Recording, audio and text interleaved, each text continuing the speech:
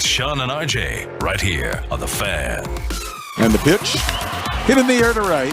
Moving back is Calhoun. On the track, he's there. He's got it. The ball game's over. The Rangers have shut out the Rays 3-0. And we now have a 500 baseball team in DFW. Good morning, Metroplex. It's the Hump Day edition with Sean and RJ Choppy back. Troy Hughes running things as always on your home of Rangers baseball, 105.3 The Fan. We'll get to the win in a second. Nice little reset for you. Couple days, was it 4 days of no work? You get to sleep in and relax and take a little short drive to Oklahoma City for a day for a baseball game, and not a bad reset. You didn't have 4 days, you had 3. Had 3 days. Yeah, it was good. Yeah, it was nice, but I thought you had a bunch of stuff you were trying to get done. I was supposed to have a bunch of stuff I was going to get. I had to get a phone fixed, as you could see. I did not get my phone fixed. Got a little busted my camera. I'm not seeing it. See the little hole right there in the middle? Yeah. The glass. So now every time I take a photo, it's got a big giant glare. How did something get in that? I think my son did it. He was sitting there using the phone, and all of a sudden, next thing I know, I was like, wait a second. The glass on the exterior of my camera is busted. So broken phone. Broken phone. Was supposed to get this fixed and get it fixed. Tire. I got a nail in my tire. I just keep filling it up. Supposed to get it fixed. Wait, what do you mean? Like putting air in the tire? tire? Just keep putting air in the tire. Get a fix-a-flat. A fix. Do it myself? Yeah, I'll teach you during the break how to be do it myself. It means I have to find the nail. Yeah, I know. Get on the ground? Yeah, yes, actually get dirty. Yes. No, I don't think so. Okay, we're not doing that. The ground's hot right now. And then I was supposed to get my oil changed, which is fine. I'm only 10,000 miles over. Oh. So okay, so your phone didn't get fixed. You didn't fix your tire. You haven't changed your oil. Did you have time to drink, though? Maybe. Yes. Okay. Dude, no one's gonna do any of that stuff on a straight day off that you have. No, you have a day off. You're gonna take the day off to do things that are gonna make you happy, like sleep in. Well, that's the thing. That's the internal battle. It's like I have my day off. Do I get my stuff done then, or do I pile on to a normal weekday and make that weekday even worse? Right. And that's the battle. That's the battle, and that's what I'm gonna have to do. I'm gonna have to continue to take this, you can just wait till Friday. Wait till Friday. I can wait till Friday. But Friday I have to play golf. Oh, okay. But it is getting warm now, so it's almost like, Well, this Friday's going to be fine. I mean, the temperatures are supposed to be storms coming into the Metroplex, maybe a little bit late tonight, but definitely into tomorrow. So it may be a little too wet. Even if it's not, it's going to be cool temperatures. Next week, triple digits. Really? So what, you noticed just a flat tire? Yeah, so I got like a notification on my dashboard. It said tire pressure low, and I look at it, and it was like 24. And I looked at my other tires, like, wow, those are like 35, 38. Yeah. That's quite low. And then, so I filled it up and went back down. And I wanted to check again, so I filled it up again and went back down. Dang it. Definitely have a nail somewhere in there. But it's only been a month, so. Okay. Yeah. Month tire, 10,000 over on the oil change. Yeah, and then this has been about 3 weeks on the phone. And it sucks because I take a picture outside. Like the only thing I have going for me with this phone, well, the main thing is the camera. The camera's badass.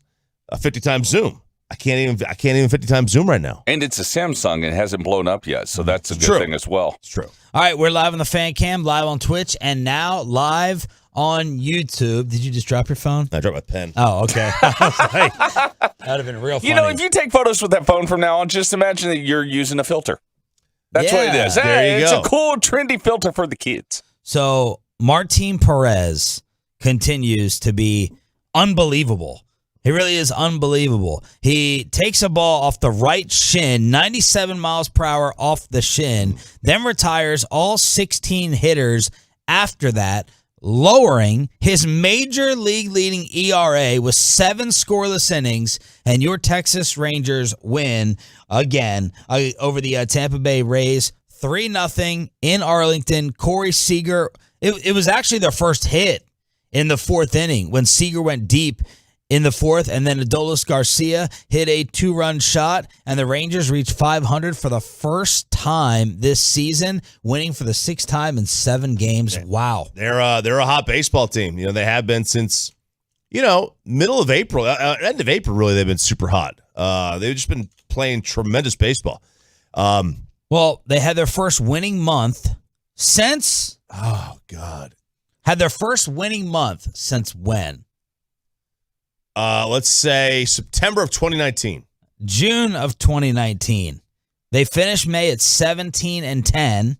Martin Perez finished the month the best ERA in any month for an American League pitcher since Johan Santana. Oh, 04. September 2004. Martin Perez finished the month with a .64 earned run average. Johan had a .45. Second best ERA in any month for a Texas pitcher since Okay, second best ERA in any month for a Texas pitcher. June, it doesn't matter the month. 2015. No way you'll get. He's one of those former forgotten aces, quote unquote, for this team. Let's say so. It's not Mike Minor. No. No, it's not Mike Minor. Starts with a Y. Wade Miley. Wade. We just had a Charles Barkley moment. Wade is a W. He just starts with a Y. Oh, that's a W. That's a W. That's a W. He said it quick, too. He didn't think. Giovanni Gallardo. Giovanni Gallardo. We had a Charles Barkley moment right there. Send that to G-Bag. Oh, that's good. You know what happened? The Y in Miley got me.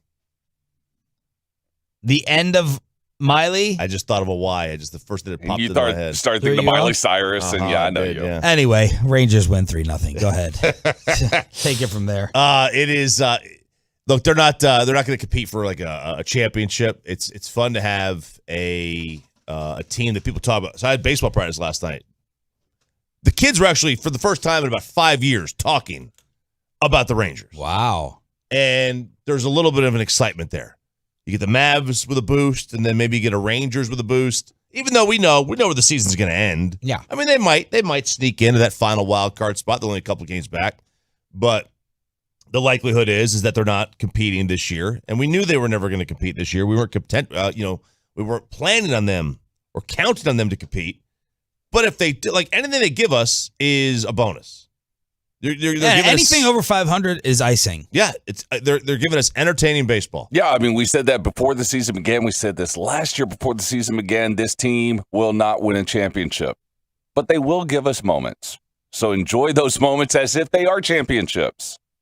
2 more games, and as I was telling Bobby about yesterday, the schedule sets up to pad it a few games over 500. You got 2 more games against Tampa. Tampa obviously is still a good team. Then you have disappointing Seattle for 3 at home. Then you're at Cleveland, and then you're at the White Sox. White Sox are playing 500 baseball. So you got Tampa, Seattle, Cleveland, and Chicago before you take on the Astros. And then you get Detroit and Philadelphia. They're talking about job status problems over there. So the schedule appears to be softening up a little bit here for the Rangers to try to go on a little bit of a run. Yeah, if they can get that, now that they've played some good teams, they've played well against them, maybe they've been getting up to these games, and then all of a sudden they're not going to get up for Don't some do of the that. dregs. Don't go there. Don't go there. No? No. You hope not. No. You hope that's not the case. Yeah, hope that's not the case. Astros are leading the West by 5 games.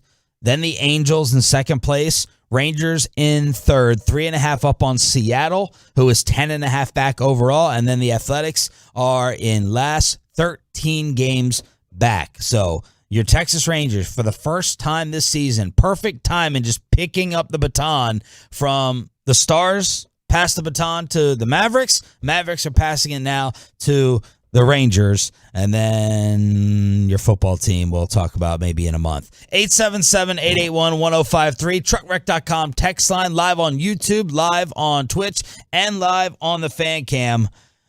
14 goals? 14. 14 goals scored last night. The Madden 23 cover is coming out today, and we have another school shooting. All that on the way. RJ's back for the Hump Day edition of Sean and RJ. Glad you're waking up with us on the Fan. Coming up in the next G-Bag.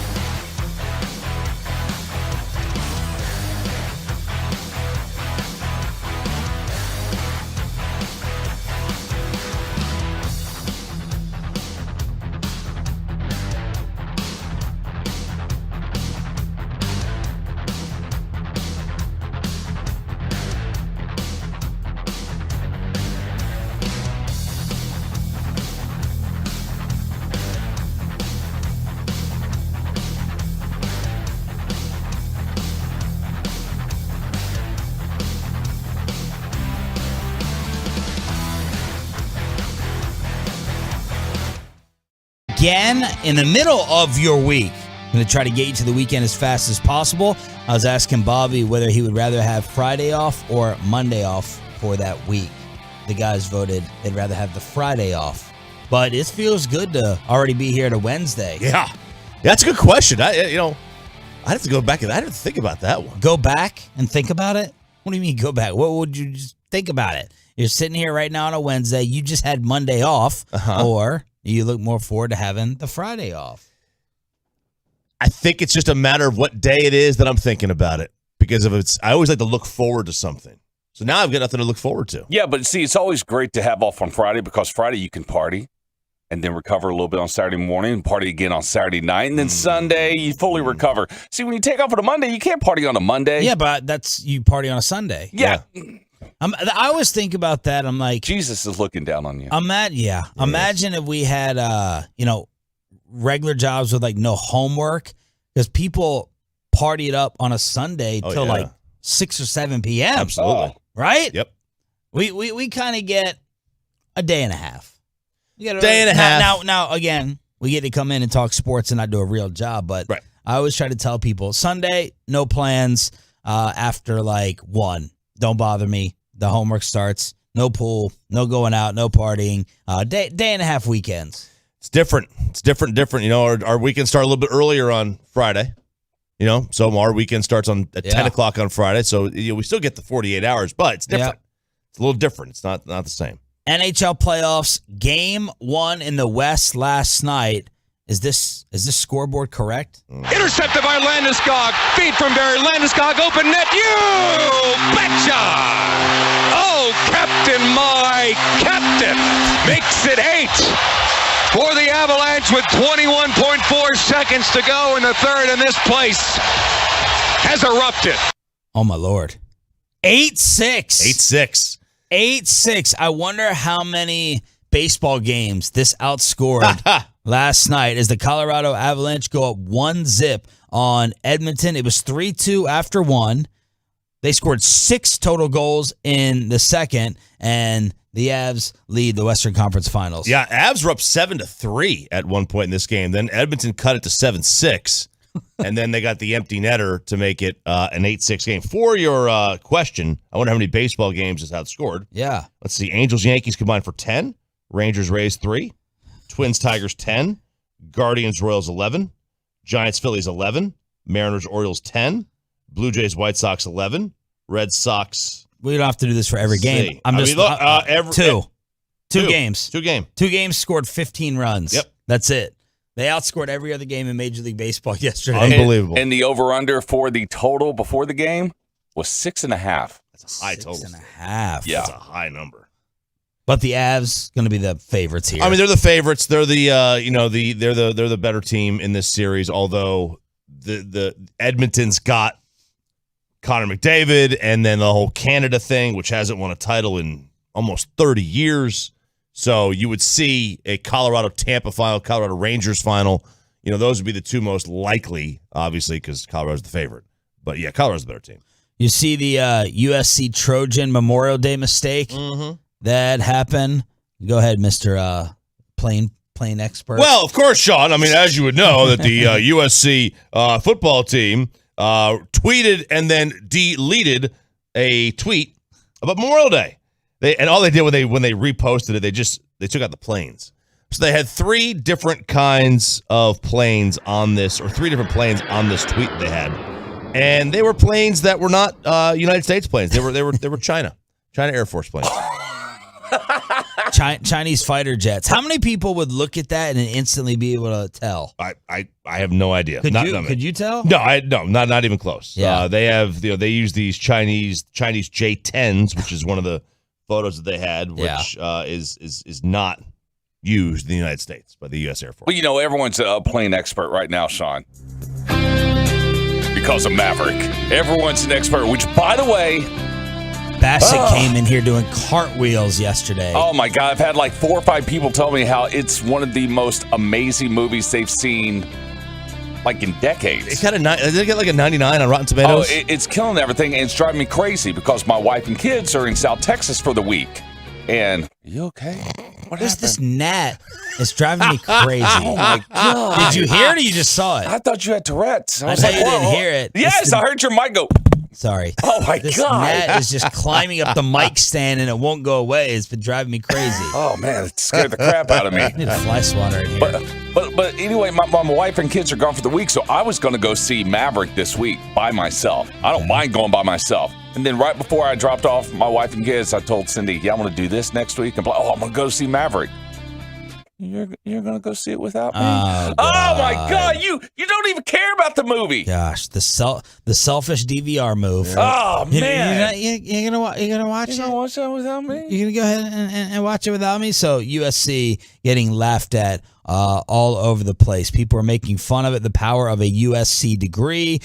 University of South China. That's what it stands for. No. China. China. So there you go. Madden 23 coming out today. Now look, we all know what it's going to be, but I'm hoping for like some chaos. I'm hoping for a totally random cover boy instead of the one that it's definitely going to be. And the one it's going to be it's going to be John Madden. Yes. Which it should be. Yes. And if it's not, then like they've got a whole list. They should put Peyton Hill. Who could be today's Peyton Hillis? Who was the subject of the fantasy? Just a completely overrated white running back? No, just a random running back. But who could be today's Peyton Hillis? I think. Is there any white running backs? Yeah, Christian McCaffrey.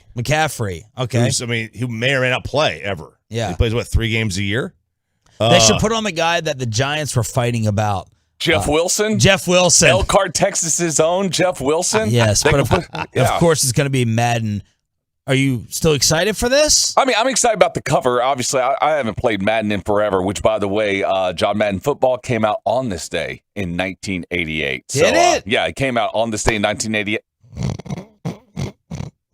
If someone gets this on the fan cam, like if Will speeds this up, it's going to look really bad. You still trying to get the gnat? That time I slapped myself, I think I got him. Let me know, Chop, if you see him. I haven't seen him yet. Him or her?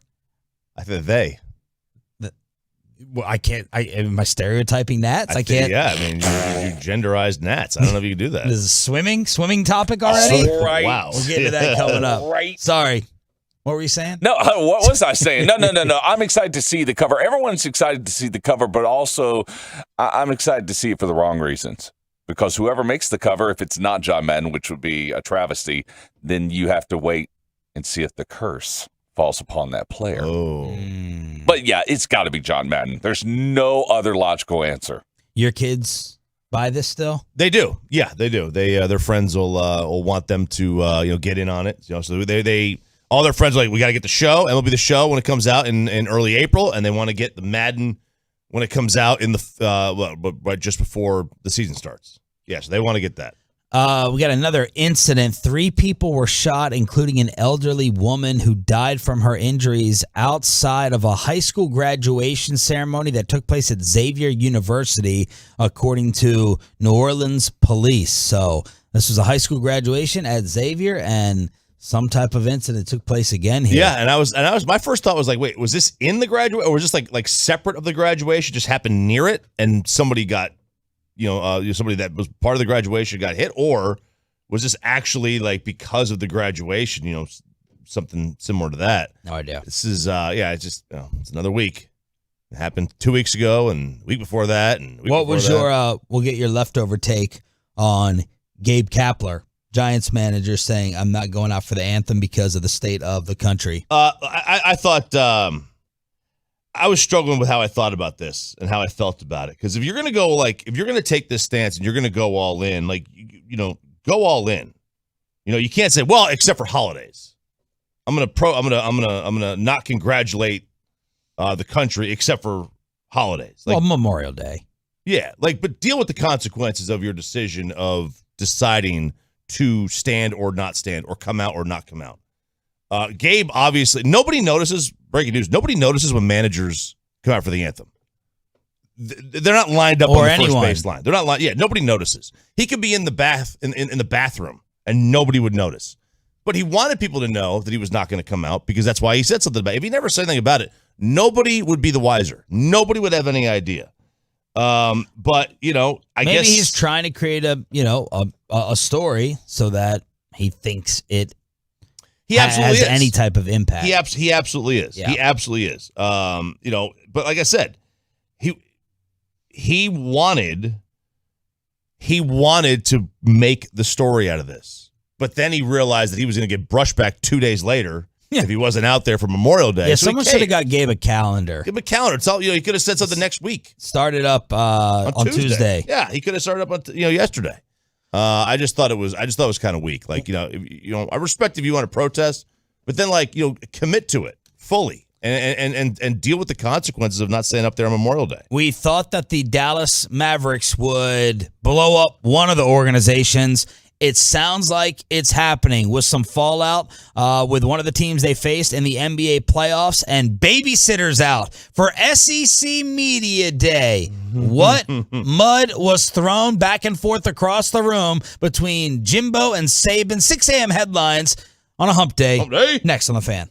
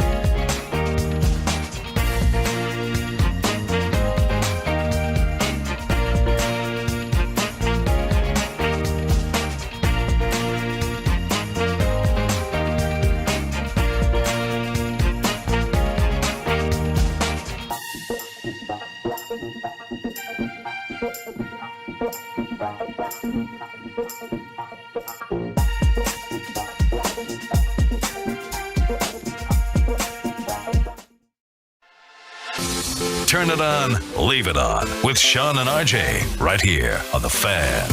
Time for 6 a.m. headlines on DFW Sports Station, live now on YouTube, the Fan Cam, and on Twitch. Sean Sharif and RJ Choppy with you for this Wednesday edition. We knew that the Utah Jazz were probably going to fall apart after the Dallas Mavericks took care of them in the first round of the playoffs, and the dominoes are starting to fall. We have a Donovan Mitchell to Miami rumor, but Woj and Tim McMahon combining for this story that is at the top of the headlines. Quinn Snyder could be out after his 8-year run. Future remains unclear. Possibility exists that he could end his 8-year tenure with the Utah Jazz. There was a good faith effort on the part of the organization to go ahead and bring him back, extend him. It's got 2 years left on the contract, but apparently Quinn Snyder may want to go ahead and take a year off. Expressed no interest in discussing open jobs this offseason throughout the rest of the league, but maybe he goes ahead and sits out a year. He's been recovering from hip surgery. Something still isn't right here. It's not really explaining why Quinn Snyder would not want to come back to the Utah Jazz, except for saying a little bit of a philosophical disagreement. We don't have specifics, but some type of philosophical disagreement on the way that they want to proceed. Oh, so maybe that means they want to. The team wants to get rid of Donovan Mitchell or Rudy Gobert, and he doesn't want them to get rid of him. He doesn't want to deal with the rebuild. Maybe. It seems that everybody wants out of there right now. Donovan doesn't necessarily want to be there. Rudy doesn't want basically anybody else there, and now him. Well, I haven't heard that Donovan doesn't want to be there. I know Gobert may not want to be there. Man, it just seems like Donovan, the way he played, wanted nothing to do with the other people on his team. Like that, I don't know. Just something rubbed me really the wrong way with Donovan Mitchell in that series. So I don't know, but it just there's turmoil in Utah without a doubt. It is not the best situation it seems for anybody right now. And they keep turning over ownership and the people in charge. Dwayne Wade, Danny Ainge is there. I can't keep track of who is running things for the Utah Jazz. They're projected to be deep into the luxury tax again next season. Limited roster flexibility, but Donovan Mitchell is probably going to stay unless this rumor from Jake Fisher, kind of an undercover, legit NBA reporter, who says that Donovan Mitchell and the Miami Heat maybe they make something happen. Maybe they make something happen, and that deal would center around Tyler Hero and picks. Okay. I guess you could do worse than Tyler Hero, but like I wouldn't think that you're getting Donovan Mitchell for Tyler Hero. No. That doesn't sound... Only Shaq would think that's enough since he said that Tyler Hero was equal to Luka Doncic. But no, you'd have to throw in a lot more than that. Yeah, now look, the picks obviously would come into play, but what are those picks going to be? You're probably you're not getting top 5 picks when you trade Donovan. When you trade for Donovan Mitchell, you're going to be giving up much later in the round.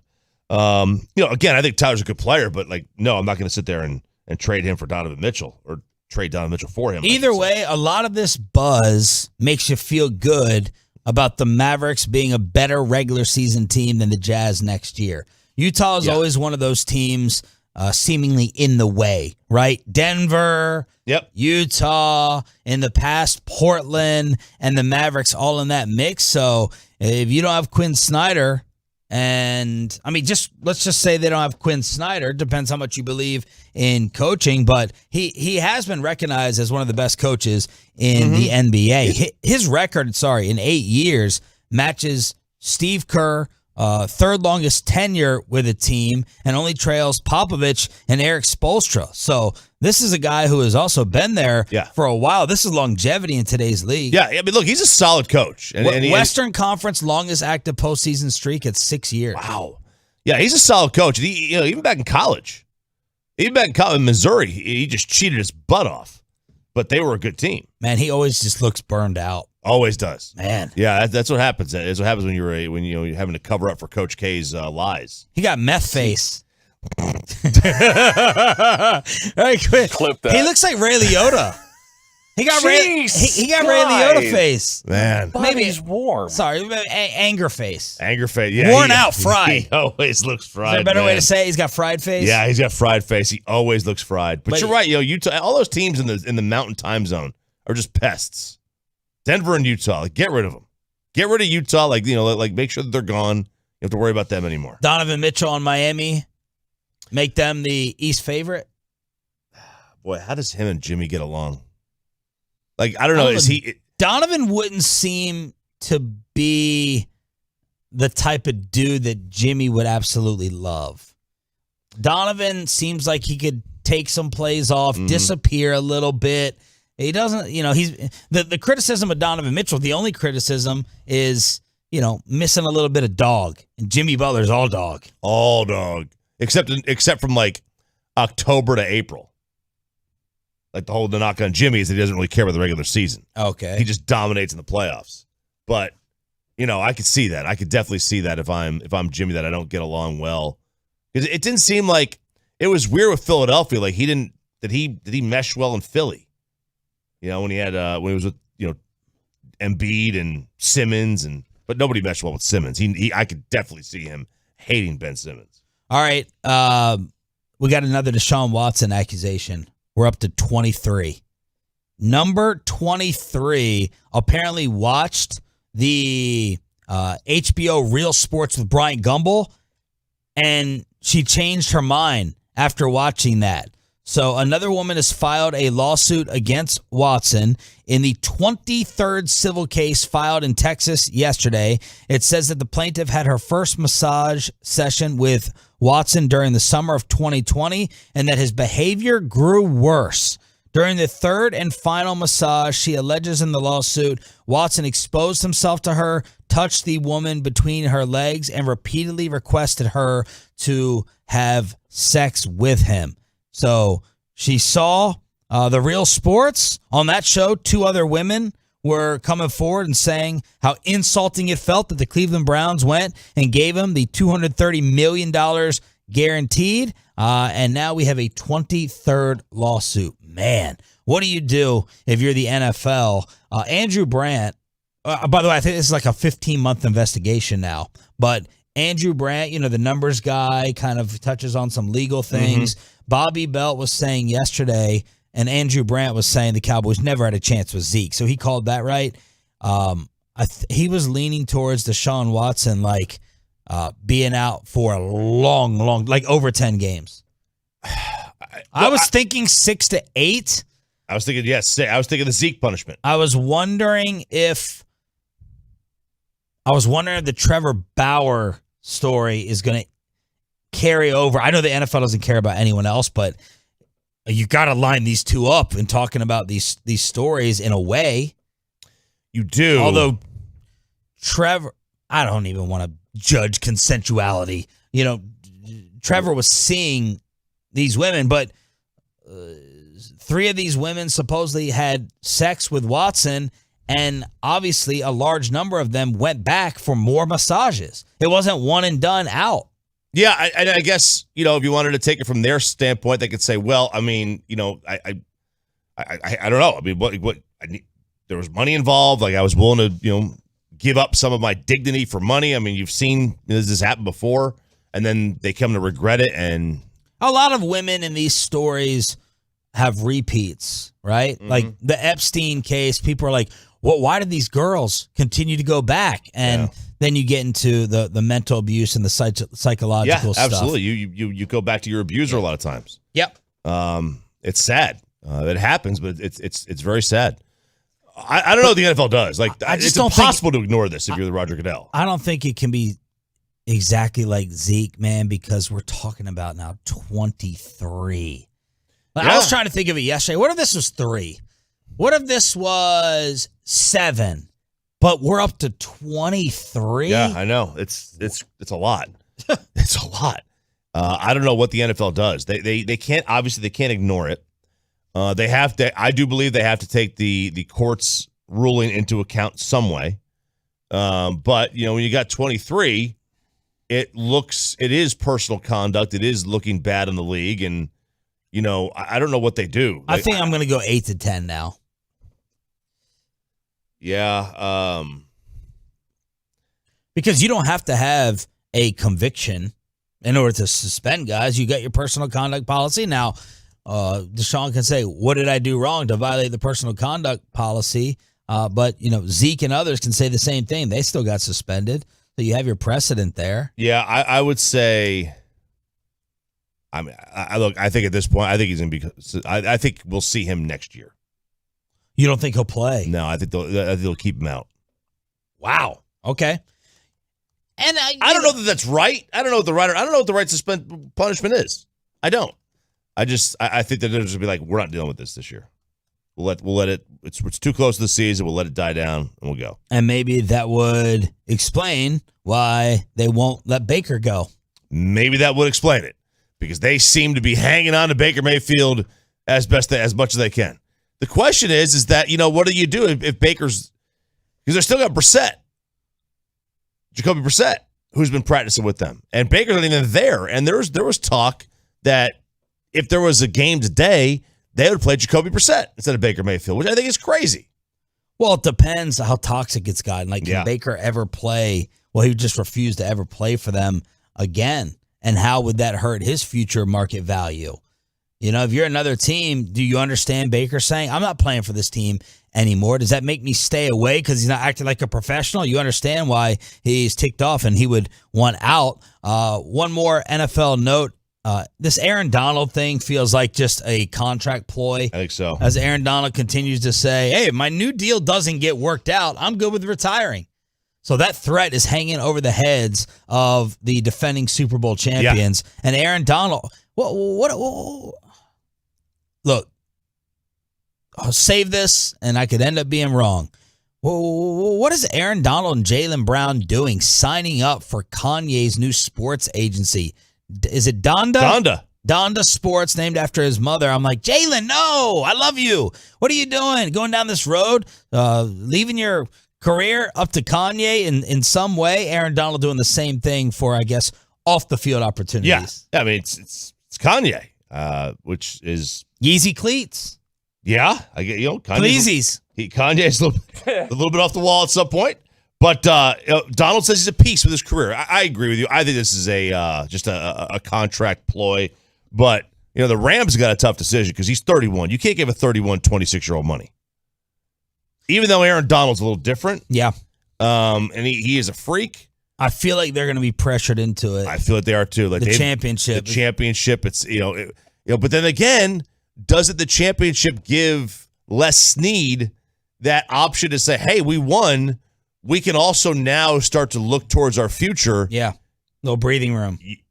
You could trade Aaron Donald if he doesn't have a no trade. You could probably get at least a 1 for him. And then recoup. What are you trying to say? It just kind of crossed my mind last night. Yeah. You could recoup some of those draft picks that you haven't had for the last half decade. And I know of a team you need that some needs water. Somebody on the Did you finally swallow the gnat? Yeah, swallow the gnat from 5:30. Would you? And pay him. He's going to want He's going to want $25 million a year. Would you? Doesn't that seem like a backdoor Jerry desperation move? Steven's been controlling all this, and then bam, out of the headlines, here comes Aaron Donald. All right, you can only pick one. Do you want Aaron Donald to be a boy, or do you want LeBron James to be a Maverick? Oh, when you said a boy, I was like, what? Like the boys, like Cowboys. Well, how many years do I have to wait for LeBron? LeBron's 37. Yeah, but he plays like he's 27. And Aaron Donald is 31, but it's the NFL. He's already halfway out the door. That's an interesting question. That's something to throw out there. By the way, going back to Aaron Donald signing with Donda Sports and Kanye West, he talked about Kanye on the I Am Athlete podcast, was trying to get some really good insight as to why he would sign with Kanye. He's cool, man. He's real cool. A cool dude, but he was cool. He seemed cool, real cool, unquote. Who said that? That is Aaron Donald that's talking about signing with Kanye. That's tremendous. All right, good stuff there. It's not safe for you in this zoo. So now Kanye's got Antonio Brown, who says he's not going to play, Aaron Donald, who might not play, and then Jaylen Brown. I'm not going there with my career. Not going there with Kanye. Unless you got someone fantastic running that organization. But I just wanted to say it on the radio, on the home of the Cowboys, just in case it happened. But Aaron Donald is like married to a championship too. He's I got the championship taste. I'm addicted to it, and I would only play for that. Oh, it's not about the money, he said, of course. Oh. But he may reject us, even if we gave the money. Yeah, he might. Run it back! Run it back! He might. He might reject us. All right. Why was there a seating chart in babysitters at SEC Media Day? You know why. Let's see if anything happened inside college football on Sean and RJ next. Well, let's get you over.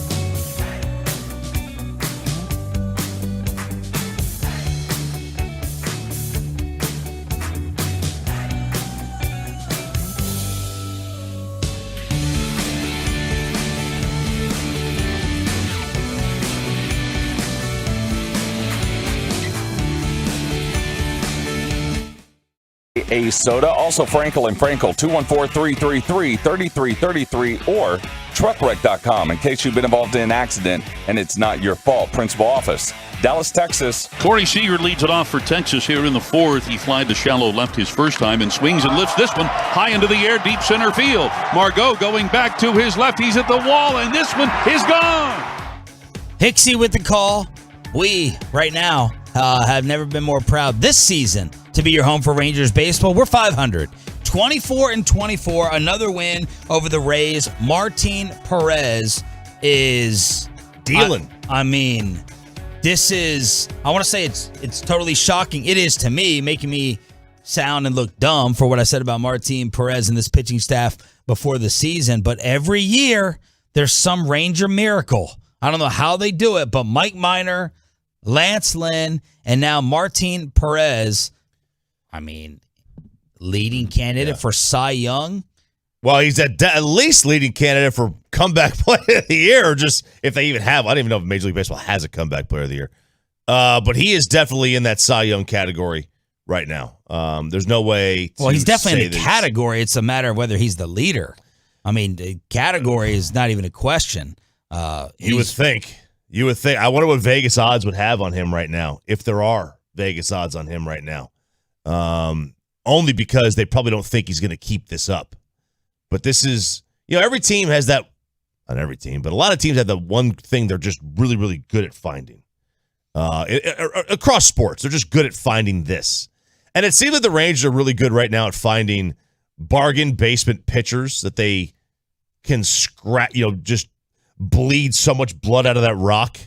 And the problem is that, sometimes do they always get rid of them in time? He's the major league leader by a lot in ERA. It's a 1.42 after the shutout yesterday. It's a 1.42. Cortez in New York. Nasty Nestor. A 1.70 is second best in all of baseball. And nobody has any idea how either of those two are actually doing it. They're both lefties.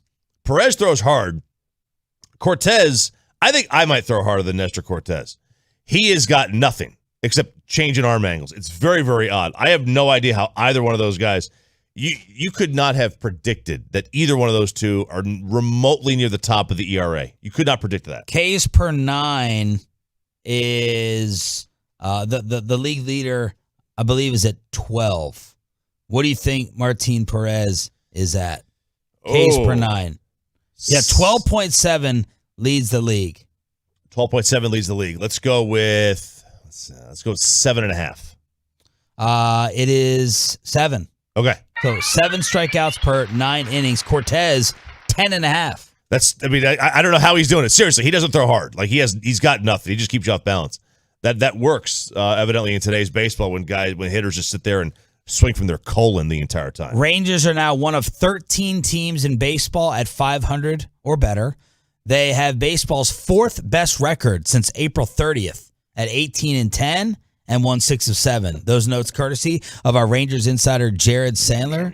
They'll try to go ahead and keep it going tonight against the Rays in Arlington, right here on your home for Rangers baseball. SEC Media Day taking place. And, of course, everyone was focusing on Saban and Jimbo Fisher. And, they had to put Jimbo in timeout yesterday with the seating chart that got tweeted. This was amazing. First of all, how low-tech is the SEC throwing out there on a whiteboard, the seating chart, instead of actually printing this thing out with some kind of nice little graphic designs. But here we go.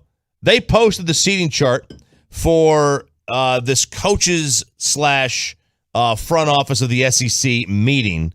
And on the top of the seating chart, it's a big rectangular table.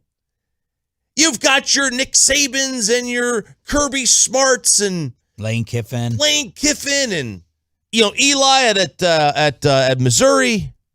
And then on the sides, you've got your Josh Heupels and your Brian Kellys. I'm here with my family. And on the bottom, you've got all the SEC bigwigs, the Greg Sankeys, the David Cutcliffes, the compliance director, and right in the middle of all of them, nowhere near anybody else, is Jimbo Fisher. Let me handle it. The only coach that is not sitting next to another coach. Yep. He's like the kid on the field trip that has to sit by the teacher or sit with the parents, and all the other kids can play amongst themselves. So Jimbo not sat next to any coaches, and of course Saban was asked for the very latest on the feud between the two and the NIL issue overall. I didn't really say that anybody did anything wrong. You said they bought their recruiting class. I didn't say anybody did anything wrong, okay? And I've said everything I'm going to say about this. But, I think that, I guess the point, and I should have never mentioned any individual institutions. I said that before. But, some kind of uniform name, image, and likeness, standard that supports some kind of equitable national competition, I think is really, really important in college athletics and college football. And we've always had that, whether it's equal scholarships, equal Alston money, whatever it might be. And so that's kind of point one.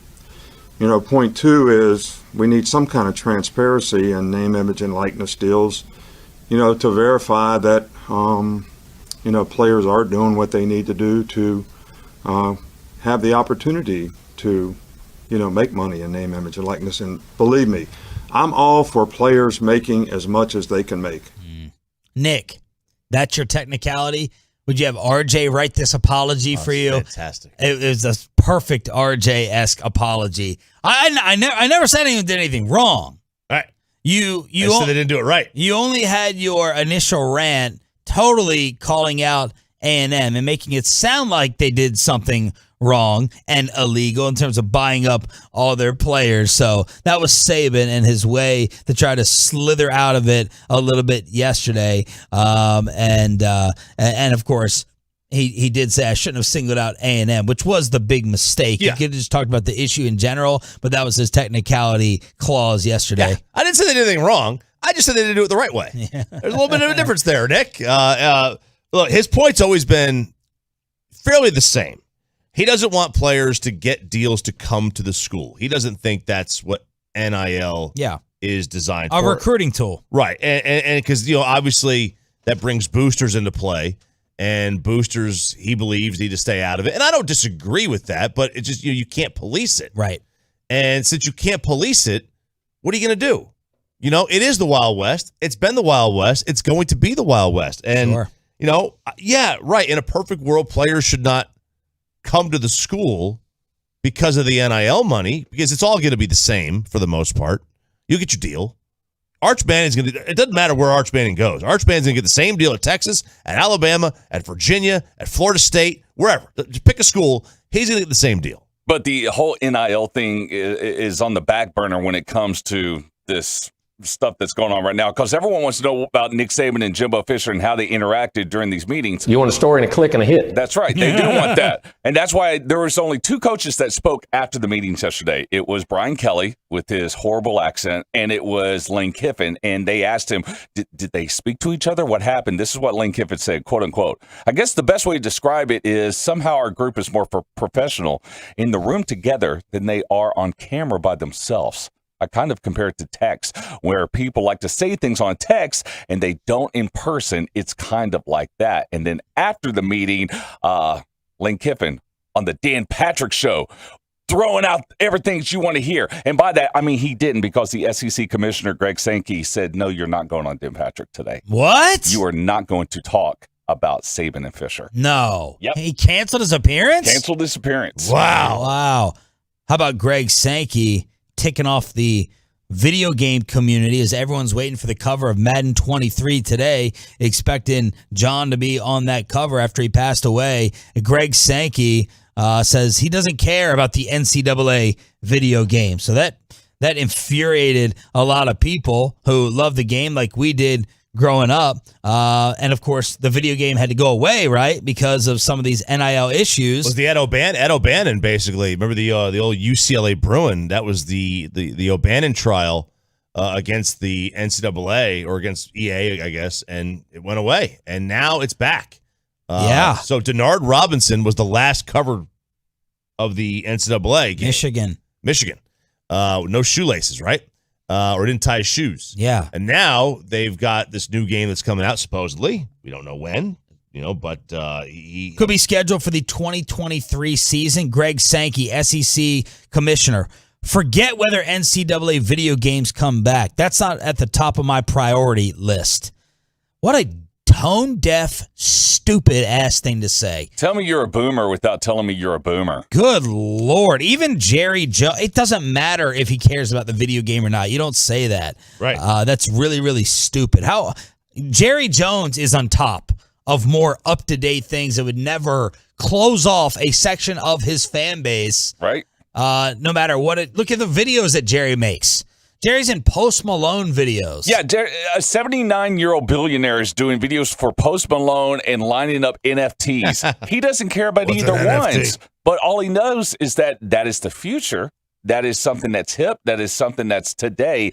Man, Greg Sankey, that's pathetic. I think he's 57. That's it. Yeah, he's not an old man. He's not that old. 57. He said something that's stupid, not caring about the NCAA video game. But man, I got a major problem with him canceling Lane Kiffin.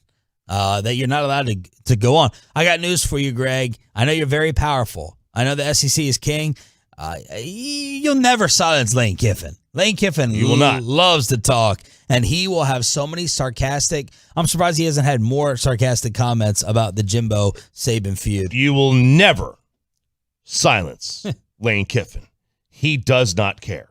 He doesn't care what you have to say. He doesn't care what you think. He's a smart ass. Yes, he is. He'll be a funny smart ass about it. 877-881-1053. Truckwreck.com text line. Live on the fan cam. Live on Twitch. And now live on YouTube. How about some NFL players going after a quarterbacking legend and a TV executive going after Tom Brady? Plus, does RJ now relate to Travis Kelce after this story that came out yesterday on whether he's frugal or not? That's next on the Jesus. Let's get you over to Diamonds Direct. You didn't know that was coming? I did not know.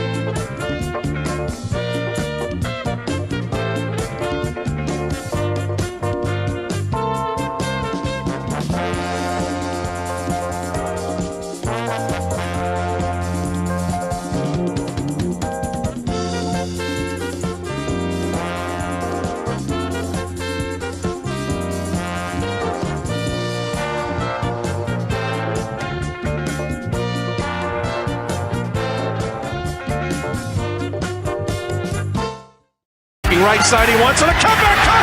It is caught by Kelsey. Touchdown, Kansas City. One of the greatest duos in the history of the National Football League. And the Chiefs have won this incredible divisional playoff game in overtime. All right, I love this story, even though some Tolos sent me a tweet that seemed to be from the former girlfriend of Travis Kelce, Kayla Nicole, saying that the story is not true. But the headline was that Travis Kelce and his girlfriend, once again, he was he had his own dating reality show it was awful. Right. With Mark Schlereth's daughter on it. That's right. I think she ended up being the star of that. But Travis Kelce apparently has been looking for love for a long time. And the story came out that they broke up because he's cheap and made her pay half for everything during their relationship. Here it is. According to a person close to the former fiance, this time it's over for good. The girlfriend told Media Takeout that Travis is so cheap that during their entire relationship, which lasted more than 3 years, Travis, who's playing on a 4-year, $60 million deal, only gave her $100. $100 over a 3-year time period. Quote, Travis is very cheap. In the beginning, he tried to make her prove she wasn't with him for the money. So she had to pay for half of everything, half of every date, every trip, everything. So there it is. Travis Kelce, according to this initial story, cheap and split down the middle. Now, it looks like his girlfriend has come back out and tweeted, this is not true. I don't know where this came from. This is totally made up. But it still doesn't stop us from bringing up the subject of splitting things in the relationship. Legally get a drink, yeah. Now, I saved this for you because I don't know where this comes from. Actually, the RJ Choppy frugal rumor is very much like this to me. I've never seen it. No, nobody has. Well, two people have apparently that I've talked to. One of them being Jared Sandler on your Tennessee trip. He was telling me the dinner split bill, the dinner situation, something happened there. Holy smokes! I know. Yeah, he was talking about what you ordered or how it got split up and stuff like that. But as I've said, I've never seen it traveling with you forever. I just didn't know how you were in terms of relationships and paying or not paying. I never keep I don't keep like score. Yeah, I don't keep score. Like if you reach for it first, then it's yours. If I reach for it first, then it's mine. You know, I don't care. Like I don't. Troy just made a face that my head did when you answer like that. That doesn't. I don't know if that makes the rumor go away if you answer like that. You know. No, I pay more often than I don't. Like a lot more often. I don't care. You're reach for it. You're not Johnny Ringo and Doc Holliday and Tombstone. Say when. You know, you're not reaching for it for the bill at the same time. No, I don't like, to me it doesn't matter who pays. Like I don't, you know, if she pays, it doesn't hit my ego. If I pay, it doesn't like make me feel good. It doesn't matter. Like it's all going to the same place anyway. For the most part. I love your honesty. I really do. Like the money's all going to the same spot anyway. So I don't really care. Well, you wouldn't care if she paid at all because she's paying. You're not paying. You're right. You wouldn't care. You wouldn't care if she paid, and I don't care if I pay. Are you like 80-20, 70-30, 50-50, 60-40? I mean, we all know out of 10 times who picks up the bills in our relationships. I would say close to 70-30, maybe between 65 and 75. Okay. So you're 75. Uh-huh. So basically, listen, I'll pick up the bill. You leave the tip. No. Oh no. No. If you pick up the bill, you leave the tip as well. Okay. Yeah. There's you don't tip profile. And how's it work in your relationship? What do you mean? Jokes aside. Well, first of all, Cindy's not at every dinner being like, I'm the attorney, you're a producer, so here's my credit card every time, right? No, Sean. Well, but we've been married for how's it? I got to do the math. If I say we've been married for 17 years now. Yeah. So 17. Now yours is definitely going to the same Same place. Yeah, her money is my money. Oh. Actually, it's not. See what you did there. It's not at all. It's my money every other Friday when I get an allowance. But yeah, I mean, before that, I always paid, and that would limit me because I was a producer and I was in radio. And so back in the mid 2000s, when I was making a grand total of $28K a year, yeah, I wasn't able to go to steakhouses and do stuff like that. It was like, listen, I'm going to pick up the bill because that's just how I was raised and grown up. You do that. You open the doors. You do this for the girl. You do all that, including pick up the bill. But we're going to find a really nice taco spot in Carrollton. Yeah. Just know that. And now? And now it doesn't even matter. How do you do it? Like, how do you, at the end of the meal, be like, how does it get figured out? Like with me and her? Yeah. There's no figuring it out. We're married. We have joint bank accounts. Okay, you have joint accounts. Everything's the same. Okay. Doesn't everyone have a joint account when you're married? I don't have a joint account. Really? No. I didn't. And I'm not getting a joint account. Really? No. I you know, if she Oh, that's a totally different topic. We had a joint savings, but our checking was separate. Huh. Who would have thunk it? Did your dad ever did your mom ever pay when you all went out to dinner? I don't remember, honestly. What do you mean you don't remember? What do you mean? How do you that's not something you ever forget. I just don't buy. You know if your dad every time got the check. Picked up you know this every time. You know me. I don't even know what's in the meal. Like I just eat what's in front of me. Like, I don't remember who pays. I don't know if I pay. I don't know if dad pays. You don't remember. No, I don't. I know this. I never paid for a meal for my parents. It's for damn sure. Oh, okay. And I won't. And I won't let my kids pay for me. Now I do know that Cindy's parents, who are much older, they definitely have separate accounts still. They've been married for like 50-something years, something like that. But I found out yesterday from Cindy that, yes, he still pays for their dinners, as he did yesterday when they went and had dinner near Laredo. And he paid with a check. Stop it. He check? uses checks still. Wow. I know. You know, if I bet you my dad. I think my dad. I guarantee you your father paid every one. Had to. I guarantee you. He paid all the time. Yeah. And then you have the last name story that we briefly touched on with Ricky Williams. Oh, yeah. Which one would emasculate you more? She pays every dinner bill, every time out, or you took her last name? Oh, taking her last name.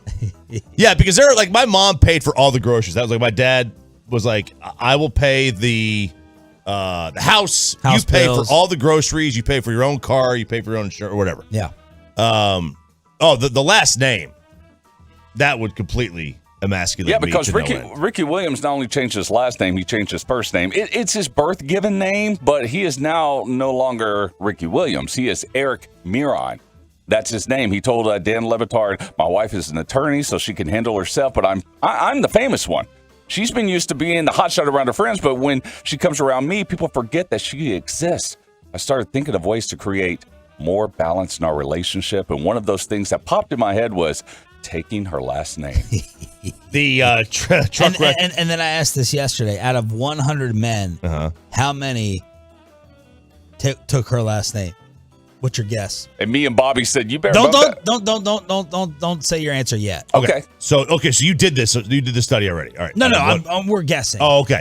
How many took her last name? Out of 100 men, I would say no more than 4. Okay. Oh, see, that's kind of like what they said. Yeah, we told Sean, first of all, you got to bump that up from 100 to like 10,000.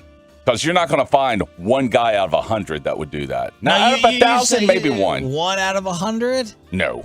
No, I mean, no. But then again, you got then there's the hyphenated names for the kids, right? Where you don't then you got to factor those in. But actually taking the woman's name, yeah, it's 1 or 2. Okay. Text line. The truckwreck.com text line. Only a beta male would take his wife's last name. What is he, a fish? Married with a joint account. You married in separate account. People are weird. I have never had a joint account. My money is the bill money. She taps into that. We will not have bill money. Married 29 years, separate checking, separate banks. Wow. No joint account, no trust. Married people are supposed to be married. Hang on a second. Well, why do you have to have a joint account? It's like every month I'll give her money. Is that different from having a joint account? It's just like I just transfer money over rather than go and set up. To me, it's just an extra task of setting up, a total joint account. Like I even, give her. I have a debit card. We have a credit card. I'll just give her one of the cards. So it's the same thing. It's just not like technically setting up the joint account. Yeah, I think the only thing with the joint account is you just add her to yours. Yeah, now it's together. Now you guys are together. You can have multiple credit cards in the same account, all that stuff. No joint account is wild. Hell no to a joint account. We need to split everything. My fiance makes more than double what I make. She spoils me with big gifts and travel. Nice. Me and my lady alternate paying the bill. So there you go. All right, 877-881-1053, truckwreck.com text line. How about the shots fired at Tom Brady and Drew Brees? I saw you post these on Instagram. A couple of NFL players are talking about Drew Brees kind of being left out in the wind right now with not having a broadcasting job and leaving NBC. And who are the players who kind of went after? Oh, LeVar Arrington.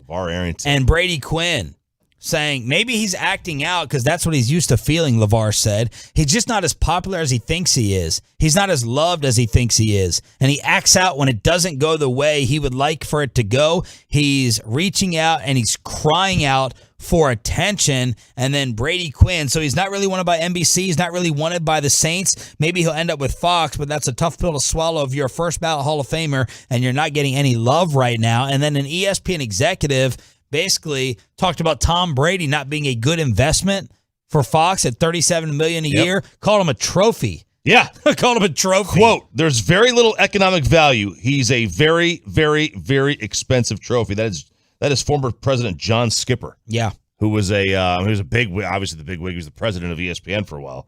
That's John Skipper right there. That is. Did he have anything to say about the Aikman and Buck money? Did old Skipper have anything to say about that? I don't know about that. So that was a great economic decision to give. I don't know. How much are they making now? Is it 18 per something like that? Yeah, 18 per. Okay, so is that a good economic decision? A good economic decision would have been Fox sticking with Greg Olsen and Kevin Burkhardt, and then we'll compare the ratings. That's the test study. You want a true visionary. Let's test the theory that no one cares about who's calling the games, really. Oh. And that the numbers will still be through the roof. So, John, don't be sitting there applauding $18 million a year for Troy Aikman or for Romo, because we're going to find out this year when it is Burkhardt and Olsen that we think our theory is correct, that the numbers will be just as high. That Fox is going to rue the day. And ESPN should too, And ESPN right? should too. Or is there more justification to getting big-time announcers for your solo event Monday night versus... I think Monday night might be a little bit more important from an announcer standpoint. But then you say it's the only game on, and it's the only game on. People are going to watch based upon whether it's a good game or not. But more people don't have the Sunday ticket than do. A lot more. Yeah. The NFL isn't king because of the Sunday ticket. It's king because everything's on Sunday at 3 o'clock on Fox and CBS. Fox is going to do fine, I think. I know I've never watched a game just for the announcers. We just got to compare it, and it's not going to be a fall off. Fox at 3:30 on Sunday will have just as high ratings as last year or the year before or any of the other years. That's our guess when it was Buck and Aikman. So there were some shots fired at old Tommy boy. But hey, maybe it is a trophy. And when you're rich enough, you buy trophies. Yeah. You buy memorabilia. Trophies. Yep, absolutely. All right, Sean and RJ back together again. It's time for some Hump Day headlines. Okay. Your Texas Rangers are at 500 for the first time this season, and we may have an issue on the PGA Tour with someone being banned. Is Mr. Gretzky going to be kicked out after the news that came out this morning? And the Utah Jazz starting to fall apart after losing to the Mavericks. Hump Day headlines are next. Let's get to the Texans Can Academy. Wrap the car, not the kid. Donate your vehicle, your car, truck, SUV.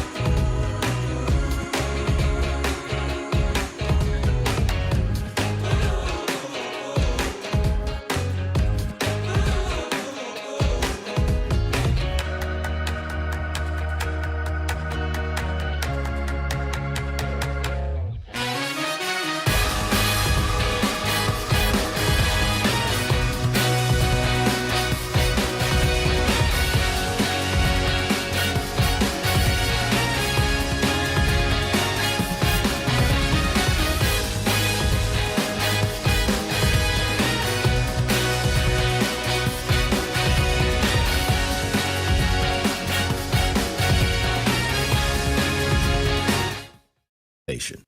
Turn it on, leave it on with Sean and RJ right here on The Fan. Swinging a drive deep out into left center field. Adolis Garcia to carry that back because you have just gone yard. A rocket shot to left center for Adolis Garcia, his 8th home run of the year. He gives Texas a 3-0 lead. What did Bobby Belt call it yesterday? Is it a clean 500? Even at home, even on the road. And 24-24 for your Texas Rangers as they win again. They beat the Rays 3-0. That was Hicksey on your home for Rangers baseball. 105.3 The Fan. RJ Choppy is back. I'm Sean Shreve. Troy Hughes running things as always. Adolis went deep after Corey Seager homered for the Rangers' first hit. It took until the 4th inning. And it took until today for the Rangers to reach 500 for the first time this season. They have won 6 of their last 7 games, and it was the Cy Young leader, Martin Perez, getting it done. He took a shot off the right shin, 97 miles per hour off the leg, and then went on to retire all 16 batters that he faced. How is he doing this? Yesterday, Bobby and I were kind of arguing back and forth on how fluky this was. And at first I was like, yeah, it's fluky. Look at his career ERA. We've seen him with the Rangers the first time around. But then I was like, you know what? At 31, there's been guys in all sports who have figured it out really late or had a jump. Now, I'm still dealing him at the deadline. This is fantastic news as a trade piece, but 31 years old, extending the longest active streak in the majors without allowing a home run to 66 1/3 innings. 8th consecutive start, allowing no more than 1 earned run. Dropped the ERA to 1.42. That is clearly ahead of everyone else in Major League Baseball. He's allowed a total of 4 earned runs over 55 innings since giving up 3 in each of his first 2 starts. His only losses. Struck out 5 with no walks. I would have to go back and look, and it's very reminiscent of Jake Arrieta, who was kind of a cast-off from Baltimore and went to Chicago. And I think he was like 29 when he figured it out. So he was 28. He made 25 starts. He had a 2.53 in 2014. Then the next year is when he blew up. 33 starts, 1.77, and that was really the 1 year he had, and that was 29 years old, where he was just tremendous. So he's not quite 31, and it's not, Martin Perez has a longer track record of being basically average, but there's an element to that of this, and this is quite remarkable. He has been a godsend for this team. Like, he really has. He's been tremendous. And you watch him pitch, and he's doing it in without the strikeout. A lot of these guys that are going to have ERAs in the ones, I mean, they're going to strike you out 9, 10, 11, 12 times a game, and he's sitting there at about 7. That just doesn't happen that often. I mean, he is making guys, he's keeping off balance, making them miss, and making weak contact. He's getting a little bit, some good fortune with some hard hit balls that are not finding the hole. But you cannot say enough about Martin Perez right now. And I love, look, to be 500, about a third of the way through the season almost. Did you say they're 24-24? So that's basically about a third of the way through the season. There's no small feat. And with added wild card teams, now with 6 total teams in each division, in each league making the postseason, I mean, they're going to find themselves, and a lot of teams are going to find themselves competing until July and August. Rangers with their first winning month since June 2019, finishing May at 17-10. Martin Perez finished the month with a .64 ERA, the best AL ERA since Johan Santana in September 2004. Are you kidding me? So all the numbers he just continues to crank out over and over and over. Opening day starter John Gray is set for his 8th start of the season today against Tampa Bay. They're one of 6 teams that Gray has never faced. He's never faced the Tampa Bay Rays. So here we go again. Tampa Bay 7 games over 500. The Rangers at 500 again tonight here on The Fan. Yeah, and look, Tampa's a good team. They're not the 95 win team they were last year, I don't think. But they're definitely a tremendous baseball team. And the Rangers have had a tough, they've played a tough stretch. They've played solid teams in this stretch, and it is going to get a little easier as the season progresses and over the next couple of weeks, but still got a couple tough ones here. You guys see the Mets fan with the 1-year-old? Yeah. That was bad. It was that was badass or no, bad idea? That was bad idea. Oh, the father with the toddler? And how's that kid won? Yeah. Holy hell. Well, did you see the dad? Check that birth certificate. The dad's a unit. Well, he's in shape. I don't know how tall he is. That kid is really big for one. Yeah. Hey, he could have been 22 months. RJ's reaction that's off that. Yeah. Did you see the dad? The dad's a unit. Well, to be fair, RJ, since you've been gone, Sean's been working out. I got to get bigger and bulkier and stronger and take the pounding. See? So he's been doing a lot of stuff. Yeah, but the dad, he went full Michael Jackson with blanket. He had one arm around the baby, dangling over like the guardrail, but he made the one-handed, barehanded catch. That was impressive. Very impressive, but my God, that was, whew. I wonder what Mom had to say. Oh, man. After seeing that highlight as he got interviewed everywhere.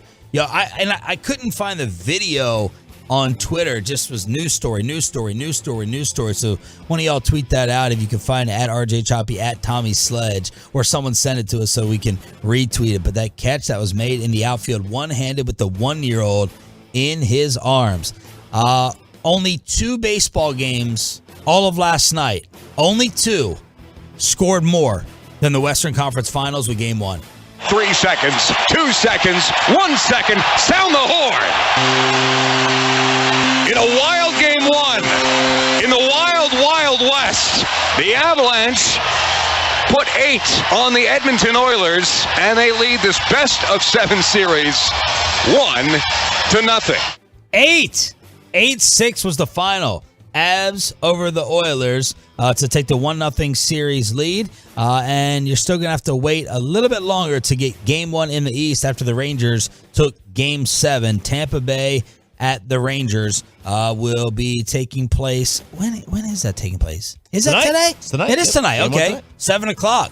So very little rest for New York. No, they don't get a whole lot of rest in the Stanley Cup playoffs. It's basically every other night. I didn't realize that the Rangers were going to have home ice. I didn't either in this thing, but they do and they have been dominant at home so far this postseason. That's going to be very interesting. Tampa going for 3-peat is going to bring is a major story, but the New York Rangers are a major team in the NHL. I wonder how the NHL wants this. Do they want it to go long? That's it. They want it to go long, but do they want McDavid and Draisaitl in there? Or do they want Colorado, who has been such a great team for a couple years? And then on the East, do they want the 3-peat? Will people watch because of the 3-peat, or do they want to see the New York Rangers in there to get the New York market? I'm fascinated by that. What do you think? I would assume, knowing Gary Bettman, that he probably wants the New York market in there, which isn't in there very often. But a 3-peat. But 3-peat is so rare. 3-peat with the youngest studs possible in there. Yeah, I would think. To me, I want Tampa and Edmonton. I want the opportunity for Canada to win for the first time in nearly 30 years. I want to see McDavid, and then I want to see the potential for the 3-peat.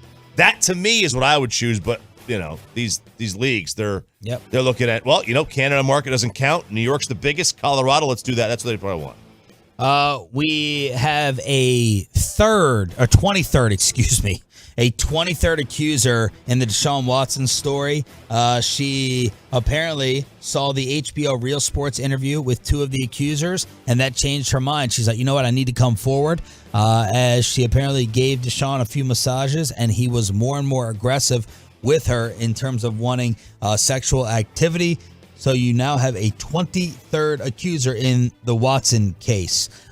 Quinn Snyder and the Utah Jazz, it seems like they're starting to fall apart. Woj with the story that Quinn Snyder may not be back with Utah after 8 seasons there. Maybe it's a year off, recovering still from hip surgery, take a break. Maybe he disagrees with the direction of the organization with Danny Ainge and Dwayne Wade running things over there. So it seems like Quinn Snyder could be gone, and there's NBA rumors out there about Donovan Mitchell maybe going to the Miami Heat with Jimmy Butler.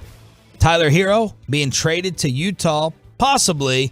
It's not serious yet. It's not from Woj or Shams, but Donovan Mitchell and Quinn Snyder in the Utah headlines. Yeah, look, Quinn Snyder's been a solid coach, but maybe he's just burnt out. I mean, it was 8 years. You said. I mean, the 10-year mark is what a lot of people feel is the time to make a move in coaching or front office. At that 10-year mark, a lot of companies just in general. But Quinn Snyder's been a really, really good coach, and Utah's been a pest. They've been one of those teams that's always kind of fight with the Mavs or some of those other teams in the West for seeding. They're always around the 3-4 seed mark, 3-4-5. They've been pesky. It would be great to get them away from us right now. The Jimbo, Nick Saban fight didn't really escalate yesterday. SEC Media Day, the seating chart had them separated. Nick Saban saying, I didn't say that A&M did anything wrong. I didn't say that they did anything illegal. Okay, Nick.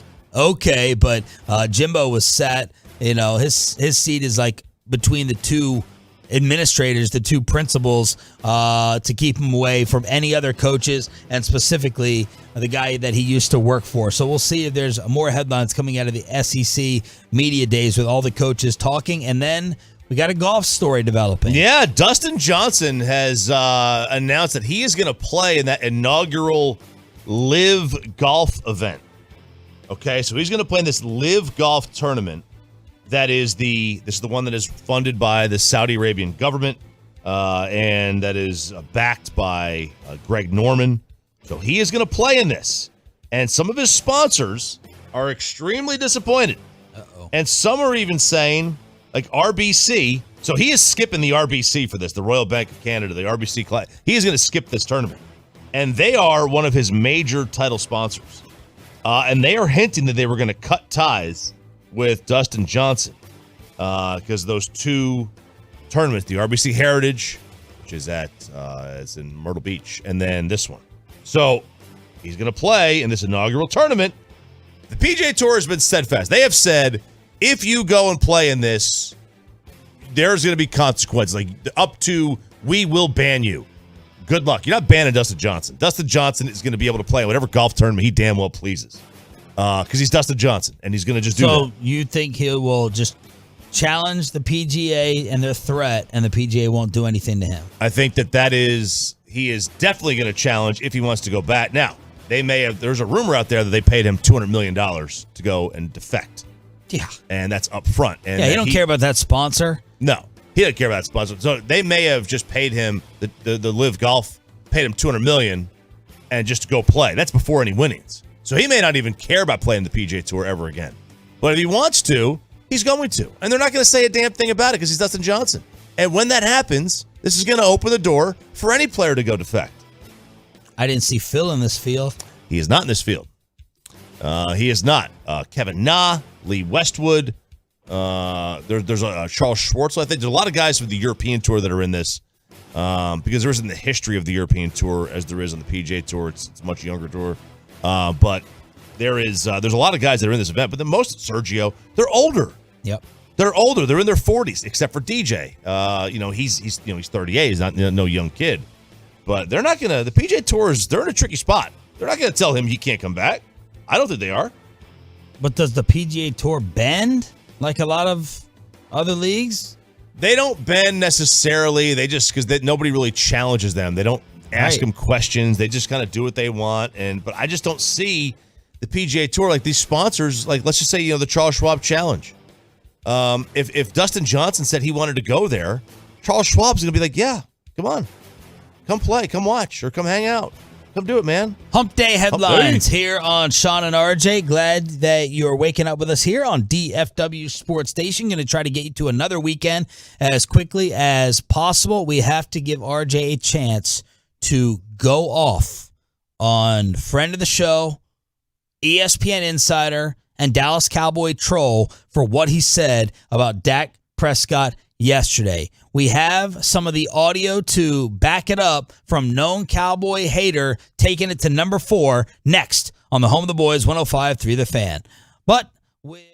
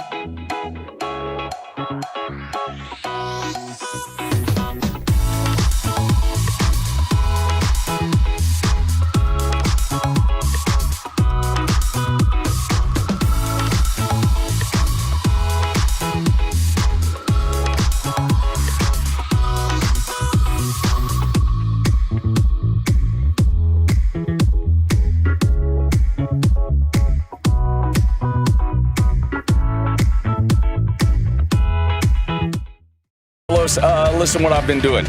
Stadium Anthems. It's my channel on the Odyssey app. Just added some new tracks up there. Put on some Kendrick Lamar. Also Fat Joe, Steve Aoki. If you want to check it out, it's streaming 24/7 on the Odyssey app. It's called Stadium Anthems. This segment of The Fan brought to you by Frankel and Frankel. 214-333-3333 or truckwreck.com in case you've been involved in an accident and it's not your fault. Principal office, Dallas, Texas. Yesterday at 8:40 a.m., Cowboys insider sitting in for RJ Choppy, Bobby Belt lost his mind when the Tolos sent us some tweets from Dan Orlovsky. He got stuck in my mouth. No. Known Cowboy hater, Philadelphia Eagle lover, maybe former friend of the show after my interactions with Orlovsky yesterday, but Dan put out two lists. One, quarterbacks you win games because of in the NFL right now. And we went over this yesterday, but I want to give RJ a chance to respond because he is a Dak Prescott lover himself. Quarterbacks you win games because of, quarterbacks you win games with. Here's the ones that you win because of list from Dan Orlovsky. Stop me whenever you want. Josh Allen, Joe Burrow, Lamar Jackson, who Bobby, I love his hot take. He crushes Lamar. He craps all over Lamar. I love it. I love a hot take. Josh Allen, Joe Burrow, Lamar Jackson, Pat Mahomes, Derek Carr, who Bobby called third tier, Justin Herbert. Okay, Bobby. Justin Herbert, Deshaun Watson, Russell Wilson, Aaron Rodgers, Tom Brady, Matt Stafford, who Bobby also destroyed, calling him third tier. Hot takes. All right, I don't think he's third tier, but I think he's Dak tier. I think he's Dak tier. I think he's a more talented Dak, but until this year. Yep. I mean, look, we can't ignore what happened in Detroit. I know. Like, if you win because of him, then they weren't Detroit. Like, I'm sorry, but if Tom Brady, I agree, or Aaron Rodgers in their prime went to Detroit, Detroit's winning the NFC North every year. Like, at some point, we can't forget what happened there. By the way, is it me or did Dan miss what happened with Russell Wilson? Did they only win 7 games because of Russell Wilson this year? Right. Did Justin Herbert and Russell Wilson combine to be 8 games out of first place? Yeah. Because of them? Like, are we forgetting this? If you put Derek Carr on this list, then I believe you got to put Dak there too. Then you have to put Dak Prescott on there. And I don't think that it's crazy to put Derek Carr there. I'm okay with that. I wouldn't. You wouldn't? You like Carr more than I love Derek Carr. I don't think they win because of Derek Carr. I don't think they win in spite of him either. I agree. I think he's kind of a between with and because of. Like, I think he's an elevator of talent, but I don't think that, like, to me, there's way too many guys on this because of list. What was really insulting is the group of names. Really insulting, like, is what Orlovsky grouped Dak with. The quarterbacks you win games with in the NFL. Dak's on this list along with Mac Jones, Tua. Stop right there. Like, what are you doing? This turned me on Dan. I try to give him the benefit of the doubt on not being that Stephen A. troll, but because I view Dan as this good, pure dude, and he influences me by writing us back and sending text messages and all that stuff. But come on, man, you put Dak on a list with Tua, you lost all credibility. Baker, Tannehill, Matt Ryan, Cousins, Jameis, Kyler, Jimmy G.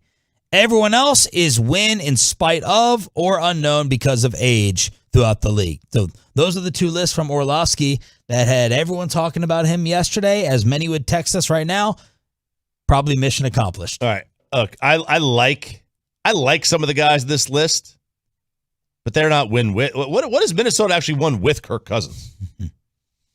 What has Miami actually won with? I mean, Tua can't be on here, man. Stop. He can't. Where's Jalen Hurts? I thought he loved the Eagles. Jalen Hurts isn't on here? Jalen Hurts needs to be on here before Tua. Jared Goff needs to be on here before Tua. For crying out loud, I mean, there's... I'm trying to think. He knew putting Dak in that category would get the reaction. And yesterday, Pat McAfee had Orlovsky on. Oh, no. Please explain why you did that to number 4. Last year, everyone says, well, they were in the playoffs. Dude, they went 6-6 against outside their division. I don't believe in the whole, you quarterback win stat, all that stuff. I'm just telling you, and I've said this for 2 years, find me the stretch of games that the Cowboys won when Tyron Smith wasn't playing, or Zeke didn't play, or Amari Cooper didn't play, or the defense gave up 30 and they went 3-1 because Dak played so ridiculously well. It doesn't exist. Okay, what do you think about those 2 points? Everyone always brings up outside the division. 6-6 is not impressive. And then I've always, had some fun mocking Dak by calling him Silver Spoon. Yeah. Everything's got to be perfect. The table's got to be perfectly set. I think that's it. What? We call him Silver Spoon. It's more like a wooden spoon. We grossly overrate the talent on this team. I believe. Nobody has I've always said, if Michael Gallup, who I love, played for Jacksonville, he's an unknown. If, CD would be known, obviously. Amari Cooper would have been known, obviously. Nobody would know Dalton Schultz or Pollard or Tony Pollard from anybody else. Tank Lawrence and Randy Gregory is not a storyline if he plays for Cincinnati. Nobody knows who Randy Gregory is. Diggs would have been known. 11 interceptions is impossible. But, I mean, is Xavier Howard a household name nationally? No. He had the same amount of interceptions the year before. Or 10. He had 10 versus 11. Yeah, he's a lockdown corner. Yeah, nobody knows who he is. But Diggs plays for the Cowboys, and he's a household name. I just think we grossly overrate the talent on this team. Not we. I think in general, everybody does, because the Cowboys get talked about as if they're a local team in every single market. McAfee responds with Dan Orlovsky with his Dak listing. So you're a little bit of a Dak Prescott hater, it sounds like. I mean, he broke a bunch of records. I mean, they had number 1 offense for 2 years running until he got hurt or whatever with that 12-year-old as offense coordinator, Kellen. Yeah, that's right. So he was, Bub. Again, but that's not me hating. Yes, there were records broken, but some outrageous number of those stats were when they were down and in the fourth quarter.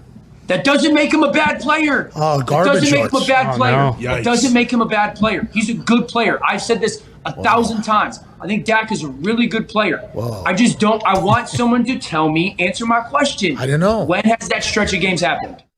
Bobby said yesterday it was about 50-50. Shockingly, about 50-50 on the truckwreck.com text line when we first went over this list. But I wanted to go ahead and get your reaction to it. And then yesterday, I tweeted Orlovsky, time for you to come back on the fan. And he said, he tried to, joke back in person. And I was like, no, it can be over the phone. I don't think you're in Dallas, Fort Worth. I said, seriously, pop on tomorrow between 6 and 10. He wrote back, LOL. And then I said, that's not an answer. And he said, hit me in the morning. I'll let you know if I can find a window, bud. Oh, he budded you. He budded me. See, what's better, bud or pal? Pal's better. Pal's better? Yeah. How about sport? Don't say sport. No, don't say sport. Don't say slugger. What about slugger? What about chief? Nah, I like chief. Not during these times. Oh my gosh, my wife, she got upset. I'm in the Uber because that's all my dad did. Hey, chief, we're going here, or in a cab or something, and she's like, that's demeaning. Not because of Native American, but She's like, don't call him Chief. I'm like, what? Of course it's demeaning. It's condescending as hell. That's why I do it. You think it's condescending? Hey, Chief. Oh, yeah. It's definitely kind of sport, slugger, Chief.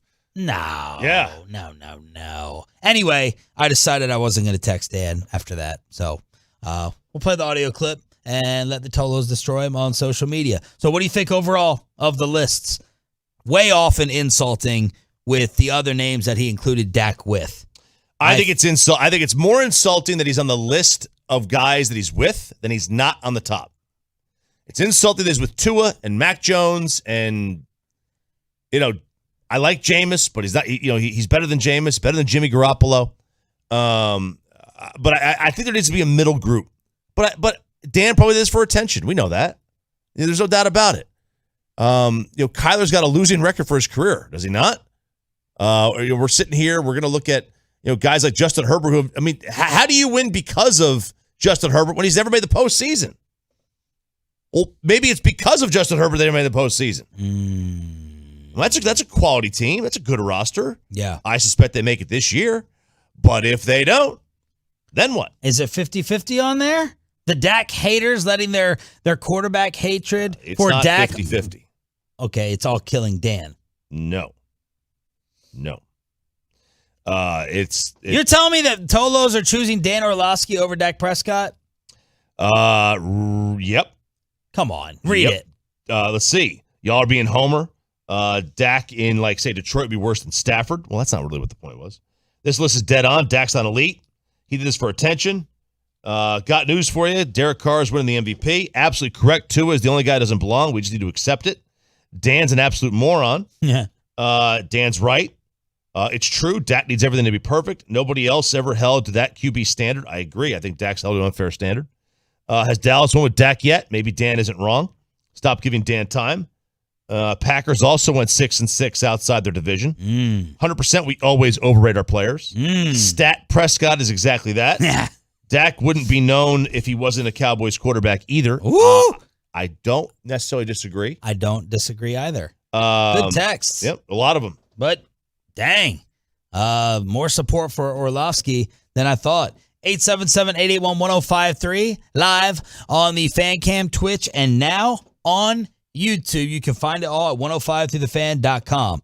Okay, we have an update on the Tommy Pham fantasy football story. The commissioner of the league's getting called out. Oh, the commissioner. Bad settings. Do you know who the commissioner of the league is? It is maybe the biggest superstar in the entire sport, and 2 pieces of baseball audio that the fellas say you have to hear. It's really the way that y'all want us apparently to talk to Jerry Jones with some of the baseball audio and an update on the fantasy football fight between the Giants and the Phillies next. But let me get you on.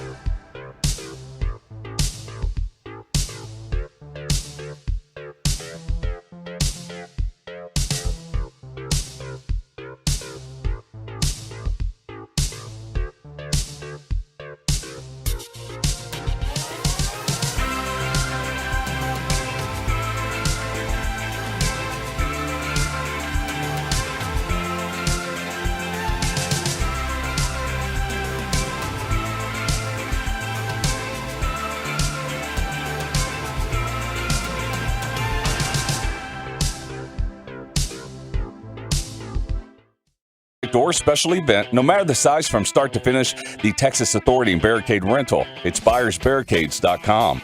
Jared Sandler, Rangers Insider, will join us at 8 o'clock on This Ball Club, getting to 500 after another win yesterday against Tampa Bay. And how the hell has Martin Perez gotten this done? Sandler coming up on the home of the Rangers at 8. This is Sean and RJ on DFW Sports Station.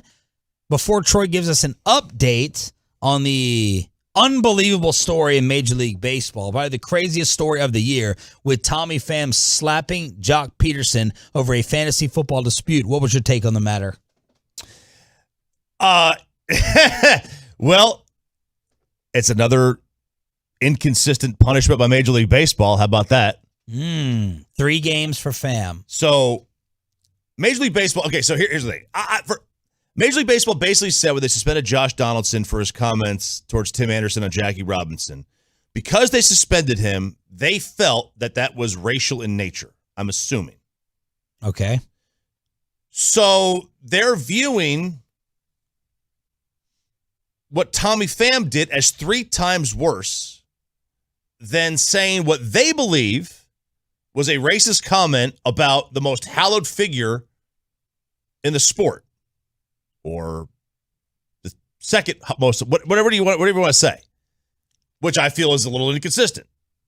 Not that it's wrong. I'm just like, all right. I hate comparing. We never like to compare. Okay, but I don't know. It just felt like, wait a second. So they're saying that's 3 times worse than Josh Donaldson. Okay. But what Tommy Pham did is much worse. Your take on your take on assault and battery fascinates me.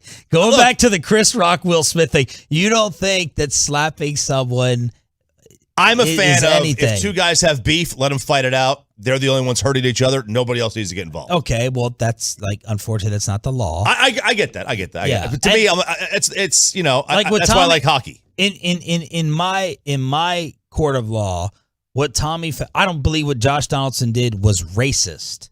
I don't either. I know what you're saying. But Major League Baseball said that they viewed it was because I'm gonna spin it as they are using it. They viewed it as an insensitive comment. Fair, maybe not fair. Racist. And Tommy Pham deserved. I didn't think Josh Donaldson deserved to be suspended at all. That was a PR move. Tommy Pham, I think, definitely deserved to be suspended. He hit this guy in the outfield. But what about the beef, the fantasy football fight? Tommy Pham's a lunatic, and he's been a lunatic forever. Yeah, I hope there's someone else. I hope there's someone else in baseball that does more MMA training than him, and they kick his ass. I hope Luke Voigt puts him in a daggone pretzel because this guy needs his ass kicked. Like, there's a reason that Tommy Pham is like he's played on like every Major League Baseball team. He's been on like 5 teams now. I think there's a reason for that. And there's a reason for that. Like, nobody likes him.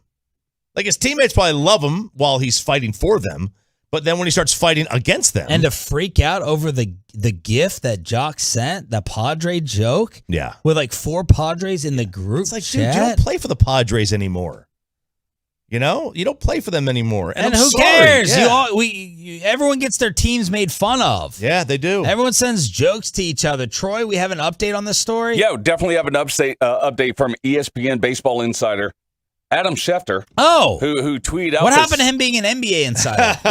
Woj said no. I guess, but in any case, he tweeted out this morning talking about the incident. Now, all this came about because of the IR rules that they had in their fantasy football league, and they were talking about Jeff Wilson, the running back, was on IR. He wasn't on IR, and all this confusion. Well, according to Adam Schefter, Tommy Pham talked to the Cincinnati Enquirer. He said, quote unquote, we had rules to the IR. I know the ESPN app rules.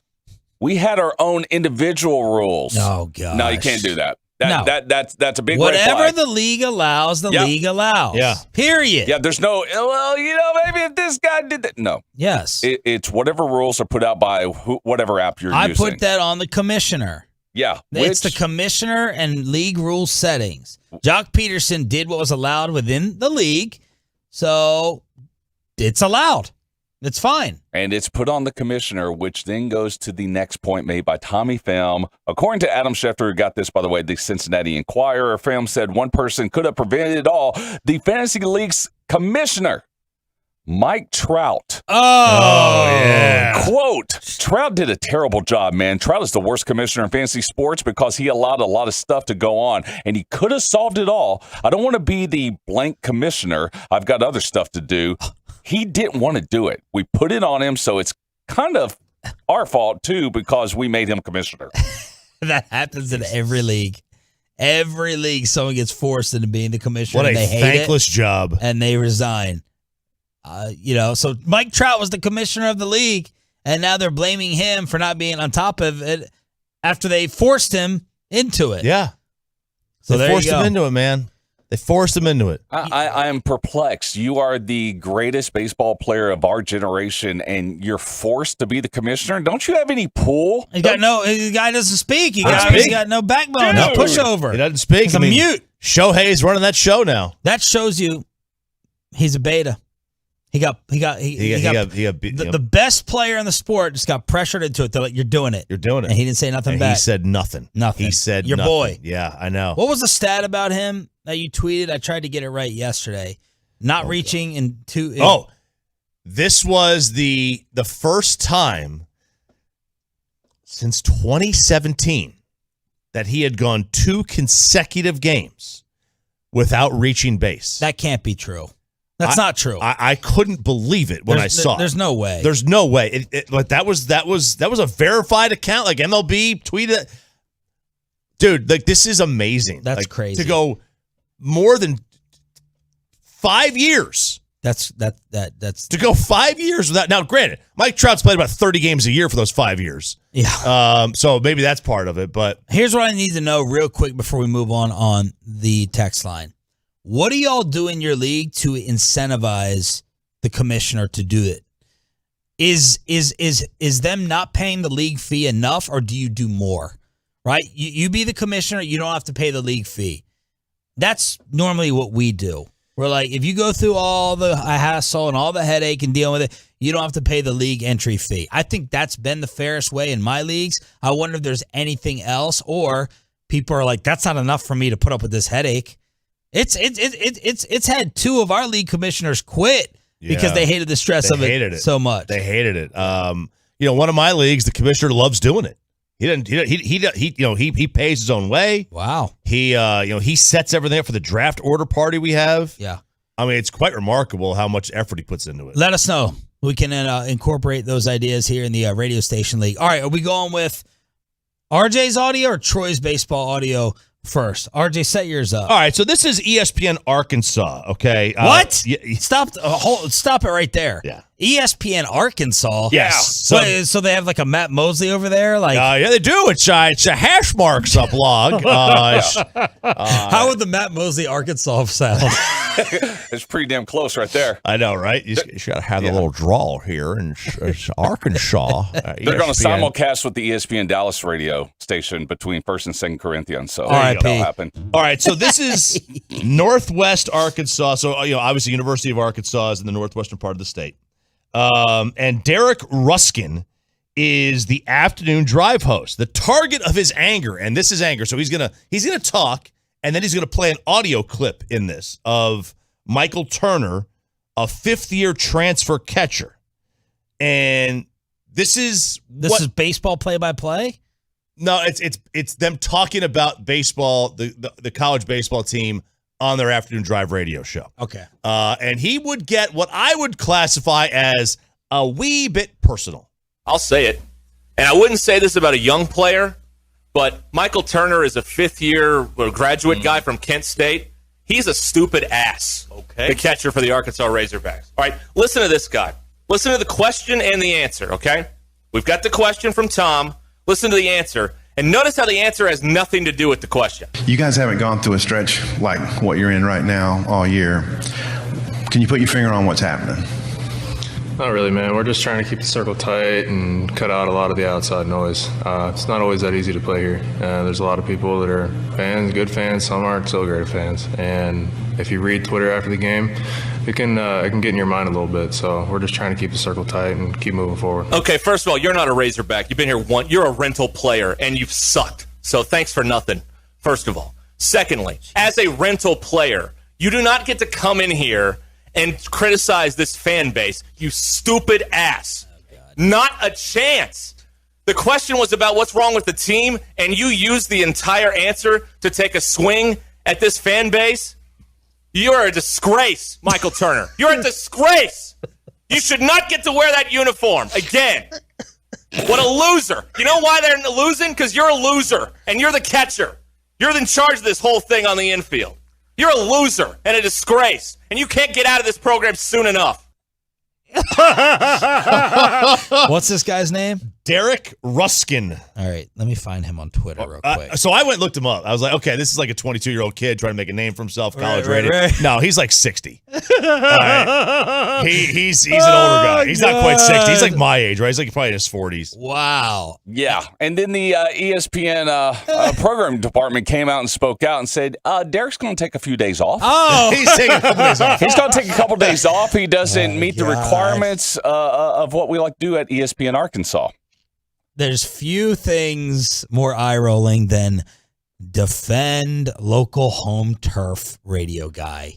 The San Francisco guys. I'm not going to go in very much on them because they came up with a great solution to our bet. Oh, yeah. But everything's perfect here. How dare you disrespect our fan base, and I'm going to hold up the flag for us. That kid gave a very reasonable, solid answer. Yep. He's talking about the poison of social media, got to block out the noise, keep our circle tight, but you got to kiss the ass of your fan base and think that all your local schmucks will sit there and love you even more when you attack a college player for talking about unifying his own baseball team. You're the real loser, and that's why you're going to be talking about backup catchers for the Arkansas baseball team for the rest of your career, if it indeed lasts. You're the true loser. It's, just means more in the SEC. It must mean more. Just But means hey, more. That's pandering. It's totally pandering. I hate that pandering to the local fan base of we talk about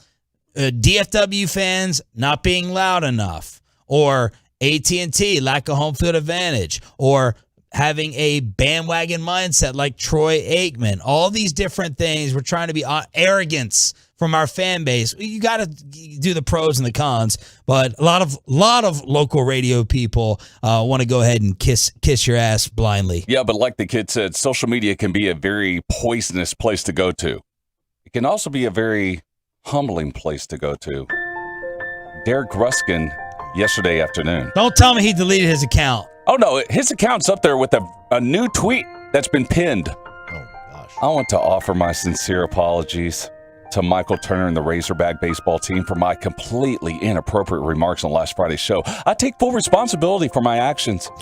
This is an experience I will never forget. Yeah. I will learn from this moving forward. I am grateful to Tommy Kraft, that's a guy at ESPN, and the Arkansas team for their unwavering loyalty. I am going to do the work to get better as a broadcaster and to ensure that something like this never happens again. Man, Respectfully, Derek Ruskin. this is hilarious. Derek Ruskin. There he is. I found him on here. Play-by-play guy, breakfast enthusiast, a circle in a world full of squares. Talking hogs since 06. There you go. Yeah. 3 to 7. Truckwreck.com text line. Guys, I live in Fayetteville. We're on the side of the player on this one. That guy crossed the line. Another one said, just so you know, Michael Turner leads the team in hitting. Shut up. I saw No. What a loser. What a disgrace. No. What a loser. I'm just leading the team in hitting. No way. You got to check those stats. Rangers insider Jared Sandler. We got a 500 baseball team. Let's get rid of Martin Perez. He's a disgrace. Get rid of Martin Perez. Never put on the jersey again. How in the heck did Martin Perez become the Cy Young leader? Rangers insider Jared Sandler on our Red Hot baseball team next. Let's get you some.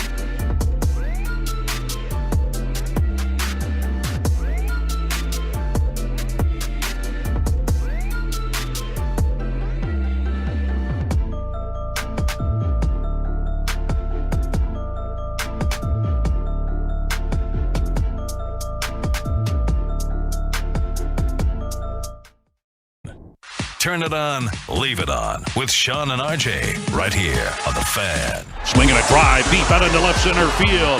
Adolis Garcia to carry that back because you have just gone yard. A rocket shot to left center for Adolis Garcia, his 8th home run of the year. He gives Texas a 3-0 lead. And don't forget about Marcus Semien, who hit his first home run over Memorial Day weekend. It was a grand slam. And Jared Sandler, who's about to join us on the Diamond Factory hotline, tweeted out, Semien has a 5-game hitting streak, has reached base 12 times during that stretch. He's also walked in 4 straight games. And look at the numbers offensively over the last 13 games. And the Sandman is now joining us here on your home of Rangers baseball after they beat Tampa again last night. Martin Perez, outstanding again. This has been the most fun, and maybe this is a dumb question, most fun or enjoyable Rangers stretch since when? Probably since 2016. maybe there was a I know it sounds silly. I know it sounds silly over a 7-game run, but it's like, okay, it feels like your new plan is finally working a little bit, and now you're sitting here. That 500 benchmark mentally just seems like a very big thing.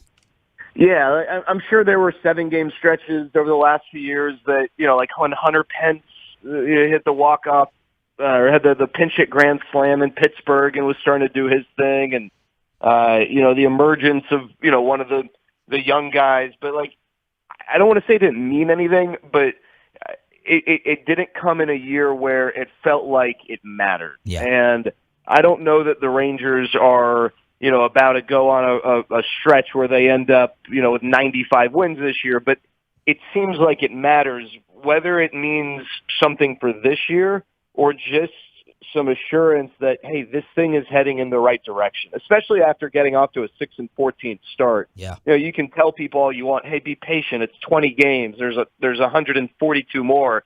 You still would like to see some results that support that it's just 20 games. And the Rangers have now put together a stretch over their last 28 games. Since April 30th, they're 18-10, and that's the 4th best record in Major League Baseball. So not saying they're the 4th best team, obviously, but they have now over an extended period of time shown that they can compete at a level that they just simply have not been able to compete at in recent years. What parts of the plan do you think they're feeling really, really good about right now? I think they have to feel great about where they are organizationally from a pitching standpoint. And that's what's going on in the minors and all the work that's taking place down there in the development of a lot of these guys. It's not just the guys that we talk about like Jack Leiter and Cole Winn. There are a number of guys. But, the Rangers, for as long as I can remember, have this organizational reputation as a team that, either couldn't attract pitching, and if they got guys, pitchers didn't come to Texas to get better. When I was growing up, I always heard about Rudy Jaramillo and how hitters wanted to come to Texas because Rudy Jaramillo was going to work his magic. And whether it was Rudy or just the hitting environment in Texas or, whatever, there were a ton of examples of hitters who would come to Texas and would have a career year. I mean, I watch one regularly on MLB Network, and Mark DeRosa. He was just kind of a journeyman to a degree, came to Texas, career year. They turn guys' careers around. And the Rangers are starting to do that on the pitching side. And we talked about this. It was like 4 years ago, the Rangers did an about face. They changed a lot of the personnel in the organization who were responsible for the development of pitching. They changed a lot of their philosophies internally about what tenets were important to them in terms of developing pitching, what, from an analytics side, what qualities and characteristics they look for. And we're starting to see that not only pay dividends with the development of the young guys, but guys, this is a trend. Mike Minor, Lance Lynn, Kyle Gibson, Martin Perez. I know Martin was a Ranger previously, but under a different regime. He's come back and is having a career year, and I just think the Rangers deserve some credit and have to feel great about their ability over the last few years to take major league players and make them better. And there are guys around the league who are noticing that, and that means something. It's, because if you look at Perez's numbers, the strikeouts per 9 aren't super high. Like guys who usually have ERAs in the ones are striking out, 10, 11, 12 guys per 9 innings. He's sitting there at 7. But I don't feel that he's getting very lucky either. So, what are some of his peripheral numbers? Is he getting lucky? Am I just missing it? No, so it's a lot of weak contact, a lot of ground balls. We've talked so much. I know you got the people who are like, no, let's hit ground balls to the opposite field side and blah blah blah. But the reality is, the numbers bear out even in a year in which offense is down or years in which offense is up. That you hit a ground ball, you are not going to do as much damage as if you hit a line drive or a fly ball. Because ground balls, if they turn into hits, are very, very often singles. Whereas you hit a ball in the air, it could be a home run. A ground ball almost never is going to be a home run. There's the 1 in, 20,000 inside the park home run that's a ground ball, but I'd say 97% of inside the park home runs aren't ground balls. So Martin Perez is getting ground balls at an elite level. And So you're right. He's not striking out a lot of guys. There's not this, more modern sense of dominance, but it's a lot of weak contact. And, the other thing that stands out, and I tweeted this last night, Martin Perez over the course of his career has been very poor at getting right-handed hitters out. And there are more right-handed hitters in the league than there are lefties. And so teams are often able to put together a lineup to face Martin Perez that is chock full of righties, like last night, where he did not face a single left-handed hitter. Martin Perez this year has been outstanding at getting righties out. Righties are hitting well below 200 against him. And so that kryptonite that has given him issues is no longer a challenge for him. At least it hasn't been. And that's because his changeup is performing as well as it ever has. His cutter has performed as well as it ever has. And those two pitches are great neutralizers for the platoon disadvantage. So for righties against lefties and lefties against righties. And those two pitches have been outstanding. And in general, Martin Perez, there are a lot of measurements for this, and I don't know how much I love these. It's something called target efficiency, which tries to measure your accuracy relative to where it is believed the target is set up from the catcher. I don't know that I love that because sometimes catchers will set up late and all this, but there's no doubt about this. Martin Perez's control and his command have both been just absolutely pinpoint, and it's been really fun. Like 10 starts, I know that's a third of a pitcher's workload throughout the year, so that means he's got 2/3 left. But what he's done has been nothing short of phenomenal, and you could pick one of 17 different stats or lists that he's a part of that just blow you away. It's remarkable what he's done. Has he changed something major, like mechanically or approach-wise? I think, Sean, I know you can't measure this. I think mentally this guy is so much different than he was first time around. I had a chance a month ago to sit down, and we were just talking to the dugout for like 30 minutes about what he learned when he left Texas. And I think it was important for him to leave Texas. When he was here, he came up big-time prospect. April of 2014, he started to put to work and put on display this prospect potential. And then he had Tommy John, and he came back, and he never really refound that. And he was always chasing that. Whether he was doing it or other people were kind of putting him in that position, it was never – Martin Perez can never have a good outing and people enjoy it for what it was. It was like, oh, okay, now maybe he's going to start showing that he can be that guy again. And I think when he left and he went to Minnesota and then went to Boston, he was just Martin Perez there. Those fans didn't – there was nothing about being a prospect. He was just some veteran pitcher who had an average career. And I think he's come back and he's not chasing that – that shadow anymore. And I think, he talked about when he was in Boston, a pretty seminal conversation with Pedro Martinez about just pitching philosophy and not throwing too many strikes, but also not throwing, when he's going to throw a pitch out of the zone, the way to go about it. And he's convinced that conversation with Pedro Martinez really helped turn things around for him. And so I think that those are elements we can't measure, but I think it's real. I think he's grown up. And the last thing is he's not trying to be, big macho overpower guy, right? When he came up and he's throwing 95 from a lefty, a decade ago, that was impressive. Now it's not. Now you throw 95, whether you're a lefty or righty, whatever. I mean, a lot of guys do that, and he has become a better pitcher, and he's trying to be more of a pitcher, much less of a thrower, and I think it's paid big dividends. Jared Sandler, Rangers insider, join us here at 105 through the Fan.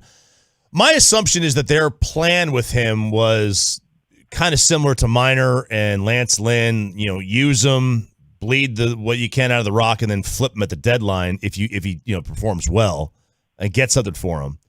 Does the position they're in, the sixth wild card, 2 games out, does that change their plan, their expectations for the season? Yeah, and I think it's a great question and one that people are obviously asking now. You have like 1 minute I have someone saying the Rangers should extend Martin Perez. The next minute I have someone saying they're foolish if they don't trade him. Right? I mean, it can be anything. I think that they will definitely get calls on Martin Perez, and so much of those decisions don't need to be made right now, obviously. But I don't know. I think that I'll correct you, RJ. I think their plan was not like Lynn and Minor. I think their plan was, and I know you weren't referring to this specifically, but they signed Martin Perez to start the season in their rotation and maybe end up in the bullpen, right? Mm-hmm. Like, I don't know that they were planning on Martin Perez being this good. So could they trade him? Yeah.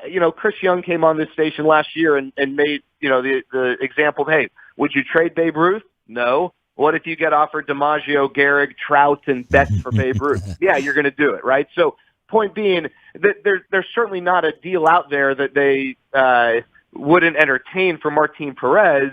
Or there's certainly, I shouldn't say, other way around, there certainly are deals out there they'd entertain. I don't know that they are, if they're in the conversation for the postseason on July 15th, I don't think that they're going to necessarily be aggressively shopping Martin Perez. And then there's also the dynamic, it's the Kyle Gibson thing. This is an anomaly year. Kyle Gibson last year was an anomaly year. Gibby had another year of control. Martin doesn't. So I don't know how the league is going to value Martin Perez, especially with what you mentioned earlier, Arthur. He doesn't strike a lot of guys out. So you might not get commensurate value because teams are skeptical, even though, at that point he would have had 15, 18 starts under his belt if he's still performing at this level. Who's this team's offensive MVP? Probably, at this point, probably Cole Calhoun, just the way he lifted this team up in May. Nathaniel Lowe got off to such a great start, and then he sort of hit the brakes a little bit. So I think you could say Cole Calhoun and maybe Jonah Heim is like a runner-up.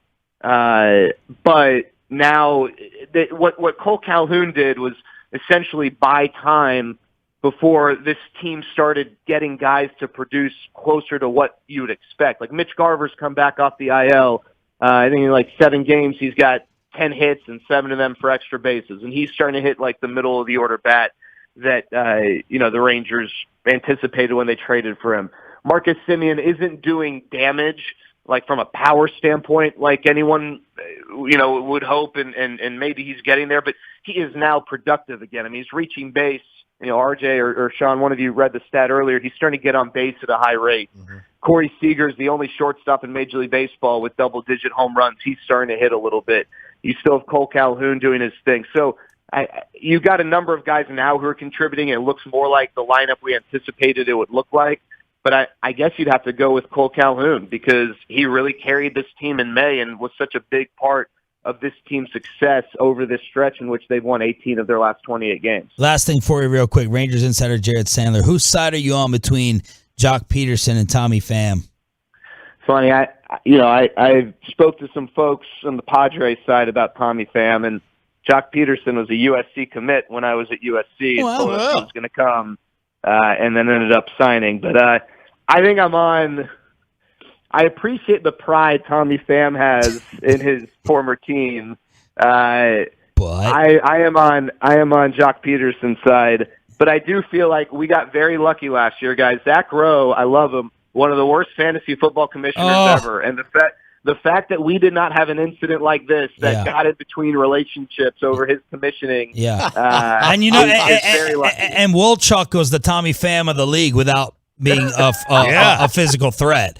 Wolchuk, I forgot what he did. So confrontational was great. What he did to interrupt. He cried and moaned and whined about some setting in the league, and he got changed like in the middle of it. And I had to take it out on Zero. And was then it IR? I think it was IR. I call Zero's vaping. He started vaping because of how much grief I gave him over Wolchuk. That's such a weak thing. If you're just rip a cig. You know that Bobby Belt's kid was in here in detention yesterday during the entire show because Bobby caught him vaping. 16, 17 years old. He slept on the couch in here because Bobby wouldn't leave him at home vaping. That's amazing. Thank you, brother. We'll talk to you later. See you guys. Jared Sandler, Rangers Insider, Diamond Factory Hotline. Who knew Bobby had a kid? I didn't know. Well, you didn't know Bobby was in the same place as you in our last fan hang.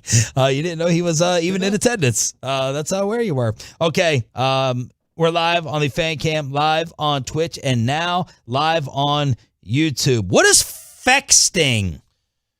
We found out what fexting was thanks to the first family of the United States, and she's finally spoken out. What do we do? I think this is the most unsolvable issue in sports. We need a total solution for the issue that took over the entire country. Next. Well, let's get you over to A number one air. That is right. An awesome.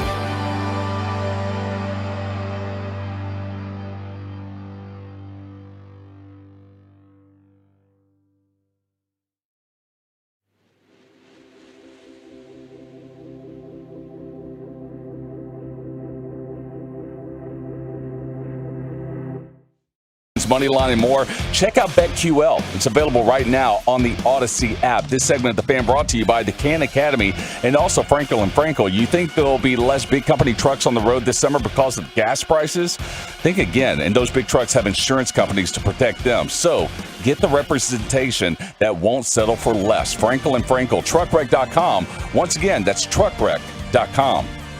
A couple Tolos, even from yesterday, asking me about my street cred video that I put out on Memorial Day weekend with the car that I was in, and yeah, that's how I get down. That's how I get down. Okay. I'm talking about Fexting this segment and 1963 Impala Super Sports. So that's what that was. Huge Tolo Jimmy came over to the house with his wife and kids. I went out front to throw out the trash, and I was like, what is that thing? And he's sitting there with his car. He's like, get in it real quick. And all of a sudden, I see all these switches, and all of a sudden, I felt like I was in Friday again. Going down the street, big worm. Yeah. Big worm. Big worm down the street. And he's like, go ahead, get in. I was like, nah, I'm good. I'm not going to go ahead and mess this thing up. And he's like, no, I'll direct you. So he's sitting there with the phone, and he's going like this, switch up or switch down. So that's how I was having this Impala Super Sport going up and down, becoming the newest member of the Dallas Lowriders Car Club. Oh, yeah. In East Dallas. East Dallas certified, baby. Yeah, baby. I They told me I went from Tolo to Cholo. Tolo to Cholo. There you go. Man, my neighbor always asks me. He always says Cholo. He's from Argentina. People got me in long sleeve flannel shirts and khakis on Twitter. Yeah, that's right. Heck yeah, man. So got to do it. That was old Jimmy bringing that car has almost caused 6 divorces in his marriage. Oh, yeah. With how obsessed he is with this vehicle. And I just looked in the back of this thing, Troy, the wires and the air pumps and whatever it costs to make the hydraulics going up and down. You got just hit a bunch of switches in there. It was crazy. Got to hit that 3-wheel motion, stay steady mode. Oh, no. I tweeted out that video, and later on at night, Tolo sends me a video saying, saw you out on the highway, saw you out heading to Oak Cliff.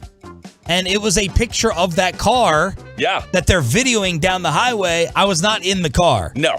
The wifey was not letting me I wasn't letting myself head to Oak Cliff at around 9 p.m. to go join the Dallas Lowriders Club. Yeah, it was funny watching the video because I watched it and I was like, what is this? I know he did not buy himself an Impala. Sean out there ghost riding the whip. I was like, there's no way he's doing this. And then I thought to myself, wait, let me turn on the sound. I turn on the sound. Oh no! And here's Sean, and all I hear in the background is like he's just giggling like a little kid. Yeah. I'm like, okay. It's like you're on a bouncy ball on that thing. Yeah. It's just driving. I'm like, how do you know if it's gonna hit the ground? And he's like, I don't know if it's gonna drop and hit the ground. I'm like, all right, man. So thanks for giving me the thrill, but that was the video that was out there from Tolo to Cholo. So there you go. Okay, yesterday, Mia Thomas finally gave an interview. Leah Thomas. Leah Thomas, the former University of Pennsylvania swimmer that became like the national storyline for fairness and trans women competing in women's sports. Here is the excerpt from Outside the Lines with Leah Thomas talking about fairness and where we go from here with this issue in the world of athletics. What do you think is the biggest misconception people have about you, specifically? The biggest misconception, I think, is the reason why I transitioned, where people will say, oh, she just transitioned, so she would have an advantage, so she could win. I transitioned to be happy, to be true to myself. How does it make you feel when you think about the fact that you're the first transgender person to ever win an NCAA Division I championship? I'm very humbled and honored to hold that title, and I can only hope that I'm able to give other trans people the inspiration and motivation I was given. What reaction do you have toward other folks who feel that you shouldn't be able to compete?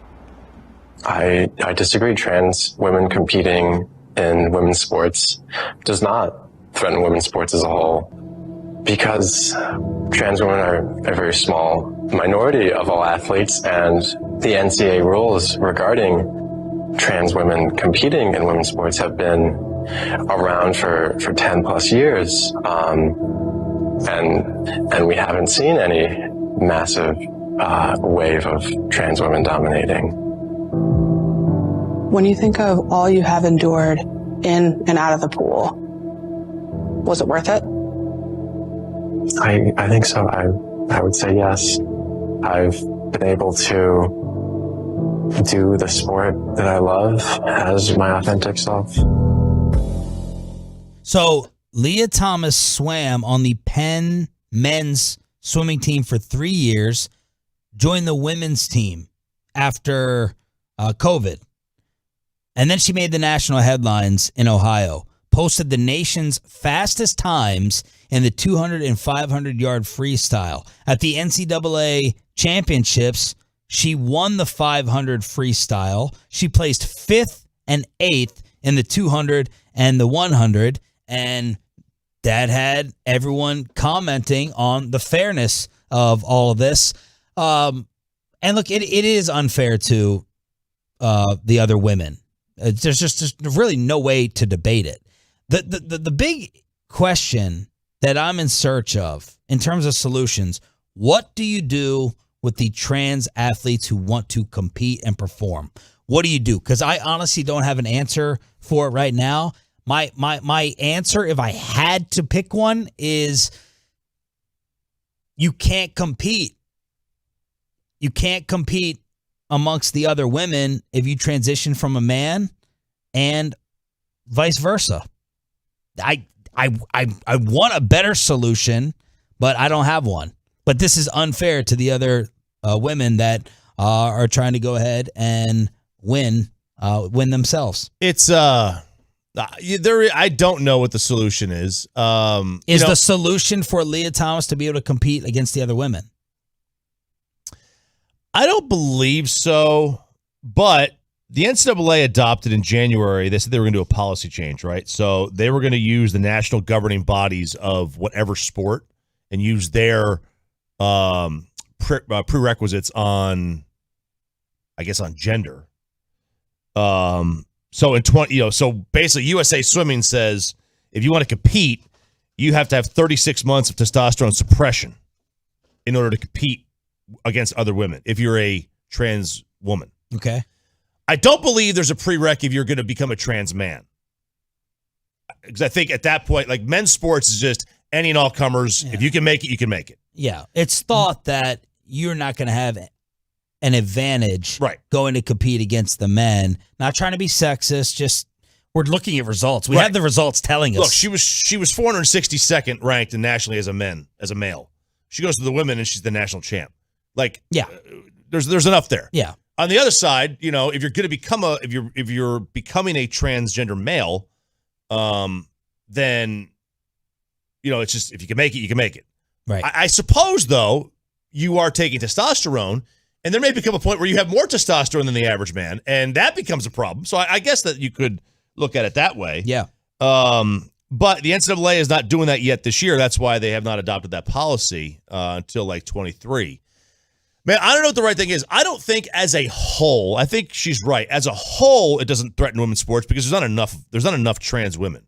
But it definitely impacts the women that are in that event. If one event gets changed, the word threaten. It doesn't threaten all of women's sports. If it alters one event, that's not fair. It's not fair. It threatens the women that are on the team that didn't make the team, or it threatens the women that are in that race. Yeah, I'm not even thinking about the girls that got bumped from the team roster. There's obviously at least one girl that got bumped from the roster. Yeah, I've been thinking about the girl who would have won the event if not for the trans swimmer. I'm thinking of the person who gets cheated at a first, second, and cheated. They don't win first, second, or third. And then you have the people who get bumped off the team. Troy, what do you think? Got a solution? I mean, definitely don't have a solution. But I will say exactly what you're saying when Leah Thomas came out and said there's not this huge influx of trans athletes taking over the sport and blah, blah, blah. Yeah, I know that. There's not a Lollapalooza of trans athletes taking up the sports. But that's not what we're talking about. Yeah, it doesn't have to be. We're not talking about the number of. We're just talking about the incidents, and that's what's going on here. Yeah. As far as like, it sucks though because you really just caught in the middle. It's like you don't want to tell anyone you can't participate in something. You don't want to tell anyone you're not allowed to compete.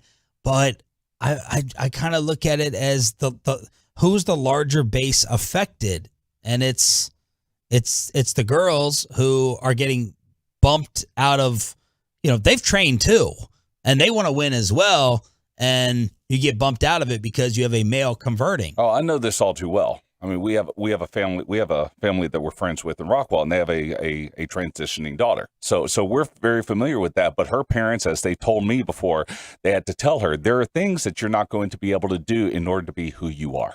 So if this is who you are, and we know this is who you are, then there's things you can't necessarily do the same anymore, and that goes into sports, because there is, according to, I know I'm getting in trouble for saying the word science. According to science, when you look at the studies about this, there's this great study that I found that came out from the University of Missouri in Kansas City. They found that trans women who underwent therapy for a year continued to outperform non-transgender women. However, the gap closed over a couple of years, but even then, according to the study, they were still anywhere between 10 to 15% faster. Well, and that's why the USA Swimming is using 36 months. Exactly. That's 3 years of hormone therapy, and then you've brought yourself down. It's still like, there's still differences. Like you said, 10 to 15%. I mean, a lot of times the size. I mean, she's big. She's a tall person. But 10 to 15%. It doesn't matter if it was 1 to 5%. It's still an advantage. What's the text line say? Well, okay. Sports aren't fair in general. Once you accept that, it's not hard to grasp this.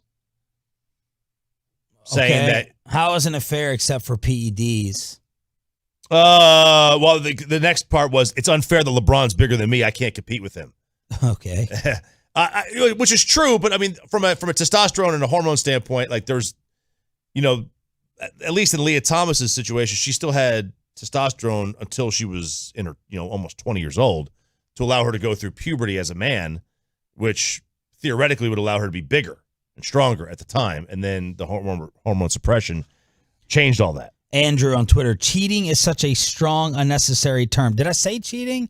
If I said cheating, I'm pretty sure I changed the term. You're never this strong when pro athletes are caught doping. Andrew, open your damn ears. I'm not going to let you spin stuff.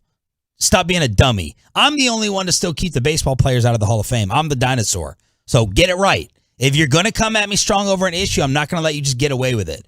I'm the only one that says still keep Bonds and all them out of the Baseball Hall of Fame while everyone else says I'm a grandpa with it. Trans athletes are not cheating, and in this society who would willingly choose to be trans, not cheating, it's unfair to the rest of the field. And I'm not in favor of, like somebody had brought up, make it if Leah is going to race, just use Leah Thomas as an example, she starts X amount of seconds after. No, that's embarrassing. Don't do that. I would not do that. Yeah. I would make a separate category if you wanted to make a separate category. But then again, if you have enough trans, I don't know if you have enough. I don't think there's enough. Yeah. So I think that's the ultimate solution. Eventually, it might be. Yeah. I mean, more people are transitioning every single day than ever before. And that might be the ultimate solution long term. Right now, I don't know what to do. Let's hear from the next head coach of the Dallas Cowboys.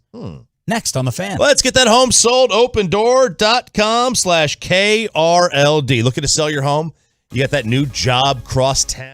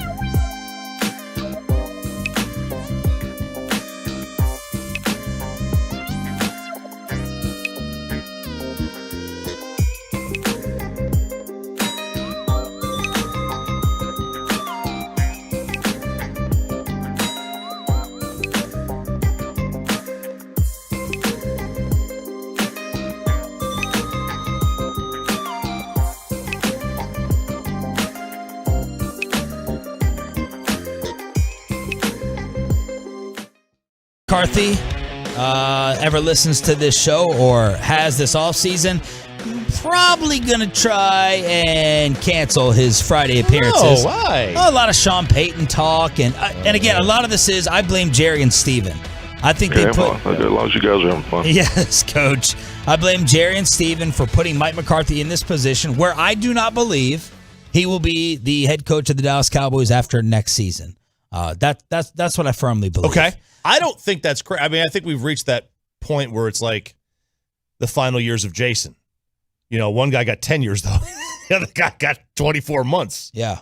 To get there. I just think that this team took a step backwards in terms of talent, but the expectation will be higher because of what happened last year in the first round against San Fran, and Mike McCarthy will pay the ultimate price, but I could be wrong. Either way, you got Kellen Moore and Dan Quinn back there in the shadows. Not that they're waiting to pounce and push Mike overboard, but Bobby Belt deserves the credit for this. After yesterday's show where he sat in for RJ, went home and I don't know where he found this, how he found this, but Dan Quinn was speaking with the U.S. Army Training and Doctrine Command, kind of about like life principles, right? Okay. A lot of people love Dan Quinn and love defensive coordinators for the passion. They're supposed to be the more worked up individuals. And Bobby sent us a couple of cuts over. Here is Dan Quinn talking about the Dallas veteran leaders helping out with these rookies. You're going to have mini camps and OTAs, and you're going to, of course, have training camp in July where our entire radio station goes out there. Here's Dan Quinn on vets helping out the young guys. The best mentors at times isn't really assigning a big brother or big sister to watch over you. It's best if they do it without me even knowing. Yeah. And so we had our first practice a week ago, and I was so pleased to see some of the veteran defensive players. They were really flying, and they were really trying to show this is how we do it. And I didn't have to coax them to say, hey, let's pick it up. Let's show them how we do this today. And that would have been the natural reaction for a coach to say, let's show everybody how we do things. Yeah. So the fact that I didn't say that once and I saw a practice that had real speed, real communication, I think for some of the rookies, there was a fill in the blank moment to say this is really going quick. But I was very pleased with the veterans on that particular day to say we have standards, they're really high, we expect you to live up to them, and we're going to help you reach them.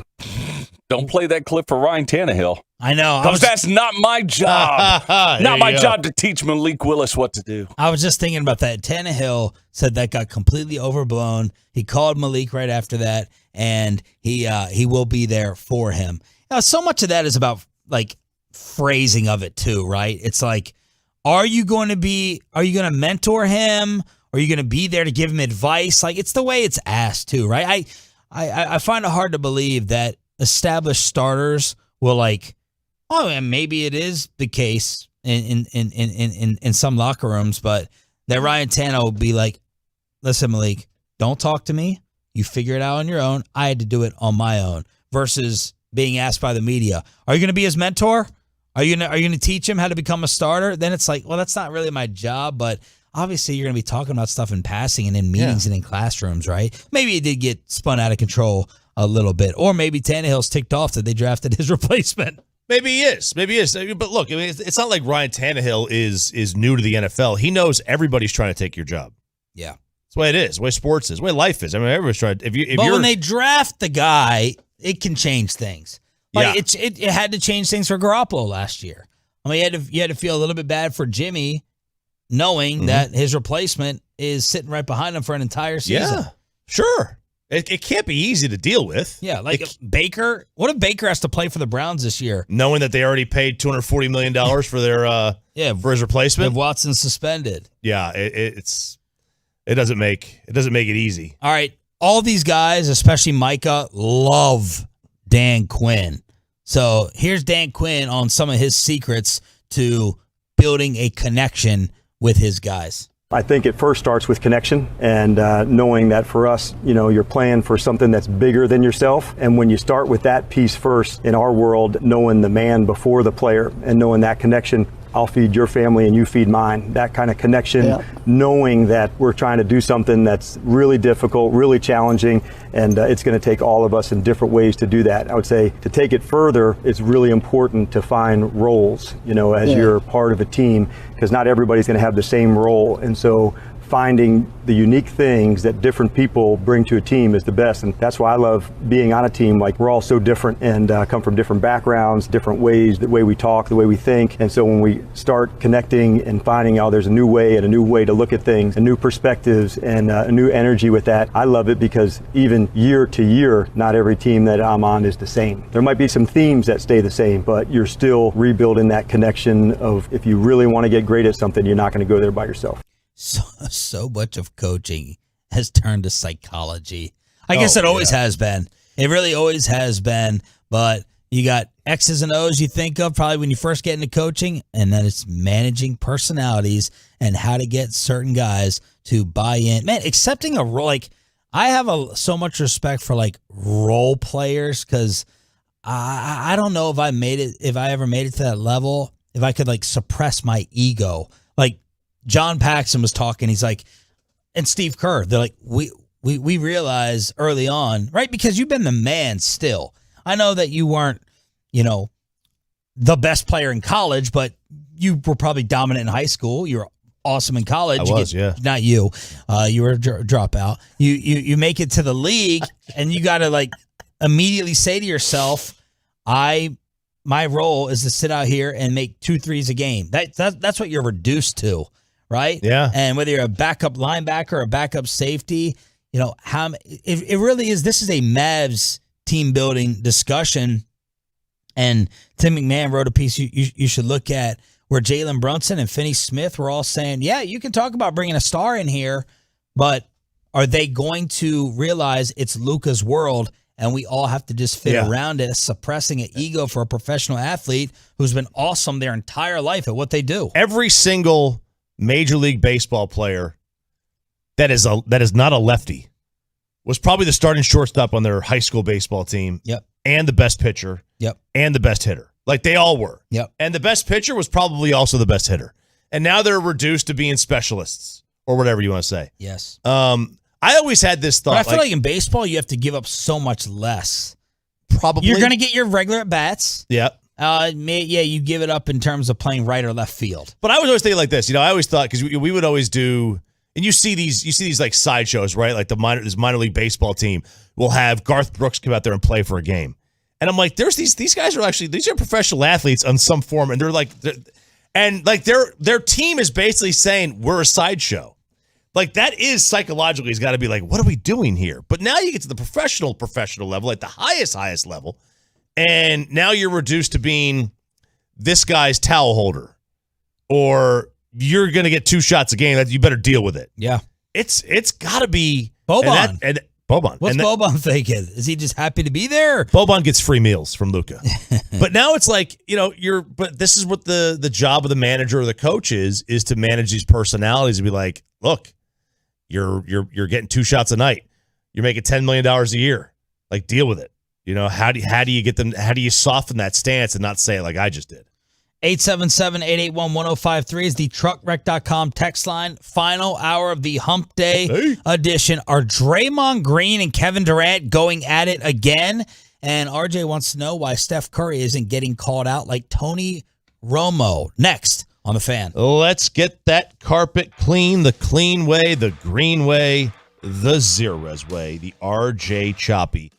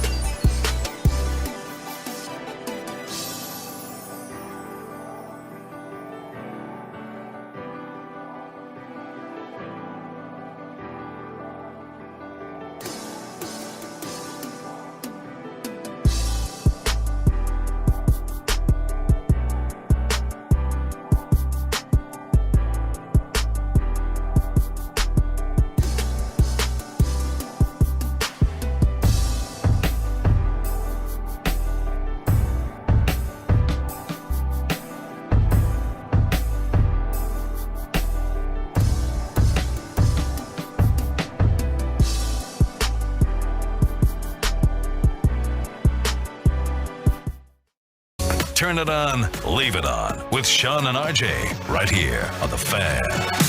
Final hour, Hump Day edition.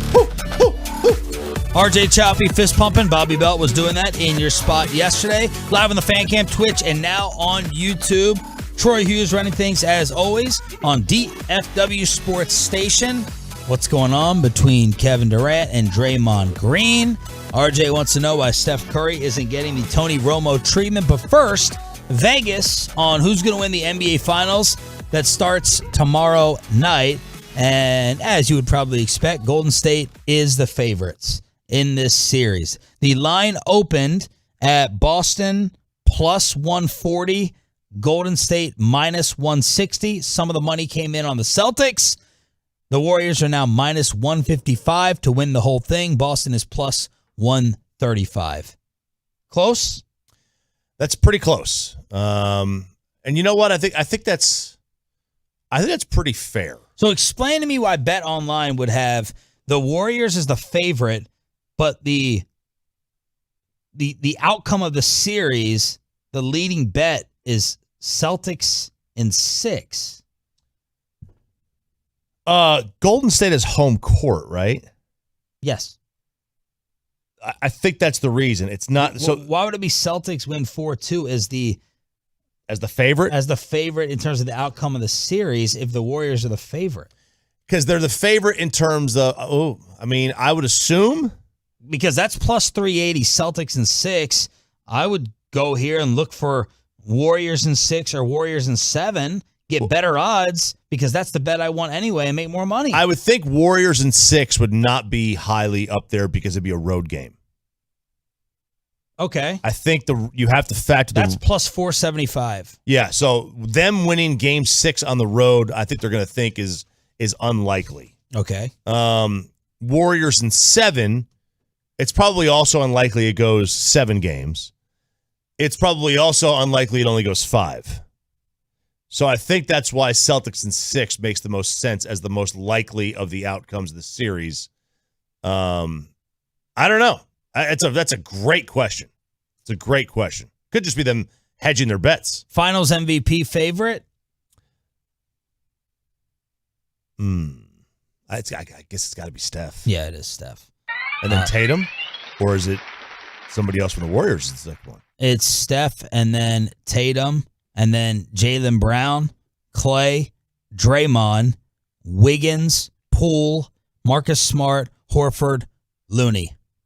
What, Troy? I'm sorry. Wait. Did you? Where's my music, by the way?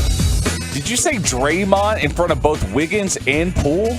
I mean, neither one of the three have a chance to win it, but still. I had that reaction as well.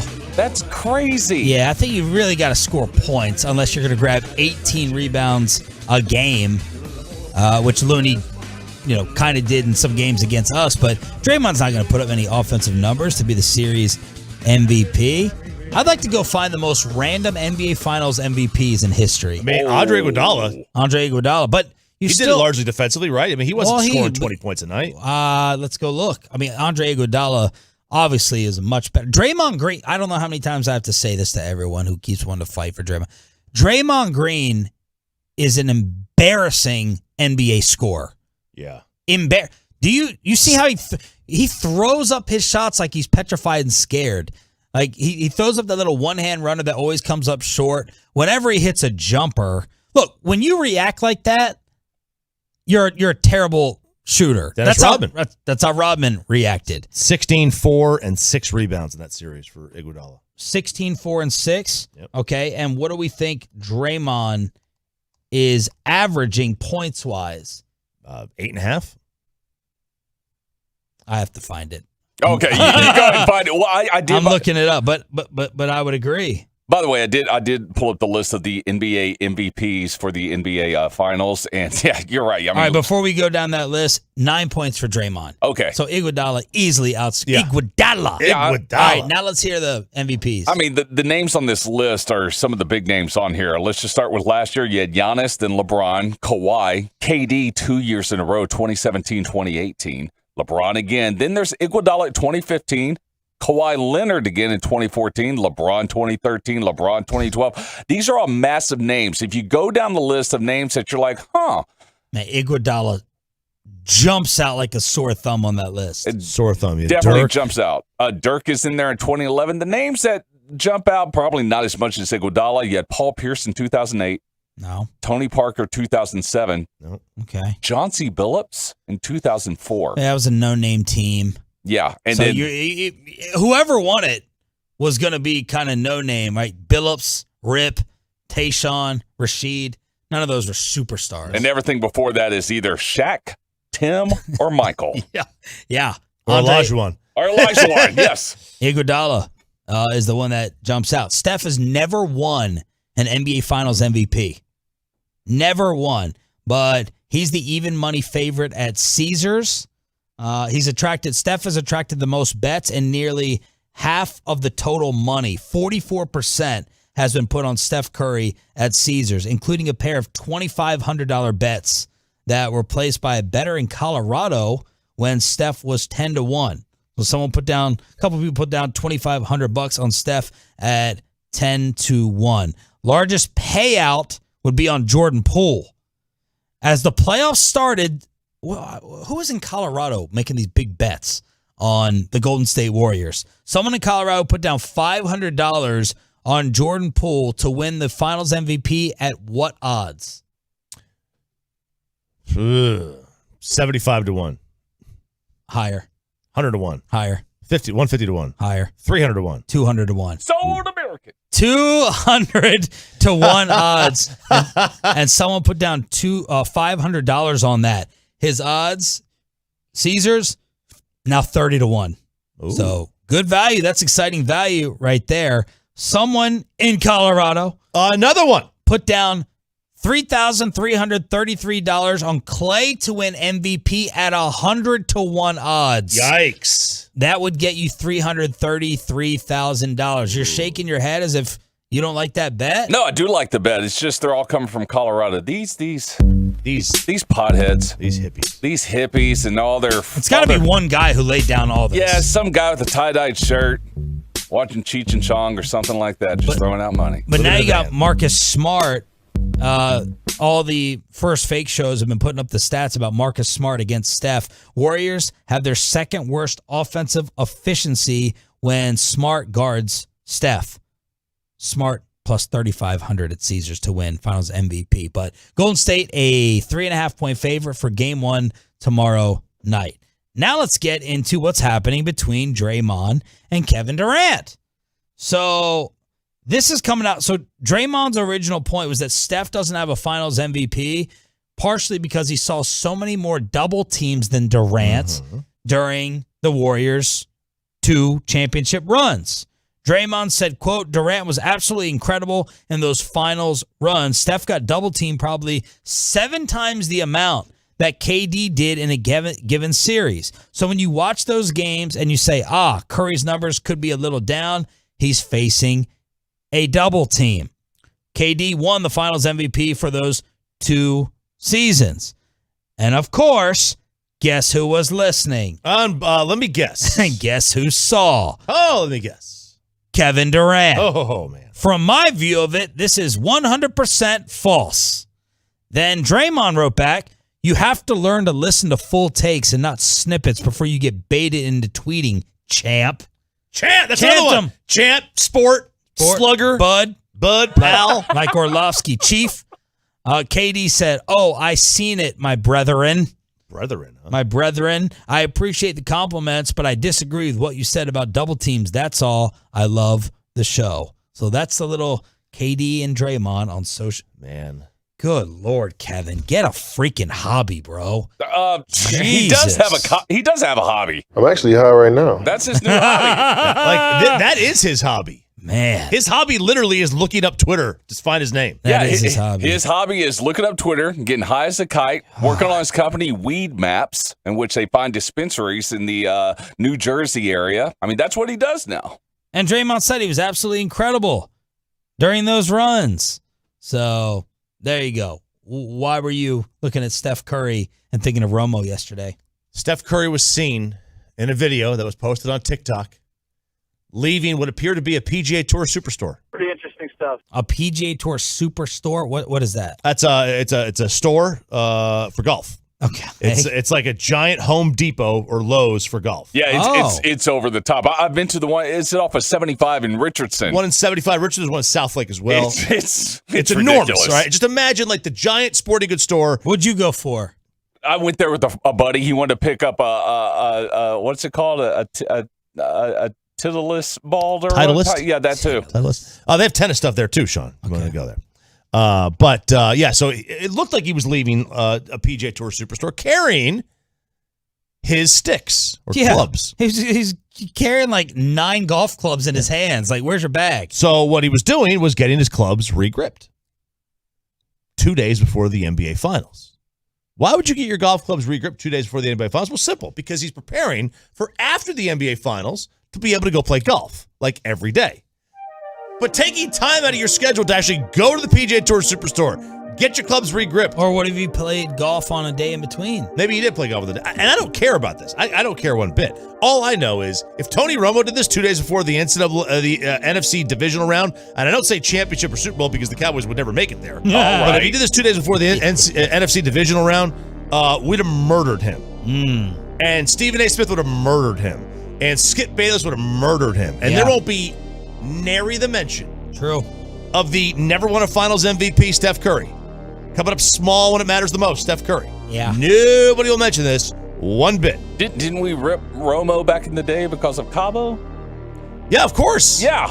Like Romo would get killed for doing this. I think there's a mental thing of thinking like you're preparing for just like one game versus a series. A series? Okay. You know what I mean? Yeah. Like I just think the Friday before the divisional round, and Tony Romo's this is 2 days before, and Tony Romo's leaving the PGA Tour Superstore crushed after just picking out the latest wind grips that he wanted to get. Yeah. You know, did he get the cords? Did he go golf pry with a? I'd be upset that he'd be blistering his hand. Yeah, medium grip. What were they? Medium? Did he get thick? Yeah. Not as focused, but you're going to mess up your hands gripping the football. So that was Steph. Yeah, I didn't see anyone talk about that yesterday. No, of course not. I got to bring up a Steph, but Tony Romo does that. Man, world's over. 877-881-1053, and then some of the final odds from Vegas. Lakers win total after hiring Darvin Ham. What's the over-under? 43. 46.5. Will the Lakers make the playoffs?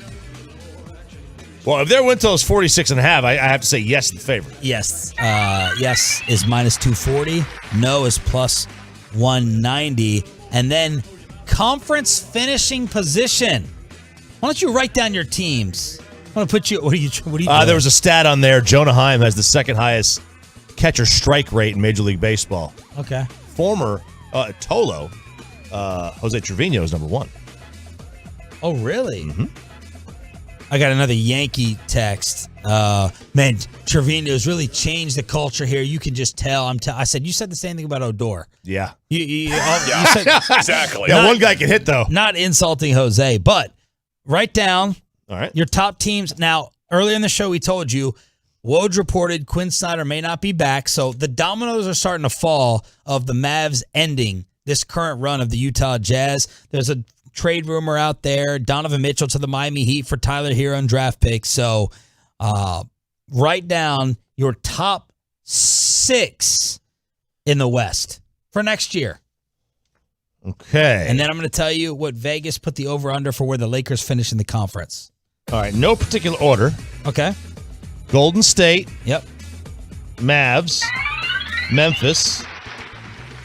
I was waiting for you to bump Memphis down. Phoenix. Okay. Clippers. Okay. Right, we forgot about them, didn't we? That's 5. Barkley says they're his favorite next year in the West. And Denver. Okay. Interesting. Yeah. Okay, you good? I think so. And then I would follow that up with Minnesota, Lakers, maybe Utah out? Yeah, Utah. I'm assuming that Donovan Mitchell's gone. Okay, I would not assume that. I would assume Quinn Snyder's gone, but not Donovan. Oh, okay. I'll put Utah. I would assume Gobert's gone. Yeah, I'll put Utah there. Okay, so the over-under, what do you think they put the Lakers conference finish over-under? 4. 6.5. Yeah. Sir. 4.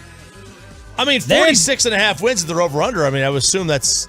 Well, look at the West close. last year in terms of what the win totals were. So I think the majority of us are going to pick the Mavericks to finally finish above the Lakers. What was it? 46.5. Got you would have what? had them as...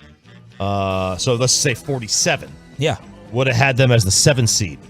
A game back of Denver. Wow. 46 wins, 7 seed. Minnesota won 46th. I'll tell you, Minnesota, you might have to bump them up. They're on the rise.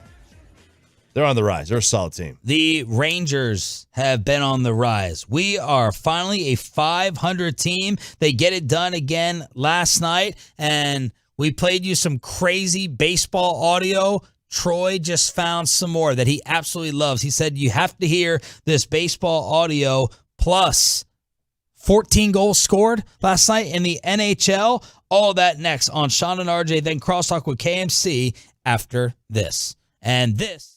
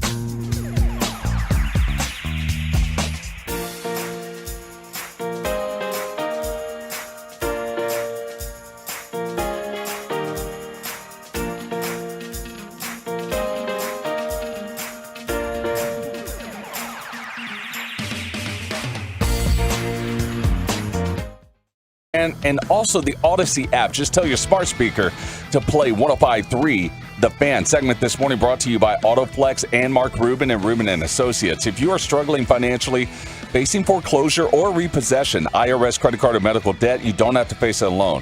Give Mark Rubin a call. He'll take the weight off your shoulders and get you back living life again with Mark Rubin, Rubin & Associates at 1-800-LAWYERS. Corey Seager leads it off for Texas here in the fourth. He flied to shallow left his first time and swings and lifts this one high into the air, deep center field. Margot going back to his left. He's at the wall, and this one is gone. Seager, yard. Adolis Garcia, yard. Martin Perez lights out again, and your Texas Rangers are at 500 for the first time this season. They beat Tampa Bay 3-0. They've won 6 of 7, and you've been catching all of it right here, hopefully, on the only place you can on the radio. Your home for Rangers baseball, 105.3 The Fan. Sean and RJ on DFW Sports Station. Martin Perez has been one of the stories of the entire year. Absolutely incredible. And you also had NHL action last night. 14 goals scored. 8-6. Colorado beats Edmonton. In Vegas, I got these numbers before last night's game 1 in the West. The favorites in each series, East and West. Colorado and Tampa. Yes. Colorado minus 245. Ooh. Even though Tampa's opening on the road in New York, starting with game 1 tonight, the Lightning are at minus 175. In order, Colorado, Tampa Bay, Rangers, and Edmonton in terms of winning the NHL Stanley Cup. But the Rangers, they haven't been this interesting since the very, very beginning of the season when we wanted to find out what Simeon and Seager had. Yeah, and we found out what they have. We kind of we're finding out, I should say, right? We're finding out what Simeon and Seager have. Whether or not this recent hot trend is going. Do you consider it a hot trend? Yeah, 6 of 7. That's good. Yeah. No, I mean, I'm just talking about from Simeon in general, just getting on base. Oh. Would you have the stat? 17 in the last 19 games or whatever. He's been on base. That stat you had a little bit ago. Look, we're finding out what they have. We're finding out that this team is now competitive. Whether they stay competitive for the next 50 games like they did for the first 50, I guess it's 48 technically. Then you find out what you have come the trade deadline. Simeon has a 5-game hitting streak, has reached base 12 times during that stretch. 12 times. Also walked in 4 straight games. So that's what Marcus Simeon has been doing. Troy, you have another piece of baseball audio? Oh, absolutely, guys. I want you to introduce yourselves right now to a guy named Joey Zanaboni. Oh, Joey Zanaboni. This guy, by the way, has been mentioned numerous times on the DA show. Our friend Damon Amendola. They want this guy to be the voice of the Yankees. They want John Sterling out of the picture, and they want this guy named Joey Zanaboni. But he has to pay his dues because right now he is calling baseball for the Low A, which is the Fredericksburg Nationals. And right now they have a pretty good guy on the mound for them, Steven Strasburg. Oh! Now here's the thing. Steven Strasburg, he's coming off of surgery for thoracic outlet syndrome. It's like these veins that go from your neck to your shoulder. By the way, since his 2010 debut, he's been sent to the minors 6 times. Wow. Yeah. So those rehab stints. Yeah. So he's not doing quite so well as to stay in the big show, but he's killing guys right now in minor league baseball, which is why Joey Zanaboni is taking full advantage of this time to make himself a star while making these calls. Deuces. Straws! Ghosting them like an OK Cupid Halloween party. John Stamos, full house, get him out of there, baby! Steven Strasburg, ask for his credit card info in a spam email message. Let's go fishing with a PH. Sneak a live cat through a TSA pre-check point. Brendan Collins, very good off speed. Is nothing like his though.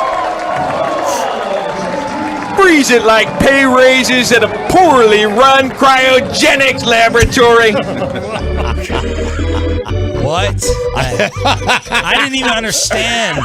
You don't need to. 90%. He sounds like, all right, play it again. Play the whole thing again. He sounded like Adam Sandler here. Oh, he does. Yes. He does. God, I love the TSA one with the fish. Give it to me again, Joey. Deuces. Straws! Ghosting them like an OK Cupid Halloween party. Okay, stop. All right, so was strike straws, yeah. and then ghosting him like an OK Cupid Halloween party? What does that mean? No idea. But I do like straws as a strike call. Yeah, I'm not sure what. I think that's clever. Is that okay? Why is it clever? Straws. Because you What's just clever? strike, right? Because just those straws in there instead. It's got the same kind of, the same kind of sound. Okay. I kind of like that one. All right, let's go. John Stamos, Full House, get him out of there, baby! Got that? Okay, got it. Steven Strasburg, ask for his credit card info in a spam email message.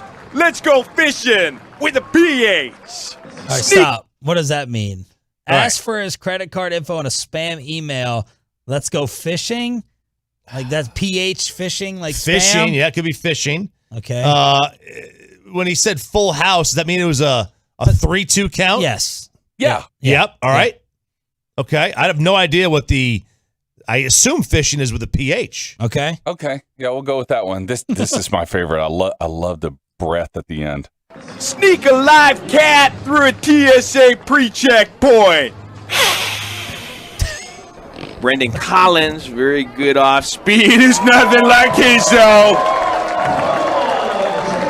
Freeze it like pay raises at a poorly run cryogenics laboratory. What's this guy's name? Joey Zanaboni. Zanaboni. Gotta see what this dude looks like. He looks exactly the way you think he would. Okay. Typical East Coast sports guy. And his name had to be Joey. Joey. Yep. I love the. Here it is. Oh yeah, that's fantastic. I love the boy. Yeah. Boy. So you think that's better B-O-I? than RJ's Legends calls? Oh. Well, see, I think they're equally as good, except this guy's being praised. You got fired. I got fired. Yeah. Which is ridiculous. Okay, so people are praising Oh, this absolutely. guy? They're praising him. And like I said, Damon Amendola and all those guys, they really are pushing to have this guy make his way to the bigs and fill in for John Sterling. Yeah, well, that's not going to happen. Yeah, it's probably not. Maybe you get this guy on, TikTok highlights or something like that. Yeah, TikTok highlights, that kind of Instagram live, whatever. Well, Sean, this guy is on Cameo. Oh, he is? He is on Cameo, and you can get a message from one Joey Zanaboni for the retail price of $8. $8. You can talk about that thing like Brad Sham. I don't think that. No, not going to do that. Did you see that? No. Why did you just fake laugh me then? You fake Because you laugh said thing. Yeah, that's what I found funny. That's what Brad did in his cameo. Tough, Snowflake. Yeah, we retweeted it, and he sat there and apparently blacked out while he said it. You got to get that drop. I got to find it. You got to get that drop. All right, the Madden cover's out. Madden 23 as expected. Has to be, right? They put Pat Summerall on there. No, they put Madden. No. John Madden is on the cover with the All Madden edition. And Troy, some of the ratings are out for the players. Some of the ratings are out for the players, or are they leaked? That's the question. These are all leaked numbers for Madden 23, which, by the way, John Madden Football came out on this day in 1988. So, it's great that they put him on the cover. But these are the leaked numbers put out by @DMoneyMadden. This guy is known to leak Madden information. In fact, his pinned tweet is an email from EA Sports threatening legal action. Okay, so he has all the Madden ratings. I've got quarterbacks, I've got tight ends, I've got edge rushers, cornerbacks, running backs. What do you want? Quarterback. Okay, let's go and start with the big boys. We'll start with the quarterbacks, and I will give you the top 10 quarterbacks according to this leaked Madden rating. Matt Stafford at number 10. Joe Burrow, number 9. He has an 89 along with the guy at number 8, Dak Prescott. Oh, wait. Dak Prescott's over Matt Stafford? He is over Stafford. Stafford, according to this leak, is 87. And Dak is what? 89. Wow. So and your face, Orlovsky. And tied with Burrow. Tied with Joe Burrow. All right. Ahead of them would be Russell Wilson, number 7, Justin Herbert, number 6, Lamar Jackson, number 5, according to these Madden 23 quarterback ratings, and then Josh Allen is at number 4. The top Josh 3. Allen's 4. All right, we got Mahomes, Brady, and Rodgers. There you go. Tom Brady at number 3, Aaron Rodgers number 2, and the only quarterback with a 99 rating, Patrick Mahomes. Wow. You have the top 10 running backs? I do have the top 10 running backs. If you're expecting to see a Cowboy in the top 10, I'm not. Hold your breath. Is there no Zeke in the top 10? There is no Zeke in the top 10. Just run down the top 10. Is Zeke higher than Tony Pollard? All right. Tony Pollard yesterday, NFL.com put him as one of the more underappreciated players in the NFL. But what's the top 10 running backs? Top 10 running backs, of course, you have Derrick Henry, number 1. Jonathan Taylor is at number 2. Nick Chubb is at number 3. Dalvin Cook, Christian McCaffrey, Joe Mixon, Alvin Kamara at number 7. Austin Eckler at number 8. Wow. Aaron Jones at number 9. You go down the list. Number 10 is Saquon Barkley. And there. Listen to the quality of the running backs. Saquon's 10? Such a wise pick at number 2 there, Gettleman. And sitting there with an 85. That's his rating according to this league of Madden 23 is Zeke. And he is there along with Melvin Gordon, Josh Jacobs, Cordell Patterson, and Leonard Fournette. What was Zeke? 85. An 85? 85. Daryl Patterson is barely a running back. An old receiver. Now here's something to keep in check, Tolos. Unlike the SEC commissioner who thinks college football games are stupid, this is more important to the players than any NFL top 100 list. Yes. Anything that's put up by the NFL Network, they could care less. Can you go through the receivers? CeeDee Lamb will not be in the top 10. He is not in the top 10. Number 1. Don't tell me Amari is. Number 1 and number 2, both with 99, says Devontae Adams and Cooper Kupp. Okay. Also on this list, leaked numbers for Madden 23, Justin Jefferson. Yep. Tyreek Hill, Stephon Diggs, DeAndre Hopkins, Keenan Allen, Michael Thomas, Deebo Samuel. And I'm saying that about Michael Thomas. Okay, Deebo. He has a 92, and Jamar Chase with a 90. Going down the list, I have CeeDee Lamb. He is tied with TJ Lockett and Jalen Waddle. He has an 87. Amari Cooper has an 88. Ooh. Messed up the trade. Would you get a 6th? Higher rating. They got a 6 for him, is that what it was? So there you go. Around the NFL with John Madden, the cover boy on his own legendary video game. Sean and RJ on the home of the Cowboys and Rangers. It's DFW Sports Station 105.3 The Fan. Let's crosstalk with the KMC masterpiece next. But let's get you. Roger that, Sally.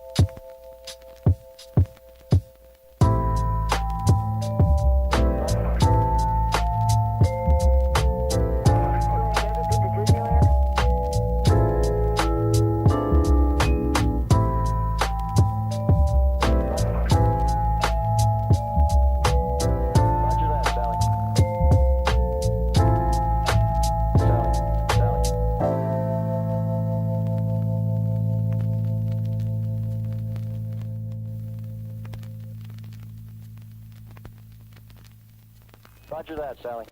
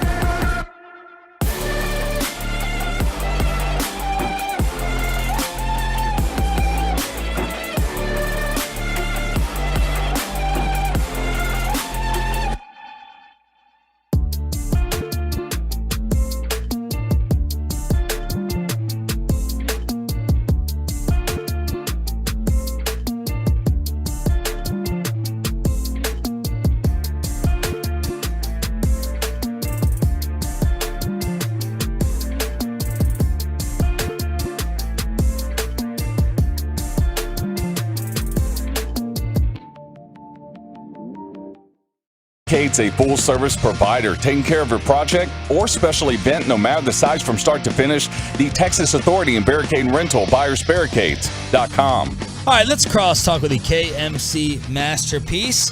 Kevin Hagelin, Corey Majors. I can already tell that Mike Bassick's on one today. So buckle up for crosstalk. I've been studying the NBA draft. I knew that. 12:41 until the draft. Should I just do Mike Likes It NBA draft talk every day until the 26th overall pick? Please don't. I'm going to think that the YouTubers, the Twolos, and everyone else will say no. It's the Twitch ones are the Twolos. And they're the other subscribers. Right, they're the Twolos, Yeah. but the YouTube ones are the YOLOs or the Tublos. I'm on the Twitch right now. What do you think, people? How much NBA draft talk?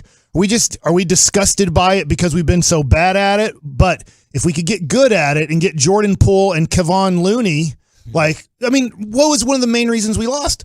Yeah, their guys are great, but what if they didn't have Kevon Looney and Jordan Poole? What if they peed in their pants, every time the draft happened and said, I don't give two craps? And they would be in a bad spot right now. They would be in a rebuilding. A guy we're about to give near max money to. True, and that was the best draft in Mavs history. In Mavs history, yes, it doesn't really come close. I got to think about what would be the other candidates. I mean, Dirk and nobody. Rolando Blackman. Was Mark Aguirre in that draft too? Oh yeah. Nash. So that's second. Nash was a trade. A trade. Yeah, he had been already in the league for 3 years. What's coming up, Corey? Kid trade. We're going to talk with elated, but I bet not satisfied Chris Woodward. Wasn't the kid trade? We traded. He was just telling us what's on the show. Well, we traded the next year's pick in the Dirk Nowitzki draft. We drafted Dirk, then traded next year's first for Steve Nash, and that pick ended up being Sean Marion for the Phoenix Suns. Are you going to ask Woody That's all I about got, Corey. the anthem? Have you talked to him since? No. Gabe Kapler? Who cares? Wow. Interesting. Interesting take there. Yeah. I like that. I like that take. I don't care. If that's what he feels, then do that. Okay. And let's all just move on. I don't care either, but it's don't do it and then say, well, it's a holiday. I can't. I'm gonna commit to this. I'm gonna commit to this. Do you think he looks stupid for that? I think he looked. Is it possible someone didn't show him a calendar? Yeah, is it started possible on June 1st? Is I that thought weird? yeah. Okay. I mean, if you really believe that, then believe it all the way. Don't believe it unless it's a high holiday. Fascinating. Has there been a lot of blowback for him for it's baseball? Nobody cares. Ditching? Did you guys not talk about it yesterday? No, I don't care. I don't really care about it, honestly. here's the thing. Well, how many times do you talk about things that are subjects that you don't care about? Never. I know he's Not a making lot. a stand, but I will be honest. There were a lot of times, unless Washington Nationals, it was mandatory. Also, New York Mets, because I was there 2002, 2003, right after September 11th. I would intentionally miss the national anthem. Why? Yeah. Because I'd rather just get something to eat or relax downstairs.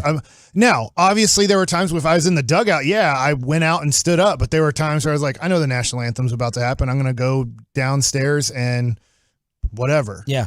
Yeah, that was always my time to go to the restroom before games when I was covering them. If I was writing for a game or if I was doing whatever, I would always be like, all right, I'm going to slip out for a minute and then I'll be back.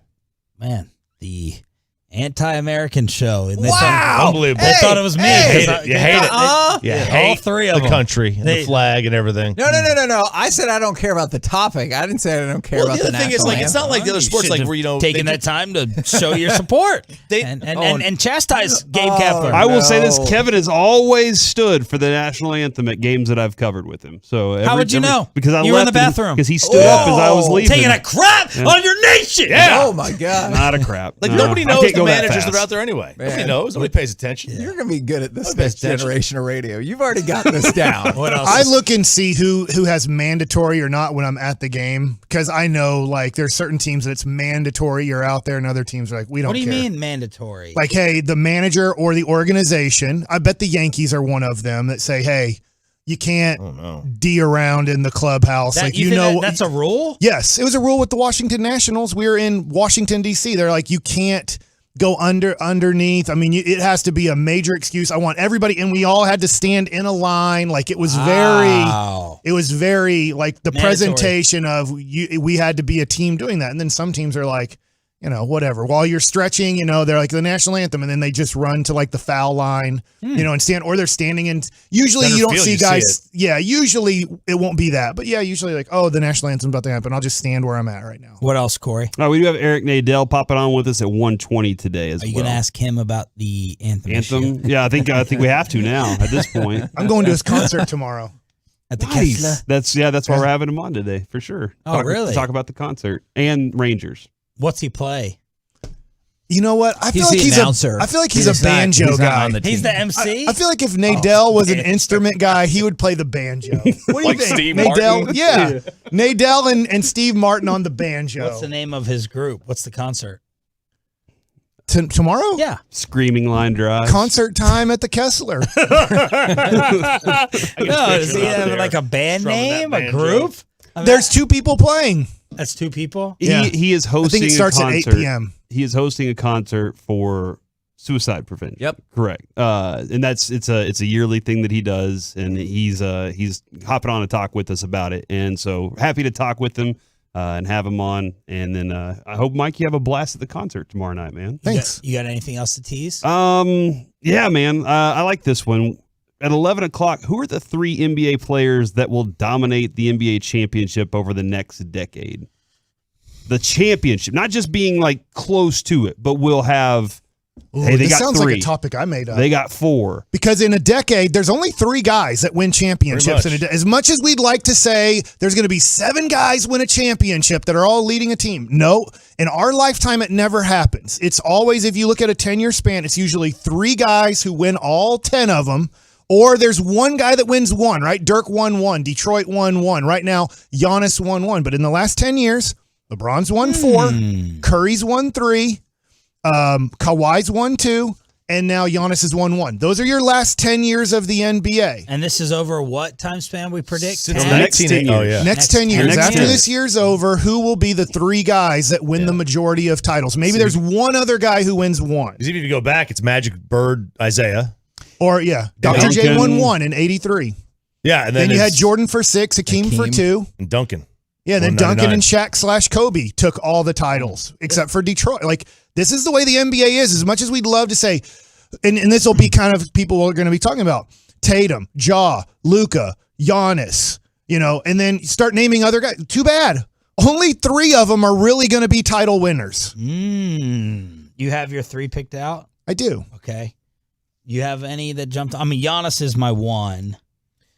Man, I think with Giannis, though, is like, I want to say my other thing, but I don't want to. it's going to be hard. To me, You're I'm gonna get yelled at? basically, I'm going to eliminate non-outside shooting big men from being dynastic. I just, I don't see it happening. Like, he won last year, but wasn't that a weird year? I wouldn't put Giannis in there. Okay, We mentioned like Jokic, who's won back-to-back MVPs. I wouldn't put him in there either. Interesting. Like, there's a lot of people, but only 3 are going to be remembered as winners. Yeah, you got to name one since you're killing everyone off. There's not as much parity in today's NBA, like even more parity than there was in those years. Do you think? Like with No, I think it's as many good teams. Honestly, I think it's somewhat the same. Okay. Luka's going to be. Man, I really want to know what you're going to say because you have this look. You're afraid that the Mavericks can't build a good enough team around him, right? Like they're poor at that. Not that Luka's not the championship caliber player. Luka will be one of the 3. It just won't be here. You son. That's a prediction. That's just a prediction. Isn't that fun when you think about it? Like, It you is can only very good. over a no, not about Luka leaving. Yeah, Mike hates America and hates Luka. If you follow the NBA, Yeah, that's interesting. it's actually the least parodied sport in all of sports. As much as we talk about the Major League Baseball and the no salary cap, actually there's a lot more parody in baseball when it comes to people who win versus basketball, because that one guy can dominate so much a playoffs and it could be run. someone else who's going to be drafted. Yeah, could be. Who's yours? Skeleton and skin. Ahmad Rashad. Tatum, Luka, Edwards. Oh, wow. I like that one. I like that Timberwolves one. rising. But he's got to get away from there. He's got a good team around him. He does. Are they good enough, though, to do that? No, but I mean, his roster's better than ours. Like if you put Luka on that team this year, I mean, they have more than 46 wins. I know we're leaving out this guy, and let's just say this year doesn't count. John Morant. But doesn't Steph Curry have a chance to win 2 or 3 more with what he has around him? He does. Yeah, he does. I'm only leaving him out because I figure like he's gonna be too Right, old. right. He'll be like at the end of winning, but that would be considered the next 10 years. If he, let's say, wins in 23 and 25, yeah, you're right. He would be one of the 3 guys. Can you remember someone else making this crazy of a not a leap, but this much of a change after 31, like Martin Perez? I'm sure there's examples. Verlander. I was thinking Arrieta, but he started at like 28, 29. Well, the Verlander, he was always good. But then he fell off, and then he magically got maybe better. throw out this one? When the Rangers got Lance Lynn, he wasn't considered like a premium free agent. I think he was like $10 million a year. Like it was like, yeah, he's a solid 3 or 4 in a rotation. And then he ended up being he didn't win a Cy Young. And look, there's a lot of season left. I mean, there's over 100 games left in this season. But I mean, right now, this Martin Perez thing is unbelievable that 1 year, $4 million to show like what his market was. How did we forget Cliff Lee? Yeah, he did get sent back down to the minor leagues. What were his numbers and before? Then came back up. So dominated. Lance Lynn came here. He was 32 with his Rangers season. The ERAs were 3.67 and a 3.32. Before that, it was 4.14, 5.10, 4.77, 3.43. He had some good years in St. Louis. Yeah. He wasn't bad. Don't get me wrong. I mean, that's why he did get a 3-year, $30 million contract. So 4 years prior to his breakout in 2008, where he won the Cy Young. And what was his ages? He was 29 when he won the Cy Young. Well, you know what? I'll give you the perfect example. Well, let him finish the stats. Okay.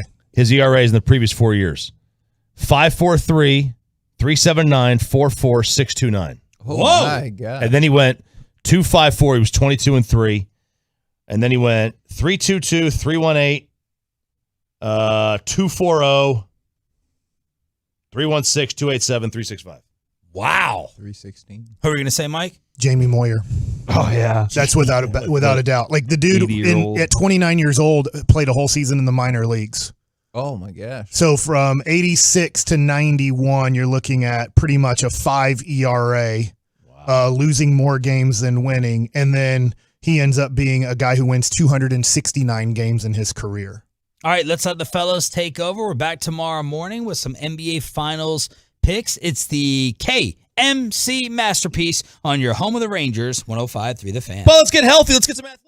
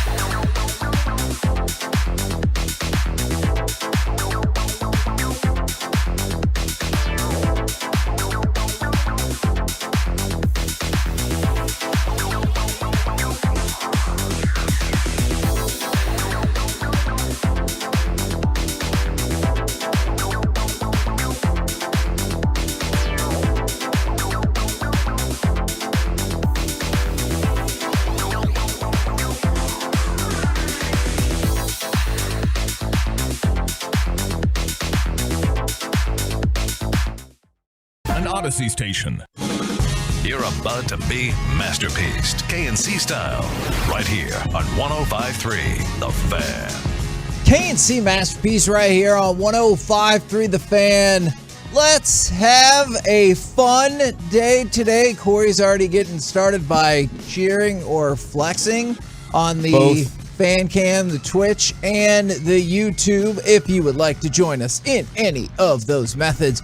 Our question right out the gate as we finish up with Mavs basketball. We've still got the NBA Finals, which start tomorrow, so you still got basketball going, but it does feel like it frees up a little bit more time for some football. So right out the gate, predicting the production of the new look Cowboys receiving core in 2022. And then perhaps, at some point in this segment, why Corey wants to lead a mutiny of the head coach of the Dallas Cowboys. Oh my gosh. Perhaps at some point All right. in this segment. You notice how he didn't disagree with any of that? He didn't disagree with any of that. I'm not ready to yet. All right. I'm not ready to do that just yet. But the more I hear Dan Quinn talk. Oh man, you're so right. All right. So okay. All right. We'll get to that after the receivers thing. You're gonna lead a mutiny. I can't get over this this picture I just saw on Facebook, and it says, "How do I even begin to explain to the average person that the guy on the left was a better fantasy football wide receiver last year than the guy on the right? The guy on the left or the right is DK Metcalf, right? Ripped. All right, but the guy on the left, Hunter Renfrow." Looks like Mac Jones, like just built, right. or before Mac Jones became in the best shape of his life, like his receivers are saying. So I like. So they say the receiver world is wild to me, and knowing that Hunter Renfrow, who I also had on my fantasy team, to that Oakland Raiders fan or Vegas Raiders fan out there that thinks I hate the Raiders, Hunter Renfrow was a great fantasy football player for you last year. Receivers are a weird world. Will CeeDee Lamb be the best Cowboys fantasy receiver this year? That's a great question because Dalton Schultz counts as like a tight end receiver, right? Yes. So lots of options there. So I'm looking at this article and it breaks down the production for like the predicted top 7 receivers from the Cowboys. So says Blogging the Boys, Danny Phantom, which, by the way, do you remember that show? Text in 877-881-1053. We start with CeeDee Lamb. I know there's been a lot of excitement, nervousness, whatever your adjective is. CeeDee Lamb stat prediction, 91 catches for 1,305 yards and 8 touchdowns. Do you view that as do you view that as a winning year for CeeDee Lamb? Clearly that's a good year. A really good year, but is that like the level that everyone's hoping for? Because the touchdowns are still, fine. Sure, he's kind of more of a number one now than ever before. Yes. Especially with Gallup coming off of injury. And I'm sure Jerry Jones is eventually in the next 8 weeks going to compare him to a better version of Jerry Rice. I can see that. So I don't know. Like I would say that's a solid year. But I would say with 17 games that you would want 100-plus catches. Okay. Yeah, from the 214 over 17 games, that's not so impressive. Like Jamar Chase had, 1,400 yards last year and 13 touchdowns? Like, that's the rookie going into the league breaking records Very like that. round numbers, Corey, but I would say 100, 1,510 would be more of what I would hope for from CeeDee Lamb being our number one. But once again, Mr. Jerry Jones will probably compare him to Jerry Rice. Yes. So. No, absolutely. I think that you're onto something there. Now, this is the part that I know is going to be concerning for a lot of people, but we've been prepping for this. Steven's been prepping people for this and slow playing and everything. Michael Gallup, 38 catches for 554 yards and 3 touchdowns. But didn't he just get paid? Yes. 8 to 10 games, I'm assuming. Yes. Yeah. I mean, that's a disaster. Do they still have that? And I always forget this because it changed. The rule changed a few years ago. When you put him on the injured reserve list, how many games does he have to miss? Well, remember, they just changed that. Right. It's back up to 4 now. So 4's not bad, right? Didn't it used to be? It used to be 8, Yeah. and then they dropped it to 3, and then they just upped All right. it to 4. He's going to get put on week, I that. So we think. know he's not playing the first 4 weeks of the season, the first 4 games. I think you're probably right. The way that they have described it to us, and they're like, yeah, and he might miss the first game or 2. And so, yes, in my mind, I was also like, all right. Best he'll be case out. scenario, 13 games. I don't think he'll play in that. I bet he'll play in 10, let's say, or 8, somewhere between there. So that sounds about right. Okay. 38 catches. For $11.5 million a year. That's not, and this is going into this now and really thinking about it, Kevin, go back to 2 years ago, whenever you got CeeDee Lamb and the discussions we were having about this, and it was the Amari Cooper and CeeDee show. Like it was Michael Gallup, unfortunately, as the odd man out. And this year he will be the odd man out. Unfortunately, it's because he's not healthy, and the Cowboys said, you know what? We still like you. That's how much they disliked Amari Cooper for whatever reason. Not only are we sending you to Cleveland to go play with Deshaun Watson, maybe, but we're also sending you for basically nothing. That's what we think of you, is basically you're worth nothing. We'll accept the lowest offer, and we'll sign the guy who's maybe an inferior receiver to you to a bigger contract, even though he's injured. That's how much they did not like him for whatever reason. And we don't know exactly what the full reason is, but that's the way they felt about Amari. That's not good enough, man. That will not be good enough, and that means that you're going to have to get that production, that extra production, out of some other name. And I don't know that the name that you're going to tell me is the one that I want to hear. Can we divert for just 38 catches? 1 second? Yeah, just think about this for 1 second. This is the thing that to this day, I don't understand the way the Cowboys operate the salary cap. Is Michael Gallup's salary cap hit this year is $4.5 million. Dak Prescott's salary cap hit this year is $19.7 million. All right. So combined, $24.2 million for those two. You know what it is combined next year? 63. That is correct. Yeah. It's $63.13 million. Think about this. The Cowboys, I don't know how you got that. Maybe you're a phantom.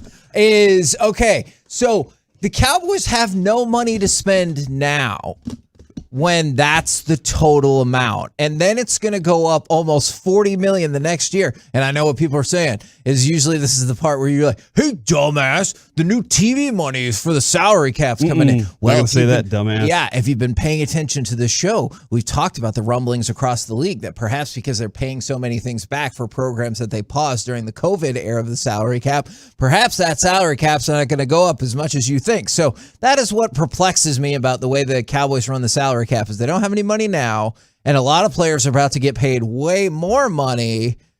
And it's okay, Kevin. It's gonna be fine. We'll just draft new players. Okay. You just draft player. They're cheap, all right, and they're gonna agree to their contracts. Okay. So you just draft the new players. All right. Well, and replace the old players. Okay. Well, here is who we replaced Amari with. There you go. Jalen Tolbert. All right. 44 catches for 736 yards and 5 touchdowns. That would be good. It would. That is less. That is fewer catches and touchdowns than Cedric Wilson had last year. But okay, it's more though than they're predicting that Michael Gallup will have. That is true. I'll accept. Okay. All right. And then down the line, down the line. Yeah, like if you wanted to. Who's the fourth guy? Hey, Danny Phantom.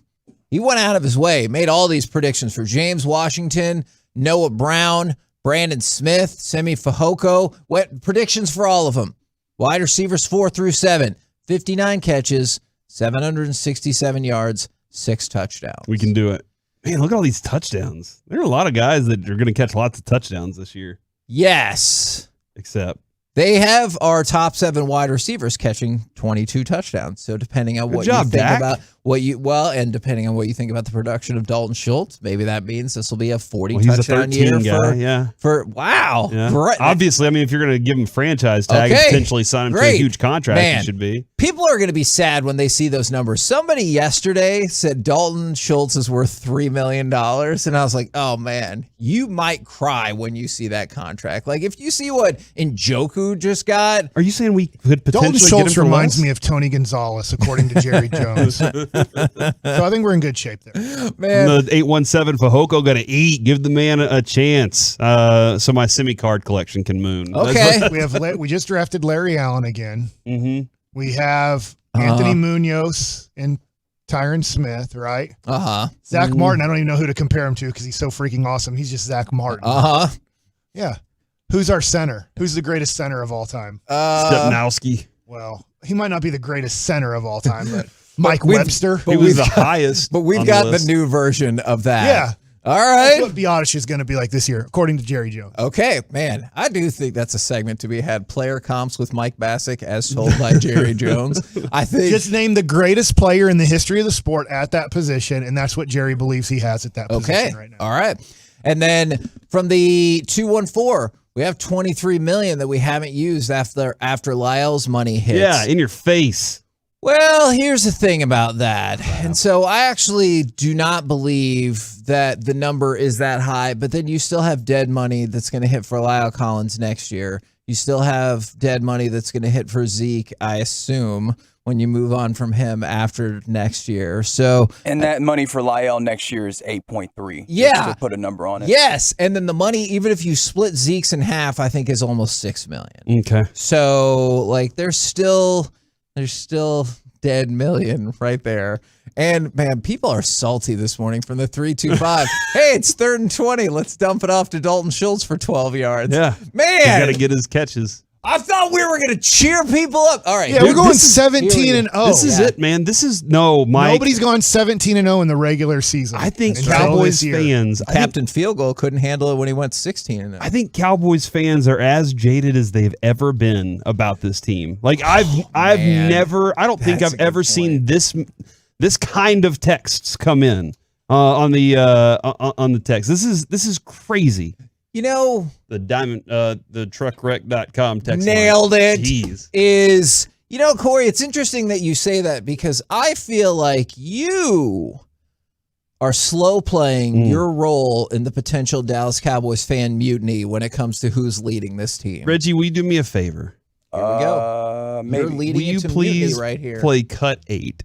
This is mutiny. It's not a mutiny. It's just these are the things that I don't know. Just listen to this.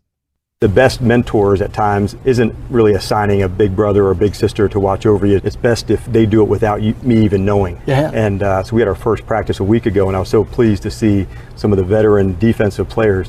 They were really flying, and they were really trying to show this is how we do it. And I didn't have to coax them to say, hey, let's pick it up. Let's show them how we do this today. And that would have been the natural reaction for a coach to say, let's show everybody how we do things. Yeah. So the fact that I didn't say that once and I saw a practice that had real speed, real communication, I think for some of the rookies, there was a fill in the blank moment to say this is really going quick. Yeah. But I was very pleased with the veterans on that particular day to say we have standards, they're really high, we expect you to live up to them, and we're going to help you reach them. And thanks to Bobby Belt for grabbing that audio for us, man. He was the one who laughed in the background. That was not, but I don't think so. But like that's the thing that I'm not the one out here championing for Mike McCarthy to go. All right.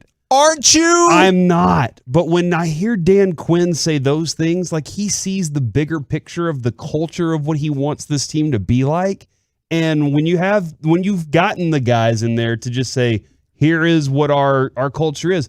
The Ravens were for years have been known for Ray Lewis. You walk in the door, Ed Reed, you walk in the door, you hold yourself up to that standard. I have to work as hard as those guys, and that's what they held themselves up to, right? Yeah. And so, like, just hearing that's I'm not saying it's changing the world for this team this year, but, man, Dan Quinn makes some really good – he brought in a culture with this passion, and they're already like, you know what, we will be showing these young guys how we do it here without him even having to say anything about it. I don't know, man.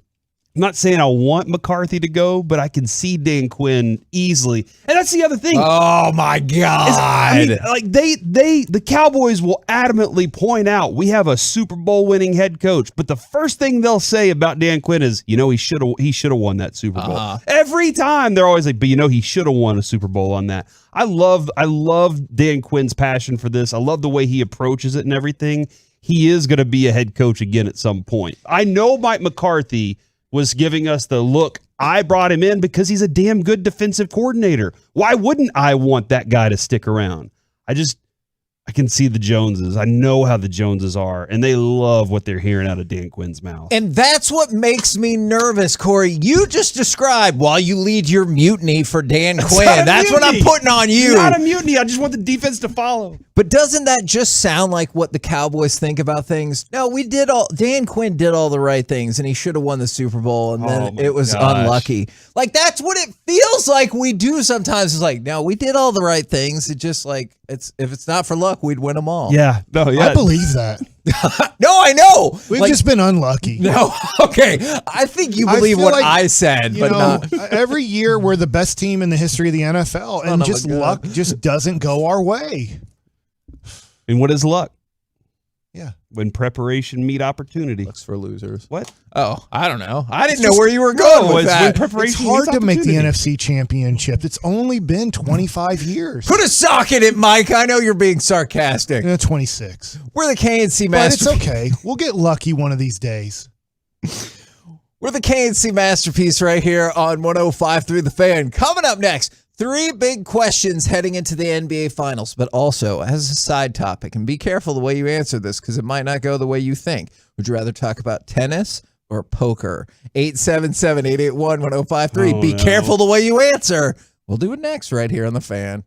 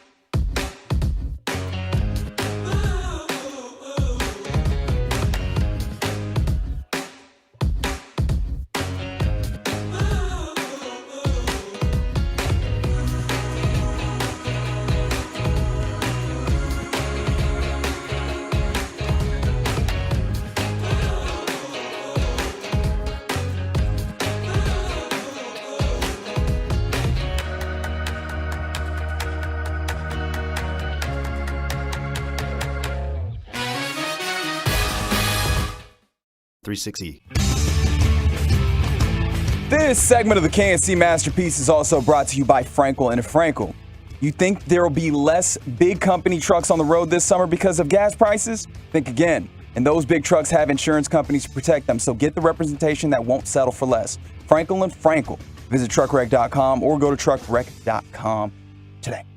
KNC Masterpiece back here on 105.3 The Fan. 3 big questions heading into the NBA Finals. And then, as your side topic, would you rather talk about tennis or poker? 877-881-1053. I don't know the tennis topic, but I do know the poker topic. What's your vote? It's definitely tennis understanding the poker topic. But I also think the poker topic's pretty funny. So okay. I don't know either topic. All right. Would you vote for tennis or poker? I guess tennis. Oh, okay. Well, Tolos, Twolos, YOLOs. Y'all get to decide. You're going to have to make a push if you want that poker Han topic. Solos. Han Solos, yes. All right. 3 big questions. The poker topic does have to do with sitting, right? Is that? Yes. Okay. Yes, it does. Going into the NBA Finals, I was reading this article on The Ringer, and they have 3 questions as they've focused in on. And I think the first one is probably the most interesting. Superstar can envelop more people, but I think usually when people think about superstar matchup in this, it is Curry versus Jason Tatum.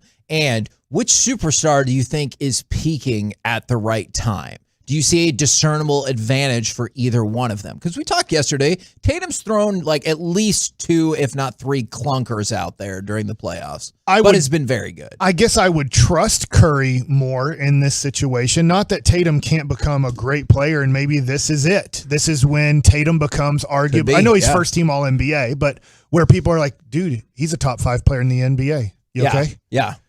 I'm good. Okay. And so Curry, though, has done this so many times, and he's been pretty consistent. I know that he's a shooter, and shooting can become inconsistent at times, but there's so many weapons around him right now that it's tough to see Curry having a struggle in the finals. Yeah, no, I absolutely, and that's why he is a very slight favorite to be MVP. Like, it's Curry, it's Tatum, and everybody else is way down the list. Curry is at a 10 to 11, so just a little bit better than even money. And then Tatum is a 7 to 5, so, a little bit worse than even money. The next closest person is 10 to 1.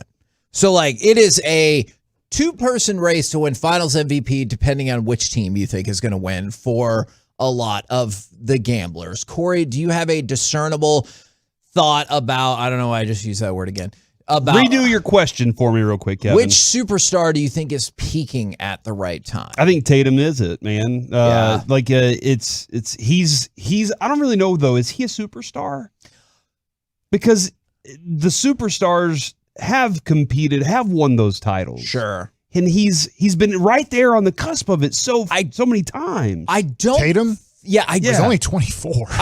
And that's the thing. I don't think he is a superstar by like a lot of definitions, but I do kind of think, to Mike's point, this could be his moment. Like where he announces himself on the scene via winning the NBA championship, and everyone's like, well, that's your dude for the next 8 to 10 years. Like, not the only dude, but like, that's one of your guys for the next 8 to 10 years. So this could be his moment. Personally, I blame Kyrie Irving for stopping the growth of Tatum and Brown. Yes. Makes a lot of sense.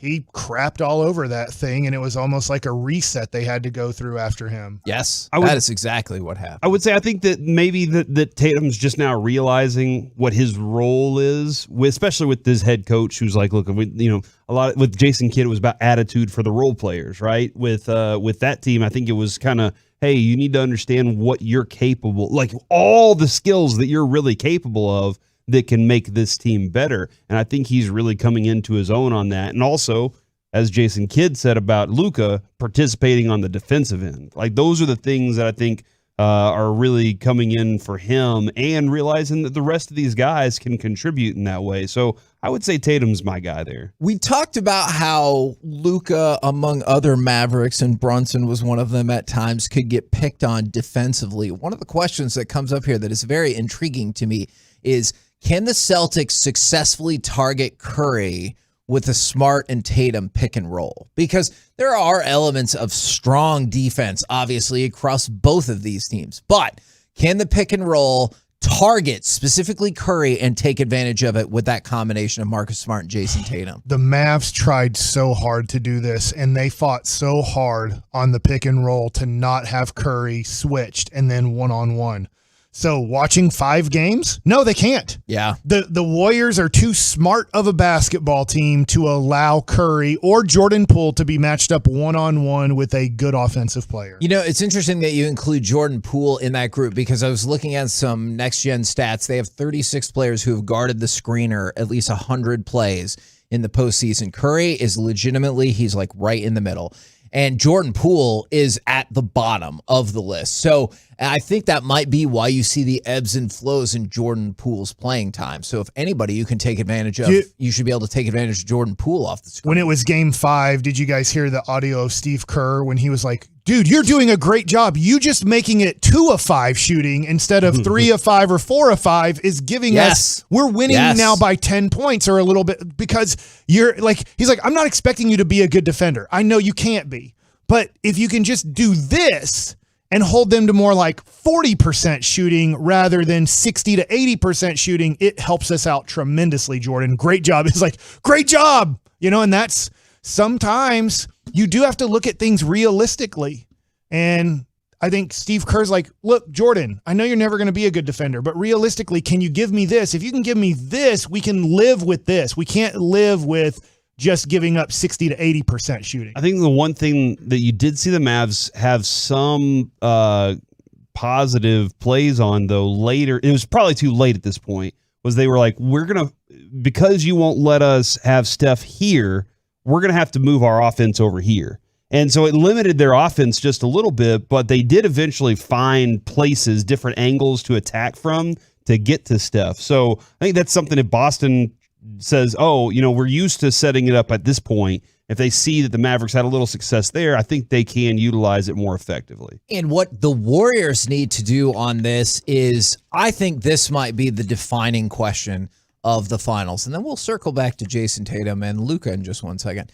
Can the Warriors find easy buckets against Boston's transition defense? Because they have to. Because Boston is an excellent defensive team, and the Warriors need to take advantage in the transition and get some of those easy baskets. Now, you can make that argument in like any basketball game, but I think especially against this Boston team, this is an opportunity for them to like assert their dominance on one part of the court. I don't think it'll be a track meet like it was against the Mavericks whenever the Mavericks were just giving up the booty like that. I think that Boston, because their length and speed and athleticism, has the capability to get back so fast. This might be, I think it favors Boston if this series is more like something, you know, the last game against the Heat, where not necessarily that big gap where they're up by a bunch and give it all up, but if they're close games, like if they're open up, that's a track meet and that's not in their favor against Golden State. But if they're back, then if it's a close game, that's all in favor of Boston. Because their defense dominates in the half court. And I don't mean like it's harder to run a half court offense than it is a transition offense. I mean, if you look at all of the teams in half court defense, Boston is at the top of the heap. But if you look at them in transition, they're below average. Well, there's nobody to really pick on there. And that's the tough thing about when you play Boston is who do we pick on? Because Golden State was able to, I've mentioned this week already, but they were able to pick on Luka. Obviously, we saw that. They were able to pick on Brunson at times because he's a little guy who's limited defensively.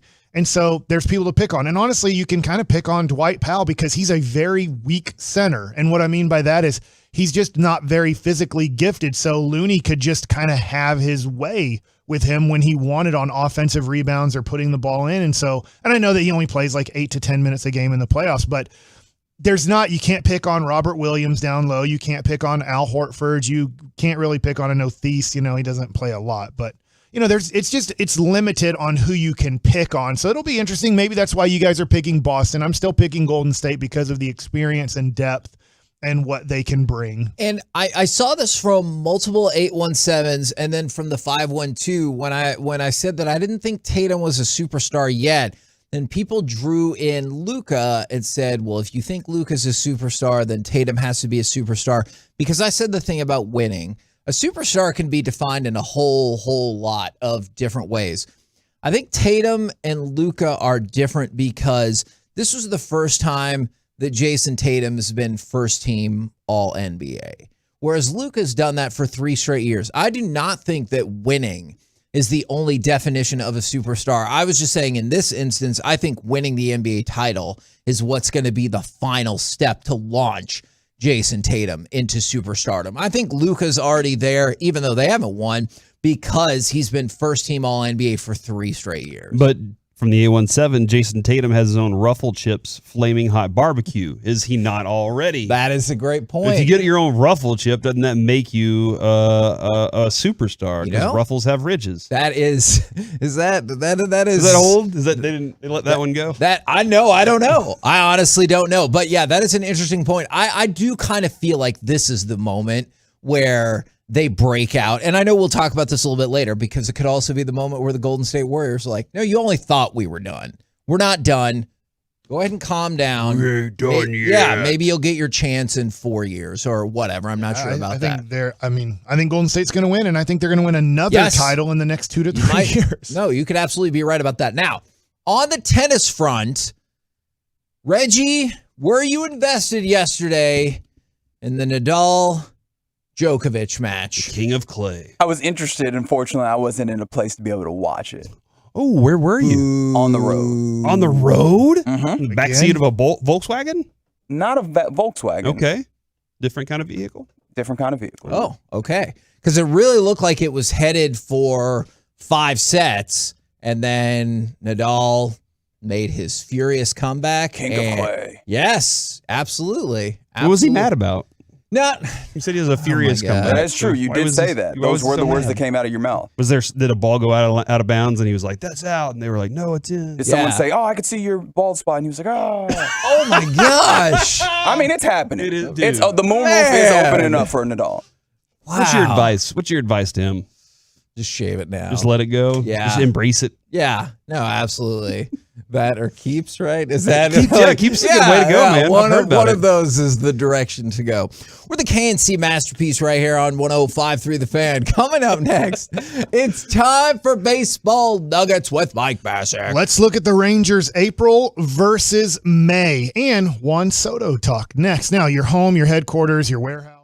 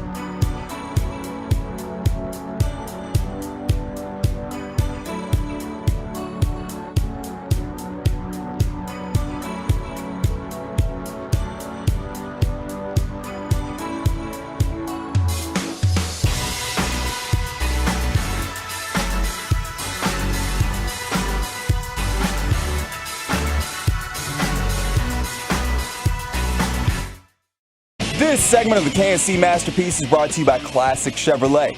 At Classic Chevrolet, relax and enjoy the difference really means something. It's rooted in making buying easy and offering classic deals, like max value for your trade and never charging over MSRP. So find new roads at Classic Chevrolet. Get your classic deal today. KNC Masterpiece back here on 105.3 The Fan. Right now, Hot take, it's Kevin. time for Baseball Nuggets with Mike Bassick. What a finish. They do go 6-1. We're going to talk to Woody today, and we mentioned that the other day about if you go 6-1 to finish this off, you would be 500 overall at the end of the month. Woody wanted to go 7-0, but they go 6-1. They are at 24-24. And I will say this, I got stopped in the elevator today about like how excited one of our salespeople is at how the Rangers are playing. Like, for the first time in a long time, like, I'm turning on the game at night. Nice. Oh. And so I do think what the Rangers have accomplished over really, I would say, the last 2 weeks, because it may be even only the last week, because I do think most of the Metroplex was excited about the Dallas Mavericks and what they were able to accomplish. And they were turned off probably quickly by the 2-9 start of the Texas Rangers. But I think a lot of people have tuned over to see what the Rangers are up to. And they're like, oh my gosh, they're playing great baseball.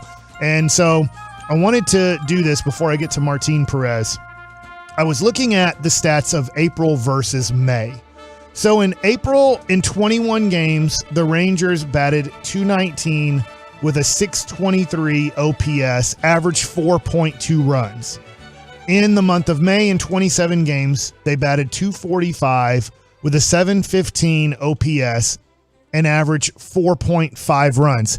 That's not a major difference. 4.2 runs to 4.5 runs. We can look at OPS from .623 to .715. There are improvements, don't get me wrong, but when you really look at overall, you scored 0.3 runs more in the month of May than you did in the month of April. That's really not much of an improvement. Here comes the major improvement. Yes. In the month of May, the Rangers team ERA was a 3.32. Wow. In the month of April, it was 4.57. There's your major improvement. Wow. If you're wondering, how did you go from 7-14 in the month of April to 17-10 in the month of May? There's your major difference. The team ERA for bullpen, a 3.05 ERA for your bullpen in May, and it was a 4.08. Thank you, Jared Sandler, for giving me that one in April. So you improved by over a point overall, and then you improved by pretty much a point, giving up one less run in your ERA there. Led by, not bullpen-wise, but led by Martin Perez, who ends up in the month of May 4-0. With a .64 ERA. Is that good? Yes. Okay. I mean, that's high school good.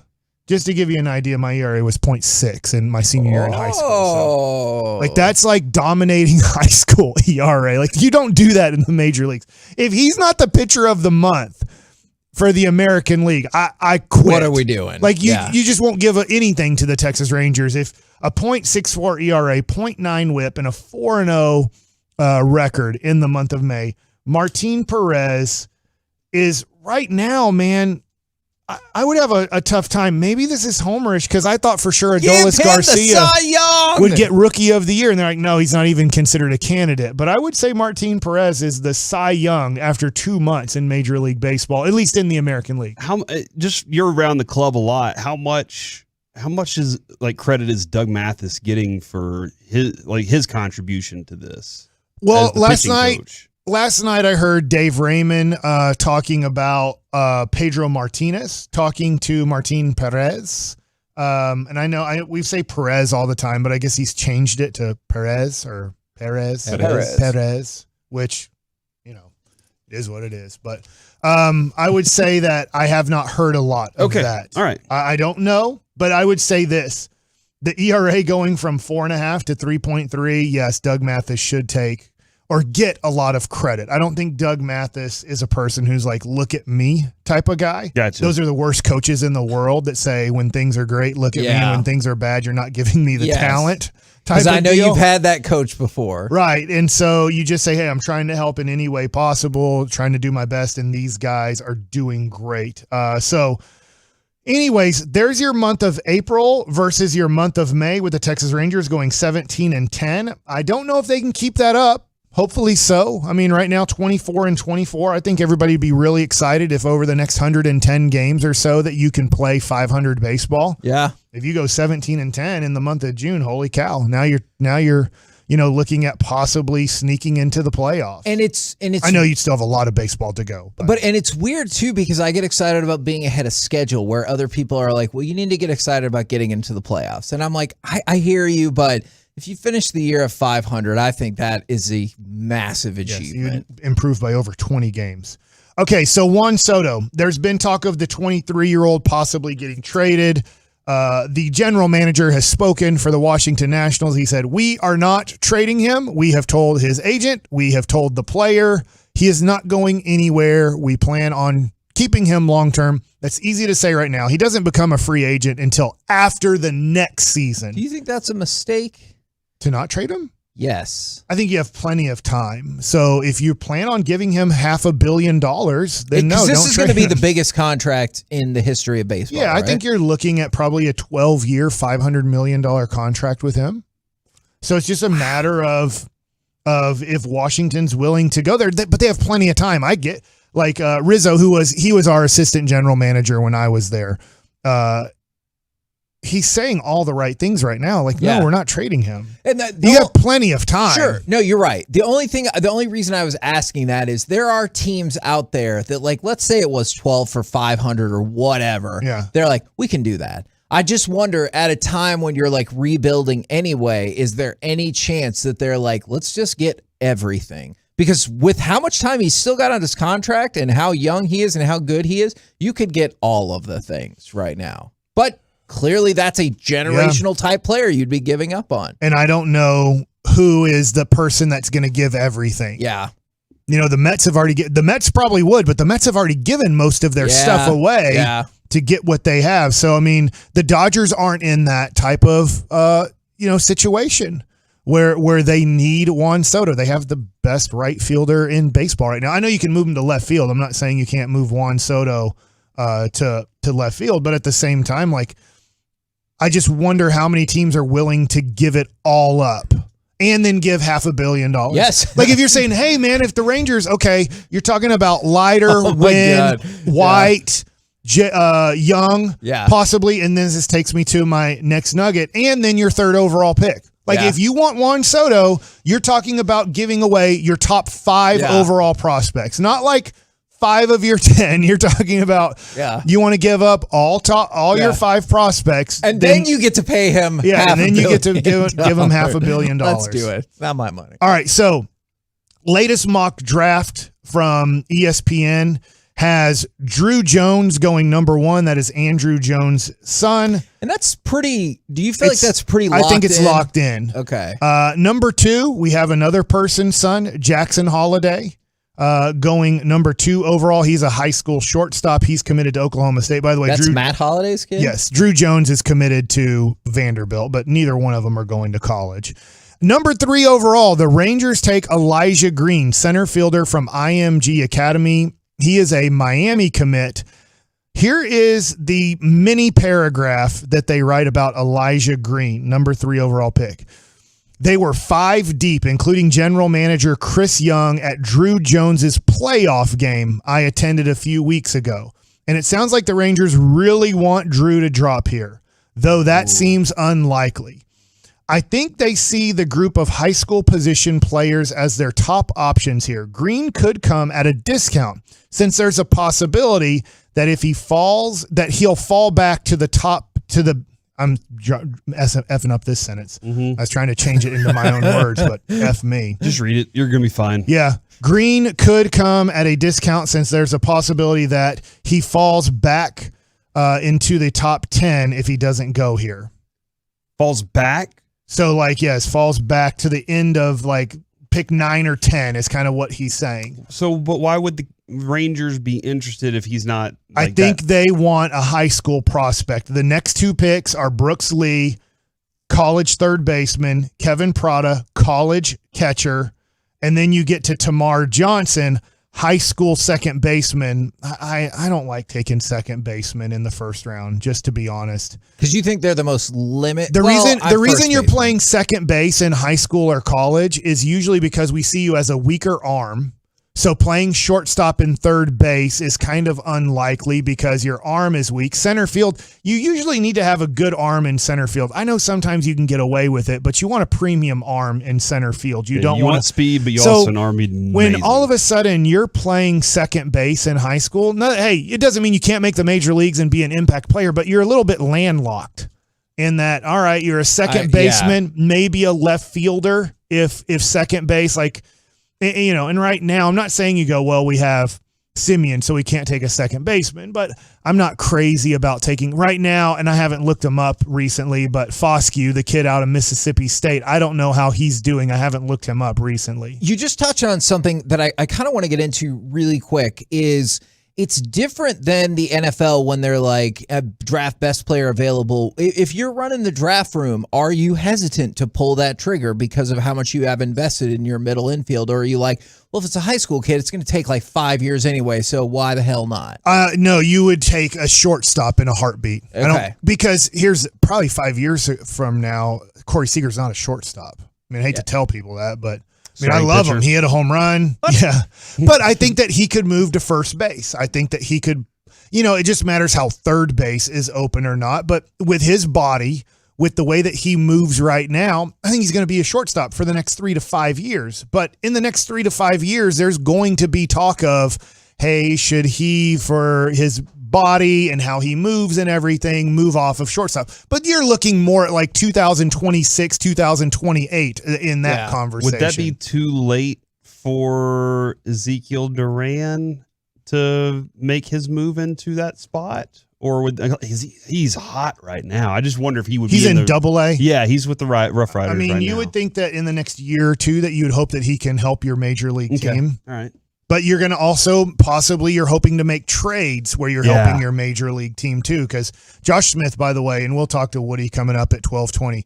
Josh Smith looks like he's improved your third base defensive position tremendously already. Man, there are so many people who in just a few days have like caught Josh Smith fever. I mean, who knows how good he'll be? And I like it. He obviously likes getting hit by pitches yesterday. He likes getting hits in game 1. He likes getting hit by pitches in game 2. Hopefully his wrist is okay. Is that why he was 0 for 1? Like I was looking at the box score and I was like, hold on, this is weird. He won. He just took one one off the elbow guard, which was nothing. The next one, though, I mean, it vibrated. It hit his wrist, and then you could see the vibration of his kind of forearm and everything, and that was a little bit scary. We're the KNC Masterpiece right here on 105 through the Fan. Coming up next from the mind of Mike. I'm excited for this topic. Who are the 3 NBA players that'll dominate the NBA championship over the next decade? 877-881-1053. We'll do it next right here on the Fan.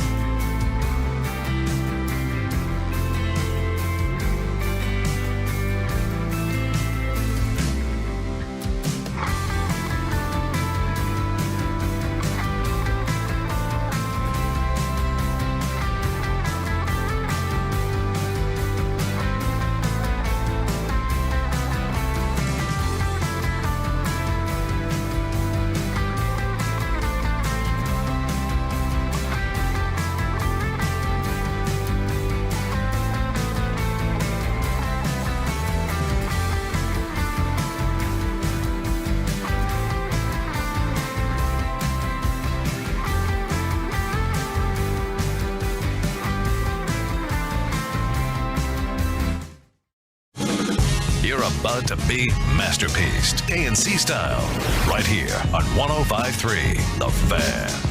KNC Masterpiece right here on 105.3 The Fan, where this is why you always have to listen. Yep. You always have to listen even during our commercials. I might have given a coded message about who may or may not be in the building. Is it me?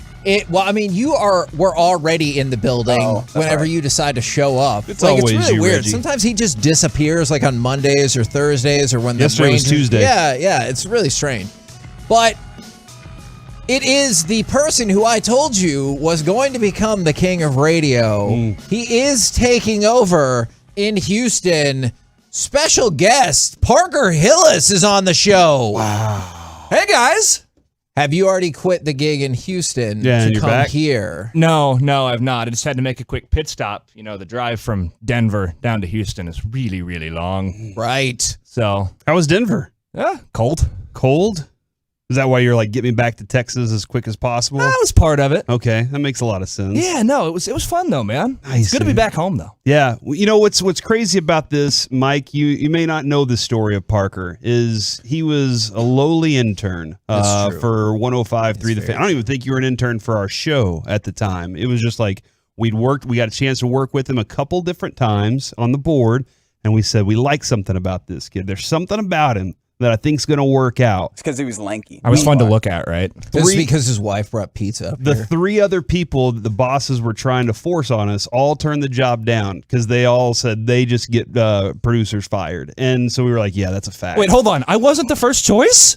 You were my For first us, choice. for us, you were the first You were choice. Yeah, Corey's definitely. fourth That's not what you just said. No, the 3 other people, the bosses tried to push on us, and they all said no because they get them fired. I need to have some conversations. And then we said we will take on this lanky kid and see what he can do. And you committed to the entire show. You did amazing stuff. And now, Kevin, you just said king of radio. Yeah. Can you explain a little more of what your new role is, or you want to do it? You do it, Kevin. No, you should. Don't let him do it. I'm the best person to answer this question. You have the air horn, Reggie? I mean, I was looking for it. Is So nice.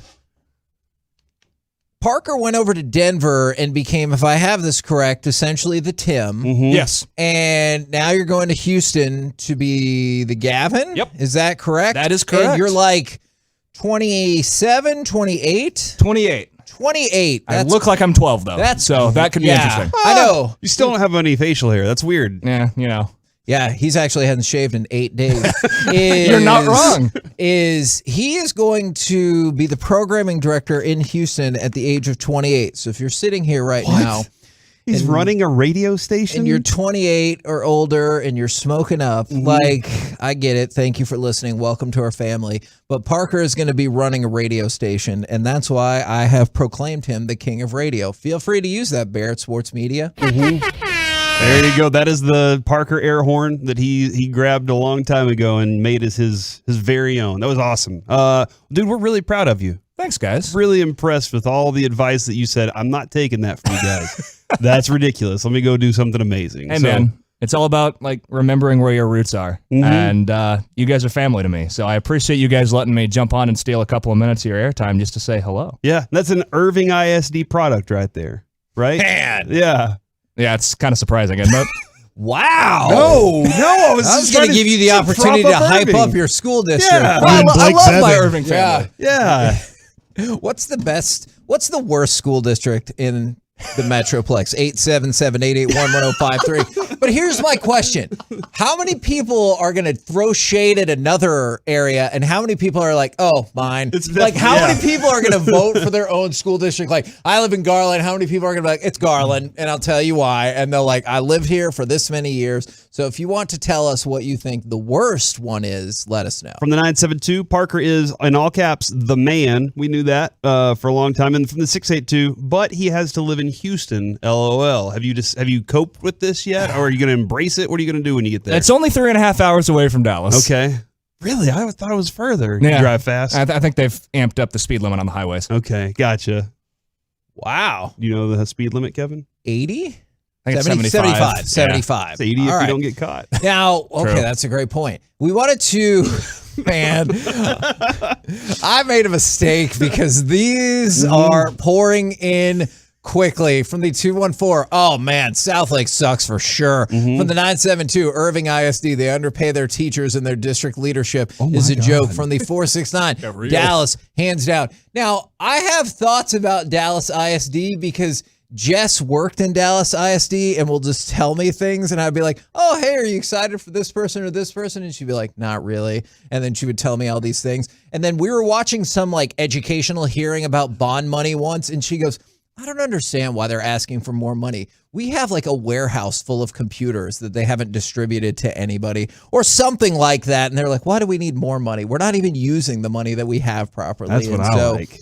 So there you go. Nice. From the 817, it's for sure Fort Worth ISD. And another shot at Irving. Man, Irving has taken a beating on these fan texts thus far. But we have another sports-related question that got sent in to us. We're going to get to the basketball one in just a second because I don't want to, and maybe in the next segment, I don't want to rush that.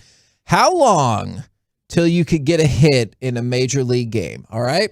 They're sticking with you no matter what, Mike. And not you, but like us. I got 5. Yes. Woo!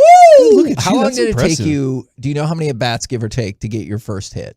My first game against AJ Burnett hit a comebacker that he caught behind his back for my first ever at bat. Okay. Then I hit a line drive to left field that was caught. And then the next game, I got a hit. Yes. Were you like, I knew I could do it? It's great. I think I got 2 hits. And then the next game, I was facing Tony Armas Jr. in Montreal, and he threw a first pitch slider with a runner on first. And I'm like, I'm screwed because now they know I can swing a bat, and they're not just going to throw as many fastballs as possible to me. So, okay, you have all of the tools at your disposal. Your team has told you we're going to stick with you no matter what until you figure this out. How long till you could get a hit in a major league game? First bat. I'm pretty sure. Stop it. As long as they only throw fastballs, Mike, I could probably get that first pitch. If they groove fastballs right You down sound the like middle. Jerry Jones against the Cowboys. Wow! We got Larry Allen with the 20-something pick this year. Well, our buddy Grambo posted this on Twitter. He's the guy that came from Phoenix. He's the guy that he gave us the McDonald's question a while back. Oh man, he's a content creator. We need to have him up here. And somebody mentioned on his, could I eventually make good contact on a bunt? Probably. We're talking like 500 plate appearances here. Could I then beat out a major league infielder charging the ball and throwing to first? Almost certainly not. And that's like all the mentions are, hey, look, if you just throw me fastballs. If you don't beat it out and they throw it away, they'd give it an error. See, and that's why I would have to do this year because I would need the shift to also be on. So there's literally nobody on third base, or in that general vicinity to drop down the bunt and leg it out to first base. And then I'd deal with my hamstring injury after the fact. Like once I made it there, I was like, I need you to take me out. We need a longer run than you think. Yes. No, I believe that. And you're like, oh crap, 90 feet seems short until you have to run. Yes. I love the idea that Kevin thinks somebody's going to shift him though. Also, are you left-handed? Yeah, do you swing lefty or righty? Righty. But you're saying they'll shift you up. Third baseline wide open. Don't worry about why that is. All right, they have decided to shift for this year. I'm bunting down the third baseline. I'm legging it out. I'm injuring my hamstring. I say 100 games. In 100 games, I believe I could eventually figure out a way to get a hit somehow. I like this from @TheRealLilXYZ. I'm getting at least 486 strikeouts. My WAR is going to be minus 1 million, but I'm going to have a fire 30 for 30 because I was the worst MLB player to ever wear a jersey. And I think those are important things. Is you got to have humility in your chance for triumph. All right, Corey. What are you doing here? I'm gonna hit a line drive to right field. I know you said the first pitch, but realistically, I think after Mike, the other thing you're not taking into, and I've seen you can swing a bat. Well, they don't care about your scouting. No, not at all. Yeah, but they're going to figure out my bat pattern. The nerves that you're going to have Absolutely. stepping into a batter's box in a major league game. you're going to have a lot of nerves that first time up. Yeah, no, 100 games. That's why I'm going with I it. did that against Mike that day, and there were 7,000 people in the stands out at Rough Riders Park for that, and that was the first time I'd ever swung a bat in front of that many people before. And I was like, okay, as soon as the first one went through to shortstop, I was excited, But then Mike figured out my bat pattern. And he was like, you only have one entry point to the strike zone, you idiot. I got you figured out. Here comes my 88.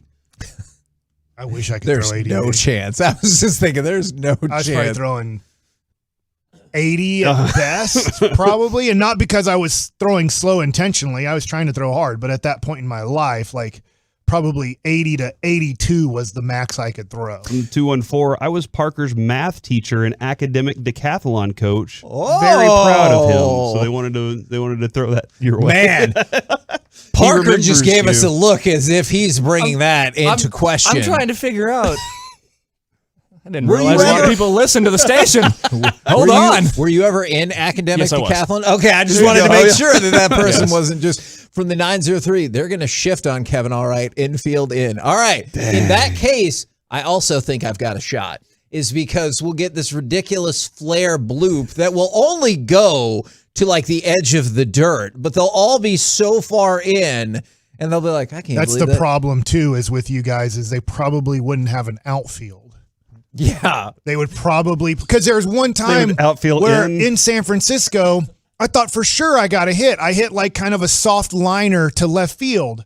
And then I look up because I'm like, I got a hit. And that son of a gun was playing in and near the line. And I'm like, oh, crapola. Is that something that's going to be a problem for Josh Smith then? Because he's a soft hitter and he does get those kinds of things. No, because he hit 13 home runs his first year in the minor leagues. So he has the power to hit. They're not going to play him like a pitcher. Okay. And they're also not going to play him like Soto, right? Or us. Yeah. Right. Or like you guys. Yeah. Outfield, y'all sit down. Just throw your gloves down, take a seat. The problem is you might have 7 infielders.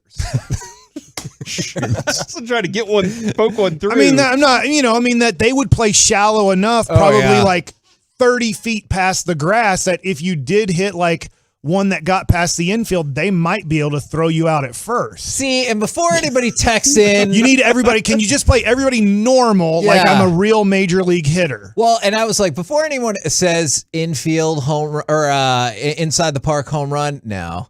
If I got to second base, I would be winded. I got to first, I might be winded. Oh my God. Mitch Garver yesterday hit a double off the wall that they misplayed, and I was like, I think he's got a triple. And then they panned to him and he got halfway to second. He's like, I ain't trying. That's what I'm going to be. I'm going to be celebrating on second base like we just won the damn World Series. Probably only getting to second base because the guy behind me got walked and I just got to second base. So from the 817, 155 games for me. Another person voted 95 games. Parker, how long would it take you to get a hit in a major league game? I think I'd be more likely to get hit than get a hit. So at some point, I'm going to get beamed, or I'm going to cower into a ball on accident, and the ump's going to feel sorry for me, and I'm going to walk to first, and that's going to be it. Somebody said it would take me 95 games to adjust to not diving out of the way because I'm flinching every time. Yeah, curveball. Oh crap! Sometimes you see that and somebody dives out and it's almost a strike, or it was a strike, and you're like, you look dumb. That's what I would be like every time they threw a fastball. I'd be like, oh, it was going to hit me, and they're like, that's a strike. From the 972, I got 5 hits in 2 years of varsity at Lancaster. Tack on 30+ miles an hour on pitches. I'm never getting one. Yeah, so they are convinced that they're not. And Parker, because you're here, it's a special occasion. Would you like to hear a story about poker? Sure. Okay, great. It's set up. It was a setup. You can't hear me, but it is. It is a setup. It is set up. All right, guys, see ya. Have you heard of the poker player Phil Hellmuth? He's known as there you go. He's heavy now. Oh. Well, maybe not as heavy. Yeah, well, he might have had nausea, heartburn, perhaps some indigestion, perhaps an upset stomach. Great commercial. Or because he missed the beginning of the World Series of Poker because of his own Twitter account. He said that he had, quote, traveler's diarrhea from the weekend in Mexico. He said he was tired, his stomach hurts, and he's going easy on eating food. So that's today? Yes. Yesterday. Yesterday. So he said he could not be in the World Series of Poker because of diarrhea. Would you just say that you couldn't be there? Right? Like, I appreciate feel like that's you a have to give real him- problem. Why did he specify a certain type? Yeah. Like there's travelers, there's resting, and there's... he had to make sure to tell you where he was too. because- He's like, and I was in Mexico. When you, that's what it says. When you hear that line, though, when you hear "I have diarrhea," like immediately people are like, "I don't want to hear any more of your story. Yeah. Just leave it alone. It's fine. That's what happens, Got it. right? Yeah, you're good. Yeah, Didn't that lady astronaut who got mad at somebody just wear a diaper and just kept driving? Yeah, he Yeah, but that's so she could get to her revenge quicker. There was nothing wrong with her. She was just like, I need to get there. If you really wanted to win the World Series of Poker, wouldn't you just wear a diaper? Diaper it up and go all in. Yeah. Well, I mean, a diaper works differently when it's just one. When you start twoing, you're sitting in it. It's doing. Well, I mean, are there rules against changing your diaper at the poker table? You know, Mike. I mean, if you want it bad. I didn't think that would be a statement I'd ever hear on 100,000 watts. Yeah, when we started the day, I most certainly would not have Pot guessed. committed, right? Yeah. Parker, which you can't be now since you're leaving Colorado for Texas. That's fair. From the 609, hey guys, tuning in late. Is Parker back? Well, it feels like he was. He's who they picked to be on G-Bag. Oh, wow. Don't think that's right. It was That's nosebleed awesome. seats. You were here. You heard the announcement, Yeah, Corey. I was really No, still Parker shocked. is continuing his quest to become the king of radio by taking over in Houston. So, welcome back to the state, Parker. And he's going to be in Philadelphia before we know it. Wow. Maybe not. I kind of like the South. I like this area. We're good. Okay. So there you But if have they it. ask me, I guess, you know. Wow. Wow, he's going to go run. Breaking news. Parker likes the South, but is not entirely committed to Houston, is what I just He heard wants to from go that. fix the Liberty Bell. Man. Can you dump that, Reggie, maybe? Nope, it's too late. Thank you very much, Parker. We'll keep talking with you off air, maybe. But coming up next, this time we'll really do the topic. Who are the 3 NBA players that'll dominate the championship over the next decade? 877-881-1053, truckwreck.com, text line. We'll do it next right here on your home of the original king of radio, 1053 The Fan. All right, you're home. You're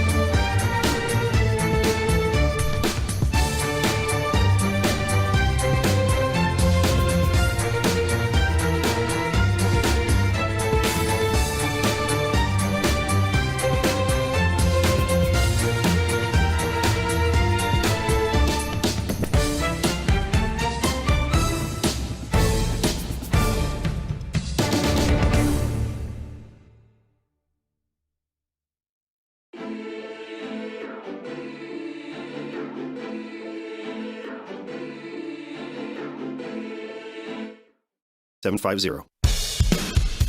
This segment of the KNC Masterpiece on 105 Through the Fan is also brought to you by Frankel & Frankel. You think there will be less big company trucks on the road this summer because of gas prices? Think again. And those big trucks have insurance companies to protect them, so get the representation that won't settle for less. That's Frankel & Frankel. Visit truckwreck.com. That's truckwreck.com. KNC Masterpiece back here on 105 Through the Fan. If you missed our last segment, Parker Hillis was in the house as he makes his way. You mean that running back that was on Madden? No. Yep. Same guy. Peyton Hillis was in the building. He's on his way to take over. Wait, you mean that guy who used to fill in for me? Yes. Now he's going to run a station in Houston. So what a career that guy's had. You got some ground to He's make lived up. a life. Is all right. So our question is, who are the 3 NBA players that will dominate the championship over the next decade? Because, Mike, I know you've held this assertion for a while. Yeah. And there's only one decade in the last 4 that I kind of wonder if it throws off the equation just a little bit, and that's the 2000s. But it's the idea that basically 3 players control the championship, and then like one other player will get their shot. So like in the 80s, Magic, Bird, and Isaiah, and then you had Dr. J. In the 90s, Jordan, Hakeem, and then Duncan's coming along at the end. In this last decade, it was LeBron, Curry and Durant, and then Kawhi. Like if you Curry and Durant as part of the super team, and then obviously Dirk got his one in there. And then in the 2000s, Kobe and Shaq, and then Duncan. And then the 2000s are a little weird because the Celtics big 3 got their one, then the Pistons, and then Wade. And so 2000, you got a little bit more room, but for the most part, you get like... Yeah, you had one-offs there, but if I'm looking at that, you had the Shaq/Kobe, then just Kobe had 5. The Spurs had 3, so that takes 8 of them. But then you have the Pistons in 04, the Heat in 06, which you could then say also the Heat won in 12 and 13. Yeah. And the Celtics got 1 championship there. So there are going to be some one-offs, but that's the idea, is that you usually have about 3 players who run the decade. And so for the next decade, who do you think are the 3 players that will dominate the championship? And so there was 2 that I came to pretty quick, and it's the third one that I'm kind of going round and around on, is I think Jason Tatum and I think Giannis. I think those 2 guys are kind of leading my pack for people who will be around the championship or winning the championship again and again and again. And then from there, I'm really having a tough time because I was like, could it be Luka? Could it be Curry? I know people think they're ready to be done, but if I had to pick right now, I think I would go back to de facto Steph Curry. I think the next 3 years or 4 years, the Warriors are going to be the favorite in the Western Conference with the youth that they have now. I don't think they're going to worry about money, as in they have so much coming in from San Francisco that they will be able to sign Jordan Poole. They will be able to keep Kevon Looney. And then they have the 3 other draft picks. If Greg Oden Wiseman can play, that could help them out too. But so I'm with you. Unfortunately, I do think Curry is going to be one of them because I think he's going to win this, my opinion, this year and at least 1 more in the next 3 years, if not 2 more. And then he'll go away as like the main guy. How concerned are you in terms of like obviously what that means for the championships of Luka? It's concerning because I'm with you on Giannis. He's overall the best player, and I think that they would probably be in the championship if Middleton didn't get hurt. Okay. So I think that, look, it was a great series. That was a 7-game series, but I think if Middleton's healthy, that I think Milwaukee finds a way to beat Boston and still a heck of a series. That being said, I want to say Luka. I really do. And I do think this offseason is huge because if it goes to we signed Brunson and we signed JaVale McGee and that's it, then I'm like, no, we're a long way away.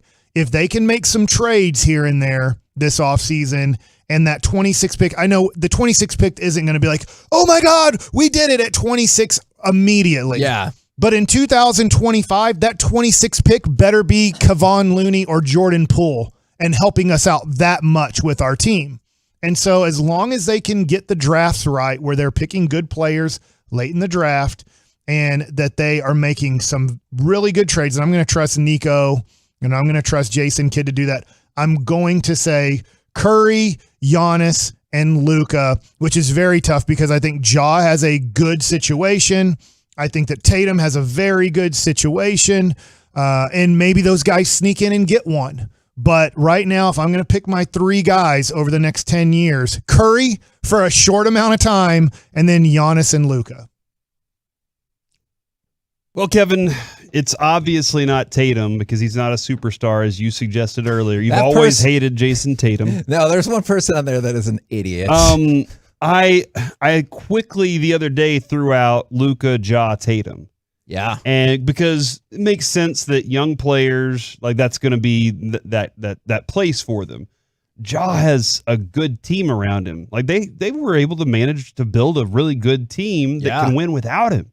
But he is the star of that team for sure. And he gets that thing running. I didn't think of Giannis though, whenever I was doing that conversation. This is a 2-time MVP and they didn't do it without Middleton. Yeah. And that's something that I'm like, okay, but he's still that good. They were just worn down, man. Like they were worn down after that. So I will go Giannis, Luka, and Ja, leaving Tatum out. Now the thing about that is that Luka and Ja in my world would be battling each other for those things. But then again, Tatum and Giannis would be battling each other for those the entire time. So I'll say that those 3 are mine. I think that the Mavericks knew, I know we're all like bent on what they've done in their past. I think this is a new coaching staff, new GM that has different ideas. And Mike, this is their first real chance to prove they can make an impact in the draft. So I'm going to give them the hope that, because I think Luke is that kind of player. Like he is definitely the kind of championship I expect to be in this Western Conference final category every year kind of guy.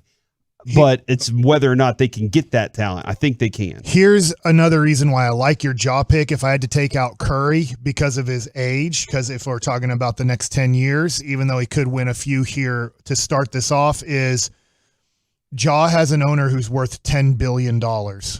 You're really concerned about that when it comes to Cuban. I am, because when it comes to paying before taxes $180 to $200 million, which, I mean, let's be honest, you kind of have to do that to have a competitive team in the NBA. And when you do that, then you owe the NBA another somewhere between $30 and $50 million check to do that.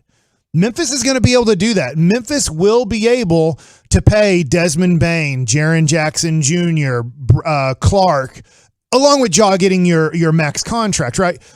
That guy doesn't have an issue with that because he has approximately $6 billion more than Mark Cuban does. That's a lot of money. That's a lot of billions to have more than Mark Cuban. And I'm not saying Mark Cuban's cheap, not at all. But I'm saying he has a little bit more of an issue probably paying $200 to $250 million for his players than some other franchises do. And Memphis is now one of those teams that has a young guy worth $2-point-something more billion dollars, like as what I guess times is what I'm trying to say. So I do like the Ja pick. The one thing about Ja, which I wonder is, and I can't remember who compared him to this guy, but Ja has somewhat Derrick Rose in him. The way that he plays, the way that he leaps, the kind of the pressure that he puts on his body. And we just saw in this playoff run, his knee go out on him, and it didn't look like that bad of a situation. Like, I don't think Jordan Poole pulled his kneecap off of his leg, but you know, I mean, that was like, he could be one of those guys where we look at Derrick Rose and we could look at Ja Morant 2 to 3 years from now and go, God, he just seems to keep kind of getting hurt. Yeah, give the Tolos credit on this from the 817. This is from Mark. Corey, no concern about Ja holding up. To me, he seems like a big injury risk, like crazy athleticism, but smallish frame. Yeah. And I totally get that. I think the talent's there and the team is around him too. When it comes to Golden State, the one thing that I do have, that I'm kind of, we're talking about the next 10 years, and I did hear Draymond say, and maybe this is Draymond insinuating that he doesn't have that much more time. Right. But he said on his podcast, look, this team realizes we are not going to play together for 10 more years. we are going to, but in the time that we are together, we want to collect more rings. So I do see that they're motivated by that. I don't know how much longer Steph will last, or Draymond, or Clay, but y'all are right. They have the right team to go with that age. It's just, I don't know how much longer he'll be that guy on that team. To your point, he could pass along the torch the way Duncan passed it along to Kawhi. Kuminga might be their superstar player in the future. Yeah. So it could end up being somebody else where Curry's kind of like, yeah, he won him because, let's face it, guys that can shoot like Curry, they play till they're 40 years old. Allen Iverson couldn't. Allen Iverson was a little guy. He couldn't last that long because once his athleticism went, it was over. He couldn't affect a game anymore. But Curry can end up being his father in a way where it's like, dude, just come in off the bench for 20 to 25 minutes. You're not as important anymore. So when you get left open, jack it up and you'll still be hitting 45 to 50% of your threes in that situation. And we saw votes for Jokic, which I like Jokic a lot. He's won back-to-back MVPs, and they're just like the talent around him, either injuries this year or you wonder if that's going to be enough. And then the name that came up, Devin Booker, is, man, the way they just folded, I guess just in this particular moment, like they straight up gave up in Game 7 is I just don't know if I have a lot of faith in them now. This is the tough part about the NBA is there's a lot of great players who end up, you think they're going to do something special, and then something happens where you're like, wow, did anybody think after 2 or 3 years in the NBA, Carmelo Anthony would never win a title?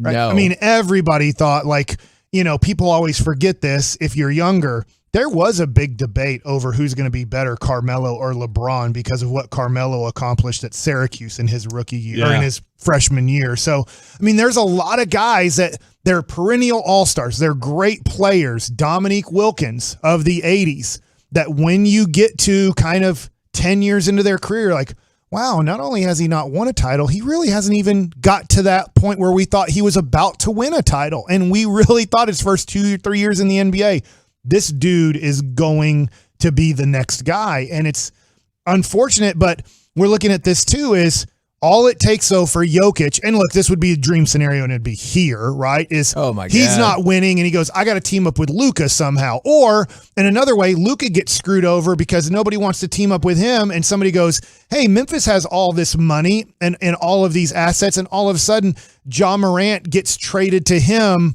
name the guy, that's, I don't want to say it's Giannis, but what if Giannis all of a sudden gets tired of Milwaukee and they're like, well, we got to rebuild this. We're Milwaukee. We don't have $10 billion owner and he doesn't want to play here anymore. And now Giannis goes to Memphis and you're like, well, now Luka's screwed for his career. No, absolutely.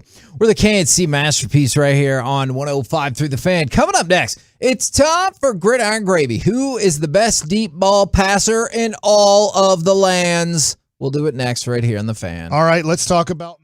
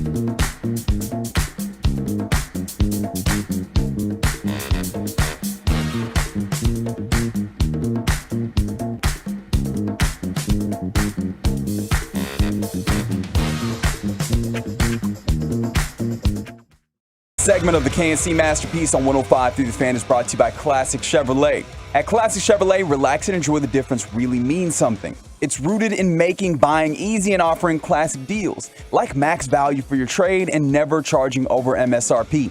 Find new roads at Classic Chevrolet. Get your classic deal today. KNC Masterpiece back here on 105 through the Fan. Right now, it's time to go around the entire NFL and dip into some gridiron gravy. Yeah, baby.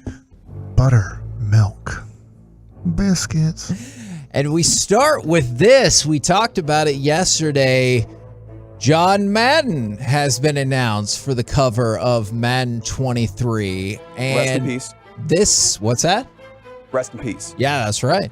And this came on the anniversary of the very first release. And so a lot of people call this Madden Day because the very first John Madden football game came out June 1st, 1988. The last time John Madden was on the cover was for the 2000 version. And so the announcement is that they will have him on the cover of Madden 23.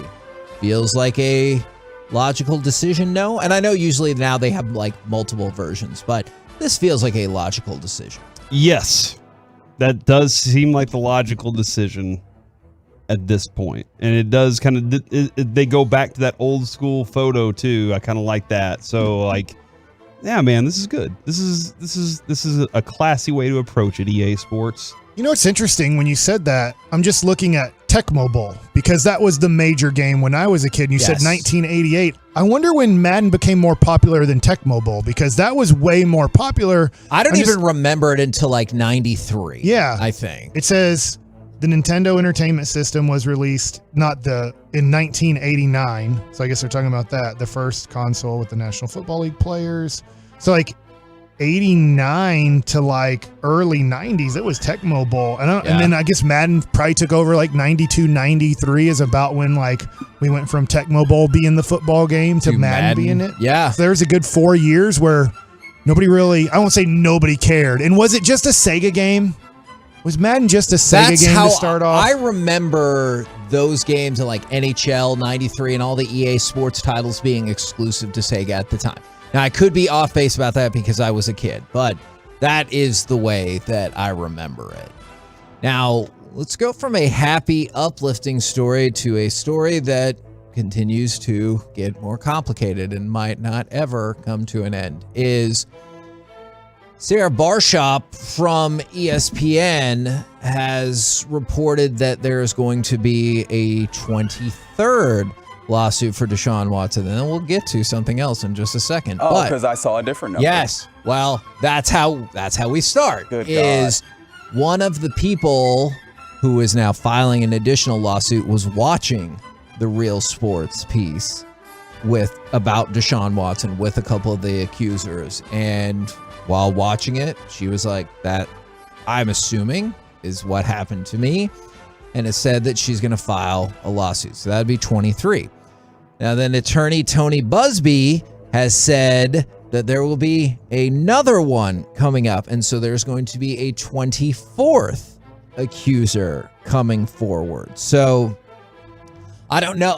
This one, I'm not sure if it's directly off the Real Sports thing or not. But the point is, in the last 24 hours, it looks like they're adding 2 more people to the lawsuit. And the lawsuit count is now up to 24 different people. Again, that does not mean he is guilty or not guilty, but I do know that at some point it's only human nature to look at the amounts and be like, I mean, so are they all lying? Or, like, which is probably unfair, and that's not how the justice system works, but that's how my brain works in this situation. The other thing, like for me, this story's been in the world for over a year, about a year. Oh my God, it feels like, it's definitely been at least a year. Okay, so for me, it seems like until you saw that on Real Sports, you didn't realize. Like I'm just trying to figure out, were you bubbled from the story beforehand, and then one night you sat down and you watched it and you went, oh no, that is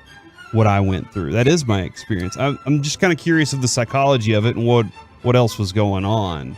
And again, when we talk about things of this nature, it's always important to remember that when faced with having to come forward with issues of sexual abuse or sexual misconduct, these things are not easy, and there's a lot of factors or mitigating factors that. Oh yeah, and that's why I'm asking, like, the psychology of that, of being, or that person specifically. They had not seen anything or even thought about that story yet. I don't know the answer to this question. That's why I'm asking out loud. I have 2 theories about this. Is Well, I guess, that's theory number one. So I have two other theories about this because I certainly think that's possible. Is the other two theories are, because I bet somebody was like, hey, have you seen this? Because like maybe you told a friend about it or whatever. But my other two theories are somebody's watching and they're like, hey, I gave Deshaun Watson a massage. Maybe I can cash in. So that's theory one. The other theory that Reggie was alluding to is maybe watching those women kind of like give their testimony or like tell their story. And it just was like, yeah, I guess I can't. I guess I need to do something. Because like you hear this all the time from people who are victims of rape or sexual assault. They're like, no, I don't want to tell my story. Like, remember, we talked with one of my friends and she was like, I did not want to testify because I felt like they were going to be like, and why did you make these decisions? And she was like, well, I'm not on trial right here. And so I wonder if any of these people were watching and they were like, you know what? If they can do it, I can do it. Like they're brave enough to step forward and tell their stories. I can do the same thing. So those would kind of be like two of my prevailing bits of thought. But I think you have a valid point too, is maybe they didn't know this was such a big thing in the world until you see this. From the 817, man, this is interesting. Zeke should sue the NFL again if Watson doesn't get a suspension. Yeah,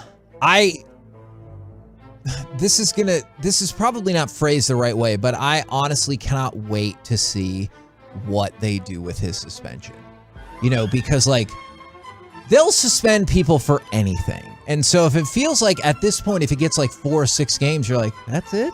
Really? That's what we're doing? Especially when you juxtapose it against Trevor Bauer. And I know the situations are different, but like, Deshaun Watson didn't play last year because of the Texans' decision, because of his decision. The NFL didn't say jack ass about him not being able to play because he was on the exempt list, and they were like, well, but, if push came to shove, he could probably play. And they didn't do anything about it. And they're still like, well, we're going to have our decision by the end of June. He could have played. How much of that was the Texans' decision? Because remember, the timing on this was Deshaun Watson was getting ready to say that he would never play for the Texans again. So how much of it was simply his decision to not play as well? But then he wouldn't have gotten paid because the Texans could have said, you're not playing, you're in breach of contract, and you would not get paid. No, he showed up, but I think the understanding was that he was not going to. Exactly. And like, I think the Texans could have pushed that out, but like at this point, if you're the Texans, do you really want to make this any big of a deal? Like they're like, hey,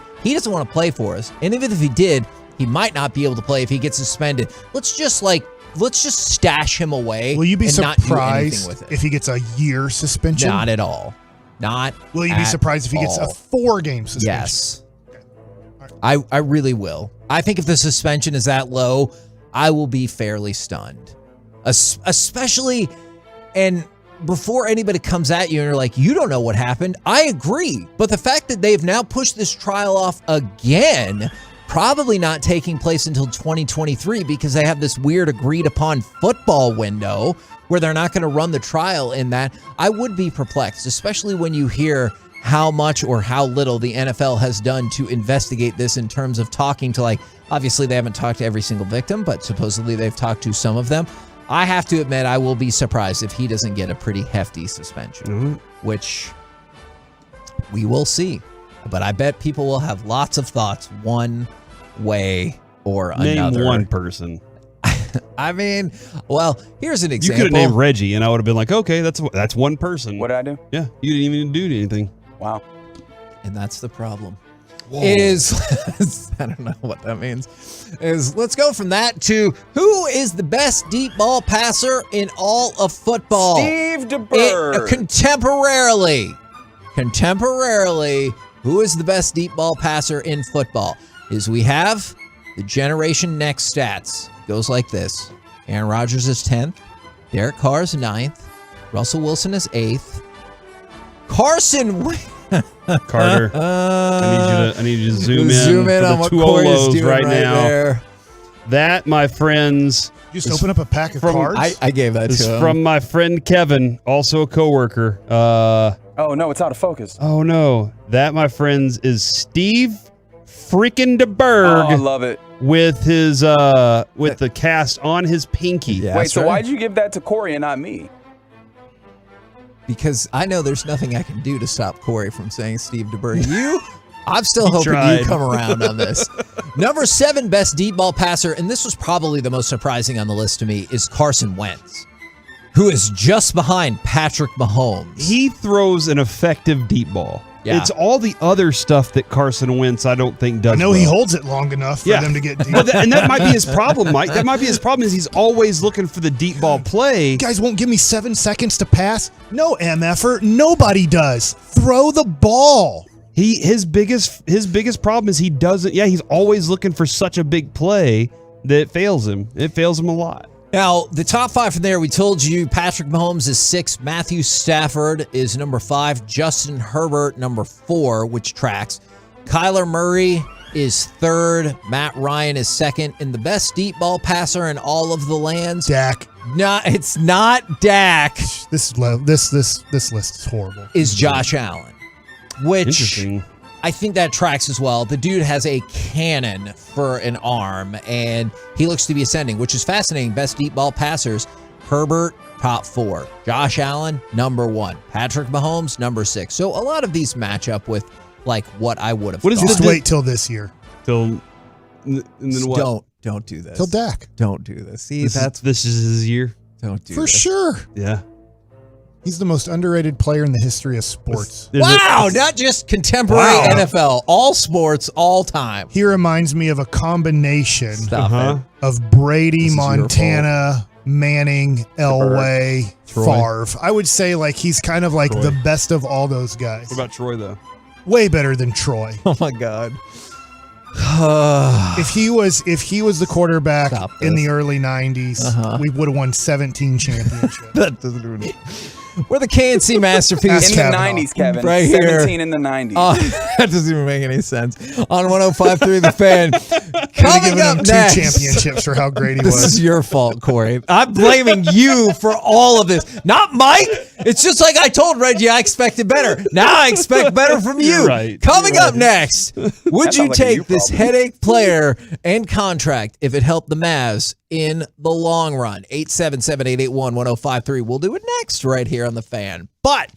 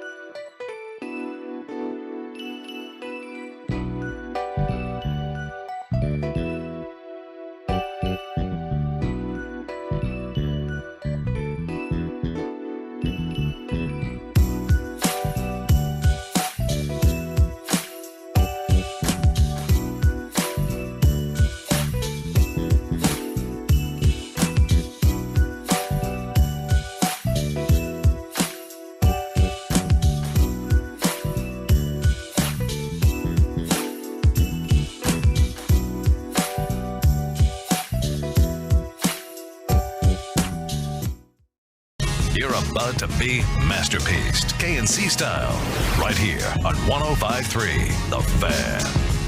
KNC Masterpiece right here on 105.3 The Fan.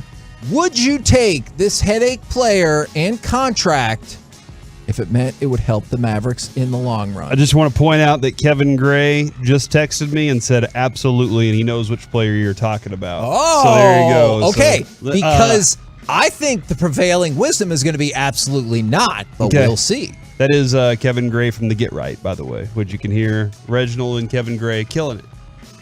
Tomorrow evening. Tomorrow evening. In your face, Kevin. You didn't know that, did you? He's not going to be on our show again?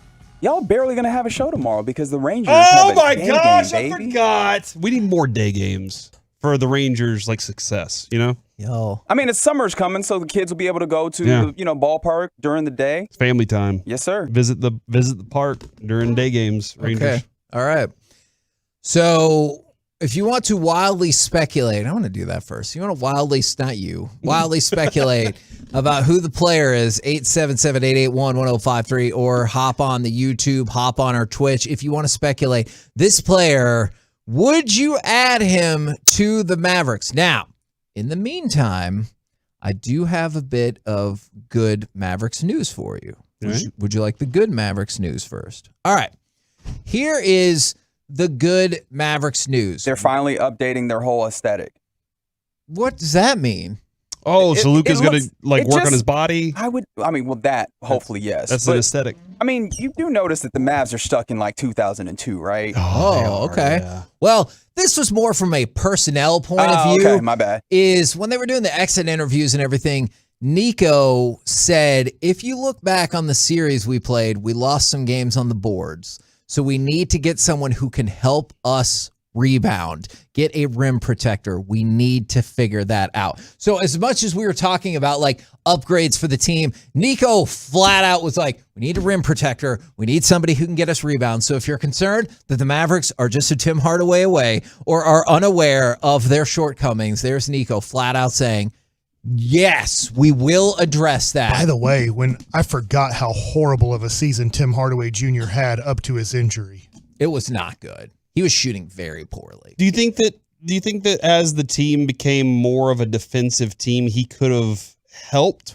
He's a horrible to that, defender. though? He might be worse than Luka. But that's what I'm trying to figure out is like, would he have been like, is that a Jason Kidd kind of guy? Could he have grown with that team because everybody else did it? They adapted or they didn't play. So I'm still kind of curious how he fits with this team next year. Now, we're getting multiple guesses, and the second most likely guess is Kyrie Irving. That's the one Kevin Gray suggested, Kevin. Nope. All right. From the 214, it's douchebag Kyrie Irving, isn't it? I don't know if you From can say that. Yeah, you can. From the 469, if you say Kyrie, I'm going to cry. It is not But it's kind Kyrie of like that. Irving. That's the good news. It really doesn't matter the name. Kyrie Honestly, Kyrie fits this scenario. Yeah, he does. Kyrie can take over a game. There's three guys that fit this scenario. I do not believe this person can take over. a Can game Kyrie anymore. take over a series anymore? Yeah, he for the feels other like it. team. If he feels like it for the Wow. other team. See, that's with the number 2 option here, Kevin.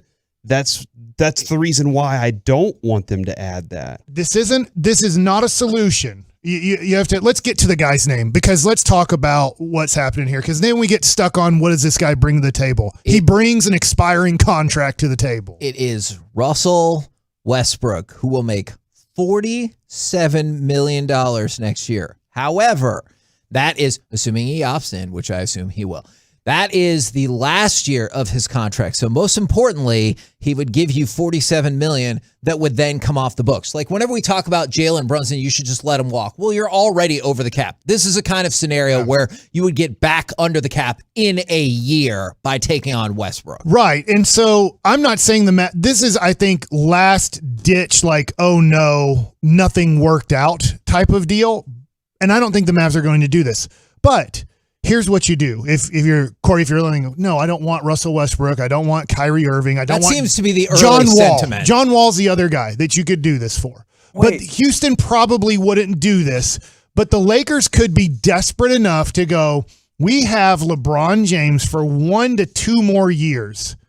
What if we take Russell Westbrook and we take on Tim Hardaway Jr.'s 3-year, approximately $55 to $60 million contract. We take on Davis Bertans' 3-year, $48 million contract. And we take on Spencer Dinwiddie's 2-year, $42 million contract.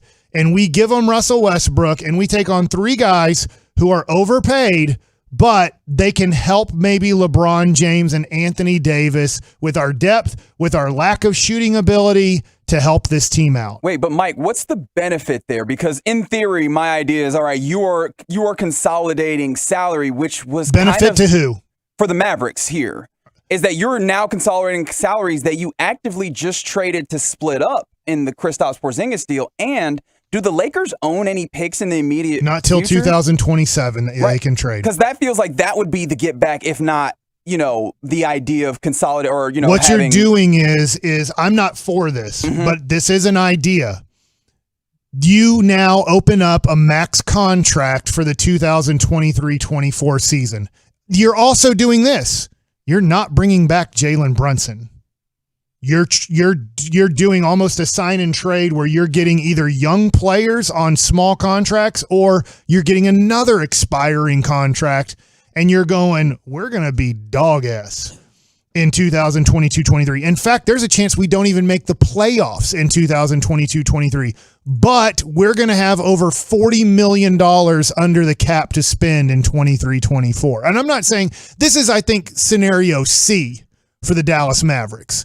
Scenario, I think, or whatever, plan A, plan B, plan C. I think this is plan C, and I don't think we get to this point. Plan A, I think, is to try to get another all-star with Luka, which is going to be very tough to do.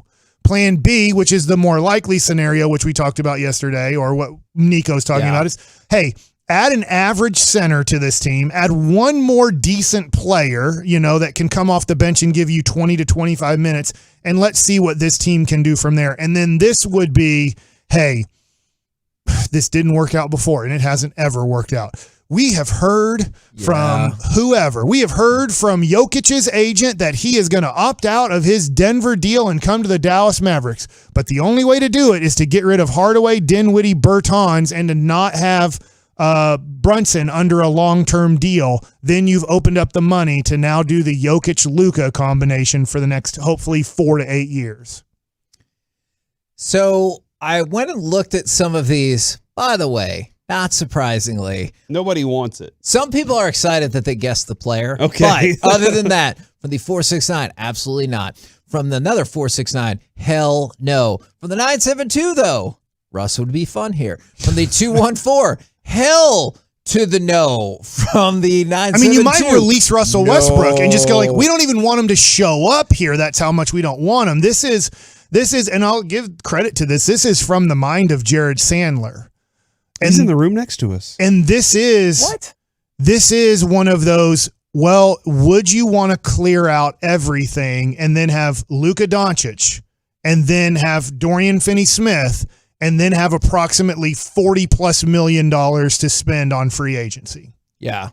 And the only way to do it is in the scenario that the Lakers could go, God, like Bertans is considered the worst contract in the NBA. But how much can he help spread the court with LeBron James and Anthony Davis? Tim Hardaway Jr. used to be a 40% three-point shooter. Now he's a 33% three-point shooter. We bet that he's more of a 40% three-point shooter. And Spencer Dinwiddie can create his own offense at times and maybe help out and maybe fit in a lot more than Russell Westbrook fit in. This is not trading to make the Mavericks better at all. You are intentionally making your team a lot worse in this deal.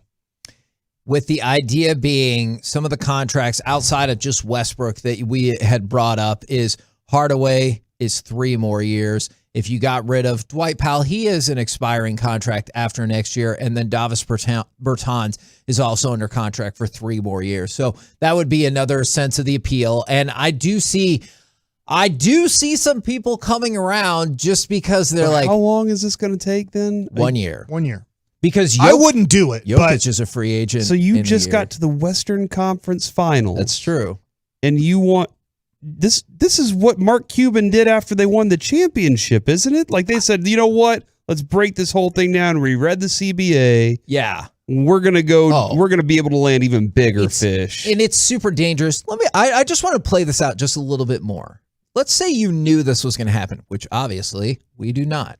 Let's say you had to do this. Let's say you had to gut out some of the team, but you knew for a fact that Jokic was going to come here in free agency. Yeah. Let's do it. Right. This is where you'd really need to know. But we don't. You would pretty much have to have a promise from a superstar player.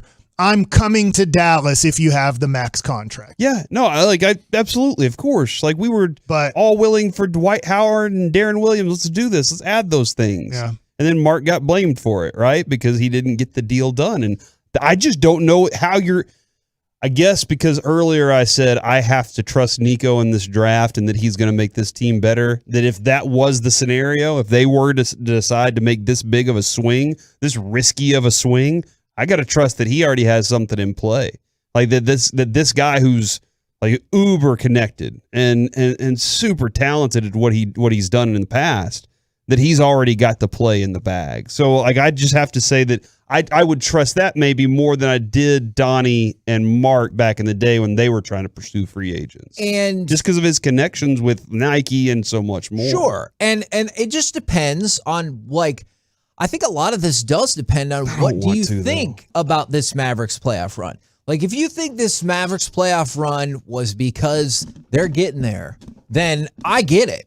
You sure as hell wouldn't want to do this. But if you look back at it and you think, I know they collapsed in Game 7, but if you still think Phoenix is better, if you think Memphis is that Ja Morant injury away from being better, if you think Golden State is better, if you think Denver is injuries away from being better, if you think Minnesota is going to be better, if you think the Lakers, the Clippers are going to be better without injury concerns, like all of a sudden you slide the Mavericks down to 7, 8. I'm not saying that's what I think, but if you think all of those things, then I could see how you'd be like, well, we got to do something dramatic. But that is a hard sell when you're like, we're just one of the last 4 teams. Why not just keep with that? It just feels too much like starting over. Oh, yeah. I get that for sure. I'm not for it, but if you know that you have a promise from, I mean, I know that this is a little bit less than Jokic, right? Jokic is the premium. Like I'll do this. I'll finish I'll win 10 games next year, and I know Luka's better than that, but I'll go 10-72 next year and go back to 1990 Dallas Maverick basketball if I know Jokic and Luka are going to be the combination for the next 4 to 5 years after that. But like Bradley Beal's a free agent, like that would be somebody that you could have the money to chase. And I don't think the Mavs are going to go down that route. But all right, then let's go back to the beginning of this conversation. You have that, but no certainty that Jokic is it. You just have money to play with to get a free agent. I don't think I'm doing it. Or Kyrie. No, Kyrie's a piece of dump. Wouldn't you rather have him than Westbrook, though? It's a tough decision. I both think they're pieces of crap. Yeah, no, Mike's been adamant about this for a while. Kyrie's more of a cancer, I think, but a better player. Kyrie can... I don't even think there's a right situation. Boston wasn't right. Where did he go after Boston? Help me out here. Because he didn't go to Brooklyn next, did he? Or did he go straight to Brooklyn? Everything's a wrong situation for him. Now, like, at least Westbrook, and I'm not saying that he'd be good. Like, Westbrook, God, they were showing highlights. I was watching some stuff on him, on how they could move him. And they were just saying, could he get back to... He's such a dumbass on defense. Like, he has all the ability in the world to be a good defensive player, but he roams around like he's a chicken with his head cut off half the time. And this is one of the issues right here from the 314. Like, this sentence, and I appreciate you very much listening, I just don't think this sentence goes together. We just need minor changes. Find a way to get Levine and Bamba and call it a day. That is a major change of the team. Like if you just picked up Mo Bamba and he was like, yeah, you know what? I can slide into your mid-level, or you figure out a way to work the trade exception. That's a minor change. Like you're having somebody that you think can provide more interior in the interior. And I get that. If you got Bamba and Zach LaVine, then I'm damn for listening to how you got to that point. Yeah. And like, that's a major shift though. And I'm saying that's not doable. More than likely, so you can be realistic, Maverick fans. I don't think this is going to happen, but this is how more than likely an offseason plays out here. You re-sign Brunson, you sign JaVale McGee to $6.3 million per year, and you say, all right, let's go play basketball. Now, you're hoping to make another trade. You're hoping that you can put together Dwight Powell and let's just say Tim Hardaway Jr. and Josh Green and go get another piece. But that doesn't go get you Zach LaVine. Yeah. And honestly, when you sign Brunson, the rule is you can't go get Mo Bamba. Yeah. I don't know if you guys don't understand that. We'd have to work at Wendell Carter Jr. and something like that because they are drafting. I put a whole bunch of stuff out on Twitter this morning. They are drafting a power forward with their pick, most likely, because the first 3 picks are all kind of 4/5 is however you want to use them in the NBA. So Orlando does have a coach that used to be here with the Dallas Mavericks, who knows the Dallas Mavericks, who maybe looks at his team and goes, even Wagner, who was a very good player his rookie year, kind of is a 3/4, who might go, I don't have room to play all of these guys. Yeah. And so maybe you make a deal for Wendell Carter Jr. in a deal, but once you sign Brunson back, you're out of anybody who's a free agent you cannot trade for. We're the KNC Masterpiece right here on 105 through the Fan. Coming up next, we will talk with Texas Rangers manager Chris Woodward right here in your home of the Surge.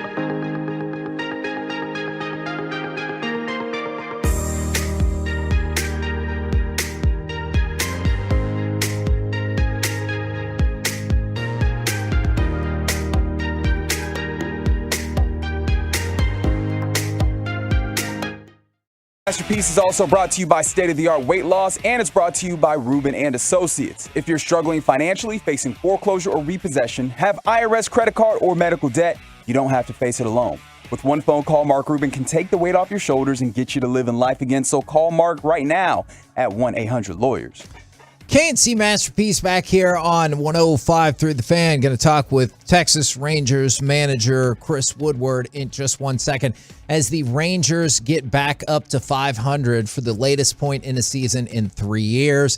Not that long after they just registered their first winning month in 3 years, which I know those are some sobering numbers, but the point is they are positive numbers, and hopefully we all feel like the Rangers are moving in the right direction, and Martin Perez should just go ahead and win all of the awards.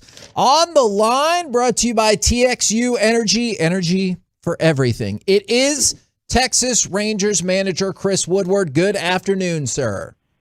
Good afternoon. How you fellas doing? We're doing great, but my question is, do we need to thank you for making our 500 prediction come true, or do you need to thank us for willing the team to 6-1 in the last week like we predicted 1 week ago today?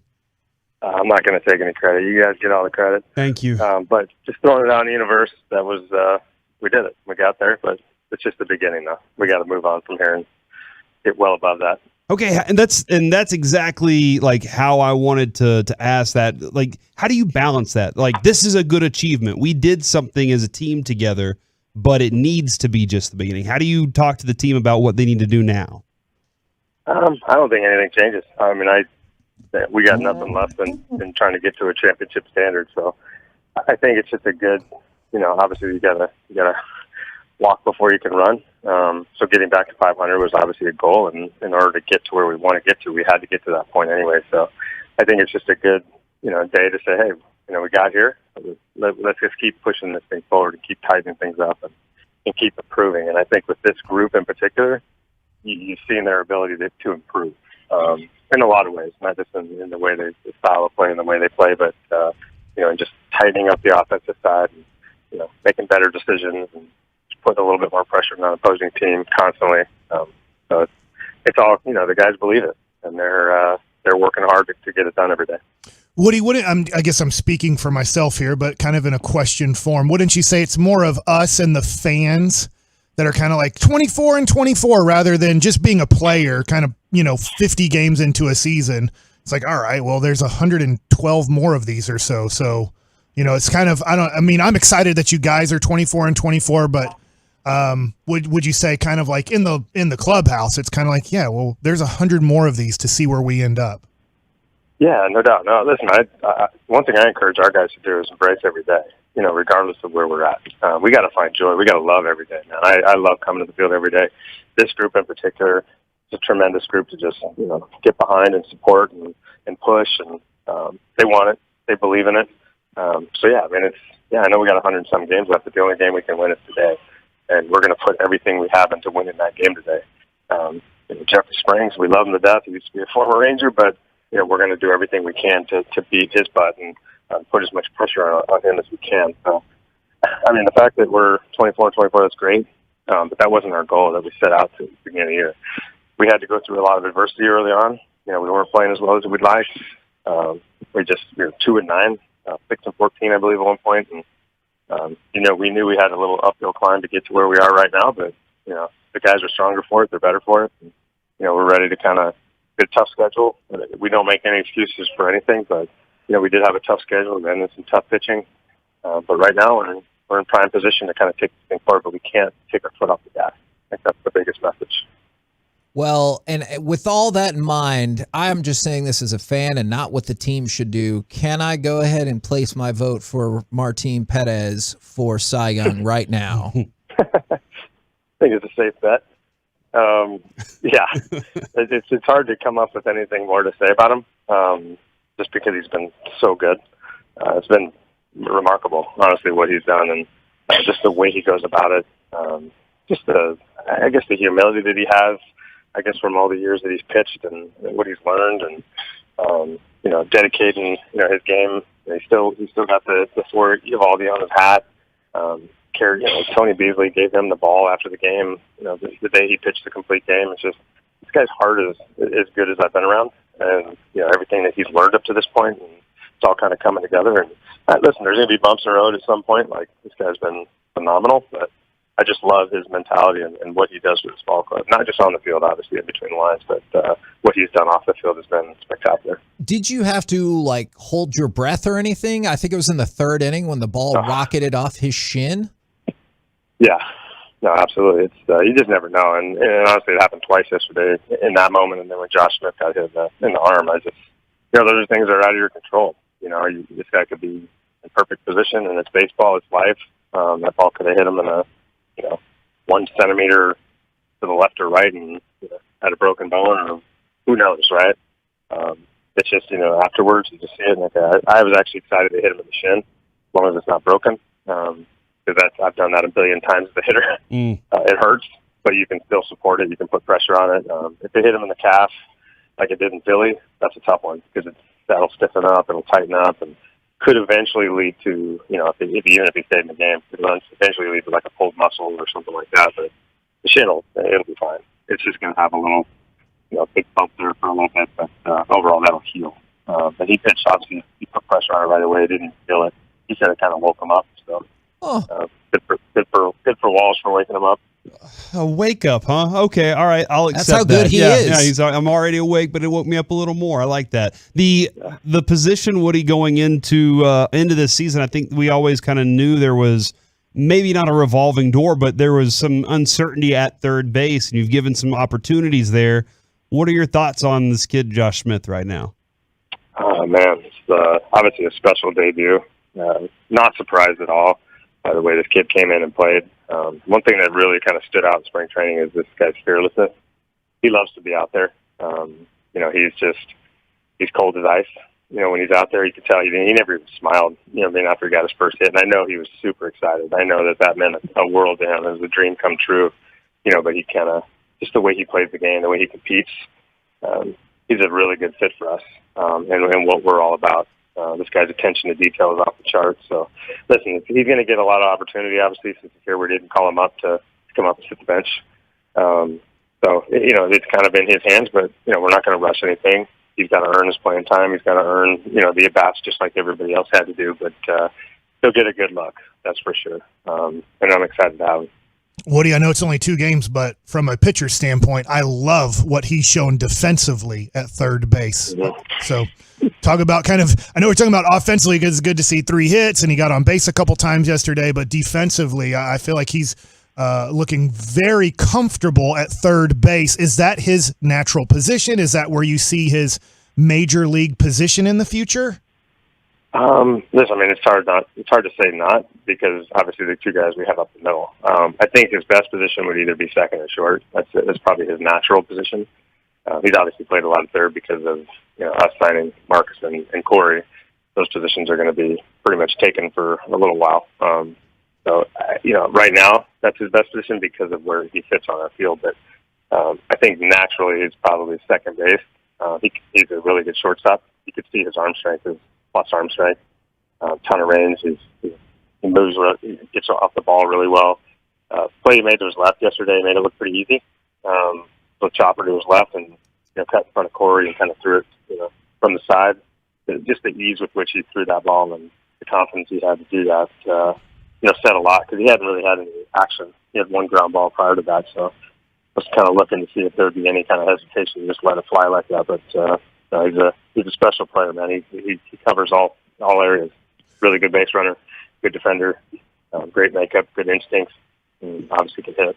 One thing you talked to us a few weeks ago was make a baseball play. You were challenging your team a couple weeks ago about making a baseball play. What I've loved over the last 10 days or so is how much you guys are running on the bases, laying down a bunt here and there, maybe hitting the ball the other way, whether it's to move the runner over or to get a base hit. Like, I don't know, you guys are just playing, I guess you can call it old school baseball, now, but it's just, there's a lot of kind of putting pressure on the pitcher and putting pressure on the defense, which to me, I believe has led to some of these great wins.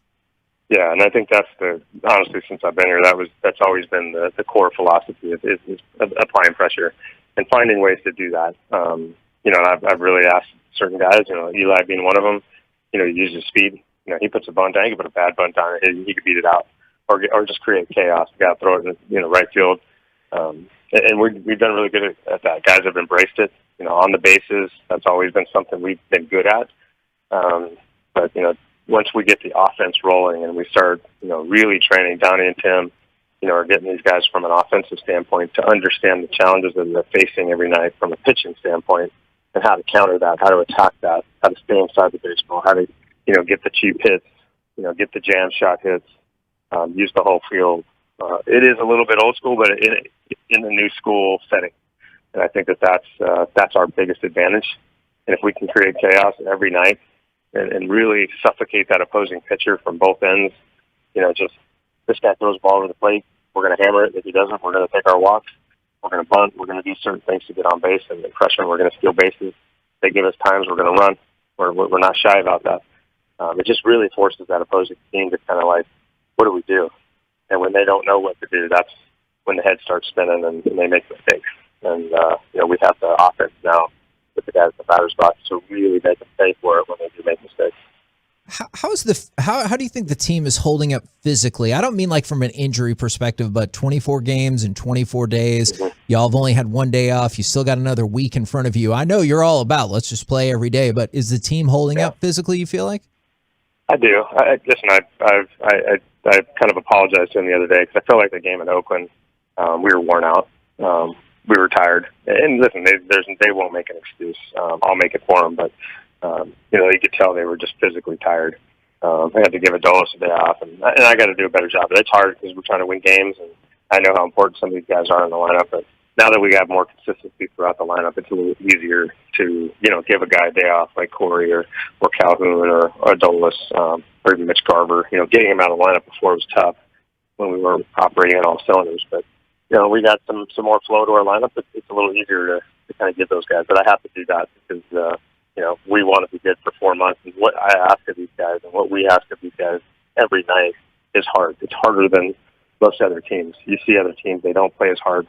They don't, play every pitch like we do. I mean, our guys they're intent. Look at Adolis yesterday from the first pitch. Makes a dive and play on the first pitch of the game for the first hitter of the game. This is the way we play the game. And so it takes a little bit more out of you than maybe a normal setting. But our guys are all in. They haven't backed down from that. Really proud of them up to this point. Now, since we called it dead to rights last week, I'm conservatively setting this current week at 5-2 for the Rangers. I know 7-0 would be the goal, but can you live with 5-2 as we've defined it? Yeah, absolutely. I just want to start with 1-0 today, but yeah, I'll absolutely take 5-2. All right, one day at a time, Kevin. No, they have to take it as one day at a time. We can do whatever. He knows as a media member, I can wildly speculate however I see fit. Gotcha. So, right. No doubt. See, that's been waiting. Thank you very much for the time. Appreciate it, and obviously looking forward to Tampa Bay tonight. All right, sounds good, Puff. There you go. Texas Rangers manager Chris Woodward with the quick, no doubt. No doubt. He knows about that. Coming up next, it's time for Mike Likes It. Well, I know it's not Kevin Likes It because what are we doing? Mock NBA draft. mock draft. Oh, that's yes. right. 26. What? 3 guys that I've pegged right now. Plus, who are your top 5 picks in mock drafts next?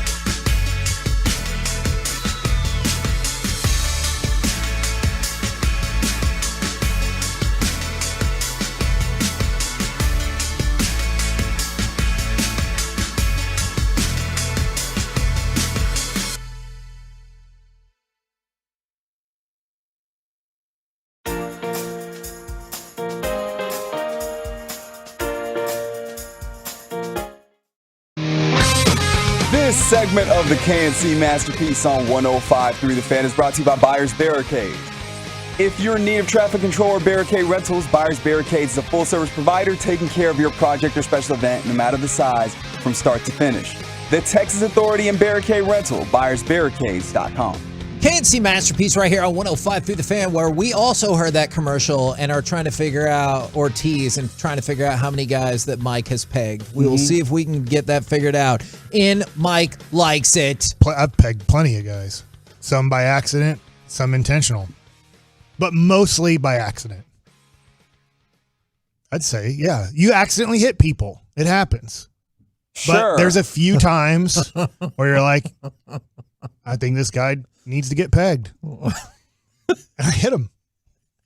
So for the baseball, right? Like as you're pitching, and you're playing. Is what we're talking about. All right, guys. Does Mike know or does Mike not know? Look, he doesn't know. This is what I do with my free time.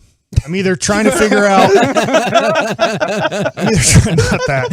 I'm either trying to figure out Star Wars. Guys. Yeah. I'm either trying to figure out Star Wars, or I am trying to figure out the Dallas Mavericks. I like that you're committed. And I have zero say in what the Mavericks do.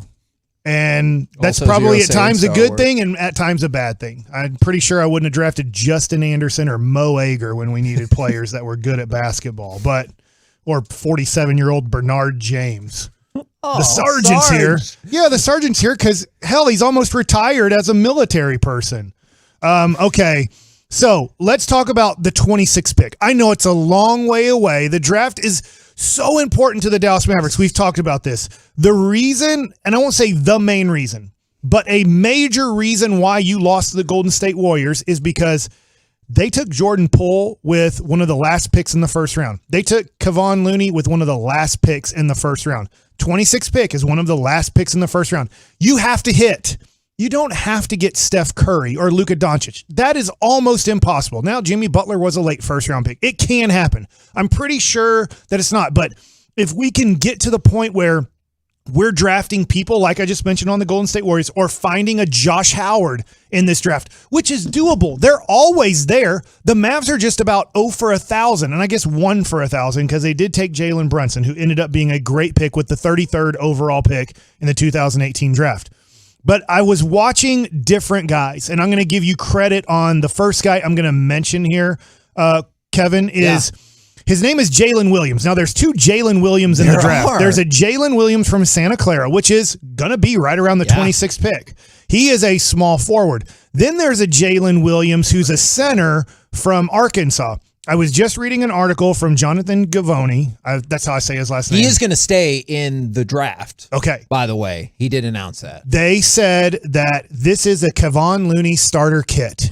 He is limited in some of his scoring ability. He can't really. Now, I've seen highlights from Arkansas. He did every once in a while, shoot a three-pointer, and on highlights it went in. But they're saying, look, he's limited offensively, but he's physical. He's a rebounder. He's a shot blocker. He finishes around the rim. He's smart as a basketball player. He kind of has basketball instincts. If you're talking about he just kind of finds the ball, right? He finds rebounds. He finds block shots. He kind of knows where to be defensively. So this is a guy, though, in Jalen Williams, center from Arkansas, who's I don't even think he's 20 years old yet. I don't know how much he can help you next year.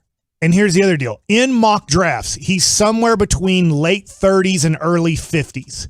And you have the 26th pick. So if you're going just by mock drafts, you'd say, gosh, Mike, you're naming a guy that I just looked at a mock draft and he's going 47. Right. And I'm like, okay, this is where mock drafts, and this is why Kevin hates them, is a mock draft can have a dude at 50 and then he goes 18 and everybody says that's a horrible pick. In fact, in one of the articles it said, you know what? Jordan Poole was not considered a first-round pick. The Warriors saw something in him that nobody else saw. They did not. Pretty much the rest of the NBA said this guy is not a late first-round pick or an early second-round pick. He's more of a mid-second round to late second-round pick, and said, look, Golden State saw it, and they saw how he could help. They said Kevon Looney. They're like, this dude was not considered a first-round pick, but Golden State saw how he could fit their situation well. And to me, I think when you watch Jalen Williams, I'm going to be surprised if he lasts as long as a mid-second round pick. I think there's going to be enough. It's going to happen. Yeah. I think there's going to be enough teams going, wait a second. This dude's 6'10", athletic, defensive, gets you rebounds, can pass the ball. Like, he doesn't get the ball and go, oh no. Like, one of the problems with Robert Williams out of A&M, and he's ending up being a very good player, is if you gave him the ball and he couldn't dunk it, it was like he couldn't do anything else with the basketball. He literally couldn't pass a basketball. It's like a little bit like Dwight Powell. Like, I just need to hand it to somebody. Here, somebody take it from me. I can't score right now, so just take it from me. And so this guy has some passing ability, sees the court pretty well. So that's a guy who will be there, I bet, at 26. He has a very good chance to be there at 26. Now I'm going to name two guys that I would like for you guys. You can go to my Twitter page. I put a YouTube link to these guys. These two guys might not be there at 26, but they'll probably be somewhere around, let's say, 16 to 26. Is one of them Jovic? Yes. You have to hope and pray that these guys fall. And so Nikola Jovic. I know I'm not saying Jokic. Yes, the MVP. This is Nikola Jovic, and he is 18 years old. He is 6'10", and he looks like he could be one of these guys that develops into a borderline all-star type player. I'll compare him to this a little bit, and you tell me, watching his stuff. Okay. Kind of Danilo Gallinari I could see with that. maybe a little more athleticism, but since Gallinari's now in his 30s, sometimes I forget maybe what he looked like in his 20s athletic-wise, but this guy looks like he can shoot. He can handle the ball. He can pass. He's a European guy, obviously Serbian, I believe, and that he looks like he is that 6'10", strong looking for 18 years old. He has a nice body. This isn't skeleton and skin type of situation. He already has what looks like to be an NBA body. How much can he help in year one is a big question mark. You're probably taking a guy That's a heavy curve who might need a G League year, right? And not really play for you. And then you're hoping in year two can contribute. Year three becomes good. Year four, you're looking at giving him $25 million a year. And that's where it's like, I know he probably wouldn't be available there, but that's where I feel like somebody from like Mark Williams out of Duke would have been able to contribute. Like, I would love to say him, but he's considered a top 15 pick. I mean, he did really well at the combine. Right. So it looks like he's going to be somewhat a lottery pick. Now, here's another guy who I really like. If you want what looks like Dorian Finney-Smith 2.0, this is a guy projected to be picked somewhere between 20 and 30. So you got to hope he falls here. And it is E.J. Liddell from Ohio State. He's compared to, actually, Giavone said, looking at these playoffs, he reminds him of kind of a Grant Williams, Dorian Finney-Smith type player. So this could be a guy, he's 21 years old. He's a junior. He can immediately be in your rotation, and this is a little bit of a shot. He's immediately better than Josh Green, and to me, there's no doubt about it, because he can actually shoot a basketball. Okay. And so I would say, and he's physical. He is a strong dude. I mean, he's trying to rip the rim off of the backboard when he's around the basket. He is 6'7". He has a 7-foot wingspan. He's a guy that most people believe can go to a good team and immediately come off the bench and play 12 to 20 minutes and help you right away. So you have a guy who's a little bit more of a center project, but compared to Kevon Looney, a little bit limited, but can possibly help you a little bit in your big man rotation. And He's you're a hoping good passer too. Yeah, and you're hoping a lot as he progresses because he's about to turn 20. You have the 18-year-old who you might find another all-star, and this is probably why he won't fall to 26, is there'll be too many teams that look at Jovic and say, he's going to be a possible all-star. We can't let him get past us. Or E.J. Liddell, and there's going to be more I look at, but these are some of the guys that I've liked so far watching, is that Liddell can immediately come in and play probably 15 to 20 minutes for you, knock down some open threes, be a physical guy, and be and he'll take time to learn, but he could be a very good defender at his 6'7" physical size with 7-foot wingspan and athleticism. Take a look. Go ahead. The 4.69. As someone who watched a lot of Arkansas basketball, give me Williams all day. Draws fouls, has range, solid, can play solid D, draws a ton of charges from the 8-1-7. as an Ohio State fan, watched him play most of his career, he would definitely bring some playmaking to the Mavericks. So that's two different fans of both of those teams that are giving you some insight. I'll tell you who I'm going to look at amount of time I got here. two more names for you, too. Walker Kessler and Patrick Baldwin. Okay, I'll look at those guys tonight. Another guy who I was going to look at, and you can give me 30 seconds on him. Yep. Trevor Keels, Duke. He's projected in the mock draft of ESPN right now. The Mavericks take Trevor Keels of Duke, a combo guard, and they say because Jalen Brunson is entering unrestricted free agency, they might look at a kind of point guard type player. Right. Keep an eye out because I think maybe today is the deadline or maybe tomorrow. There was some thought that Trevor Keels would not stay in the draft, but if he did, get excited, Corey. Potential comp, Lou Dort. Who? Oh, I love him. Lou Dort? Lou Dort. Oklahoma City. Oh, let's do it. It says real quick, just a quick sentence on him.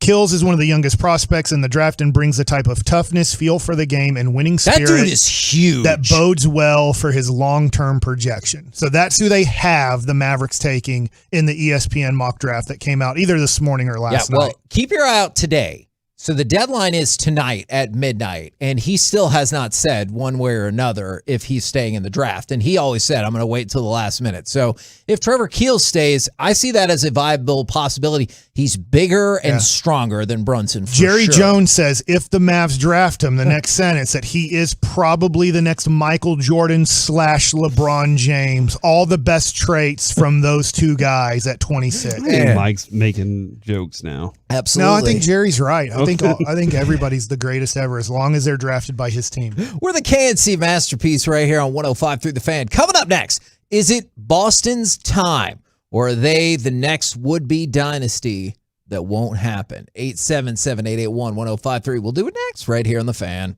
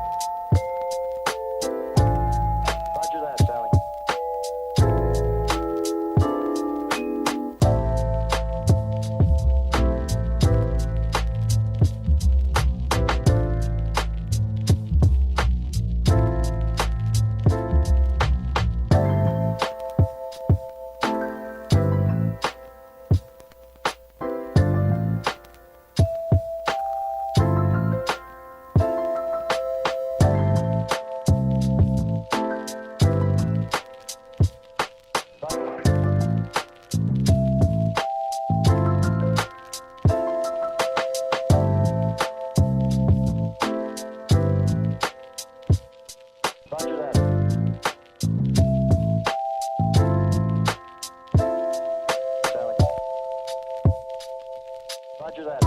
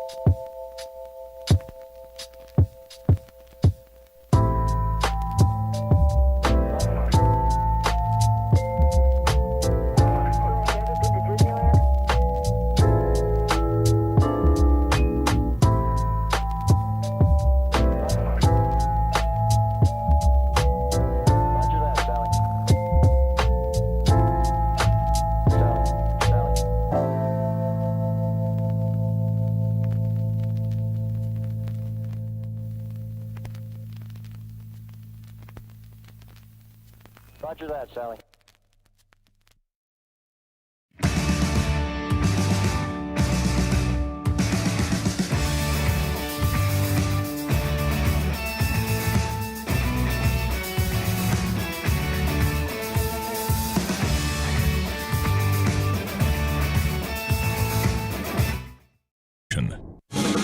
You're about to be masterpieced, KNC style, right here on 105.3 The Fan. KNC Masterpiece right here on 105.3 The Fan. I know it's not a Friday, but did get this text. Could you possibly give my girlfriend Gabby a shout out? She's pregnant, and we just found out a few days ago. Here's where I was conflicted, even though I already did the shout out. She doesn't listen to the show like I do, but she's going to be with me in the car today. All right, Gabby, congratulations on your pregnancy. My wife is pregnant right now as well. I hope you listen to the show more. Right? That seems fair, doesn't it? What if she has a job that doesn't allow her to We just do that? mentioned Like, your name. Like, that makes you pretty special on the show. Man. oh, you know what? I'm going to go with Mike's thought on that one. Yeah. Listen to the show more or else. Yeah. Well, not that last part. It's the only approach that you can take at this point. Maybe the first part. All right. So I disagree with very many of the things that you just said. All right. So I was reading an article about what the Celtics can learn from the Oklahoma City dynasty that never was. Okay. Because this feels like it has all of the makings of a dynasty, does it not? Like, I'm not saying for sure It looks Boston. like a 25 and 24-year-old, both all-stars that, they looked like they were on a great path until Kyrie effed it all up. Yes. And now they're back on their path. Yes. And that's that's kind of the way I felt looking back at Oklahoma City. Like, you could tell Oklahoma City was on its way. They got bounced by the Mavericks in the 2011 Western Conference Finals. And then they made it to the NBA Finals the next year. But you could tell, like, Oklahoma City, they had all these star players. They were here to stay. They never won anything, which is still astonishing to this day. Like, I know how it all fell apart and everything like that. And you look at the Boston Celtics.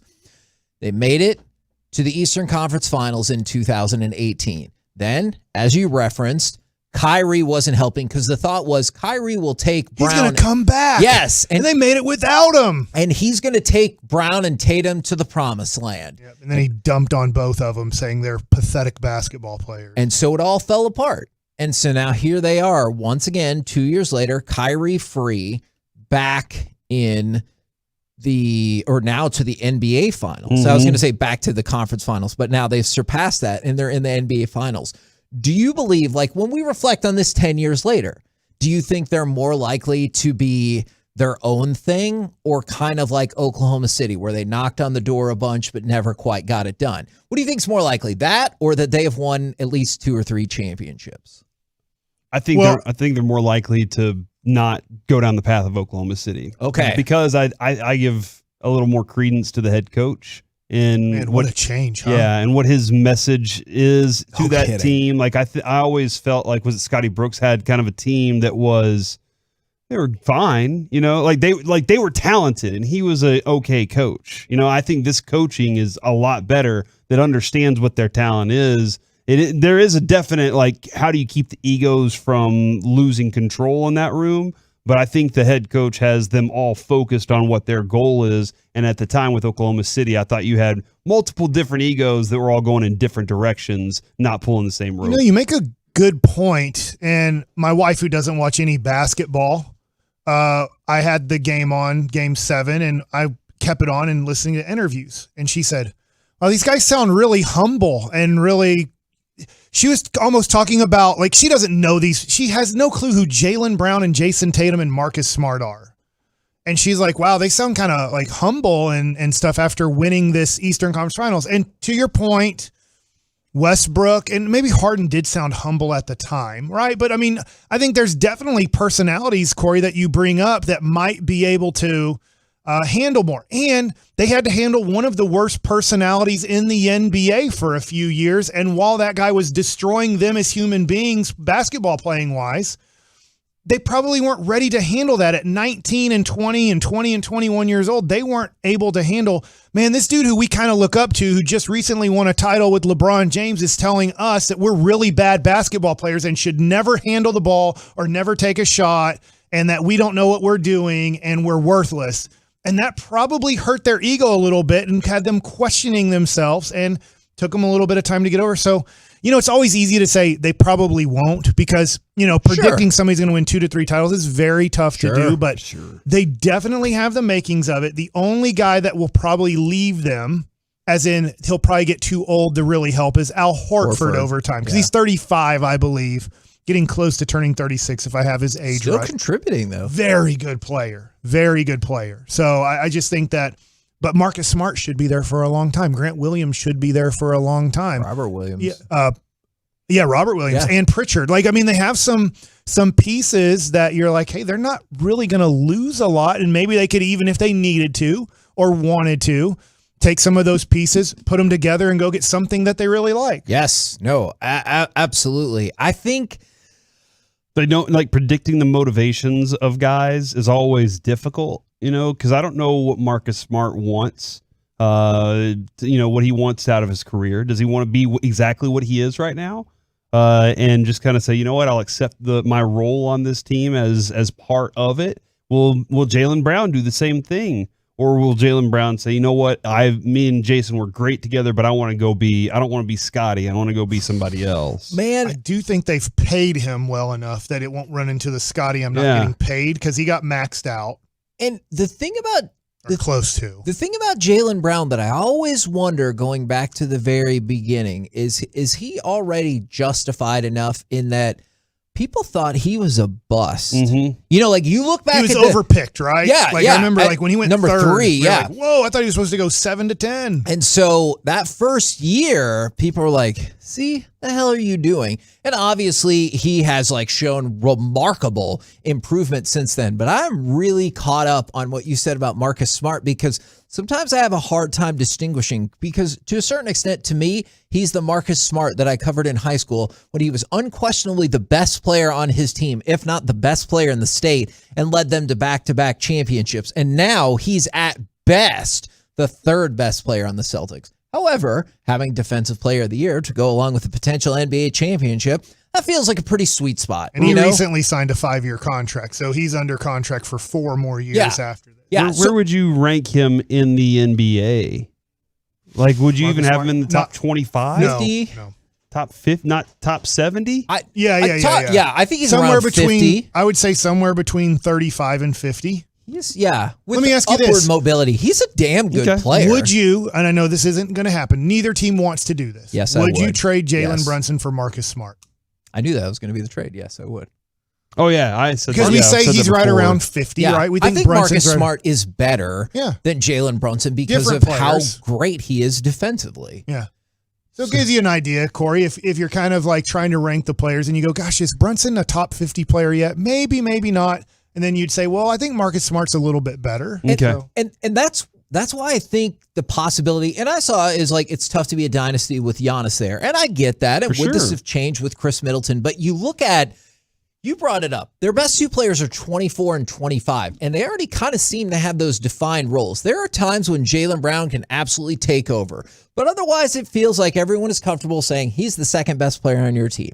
You have Jason Tatum, which he looks like he is on the precipice of taking over the NBA, or his team taking over the NBA. And then you have Marcus Smart, who is maybe the best defender in the NBA. I know some people, they're upset that he won, but what if nothing else, he's one of the best defenders in the NBA, and he's probably their third best player. So you have that settled hierarchy. We know who our best player is. We know who our second best player is, and he can be our best player on a night-to-night basis. And then our third best player is one of the best defensive players in the league, and we've got at least some size. I'll tell you another thing they did, which maybe we need to look at this for the Dallas Mavericks future too.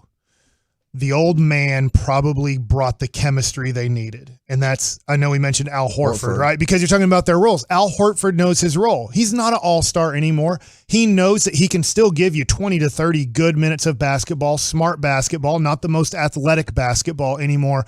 But he also knows those guys from playing with them before when they had Cancer Irving, and then now coming back. Because you remember, he was trying so hard to get Kyrie to mesh with that team. And he couldn't accomplish it. No human being can accomplish it. I mean, that has been proven. But now Al Horford coming back going kind of, hey, this is how a great team should work. This is the unity, the leadership. Like, I don't have to be the best player, but I can kind of be that leader that you guys look to on how to be a professional. I'm looking at the predictions across the board. And I know we'll talk more about our predictions, but once again, Corey, I'm not trying to agitate you. How many freaking experts do they have, Kevin? 20. Well, it's the NBA Finals. It's Mike, there's too many experts. You can have a bunch of pundits. But how many hosts do we have? I don't know. Wouldn't that make us all experts? But no. When they ask us, hey, what's the Cowboys score going to be against Tampa in week 1? Like, 100-0. We have to, you're probably right. Everybody knows that. We probably. Stop it! As long as we don't. Both of you. Probably 70-0 because we'll kneel it in the 4th. Like, you did the A&M that one game? Yes. And then that one dude celebrated his sack. I was like, dude, get serious. How many of the 20 do you think predicted the Warriors, and how many predicted the Celtics? Now I'll go 12-8 Warriors. Okay. I think it's going to be close. Okay. I'll go, I think I'm going to go 10-10. Oh. Yeah. Who wins, though? Yeah. Oh, What? yeah. What? What? It can no. It can't. No. No, there's. Hold on. What did y'all just do? Y'all just agreed that somebody has to win out of the 10-10. That's why you can never have 20. an Yeah, you have even to amount 21 of experts or 19. Yeah, you should have 19 or 21. Yeah, let's get rid of one of those experts. So you're telling me none of these experts picked the push? Oh man, I can tell that's not right. That's the a way valid Kevin's question. It's All not right. 10-10. Do you want to get rid of Tim Legler? Never. Tim Legler might be one of the smartest basketball minds at ESPN. Okay. Do you want to get rid of Tim McMahon? No, I really like Wow, him. You're going to take shots at a guy listening to our station right now? Yeah. I'm going down the I list. really like that guy. There's all Tims. Do you want to get rid of Ramona Shelburne? No. She's been on our show. Do you want to get rid of Mark J. Spears? Nope. No, Mark he's does great good. work. Yeah, he's good. Do you He want just got healthy. Well, okay. Y'all are just going to support all the experts. We can't get rid of any of them. I'm sure you'll there's a name name, one. I'm that sure. we Kendrick hate. Perkins. Yeah. I'll get rid of I him was because just he waiting voted for Celtics. Yeah. I don't think they gave him a vote in this. See, even they would get rid of Perk. I'm assuming we don't want to get rid of Bobby Marks. No. Hey, look, it doesn't God. matter. It's not a tie. I don't even know why I engaged in this Steven stupid Jackson. exercise.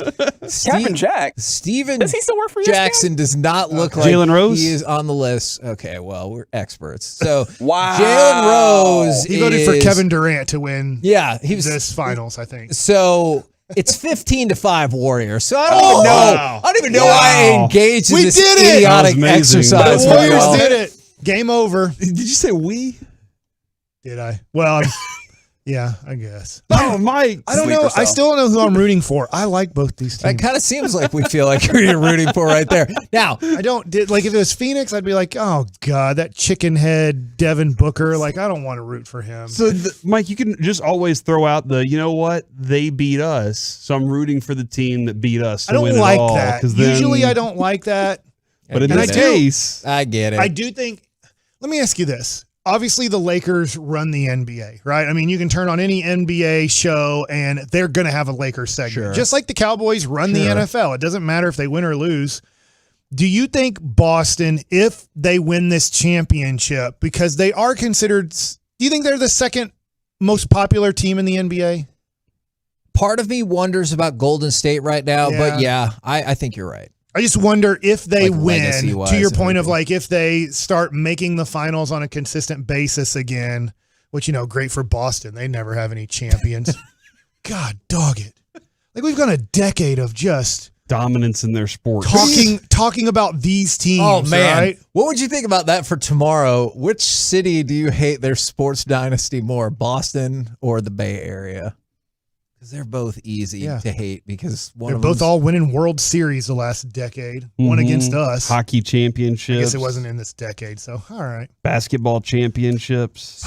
Stay focused, you guys. All I'm right. picking San Francisco to win this championship. The Warriors got 15 of In the your face, votes. Oakland. How many votes for MVP do you think Stephen Curry got? 15. 13. Who did the other two go to? Wiggins. Oh, Tatum. Well, of only the Warriors? 5 of them could go to. Of the 15 experts that picked the Warriors to win. Oh, okay. Yeah. 2 went to Klay Thompson. Draymond. I just don't. I He's was still. I mean, surprised he by it. obviously kicked our butt in Game 5. Yeah. I just, man, I tell you what, Steve Kerr, the way that he randomly chooses a rookie to insert into a playoff game, because you think, oh, Kuminga's going to be the guy. Like, he didn't even see time. Then Moody time. plays 14 minutes. You're just like, it's really weird who he randomly picks and they work out. Of the 5 that picked the Celtics, 4 went with Jason Tatum, 1 went with Jaylen Brown. Okay. So MVP breakdown, 13 for Steph, 4 for Tatum, 2 for Thompson, 1 for Brown. 15 of the 20 experts on ESPN pick the Warriors. Man, the Warriors to win the big championship. You can just say the NBA championship. The NBA Finals. The ultimate NBA series. Hey, you guys. Well, it's the NBA Finals. They win the Finals championship. Yes. Oh, my God. You two? You going to do this with them? I don't even know what I'm doing.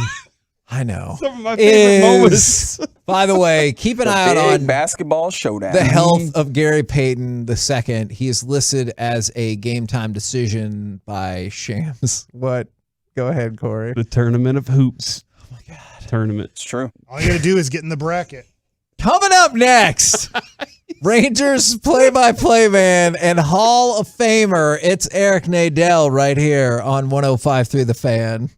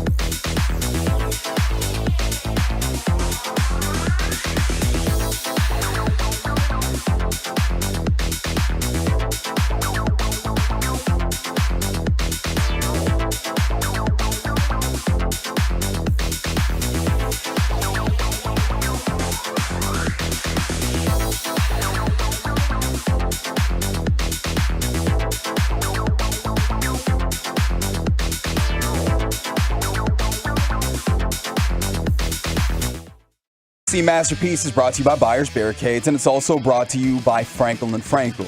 You think there will be less big company trucks driving on the road this summer because of gas prices? Well, think again.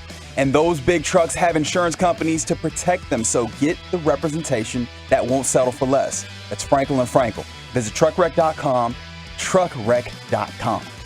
KNC Masterpiece back here on 105.3 The Fan right now on the Diamond Factory Hotline. We got Rangers play-by-play man, Hall of Famer Eric Nadel. Good afternoon, sir. How you guys doing? Man, great. We're doing great. I want to talk about the birthday benefit concert that's coming up tomorrow, and you need to get your tickets ASAP. But can I just go ahead and give Martin Perez the Cy Young Award?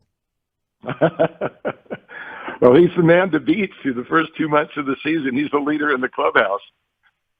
How astonishing has this been? Like, everyone's talked about how much he's matured as a human, as a pitcher. How amazing has it been? Like, he's not just been good, he's been amazing. It has been amazing. It seems he never makes a mistake.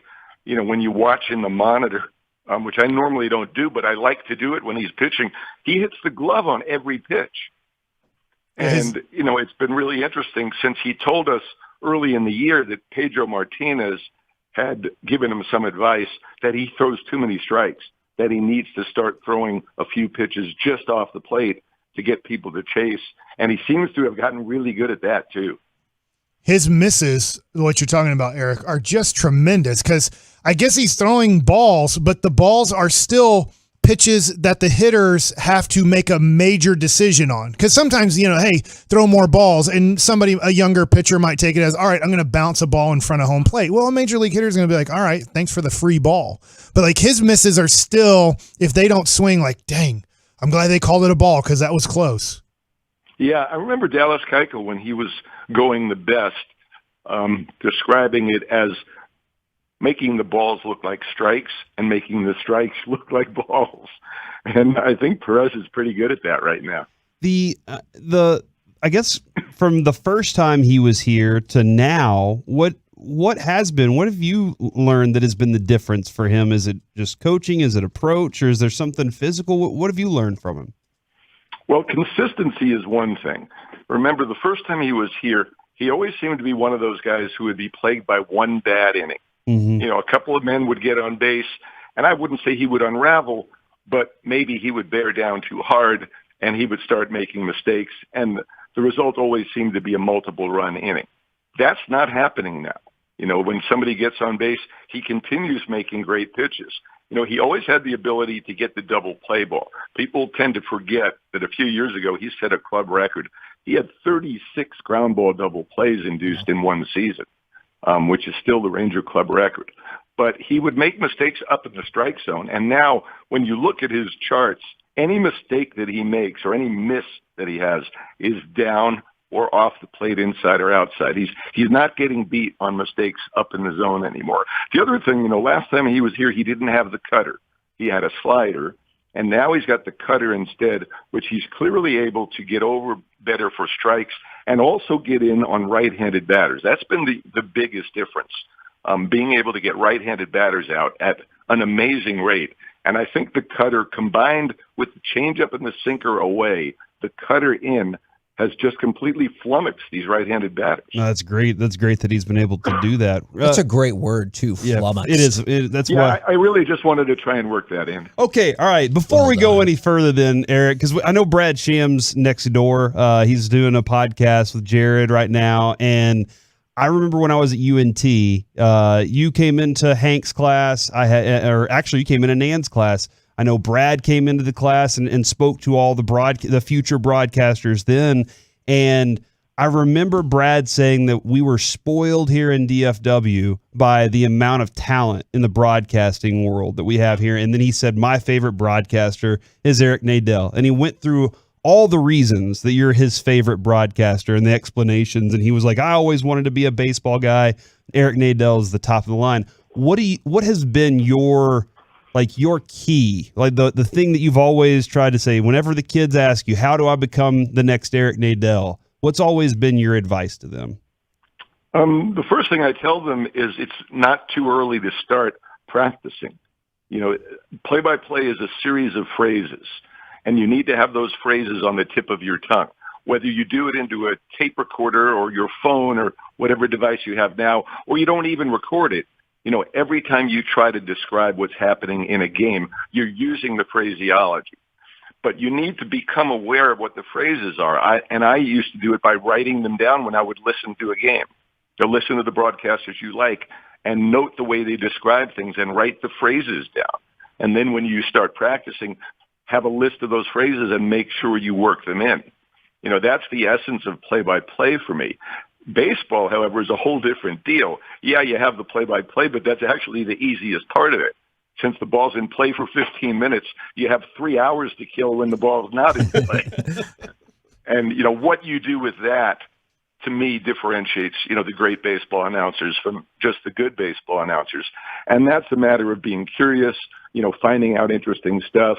And probably the most important thing, like it is with you guys doing talk shows, it's personality. It's making sure the audience likes you.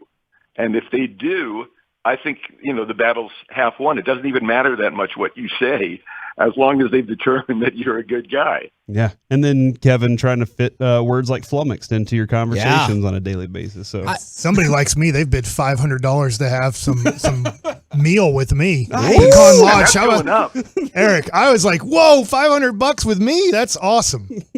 Now, Pecan Lodge puts out an incredible spread on these meals. I've done a couple of them. So you might get $500 worth of food.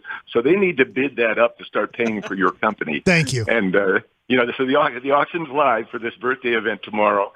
And folks want to get involved, they can text my name in lowercase letters, Eric Nadel, without a space, to 243-725. 243-725. You can bid on dinner with Mike Bassick at Pecan Lodge, dinner with me at the new Neighborhood Services, which will open soon in Oak Lawn. There's a dinner with Matt and Jared and me at Hurtado Barbecue near the ballpark in Arlington. John Daniels is doing one at Trulux. We got a lot of great stuff. Tom Grieve at Heim Barbecue in Fort Worth, and all kinds of other goofy stuff that you've never seen in an auction before. I had Darryl Ray autograph one of those bobbleheads they gave away a few weeks ago. That's in the auction. We have a baseball signed by Dirk. Oh, nice. You don't see those very often. And we made a couple of quilts out of Ranger T-shirts, which I had donated to me by the broadcasters and the manager and the coaches. And those are actually incredible. And they're in the auction too. But the number one item right now, the thing that's going for the most, is Golf for 3 with Michael Young at Trinity Forest. Whoa. And I think that's up to like $1,500 now. Nice. And the concert is tomorrow. The auction will run till Sunday. You don't have to be at the concert to bid on about 90% of the items. And if you do want tickets, there are a few left at thekessler.org. It's Kaz Haley and Daphne Willis at 8 o'clock tomorrow at the Kessler. And all the proceeds go to the Grant Halliburton Foundation. The timing is great. We just finished Mental Health Awareness Month. Yep. And this incredible nonprofit provides mental health education programs to schools and suicide prevention programs. They're doing incredible work, and with each additional dollar they get, they're able to expand their programs to more and more schools. Is there anything in particular that made that important to you? Like, I certainly understand why it's an important concept. I think we all do. We've talked in the past about working with NAMI and everything like that. But is there anything in particular that spurred you into these causes? Yeah, definitely personal experience. The Rangers had a couple of suicides, in their front office several years ago, which prompted me to write an op-ed piece in the Dallas Morning News about why do we take these things in stride? Why are we not reacting severely to things like this? And then I started getting calls from mental health organizations and realized how many great causes there are out there. NAMI in North Texas and all over the country does incredible support work for families of people who have mental health challenges. And it turned out there are all these great organizations that I was unaware of. In Fort Worth, there's a similar organization to Grant Halliburton called the Jordan Elizabeth Harris Foundation. which also started because of the tragic loss of a teenager. And the Harris family decided to start a foundation to try and make sure that this sort of thing didn't happen that often, similar to the death of Grant Halliburton. So I think if we can get kids in better mental health habits, and, this is the cliche, but it's the key phrase, erase the stigma around mental health issues, then more kids will get help, more kids will talk about it. They have these things in the schools called the Hope Squad, which are basically giant support groups for the kids where they can talk about whatever's bothering them, and they make sure they check in on each other and monitor each other. It goes for the teachers, too. The teachers get trained as well. So I'm just overwhelmed by how much great work is being done. And for people who are maybe they're just now tuning in or they missed some of the stuff you said, how can people either go to the concert or bid in the auctions? Well, the concert tickets are available at thekessler.org. There's a handful of seats left and then some standing room. To bid on the auction items, you text my name, lowercase Eric Nadel, ERICNADEL with no space.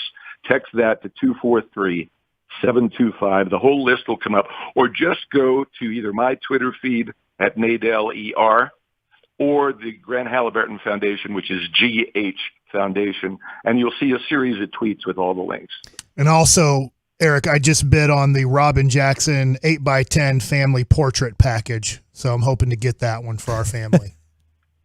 All right, I'm going to start bidding so I can get the yes! Dang it. I'll go with the 11x14. I'll go bigger. There's one other item that people need to be aware of. Will Johnson, who is the lead singer in Centromatic and is now a traveling solo artist, is also a painter. And he does a series of baseball paintings. I've got a couple of them in my house. He did one of Kirby Puckett, who's my favorite player and, who my dog is named after. He did a Julio Franco one for me. Last year he did one of Pudge, and he did one this year of Jim Sundberg. And whoever buys the painting will take the painting to Jim and have him sign it, either personalize it to whoever bought it or not. But that's one of my favorite items in the auction this year, the Will Johnson painting of Jim Sundberg. Man, that is super cool, and everything you do to help raise money and awareness for mental health is super cool as well. Appreciate your time very much, good sir. Thanks so much, guys. Appreciate you having me on. And today's the day. It's like opening day again for the Rangers, right? We're starting about to be over 500, baby. Yes, it's nice. It's a 114-game season now, and we're starting fresh today. Woohoo! There you go. Eric Nadel right here in your home of the Rangers, 105.3 The Fan. And if real quick, I can throw out my own selfish plug. If you check out my Twitter at @OhThankKevin, I just tweeted out a link. We're running a special auction for NAMI. Even though they raised more money than they had in the history of their walk, they fell just a little tiny bit short of what they were hoping. So we got a cool package going with Tailgate USA for like 20 people. Oh, hold on. Are you kidding me right now? I'm not kidding. Dude, Tailgate USA is awesome. Exactly. I love what they do. So if you want to set it up for a Rangers game, you can have like 20 people. They'll have the food. They'll have the non-alcoholic drinks. They'll have the trailer. They'll have the TVs, the air conditioning, everything. And it goes to NAMI. It goes to a good cause. So if you want to check out my Facebook, my Twitter, I put the links up there. Or if maybe you just search Hageland Helps, I do believe you can find the auction that way as well. I already retweeted it, Kevin. Perfect. In your face, Kevin. Okay. I mean, great. Yeah, everybody show me up by retweeting it. That would be great. I would support that. Yeah, go show Kevin what's really up. Yeah. Put retweet in your face, Kevin. Yeah, yes. I like it. You know what? I don't think y'all can. Well, I don't already think did I it. will. Dare you. I knew you had the guts to do it, but I don't know if anybody else does.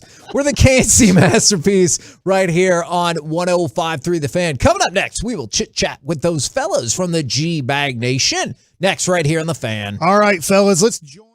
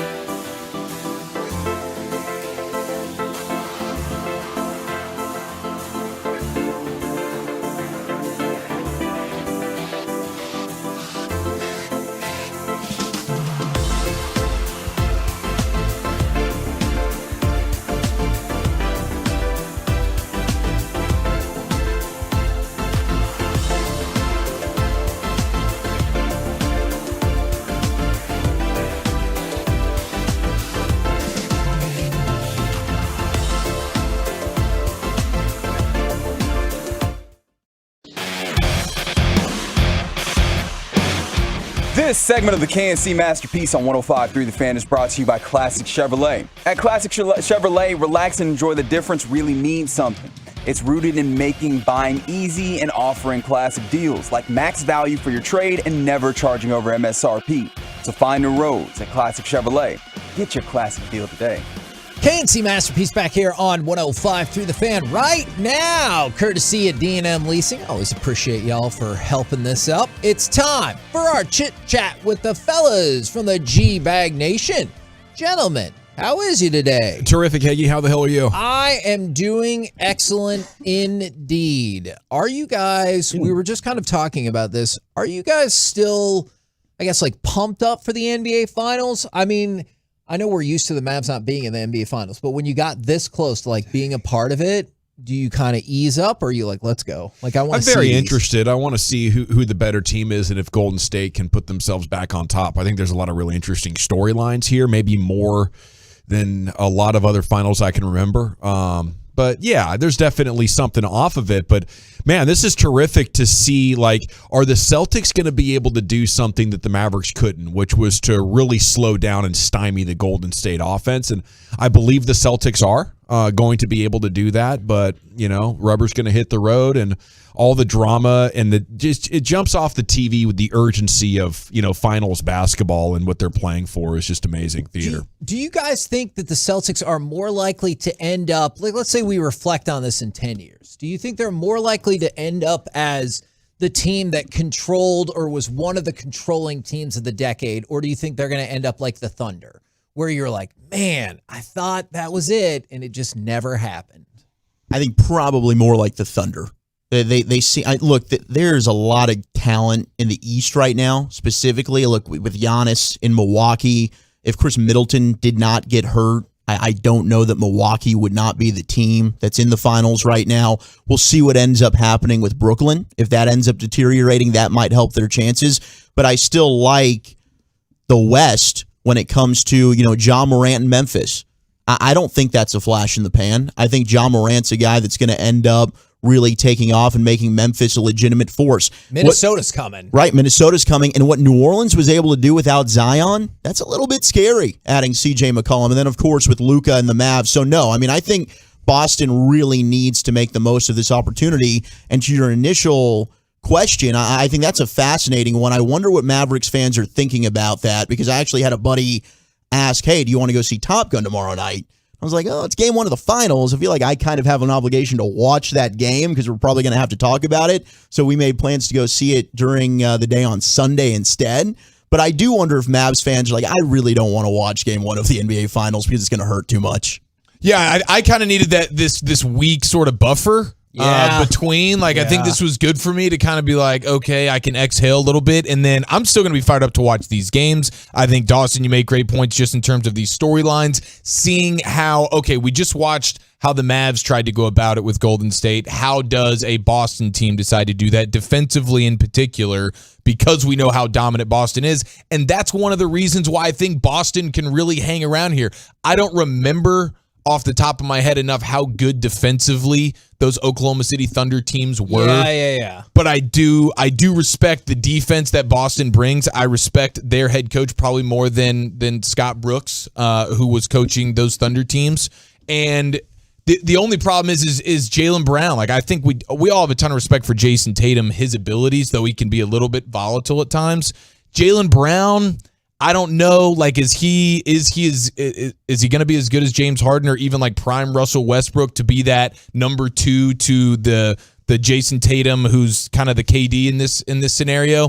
I don't know, but I think there is enough youth and defense on this team with one legitimate superstar and one pretty good player in Jaylen Brown to where I'm like, I think Boston can be hanging around here a little bit. I like what Mike said earlier on your show. There's no way to get Steph Curry in one-on-one situations and stuff like off that. Off the switches and stuff like that. Golden State's just too smart of a team. I think this is going to have to be the Celtics run. They lost Danny Ainge. Danny Ainge is the guy that put all this together. I know they had 1 million draft picks and had all kinds of opportunities, but he's the one that really kind of had the vision for this team and how it's built. They have the right coach. I think if Boston's going to win it, they got to do it now. I really do. To your point, I was thinking this when all the Celtics were running back into the locker room to celebrate that Game 7 win and making the NBA Finals, and there was Brad Stevens smiling and giving those guys 5. I just wonder, we all have an ego. Wherever our ego is, we all have like a certain level of an ego, and I wonder when this has happened. They've made it to the finals. He tried so hard with those guys, Tatum and Brown, to get him there and just couldn't. Like, he's like, I'm so happy. I mean, I wonder if he's like, I'm so happy I stepped away, or man, like, why couldn't I accomplish that as a coach? No, but you're right. They got set back by Kyrie Irving being there. Yeah. I mean, that Brad Stevens, if he has to look at himself, he's like, why didn't I think about this sooner? Kind of a situation. But yeah, I think if this is the Celtics' best shot. And I'll be interested to see but I totally agree with Mike. That's that Golden State bunch they're battle tested, they're championship tested. They've been through the wars. All those things you want to say, all the cliches you want to use is true about them. But number one is they're a really smart basketball team. If the team supported you all of the way, how long would it take you to get a hit in a Major League Baseball game? That's great. They're not taking you out of the lineup. I wanted to talk about this. I'm glad we get to do it with Mike here because his perspective is going to be really interesting. I think as long as you're somewhat athletic and have decent hand-eye coordination, what you would do is you'd go to a batting cage and just see 95 with a curve on it again and again and again. And after about 50 or 60 games, you would manage to get your bat on the ball and get it through a hole. So I'm going to say around 200 at bats or something. I could see that happening. The other thing too is you have to be able to run because that's the problem I have. They're going to pull the outfield in. That's right. To a point of they're going to throw you out from the grass, the outfield grass. Right. But they'll throw me out. Right. Now I need them to shift, and I'll try and bunt it. That's what I said. And then hope there's some type of pitcher falls on the grass, and I run it out. Well, we got all the spring to train. We get your wheels up. No, there's no way, Gavin. I mean, I was a scholarship athlete, and I was still I could run distances. If you said, oh, hey, we have to run a marathon, I could get that done. Get a base hit. There's no way right now, unless they shifted everybody and I bunted and there was some type of collision or the catcher didn't get out quick enough, I think that's the only way I would get a hit. Only way. I kind of had this situation because I was drafted by the American League team, and so then I got traded to a National League team, and they didn't allow you to touch a bat in the American League. They're like, no, you're going to die if you touch a bat. You're going to get hurt. I'm like, did you ever take batting practice on your own, just down in the cage or something like that? They got furious. Joel Skinner was my manager and got furious at me that I picked up a bat and started swinging it. Like I was going to, rip my ribs out of my body or something by swinging a bat. I'm like, I did this my whole life. Like, I like doing this. But they're like, no, you can't do that. If you get hurt, I get fired. If you swing a bat. That part does kind of make sense. Right. So that's why they wouldn't allow you to do it. So then I remember stepping in the box for the first time with the Mets, and not in the major leagues, but in spring training. And you're used to facing in high school, let's say 75 to 85 miles an hour is usually what high school pitchers throw at. And then they throw a ball a little over 90 miles an hour, and your front foot doesn't get down. You're like, oh crap, this is really fast. All of a sudden you're like, crap, I haven't done this in 4 or 5 years. I used to be good at this, but man, when it's coming that fast, it does shock you for a second. Mike, would we have a better chance with an aluminum bat to get a hit? Maybe. I mean, that it's a better bat, as in it has a little bit. I mean, maybe give it a little bit more oomph out there, right? Yeah, and obviously, if you were to get jammed a little bit, that bat, as long as you're strong enough, you can still get that ball to go a little bit, and your bat won't, crack in half. Yeah. But it would help out a little bit. But now I did swing a drop 3 the other day, which most major league bats are 2 to 3 ounces off of whatever length. So I swung a 34, 31 and a half approximately. And if you were to get a aluminum bat, it'd be a 34, 31, but they do feel lighter than what a wood bat feels like. Man, I'll tell you this. I remember the time that I did the bet with Mike, and he said, hey, let's go up to the batting cage and get you a few swings in before we go out there and do this. And as we were walking up, we hear quack, and Mike goes, oh, that's a pro hitter right there. And I was like, I said, how can you tell? And he was like, you can just tell. And when we got up there, it was Pudge. And I was like, oh damn! And then like one of the random talents that was there, you just heard like thunk, thunk. It was just over and over, and I was like, that is the difference. To your point, Corey, I was doing the Ranger game the other day when the Angels hit a game-tying home run in the ninth inning off of Matt Bush. And I was looking, I think it was Ward, but I was looking down at my notes, just getting ready because it was getting close to going on the post game, and I just heard the hit, and I go, uh-oh, that sounded good. Didn't see the pitch, could just hear it, and just knowing that sound of, uh-oh, that sounded good. And then I looked up at the TV screen, and it was a home run. I was like, well, it sounded like a home run. I have a better chance of stopping a hockey shot or shots than I do hitting a baseball. Ooh, like if you put me at a goalie, I have a better chance padded up, standing on skates, stopping hockey shots than hitting a baseball. I think we should do this as a station. I would agree with that. Yeah, just put me full pads, give me a good mask, a cup, all that stuff you need.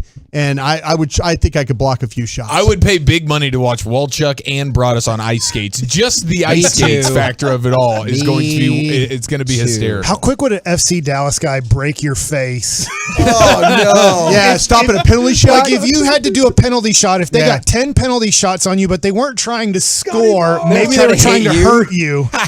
Like, could you feel like you could protect yourself? Man, those come in so hot. I remember watching a Division I soccer game for the first time, and my brother was in goal, and I was like worried for him because the power of those shots is so intense. We got the coach on Friday. We can ask him that exact Let's get in there. I'd love to see that. That'd be amazing. Do we get the big Mickey Mouse gloves and all that? We get to wear all that? Okay. Absolutely. Can I wear a football helmet? I think they can be great. What do you guys got coming up on the program today? Pure Gold as always. Thanks for asking. G-Bag of the Day, 2:30. Best audio. Roll home with the G-Bag Nation. They'll probably give you more scenarios just like this. We have been the KNC Masterpiece. Remember, tomorrow, short show leading into Rangers, 10 a.m. to 12:30 p.m. right here on 105.3 The Fan. Say more day games for the Rangers, Kevin. I know what you're doing right Say the hexagon of hoop, Kevin. They got the roof. Play day games. Stop it!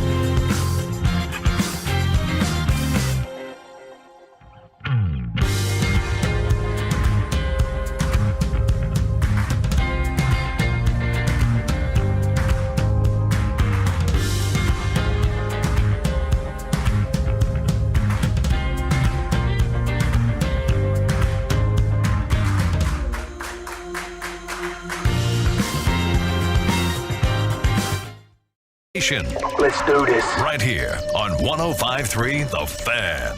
It's hour one of the G-Bag Nation on 105.3 The Fan. Welcome into the show. Thanks for making us part of your day. General at your service. There's Brian Broaddus, Lucius Alexander's in the Pimp Cup. You have, of course, Wolchuk and Chiafalo here in the talk booth. And Carter Freeman coordinated your video at 105thethefan.com and on Twitch. Gentlemen, how the heck we doing? Dude, couldn't be better. Oh, man, the Rangers are 500. Martin Perez. Cy Young.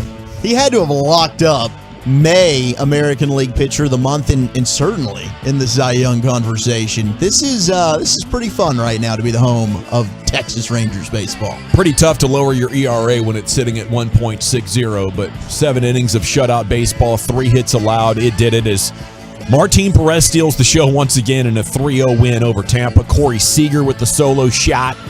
Garcia, the 2-run shot. And that was it. But Perez is just outstanding, and we'll have some Woody audio a little bit later on. Do you guys feel like that the Cy Young is there for him a couple of months into the season? I think All-Star. Yeah. I think, for sure. All-Star game stuff is, and 2 more months before we start talking Cy Young? Yeah, I think so. I mean, but man, I was listening to Jared the other night talk post game, and it's not small sample size anymore. You would say, 3 games, you kind of small sample size. No, it's like 9-10 starts now. 60 innings or something like that. So I mean, we're past that point, and I think the we're going to have that All-Star considerations coming up, and then after that, if the second half. He continues on this path. I mean, man, he's going to be right there with it. Let me open a couple of questions here. Cy Young, and then do you consider this a good team? Dare we say the Rangers are good at baseball, Eric? What do you say? I mean, right now it's hard to say that they're not. Over this stretch here, they have been legitimate. 7 games over 500. The pitching is there. You're starting to get a little bit of uptick in the offense, and hopefully each month we look back like Baskey did with KNC today and see at least a little bit more improvement, assuming that the pitching is all staying the same. I think you're looking at right now as it stands today a legitimately good baseball team, a top half of the league kind of team. Wolchuk, what do you say? Look, I mean, the offense, I talked about this yesterday. You've had consistent starting pitching now for the last, if you want to go 6 weeks. The offense now is starting to come along. They got hot during that 10-game road trip after the Houston series, and Houston's got some good starting pitching. Framber Valdez is having a good year. I love that name. Justin Verlander, of course, is the ageless wonder there at 39 years old with what he's doing. And, Broaddus, I think you brought up a fantastic point yesterday. When they get done with this Tampa Bay series, and Wander Franco's now on the IL, who's arguably their best player, they're going to have Seattle come to town to wrap up this homestand. And then they're taking on, they've got the White Sox, who are a solid team, but they're going to be without Tim Anderson now for 3 weeks. Hamstring problems. They're going to have Detroit. They've got some very winnable series now where they can try and stack up some series victories. And if they can get towards the All-Star break where, they get to be a considerable amount of games above 500, I think generally, we could be talking about a potential postseason team. I mean, 18-10 over the last 28 games. That's a pretty strong sample size right there, and a lot of it's been against some really good teams. 469 says baseball still stinks. Hey, I understand it's a Cowboys market. A lot of people also like the Mavs, the Rangers, or the Stars. It's not often that somebody is a huge fan of all 4 teams, but there's no doubt about it. Baseball has just had a down period over the last 6 seasons, but it holds, probably the second spot when it gets rolling. I mean, they did put 3.5 million fans in there in 2012. I'll tell you what, even when the Rangers were down, I've enjoyed my experience dealing with those people over there, whether it's the front office, the players. That's the one thing that I think I'm the most happy for. Is that all those times when they came on and were having to field questions and stuff like that about, how are things going to turn around?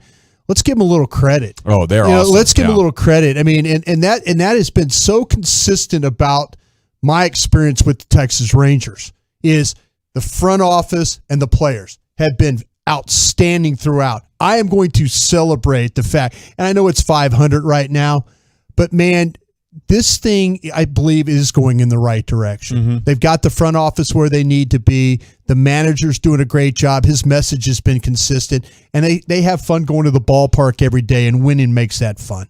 All right, at 877-881-1053. It's hard to get excited when we can't watch them. Bally's and the That's dish. tough, man. That's Thumbs tough. down. That's tough. Yeah, you can listen to them here, though. You can get it on regular cable or direct TV. I think there's options for you. You just have to want it.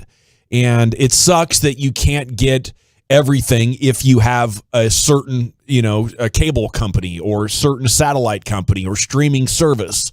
But it's big business, and these companies are paying a lot of money for the rights to do this, and they're not able to put them on all the platforms to sort of optimize their profits. So it kind of comes down to, as a sports fan, do you want to do whatever it takes to get your team's games on your television or not? But Gavin, it's a minor inconvenience. There's a simple answer. There is. You listen to it on 105 through the Fan or the Odyssey app. I agree. And we have the best broadcast team in baseball, and that's not a lie. I mean, that's not just because we are the home of the Rangers. We have a Hall of Famer in Eric Nadel. Matt Hicks is brilliant. Well, that guy that does minor league baseball, Joey Z, he's pretty good. He's pretty darn Joey Z is pretty good. And aside from him, I would get comparison. That's very, very fair. If we could get him up here, maybe that's Sandler. I don't know. No, but Jared's brilliant at what he does as well. So, I mean, we are pretty spoiled with a damn good broadcast crew here. I do want to give some love to the 972 said we need to kick off the new guy that's on the show. Just leave it Broadus and Gavin. I'm not sure if he's talking about me or Eric. It could just be they combined us. I like that idea. Carter. I'm pretty much used to that. I think they're talking about Carter. I think they're talking about Carter. Is Carter here today? He is. Carter's the best in the business at Carter is coordinating here. that video. He's rocking his Texas Rangers ball cap as well, the throwback style, looking good, feeling good. He's going Rangers crotch first Carter, man. He's looking good. He's like, I haven't felt this way in 5 years. Not as good as Lucius's hat, though. Lucius's hat is rocking today. That is great. Is that another Lewis Hamilton hat? That's from Miami. Yep. That's what he wore in Miami. Oh, that's good Miami color. Yeah. 214, whoever said baseball stinks must never have been to a game. It's always fun at the ballpark. 972, bleep that 469 guy. Rangers have been to the World Series more than the Cowboys have over the last 25 Good years. point. That's very fair. Yeah, and I think Brian had a good point, too. Like, it is a very... I don't know, is professional the right word? They're super professional over there. They're great people. They're the kind of people that you want to pull for. Even when John Daniels chased out Nolan Ryan and drove me to the brink of, wanting him fired and wanting him out of here and overdoing the calculator type of thing. He's proven twice now, I think in 2015 and 2016, and now here we are again in 2022. He knows what buttons to hit, especially now that Chris Young is here. I think they might be getting set for another golden era. Okay, NBA Finals underway tomorrow. Warriors are the favorite, Chiafalo. Should they be? I think they should be. Now, they are the favorite unless you ask ESPN's FPI, whatever BPI index thing that they do. I don't know if numbers are going to struggle with Golden State. What are you doing over there? It's the ESPN BPI prediction thing where they look into the advanced metrics. It's their NBA Basketball Power Index, a measure of team strength developed by ESPN analytics doing team. over there? And they have the Celtics as an 86% chance to win the NBA Finals. And if I'm ESPN, I'm taking that BPI, whatever the hell, and I'm flushing it down the nearest toilet. That is absolutely insane to have Boston at 86% chance, according to ESPN's analytics team, to win the finals over the Warriors. Warriors with home field advantage, home court advantage. Warriors with a ton of rest and all of the experience, and probably, I would say Steph Curry is easily the best player in this series. Look, Boston is winning this series now. You got it? Well, now that you've gone on this tangent, we can. I think it's pretty safe to say the Celtics are going to win it. I'm going against what ESPN is doing with They're their the same 86%. crowds that probably picked. It was probably 97% of the Suns to beat the Mavs. There probably are. Same crew. But Vegas, Dawson, yes, they have it right. Golden State should be the favorite. They should be. I don't know what. It's not overwhelming. I think it's very doable that Boston should can win be it. close, but Golden State should be favored. Golden State should be favored, and I think it will be close because Boston does bring one superstar to the table, and then a really, really good player in Jaylen Brown, and then they also play next level outstanding defense. And so will that defense and that physicality kind of give Golden State some fits? I'll tell you what they will have. They'll have more rim protection than what Dallas gave them. So you're not just be able to just run into the paint and go buck wild on these guys. That's for sure. I think it's really tough to go by the numbers when you're looking at a veteran team that might be preparing itself for the postseason during the regular season. And then you look at all these efficiency numbers and you're like, well, Boston's better. Well, Golden State didn't have Klay Thompson for most of the season. Draymond Green for a lot of it. Steph Curry was out a bunch. And I think now they're playing so much better than they have at any point over the last 3 years. So how do you quantify that if you're a computer? I just think it's a great point. There are limitations to what some of these statistical models can do. The ESPN BPI also favored the Mavs against the Warriors. LOL, says the 817. Did it really? Yeah, Did it? There's no way. That's what Did the it text says. The 817. That's what. We're that's believing what the that, text says. But I'm hey, you stay off the text. I am just kidding. If they have Boston at 86%, I think I do believe that. And I apologize to the 972. That was a Lady Tolo that texted in. So I love you. She sounds hot. Here's why I would bet Boston at plus 160 before I would Golden State at minus 150. The Mavs really only have 2 good defensive players. The rest is scheme and effort and teamwork to make a good defense. That's on Jason Kidd and the effort level, the intensity that guys like Luka and Jalen Brunson, went out there and did. Maxi Kleba, okay defender, I guess, but overwhelmed by bigs and not quick enough for littles. He's just a versatile type of guy with a lot of position flex. But Boston can roll out legit 4 top-end defenders. Yeah. And they have a great scheme. Like, I know the Mavs are a top 5 defense, but Boston is number 1, and I don't think anybody is that close. I agree. I think the difference here that Boston's going to see is, that Heat series ended up becoming Jimmy Butler versus the Celtics. That's what it became, because Tyler Hero, who's their best bucket getter for the Heat, he was out. And then you had injuries all over the place. Kyle Lowry's banged up. Max Strus is banged up. Can't score. It's Jimmy Butler and a bunch of guys going out there. And what did they do? They took him to the brink of disaster. Golden State, hey, Steph's going to give you some. Next thing you know, Clay's going to have his moment. Jordan Poole's going to have his moment. They can hit you in a bunch of different directions. And Boston gets too cold offensively. And I know the Heat are really good defensively. So the Boston is coming off the heels of playing a really, really tough defensive team in Miami. But I think Golden State does enough defensively as well. Boston does these careless, like, what the hell are you doing turnovers. Yeah. Golden State is going to feast on you. Well, Golden State, though, that was the not coming into the Dallas series. They also were doing that. I am interested to see, Boston has a rim protector in Robert Williams. Yeah. How does Golden State, are they able to get to the rim as easily as they were able to do against the Mavs? That was our biggest gripe in that series. The Mavericks don't have anybody inside that can defend. Boston does. And then, they got 2 with Horford and Williams. Right. There's going to be a lot of pressure on Brown and Tatum to score consistently, to Eric's point there. Because you're going to get, it seemed like Klay was really starting to heat up towards the end of the Dallas series, specifically in Game 5 there when they were able to close our Mavericks out. And it seems like he is going to shine on the final stage, in my opinion. I wonder if Andrew Wiggins plays as well in this series against Boston, because he clearly was huge for them in the Western Conference Finals. 940 says good defense does not stop the Warriors 3 ball. You're right, but what it will discourage is a lot of the penetration that creates havoc for your defense. And the Mavs could never get a handle on that. The Warriors consistently were scoring at their average or significantly above. I think Boston's defense is good enough that they could actually keep them under triple digits. Golden State won't have a rebound advantage, and they have 1 big man. Boston has 2, says the 469. 817. Today's the 16-year anniversary of Dirk dropping a 50-burger on the Suns to take a 3-2 series lead in the West Finals. I was at that game. Shut it down. Okay. G-Bag Nation. What else do we have going on? USA and Morocco tonight, 6:30. If you're looking for a little soccer, a little World Cup warm-up friendly. Yeah. As they will begin their series of summer kind of tune-ups for the big event. Our U.S. side's pretty banged up right now with some injuries and stuff like that. It'll be interesting to see how the 11 shape tonight for that friendly. It might be a team that is ultimately stung by the injury bug too much between Pulisic, McKinney, and Reyna. Way too many injuries now. Yeah. All righty, Nation. Hope you're having a great day.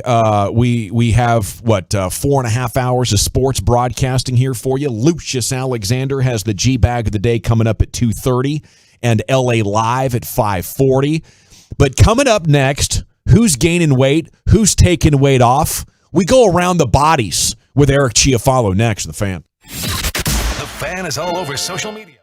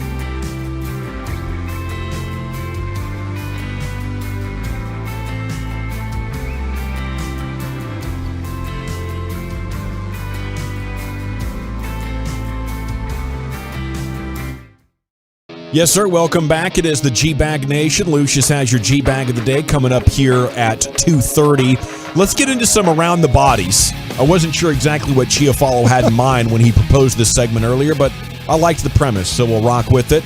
What's funny? Segment's brought to you by the Frankels. Texting and driving or drinking and driving are both selfish acts because it's not just about you disregarding your own safety. It's a disregard for someone else's life. A reminder from Frankel and Frankel. Visit truckwreck.com. Call 214-333-3333. Now here he is, Eric Chiafalo. Yeah, I appreciate you trusting me on this one. We got a handful of things that sports is giving us in regards to the human body, and we will kind of go all the way from top to bottom here a little bit. So I first want to start with former Texas Ranger. Walchuk's shaking his head because he thinks this is just going to be a body-shaming 6.5 to 7 minutes here. You terrify me when you do this. And I he get is conditioned to believe that based on some of the things you've said. Right, and like I totally understand that. What did you say about his condition? Thank you, Lucius. Yeah, I talk about the moves. I get it, but no, this is, and it's a lifetime achievement sort of award for me that I get. And I understand where you're coming from here, but I'm just showing love right now. I think there's just a lot of love to be shown. If you want to crack a joke or two, it is safe. Okay, so don't be frightened. Don't let Walchuk scare you out of talking about the newly thinned out big sexy Bartolo Colon. Who's still maybe possessing a little bit of Luka chin action, but like we're not here to talk about that. We're here to talk about everything else, which is my Bartolo. I think we just have to start calling him sexy now. I don't even think we can call him big sexy anymore. Yeah. He enters the league in 1993 at 185 pounds. Wow.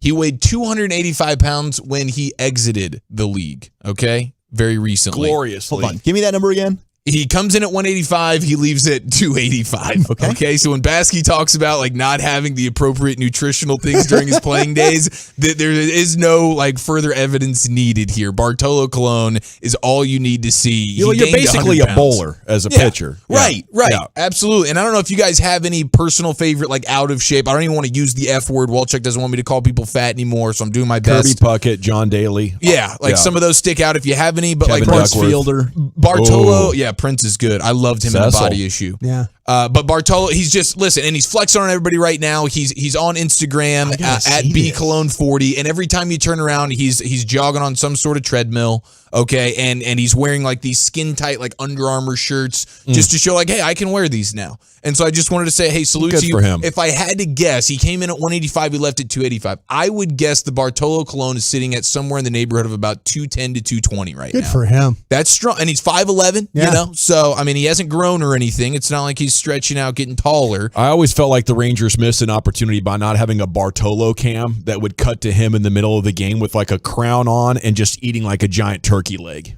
Oh my gosh! See, there you go. That's some good marketing right there. Is he a boomstick in the dugout? I love that. Is he the best heavy pitcher ever? David Wells. Wells, yeah. Yes, David Wells is a good one. But Bartolo's up there. How about my guy at the Yankees? My other guy at the Yankees, though, that lost all that. CC Sabathia. And he's thinned out. Kudos to him and his body as we go around the bodies here in the G-Bag Nation. But yeah, Bartolo Colon, that would have been good. I'd love to see Bartolo with a boomstick. I actually heard when he was here, the B in Bartolo stood for boomstick. My gosh, I've never run this fast on a treadmill. He is looking good. Yeah, he's looking svelte. He's a pro athlete right there, boys. Speaking of pro athlete, I do want to also pay some homage to Najee Harris. Running back, Pittsburgh Steelers, this guy. Now, he's already a monster. We know this about him. But he apparently has put on even more weight. He's sitting at 244 pounds right now. This guy is showing the quads, the hammies, the teardrop. He's wearing at OTAs to flex on everybody, boys. Okay. He's wearing the Lucius Alexander Hoochie Daddy shorts during practice. So let me tell you something. Baby. It's that season. Oh, that season is here. And he is, I mean, he's looking scary. The dimensions are that of a Derrick Henry. Because Derrick Henry's listed. Now, maybe the listing is, not really doing the full justice on Derrick Henry. He's 6'3", 247 pounds. Well, right now, Najee Harris is apparently 6'2", 244 pounds. So this is good heavy. Yeah, We're not talking Eddie Lacy. This guy's eating himself out of the league. No, he's not a biscuit away from playing guard like Mike Anderson was when he tore up the Cowboys defense in the 2018 playoffs on the Rams. C.J. Anderson. Or C.J. Anderson, excuse me, not Mike Anderson. He is 10 pounds away from Jerome Bettis. That's what that is right there. Oh, wow. Okay, now, this is a little bit more muscular situation here. I'm telling you, when we revisit our annual sports quads conversation, sports thighs conversation, Najee Harris, welcome to the day. Ooh. So, 244 pounds, man. That's a big dog right there. And then do you trust your quarterback? If he has a mullet and a beard, that combo kind of makes you feel like you're staring in the face of Joe Dirt's child. So we're talking It Gardner can Minshew? work. It can Could you work in a trust Brett him? Favre kind of way, kind of wild ass. But generally, I'm going to think this guy's probably not taking it seriously enough to be an NFL quarterback for a decade plus. Okay, so we take you to the University of Texas. Shout out to Bennett Broadus There you and go. all the incoming freshmen. Quinn Ewers, former Southlake Dragon, former Ohio State Buckeye. He is now the talk of the town in Austin, and he was at a golf tournament. And he is showing off this pretty sick, nasty, raging lettuce of a mullet. He's got this, grimy sort of beard where it's just beard. It's a little bit Amish style where there's no mustache going on there. And so it's definitely like a dirty, I don't really care vibe. Like I brush my teeth not with water, but with like Bud Light in the morning, and I'm just kind of doing one of those deals. So that's the persona that he's got right now. It's good, I think, for his marketing. It makes him stand out. He's already the number one recruit in the history of like 24/7 Sports or whatever those college sites. This is Quinn Ewers? Huh? This is Quinn Ewers. He's looking good. And so the photos that surfaced of him now is just like, man, this hair, I mean, he's really leaning all the way into it. And I just didn't know if you could look across the huddle and trust the guy who shows up looking like that. He's supposed to be leading my team here. I don't know. Was in he college, a Carrollton guy? He was. Southlake Carroll. Southlake Carroll guy. Looking more like a Cleburne guy these days. Yeah. He is. He's No a disrespect. baller. That's my people. He's a baller, Yeah. but I don't know. Maybe in college, it's one of those things where you can get away from, you can get away with it. Maybe you get into the You NFL wear the same and not clothes so every much. day. Nobody says anything to you. And then quickly here around the bodies, I want to go to the mouth of Cubs infielder Jonathan Villar. He suffered maybe the most bizarre injury in sports. He as bite of his late. tongue off? He did not bite his tongue off, thank God. But it was those exercise bands. You guys see me? I bring that up here for my shoulders a little bit. I didn't bring it up here today because I read the story and I was like, this is just, it would not be smart for me to bring it up here. He's using the exercise band and it like pops off, fires back at him, hits him in the mouth in a way that required him to go on the injured list and is having reconstruction going on dentist stuff in his mouth. He caught a handle. He caught a handle in the mouth. Is that what happened? Significant dental work is the wording in the report of like, are you kidding me? That band fired back at your mouth that hard that you like lost some teeth or something here. That's soft. I can't even get over it. So, Jonathan Villar, there it is. Thank you, Chia Follow. It's what's wrong with us Cleburne folks, Gavin? I said no disrespect. I love you guys. 817, salute to you. It's time now for the G Bag of the Day, curated by Lucius Alexander. Good afternoon, sir. Good afternoon. Can you hear me? Do I sound great? Hello. You sound great as always. Hello, microphone. All right, yeah, I sound great. Appreciate it. CBD American Shaman, ShopTexasCBD.com. They sponsor G-Bag of the Day right here. Where we last left off, this one-time champion, he goes by the name of Chris Arnold. Yes, he does. Hall of Fame, two-time Hall of Famer right here. He's going to bring all the girls to the baseball yard. Come around. Yeah, chicks love the long ball. Yeah. Mark that. It'll never get old, I swear. That could be. By the way, Lucius, on the way home yesterday on Carpool, me and Chief Follow talked about your ability to bring back the. All right, I'm not. Don't vote on this one. But all of a sudden, every single time you throw one in there, it seems to win G-Bag of the Day. Yeah. Is there a plan to this? You're not supposed to bite it. It's just a filler. You're not supposed to bite it. Yeah, it's just a filler on the album. But we had this discussion on the way home about your ability to do that. Well, let's hear that C.A. Dong one more time. Come around. Yeah, chicks love the long ball. Yeah. Chicks love the long dong. The dong long ball. The white pants and the long dong. Hey, Lucius, before you had even heard it, what was it saved as? What was it titled in your folders? Just sent to me as email, C.A. Dong. I'm not opening up this attachment, whatever it is. I'm not doing it. It's not for me. Oh, God, that's great. Okay, let's see what we got here. There is a gnat in this little studio. I'm just wondering how the gnat got up here. It's crazy. Someone stinking? Carter? No, it's a long flight for a gnat to get all the way up here. What are we in the 11th story? Yeah, we are. It's a long flight, bro. Your little wings won't get tired. That is a long flight. Just need a little gnat rest for a second. The widow wings. Okay, let's go see the Amber Alert that interrupted the closing statements of the Johnny Depp and Amber Heard trial. Yeah, I think they were reading some Johnny Depp texts, which were really crazy if you just pay attention. But then you can't pay attention because the Amber Alerts are going off. I am an insane person and not so fair-headed after too much of the drink. Weed, pills, fine. Booze, my capacity is too large and I won't stop. Ugly and sad. Oh, how I love it. There appears to be an Amber Alert, but I think we're okay. We're okay. People are getting it, I guess, on their phones. They haven't silenced that. Oh, okay, Your Honor. Okay. Can we keep going? Yes. Thank you. Yes, sir. I'd be like, no, please don't.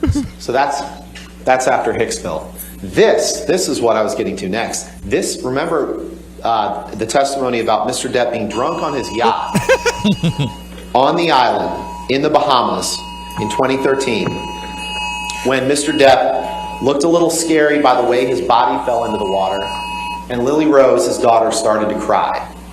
Miss Heard comforted Lily Rose. Yeah, that's tough. Man. I don't think they'll remember that. No. They're just going to remember the Amber Alerts going off. I think Johnny got away with whatever he said right there. Yeah, he did, and he won the case, didn't he? I believe this is kind of breaking news, but the jury reached in favor of Mr. Depp and saying Amber Heard did defame him. Oh, yeah. Getting that 50 mil. Yeah, 50 mil. Is it 50? Good. Oh Good for him. She had big money too, huh? Yeah, I mean, yeah, she's a working actress. Now she can't get. Now she's not working anymore. I don't think she's being casted out of like everything, even the Aquaman movie. Well, he got casted out of everything, so yeah, it's too only fair. embarrassing. Bad for the brand. Yeah. She might have like endorsement with baby wipes or something coming soon, I would think. After she took a poo in the bed. Yep. Bam. She admitted to it. I just love the people how they were trolling, as she was walking out the courtroom. I loved it. Amber, why'd you pull in the bed? Why'd you pull in the bed? Like she has answers. I was hammered. So was he. It was the dog, damn it. Embarrassing toxic relationship. They should have never gone public. All right, let's see. See if you guys can pick this up. There was a hot mic appeared to happen during the Padres broadcast. They were criticizing Blake Snell. I think it was a Padres field reporter. His mic was still on. This one is fouled off the home plate umpire, Chris Siegel. That staggered him.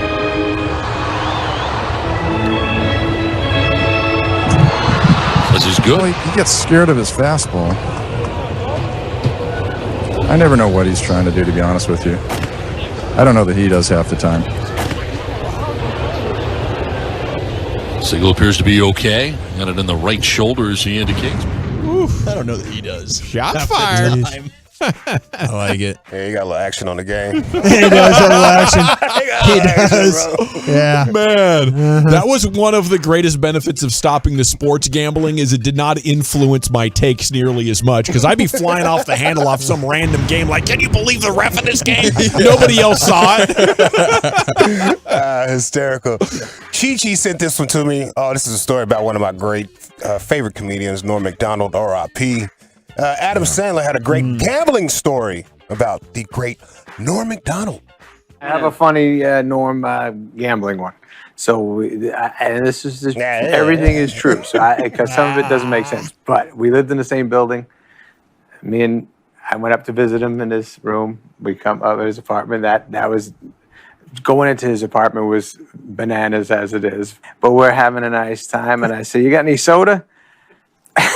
And I open up his fridge, and I swear to God, $25,000 worth of chips. Atlantic City chips are in his fridge. And I go, "What's this?" He goes, "Oh, I won big. I won big on Friday." And I said, "Well, why did you cash it in, buddy?" He goes, "Well, I brought it here so I could talk to Bernie Brillstein to see how I don't have to pay taxes on it." So I go, "Oh," and he goes, yeah, so I got to bring it back Monday. And he told me no matter what, I got to pay taxes. So, it didn't work out there. So whatever, I go, "Oh, that sucks." So anyways, I see him at Saturday Night Live on Monday. I go, "Did you cash that in?" He goes, "I lost it all." Yeah, you're like, I won 25 grand. This is how a gambler thinks. I'm going to play another 15 grand, move that up to 40. I'll pay for the taxes that way. Always. Yeah. And man, put the chips in the refrigerator. That is driving me insane right now. That's disgusting, isn't it? Keep them all fresh. the bacteria on those chips. I know people that hide things in the freezer, you know what I mean? Like maybe the deed to the house or something like that, maybe in there just in case a fire happens. Right. Okay. Or the backyard. Yeah. Dig a hole. Some casino chips? I don't know, bro. Those been on everybody's hands. Yeah, that's disgusting. Is it Norm Macdonald with an epic gambling story from Adam Sandler? Shots fired during the Padres game.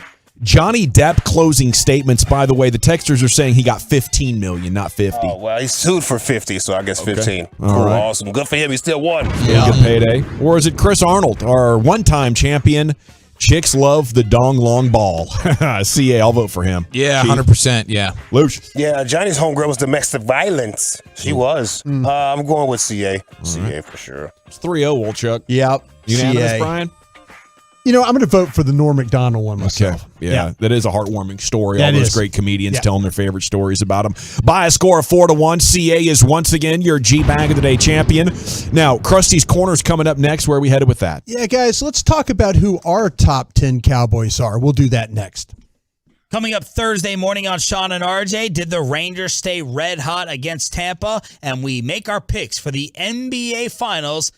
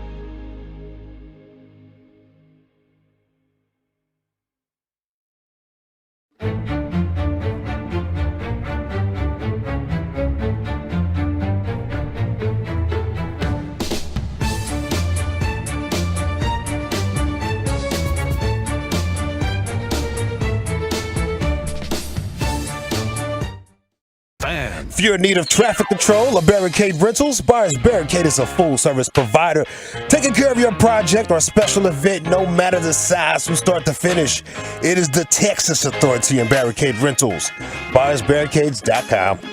Yes, sir. Welcome back, Nation. Time now for Brian Broaddus in Krusty's Corner. Here he is, the king of all Krusties. Broaddus. Thank you very much, General. Appreciate you guys. Okay, this is going to be a top 10 Cowboy list, but it's going to be off the current roster before we get in the season. And I got this from our friends over there at Blogging the Boys. They've got this list they put up this time of year when you start to get in the season and stuff like that. You're thinking, hey, who are the players you can count on, the ones you might not, everybody kind of has a different opinion. So I love the way that we have the ability to rank players. So they ranked the top 10 Cowboys of the roster entering the 2022 season, and my guys did the same. So I'll go through their list real quick for you, and then we'll get to our list. They had Michael Gallup at number 10, Tony Pollard at number 9. They had CeeDee Lamb at number 8. They had Ezekiel Elliott at number 7. They had DeMarcus Lawrence at number 6. Tyron Smith at number 5. Travion Diggs at number 4.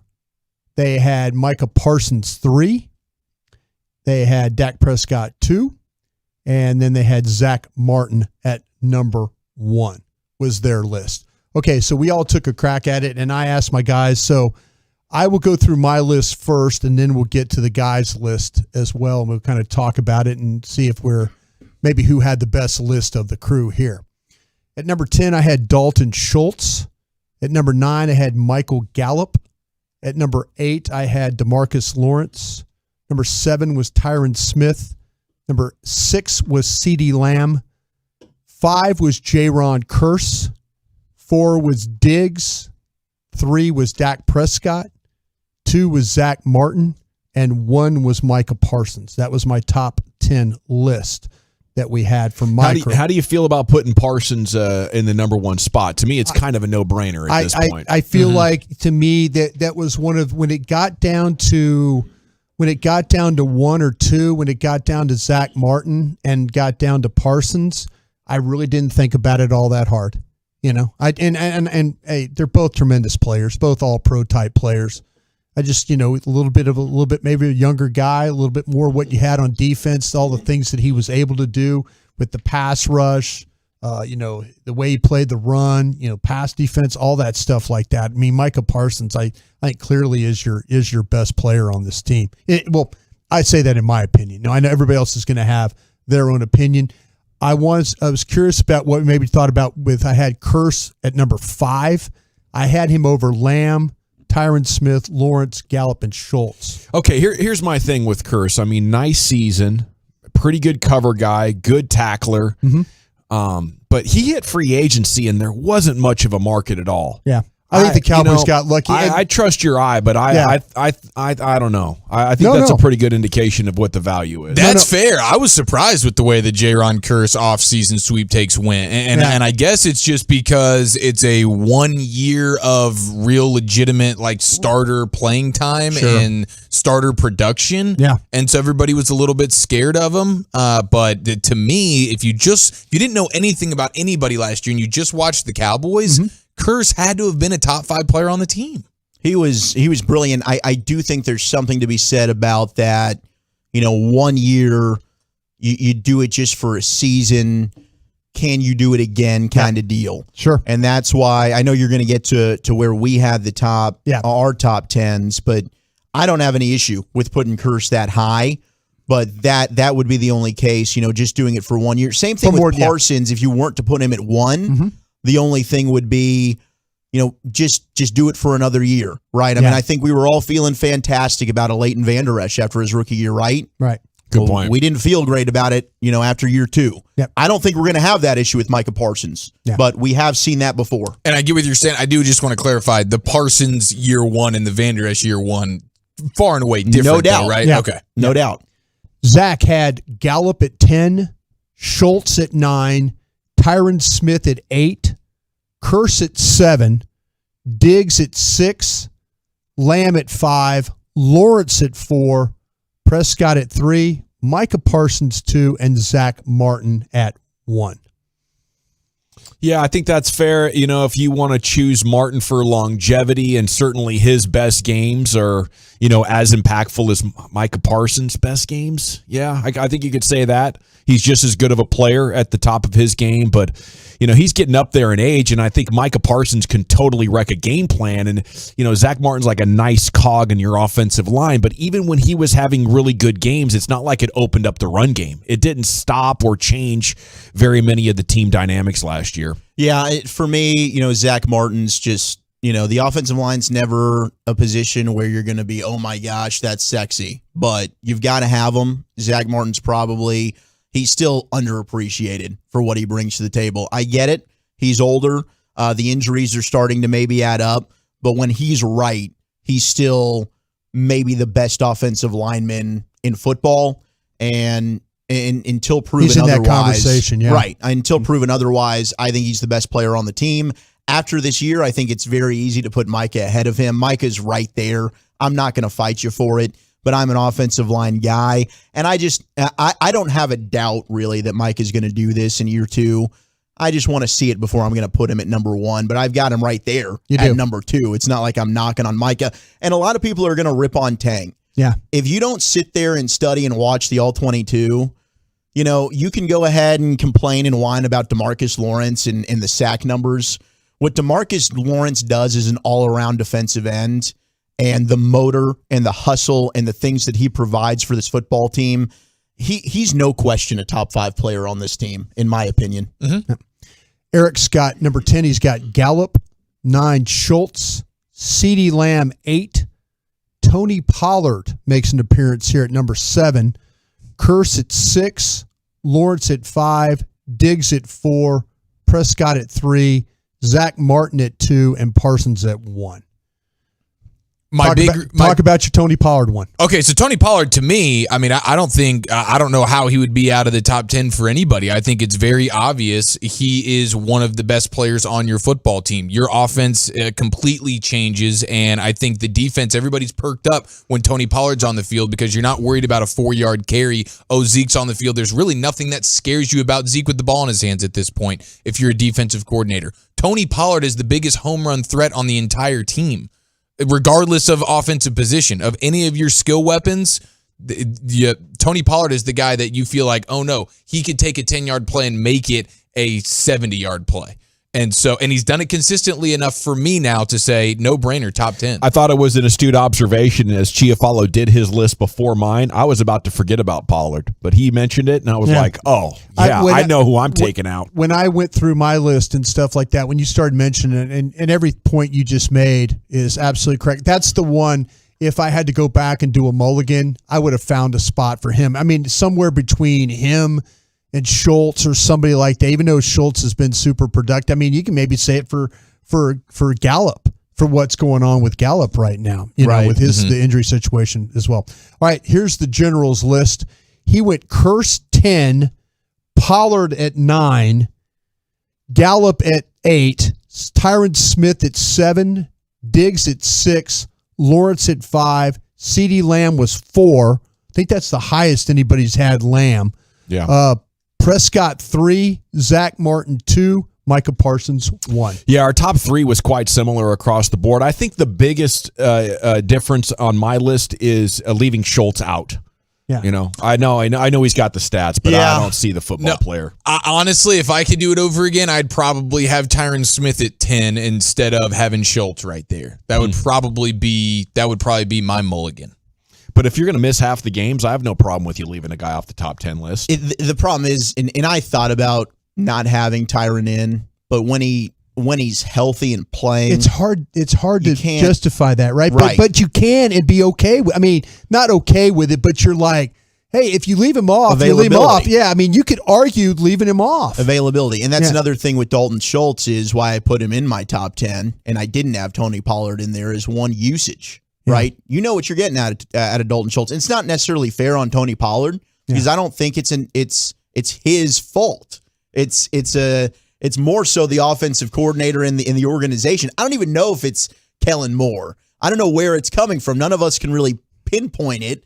Why Tony Pollard doesn't get more run in the offense. Especially, I just don't understand when you knew that Ezekiel Elliott was hurt last year. Yeah. Why you didn't say, we're not playing Zeke. He needs to sit. He needs to recover. We've got a guy that we can go ahead and give the ball to in Tony Pollard and let him carry the rock. I think we were all very consistent about Dak Prescott there, right? Everybody had him really in the third hole. Mm-hmm. Yeah. So he was never going to – was he ever a consideration for anybody in the top two?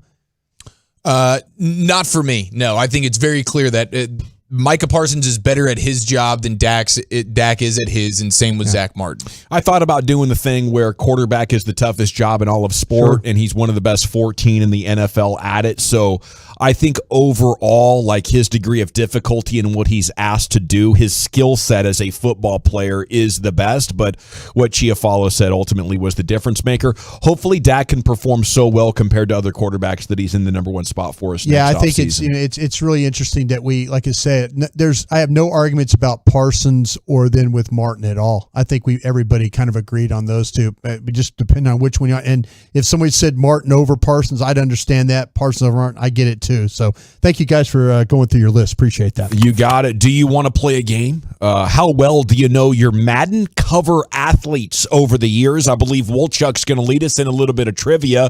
Let's see which of us four can rise to the top of Madden recognition. It's next, The Fan. Text away your thoughts to the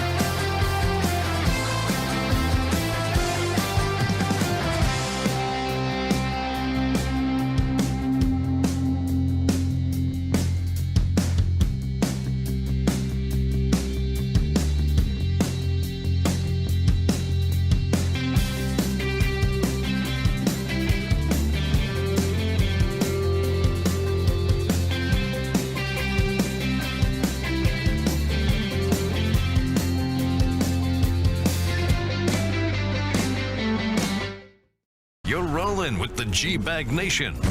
Right here on 105.3 The Fan. Welcome to the nation. Here we go. Hour number 2 with the G-Bag Nation here on 105.3 The Fan. Hope you're having an outstanding day. Zach Wolchuk is going to lead us in some Madden cover athlete trivia. It'll be Chiafalo, Broadus, Lucius, and me.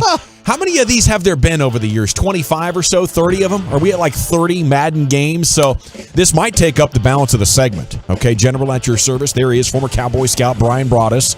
You know, he barely remembers the names of the players he scouted. So it'll be tough to imagine. There's no way. He will be at the top. And he's not a video game guy either. No. Are you? Yeah. No, it's funny because Mike Bassick asked me my favorite baseball players of all time. And I named everybody off the 72 Pirates. I heard you do that. And 72 A's and 72 Reds. So, yeah, it has to be that far back. I can't remember things like right now. Everything's too crowded. There's 500 new players every year. It's There's weird. too many names. There's Wolchuk and Chiafalo. Lucius is in the Pimp Cup. And along with you, we are the G-Bag Nation. Of course, Carter Freeman's coordinating your video if you want to watch. Here's Zach. All right, so today we found out that the late, great John Madden is going to return, and he will be on the cover of Madden 23. Thought that was the right thing to do. And I loved Madden coming out. I was the kid that would go and wait at midnight and go to GameStop or Walmart, whatever it was. Oh, hell yeah. I was the kid that had to mow lawns to save up and buy my own. Oh, I did that. I mean, I worked at a summer camp and, paid for the PS2, PS3, all the consoles. And ended up buying, the games when they came out. Yeah, absolutely. And then you would stay up with your friends and play the game, do the franchise mode. Although they kind of killed, I think the franchise mode is horrible now. Yeah, it's definitely gone south a little bit, but like elementary, middle, and high school, honestly, like all of those years for me, like Madden was the king. And especially once I got into middle school, high school, it was like, yeah, we're like, as soon as it's like midnight GameStop, you're in line, you're ready to get this game, and then you're going to go until the sun comes up with your boys, just rocking and rolling and starting to get some dubs. Of course, Madden didn't come out until I was in high school. So junior high was more about Tech Mobile and Super Tech Mobile. Okay. Respect. I think the first game I actually played football-wise was on the Sega Dreamcast, and it was NFL 2K. Oh, I love that. Yes. With the Randy keyboard, Moss you on could the- chat. Oh, you could That do was that. amazing. Yeah. That was fun. The first like online gaming experience for sure, 99 or so. I was thinking, all right, maybe we can have some fun with this. So I figured what I'll do is I'll run through, I'll pick a couple of the covers, and we'll do a little game with this, a little trivia game. So we'll name this Madden cover athlete. We'll go around. Each of you will pick a buzzer. So go ahead and we'll go Lucius all the way around. Wow. Okay. Go ahead so that way you guys can buzz in. So I'll start off and I'll give you guys hints for each one. And the first one to buzz in correctly and give me the name correctly of that player that was on the cover will get a point. And at the end, whoever has the most correct will be our champion, and you will know the most cover athletes. So let's go around the horn here and give me your buzzers. I'm going to go with the CA Dong Ball. So just Dong Ball? Yeah. I'll just go Dong Ball. Dong Ball, I like it. I'll go with Run Wild. That is the name of my new favorite NA beer from Athletic Brewing Company. Run Wild. Go Tigers. Okay. What that Dak do? All right. Let's start with number one.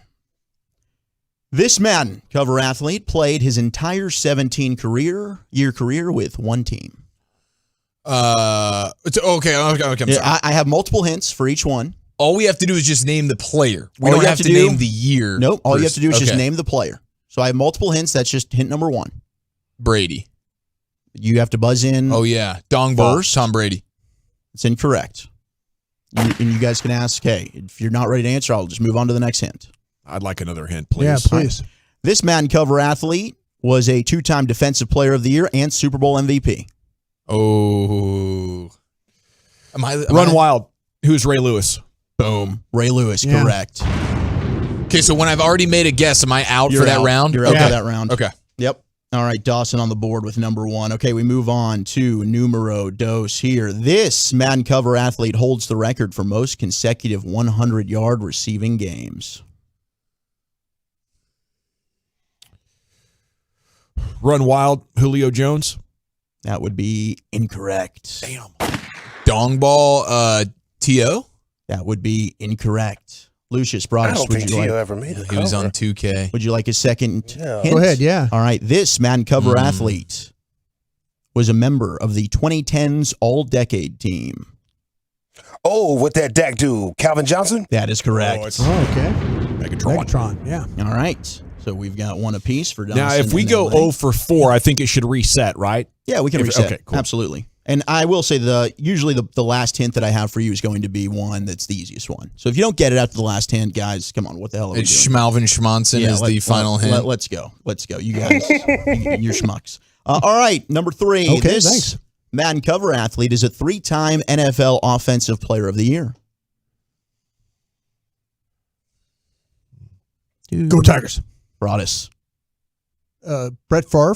Not. Oh, but Brett Favre. rules are rules. Mama man. gave me 8 of them flapjacks. I said, Mama, take away 5 of them flapjacks. I want to stay hungry for the Crimson Tide. Anyone Wild. else? Yes, Gavin Dawson. I got this. LaDainian Tomlinson. What? Not LT. Okay. Would you two, Eric? Yeah, I LA. want another hint. Another hint. All right. This Madden cover athlete played for 2 teams during the course of his Hall of Fame career, winning 1 Super Bowl with the second team that he played for. What that Dak dude? Oh, is it up to him? It is you. It is you, LA. Okay, Marshall Faulk. That is correct. Marshall Faulk. Yes, sir. All right. Lucius Alexander in the lead with 2 That's good, points. Lucius. All right. Coming up with number 4. This Madden cover athlete was the NFL Comeback Player of the Year in 2010. Comeback Player of the Year 2010. He was on Madden cover. 2010. Well, what? That doesn't mean he was on the cover in 2010 necessarily. Just was the Comeback Player of the Year in 2010. That's the hint. Oh, okay. I like that. You guys want another hint, or are we? I got nothing. Okay. This Madden cover athlete was the first quarterback in NFL history to rush for 1,000 yards on what's that Dak dude? I think that's Lucius. Michael Vick. Michael Vick. It's a good Lucius one. running away with this one so They far. gave him Comeback Player of the Year after his imprisonment. Yes, with That's the Eagles. incredible. Yes, sir. And I figured if I mentioned something with the Hey, jail learned a lesson. time, that would have really given it away. All He right. was amazing for the Eagles for like 10 games. He really was. Oh Yeah. man, there was that Vintage. Maybe better than ever. that Monday nighter. It's Eagles. Was it Eagles versus Washington? Yes. Yeah. And he has that like To Deshaun Jackson. Yes, He like crushed it. It was 90 amazing. yards. The Vic experience was incredible. He was the first quarterback to go and win a game at Lambeau in the playoffs. In the playoffs, yeah. Sure did. Unreal. All right. This Madden cover athlete spent the final year of his career with the Dallas Cowboys. Go Tigers. Broadus. Eddie George. Boom. Eddie George. Wow, Broadus is on the board. Was that 01 or 02? Well, we screwed him. 04, I think. Yeah, we screwed him so Yeah. bad. He Vic had was a 04. a consecutive game streak, and Parcells made him inactive for a game. He did not. Did he Healthy really? scratch made him inactive. Parcells. Is he a bad human? Is Bill a bad human? Yeah. Yeah. No, That's why they call him Tuna, because he stinks. Yeah, no, I mean, there's football things that he is really good at, but he is very petty in a lot of ways. But- so yeah, I mean, no, we needed him to get the team going the right direction. But yeah, to Eddie George had an incredible streak of consecutive starts for a running back, and he just made him inactive. What a jerk. Man, Parcells, dude, working with him all the time, and It's not pretty. it is the most of all your NFL days. Brought us like the most legendary FUPA of all time. Parcells. Oh, yeah, I mean, that story, yeah. He pulled that joint up there too. He did. I ain't mad at him. He did the whole. He showed them knuckles off. He kind of liked it, I think. Yeah, I think so, bro. He did that whole thing, For the man. media. Here you go. Oh, yeah. Like the Captain Morgan pose to me that one time. I'm like, what the? Oh, was he talking to you the whole time? Oh yeah. Oh man. You had I swear to God, I was looking at everything in that coach's locker room but him. Yeah. I was like looking at nameplates. I was spelling names. I was looking at Nike shoes. I was not making eye the contact with downstairs that man. mix-up was. Was Parcells an overly confident naked dude? He enjoyed like getting naked in front of people. I mean, it was weird. He was hitting on you, bro. You shouldn't even know. I swear to God, I walked in. I went to my office. I went in the office. Seriously, it's thrown up in my mouth. I was like, if I close my door, I'm like, I almost get sick at my desk. Oh no! Okay. Seriously. Did it smell like tuna? Okay, it's too far. No, it's never too far. It's never too far. Eric, I need you to get on the board here, buddy. Me too. All right, here we go. Number 6. This Madden cover athlete led the NFL in passing touchdowns in 2000 and passing yards in 2004. Oh, let's go dong ball. Steve McNair. Not Steve McNair. Solid guess. Anyone else want one? Or This not? 2004? Passing yards was 2004. Passing touchdowns, 2000. I'm good. How about another clue? This Madden cover athlete suffered a serious knee injury that ended his career with the team that drafted him. Oh, what that Dak do? Ooh, Brett Favre. Crap. Rules are rules. Mama gave me 8 of them flap checks. Just said, Mama, take away 5 of them flap checks. I want to stay hungry with the Crimson Tide. This Madden cover athlete is listed as one of the 50 greatest Vikings of all time. Oh, gosh, dog. Free Go run. Tigers. Yeah. That's Dawson. That is a Sam Bradford. No. Oh, I got it. Go Tigers. Broadus? Broadus. It is Broadus. Oh. Dante Culpepper. Culpepper.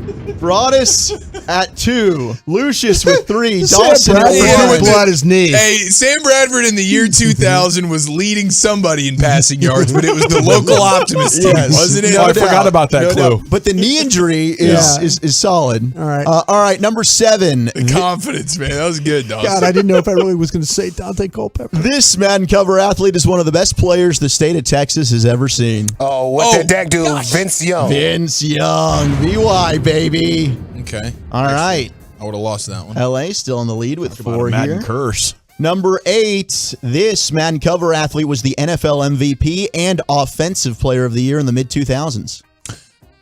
Let's go dong ball. LaDainian. Not LaDainian. Another hint or your... I want another hint. This Madden cover athlete led the NFL in rushing touchdowns. What that Dak do? Sean Alexander. Boom. Oh, good guess. Yeah. LA with Sean Alexander. I always He's running forget about away Nick with this one. Alexander. He was drafted on the pick we gave away for Joey Galloway. Oh, are you serious? Yeah, he That was really 19th stings. overall. Yeah, 18th overall, I believe. I Yeah. always felt like Michael Strahan got all the credit for the big gap in the front teeth, and Sean Alexander got no love for his. You know, it's crazy because after 2005, he just disappeared. Yeah, he did. Yeah. It just was like, did you know his last season he played with Washington? Stop it. Yes. That's sad. I don't think anyone would have known that. Get out of here. But as I was prepping for this game, yeah. I'm actually going to do a Sean Alexander research project and figure out what are the whereabouts of Sean Alexander. Like, did he go Ricky Williams style to India and he's living in a little hut, but it was just wasn't headline news? I think he raised the 12 flag one game, and everybody's like, one of those things they bring back to former players. Yeah. I think I saw him do that one time. All right, here we go. Number 9. This Madden cover athlete is a 2-time Super Bowl champion that played his entire career with one team. 2 times. Oh, free run. That is a Ben Roethlisberger. Not Big Ben. Dang, that's a really good one, though. Better than Sam Bradford, Dawson. Respect. This Madden cover athlete was a Defensive Player of the Year and member of the 2000s All-Decade team. Oh, Defensive Player of the Year. We had a defensive player on the cover of Madden. We've already done Ray Lewis. Okay, go Tigers. Broadus. This is Troy Polamalu. It's Troy Polamalu. Oh! Wow. Eric, you're getting schooled right now. What is going on? Taken to the woodshed, Mike Leach, Craig James' son All right, style. let's try and get one more in going. here. Yeah, keep going. I've got 2 more left, so let's see if we can fit these 2 more. Lucius got the victory cigar in there already. Yeah, he does. Doesn't he? Lucius has 5. Broadus has 3. Dawson has 1. Eric, you just Goose egg. You're goose egg. I'm gonna get on the board. This Madden cover athlete shares a Super Bowl ring with someone we might know. Well, go Tigers. Or no, gosh dang it. I was thinking about Broadus. I'm going Sam dong Bradford? wrong because someone we might know is Broadus, and the guy is Brett Favre. And he said it again. And it's not? It's not Brett It's not Favre. This is a hard one. Rules are rules. It's not Brett Say Favre. it. Go ahead. Are rules. Give it to us, Keith Damn, Jackson. I didn't do that Come on, purpose. Keith. Mama gave me 8 of them flapjacks. I said, Mama, take away 5 of them flapjacks. I want to say, hungry for the Crimson Tide. This Madden cover athlete split his collegiate career at 2 different programs before being drafted in 1994. I didn't even know this guy was on the cover of Madden. Oh, it's... This Madden cover athlete made the Pro Bowl in 1997 and ran for over 1,000 yards twice for the team he won a Super Bowl with. Oh, he won a Super Bowl with this team. He shares a Super Bowl ring with someone we might know. Yeah, and that guy is Broadus. He finished his career as a member of the Philadelphia Eagles in 2004. Oh, what that dude? Donovan McNabb? No. It's Dorsey Levens. I was going to say Dorsey Levens. Why'd you give it up? He was on it? I was going to say Dorsey Levens. You looked at me like a deer in the headlights. 1994, huh? Yeah. Some host you are. Yeah. I'm sorry. Me? Right. Are you talking me or him? Last one. okay. Last one. And then Just gave it away. Last one. Get me on the board. This I Madden didn't cover know Dorsey athlete was on it. Yeah, I didn't know. I either. do share a ring with him. Yeah, I know you do. I got a ring because of him. This Madden cover athlete has won Super Bowls with 2 different teams over his career. Dong ball Peyton Manning. No, not Peyton Manning. This Madden cover athlete owns the record for most receiving touchdowns for a player at his position. This Madden cover athlete is best known for being... I know who this is. I hate you! For being the party boy of the NFL. What that dude? Got him. Dawson got him. Gronk. It's Gronk. L.A., Lucius Alexander, our champion. He knows the most Madden cover athletes. Speech. It's for Grand Prairie, man, for the South Side. We call it Westchester, but it's the best Chester. Well That's played. for you. Well played, gentlemen. And thank you, Wolchuk. That was a fun segment. No, it wasn't. Okay, the take I've been getting crushed for on Twitter for 7 days straight. Let's review that bad boy, Cowboys fans. It's coming up next here in the G-Bag Nation on 105.3 The Fan.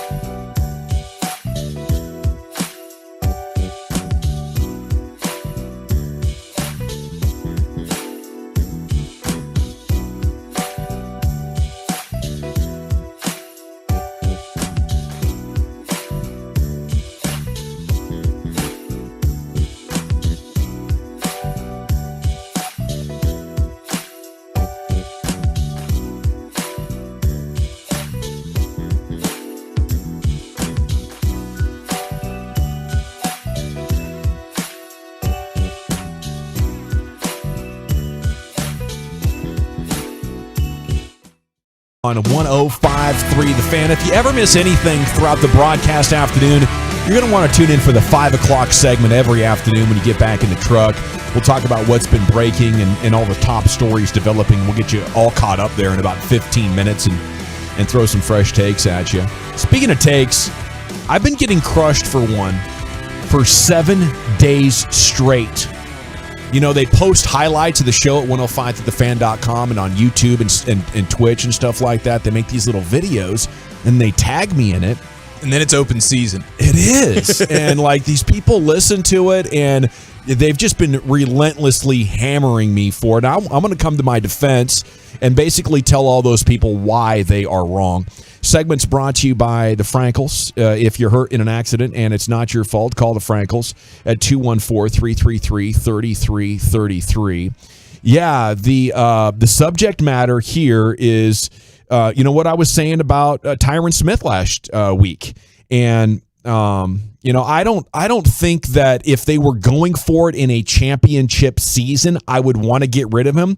But I think the biggest thing to keep in mind here is that with his injuries and with the Cowboys not really being in a win-now scenario, you're likely not going to have Tyron at 100% ever again. I think, so could he get through this year with only missing a couple of games? Maybe. But how many more years are you willing to bet on that? And if you can be honest about where the Cowboys are, they'll never admit it and say, hey, we're rebuilding. This isn't our year. But with their actions, you can clearly see they don't believe that this is their year. So if you have an opportunity to get a young guy playing time out there at the position that you ultimately have him designated for, if you know you're going through rebuilding, why don't you just rip the whole Band-Aid off? You moved on from Lyle Collins. You moved on from Amari Cooper because of why? Availability, injuries. Yeah. Quite a bit of that. So why are we stopping short at Tyron Smith? It doesn't make any sense to me unless you think, guys, this might be our year. And all we have to do is get to the playoffs with a healthy Tyron Smith and have him play great. But that's not where this team is at 877-881-1053. But I got people trashing me, Brian, saying you're a complete idiot. You have no idea what you're talking about. I would say you're not paying enough attention, number one, to the Cowboys' actions, which speak much louder than their words. And then number two, you haven't been paying attention when insiders talk about how the team feels about him. They don't have any visions of Tyron Smith coming back and playing 4 years without missing a game. That's what Tank did, Tank had back-to-back years where he had a massive back surgery. They believed in him and said, oh, no, we're going to give him the big deal because we see him now moving into a healthy portion of his career. The insiders aren't telling me that the Cowboys believe Tyron Smith just had an unlucky couple of seasons where he got banged up, and now he's getting ready to go on this great run. That's my understanding of the situation, Brian. So really what it comes down to is if you don't feel like Tyron Smith is going to be healthy in 2023, 2024, let's rip the Band-Aid off, clear the money, and be prepared to move forward when team building. I think they have. I think that they're going to give this really one more year. If you look about drafting Tyler Smith, everybody you talk to over there, they think that Tyler Smith could play left tackle. And the draft night, what do they talk about? Well, eventual potential, I say eventual, but replacement for Tyron Smith. The thing that I worry about is I think you're going to need Tyler Smith to play left guard at least this year. But I understand what you're saying. I think the Cowboys are thinking about what you are thinking about. Is moving on, because if the intention is to play Tyler Smith at guard and then move him to left tackle, then they've got their guy, but we'll see. But the thing that I worry about is I don't want him to all of a sudden have to be split between two positions, trying to learn both positions, and it affects him to where he can't play one of them very well. The thing with Micah Parsons, we were all like, Micah Parsons rushing the passer. Wow, I hope that doesn't limit all the other stuff that Micah Parsons, but he was able to do that. Did Tyler play tackle in college? Yeah, he played at Tulsa. That's what I'm saying. They feel like that this could be the tackle of their future. So we're going to move him twice? Well, they're going to. That's the plan. I mean, they look at guys like Larry Allen, Flozell Adams, guys like that. Guys have played guard and then they've moved him outside to play tackle. They've done that in the history. I mean, in the Jerry Jones ownership, they've done that. So I think that they're not ripping the Band-Aid off yet, but they're peeking at the wound to see if there's any infection there. Okay. And, and I'm saying, and they're getting close to saying, because they're getting ready like they were getting ready last year with Amari. I think they are. I think, with Amari, if you remember, Gavin, we were doing these shows, we were getting whispers or hearing whispers that they told Amari, you need to have a big year. You need to have a big year or we're going to move on from you. And in over half the games, he had 3 catches or less. Yeah. The surprising one was Jalen Smith. Mm-hmm. That was the one that kind of like, whoa, we didn't hear anything about that. So maybe that was a little bit more about Dan Quinn. But I think that we're to that point right now where they're looking at Tyron Smith's spot, and I don't think it's as stable as him staying there, because we know he's not going to be healthy, but for 12, 13 games. Gavin, you're spot on is what you are. And in fact, Eric and I have been on this for a couple of years that the Cowboys needed to get ahead of this because, you can, and honestly, the reason they probably haven't is that's a very team-friendly contract. Yeah. The Cowboys are not spending a ton of money on Tyron Smith. Yeah. So it's not like he's just killing their salary cap. It's not hurting them to have him around. And up until last year, towards the end of the season, when you did have him available, he still performed like one of the best at his position. Mm-hmm. So it's like, all right, if you don't have him for a handful of games, fine. When we do have him, he still looks like he's one of the best left tackles in the sport. Now, if you want to give him the benefit of the doubt and say against San Francisco he was coming off of COVID, maybe that had something to do with why he performed poorly, that could be fair. But I do think the Cowboys were certainly a bit stunned, and that was a wake-up call with just how bad both of their tackles played and got absolutely bullied by the Niners, and that's a big reason why they lost that game. So do you look at it like, okay, he's making $13 million. That's his salary. His cap hit 17, but that's, old money leaking into this year. So if he gives you 2/3 of the games for 2/3 of market value, then you're still coming out okay? I think that you're not worried about having to shuffle 5 or 6 games out of the year? Oh, no, you're going to have to shuffle. Yeah. Get ready. I mean, we know that now. I mean, if you're foolish. That continuity is really important. If you sit there, no, you don't know that, Broadus. I mean, no. I mean, history has shown you this guy has trouble staying healthy for 3-4 games a year. It's 5 years in a row now. Yeah, he has 100%. He has a history, and and I've even been told this, like, because we were talking about the other day, trading Tyron Smith and all that, and making headlines doing that. Would you just refresh that? What did you hear about the Tyron stuff? Because we have a couple people text in and ask about that. Yeah, if you were to try and trade him, he'd probably retire. I had a guy over there tell me flat that if you try and trade him right now, he would probably retire. He wouldn't. Well, doesn't that tell the truth about where he is physically? No, I'm not disagreeing with anything you're saying. I think Wolchuk is right about the fact that it's a $13 million tackle, and we even went to the Gang of Seven, and the Gang of Seven, 2 of them said you probably get a 2nd round pick, get a couple of 3rd round picks for this guy if you want to move him. But then I had a guy who was listening to the show said you trade him, he's going to retire. He ain't going to let you trade him. Well, I want to ask you guys this, and Eric, I'll start with you.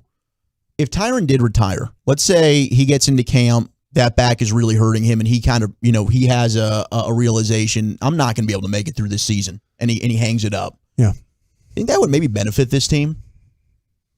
Well, I mean, for me, it would mean you'd move Smith out there. Right. You're not having to wrestle with that decision anymore. No, you're immediately take that out of the hands of his football team. You're immediately moving Smith to left. You're moving. And I hate that because Tyron Smith, is one of the greatest players to ever wear the star on his helmet. He is. Bottom line. Mm-hmm.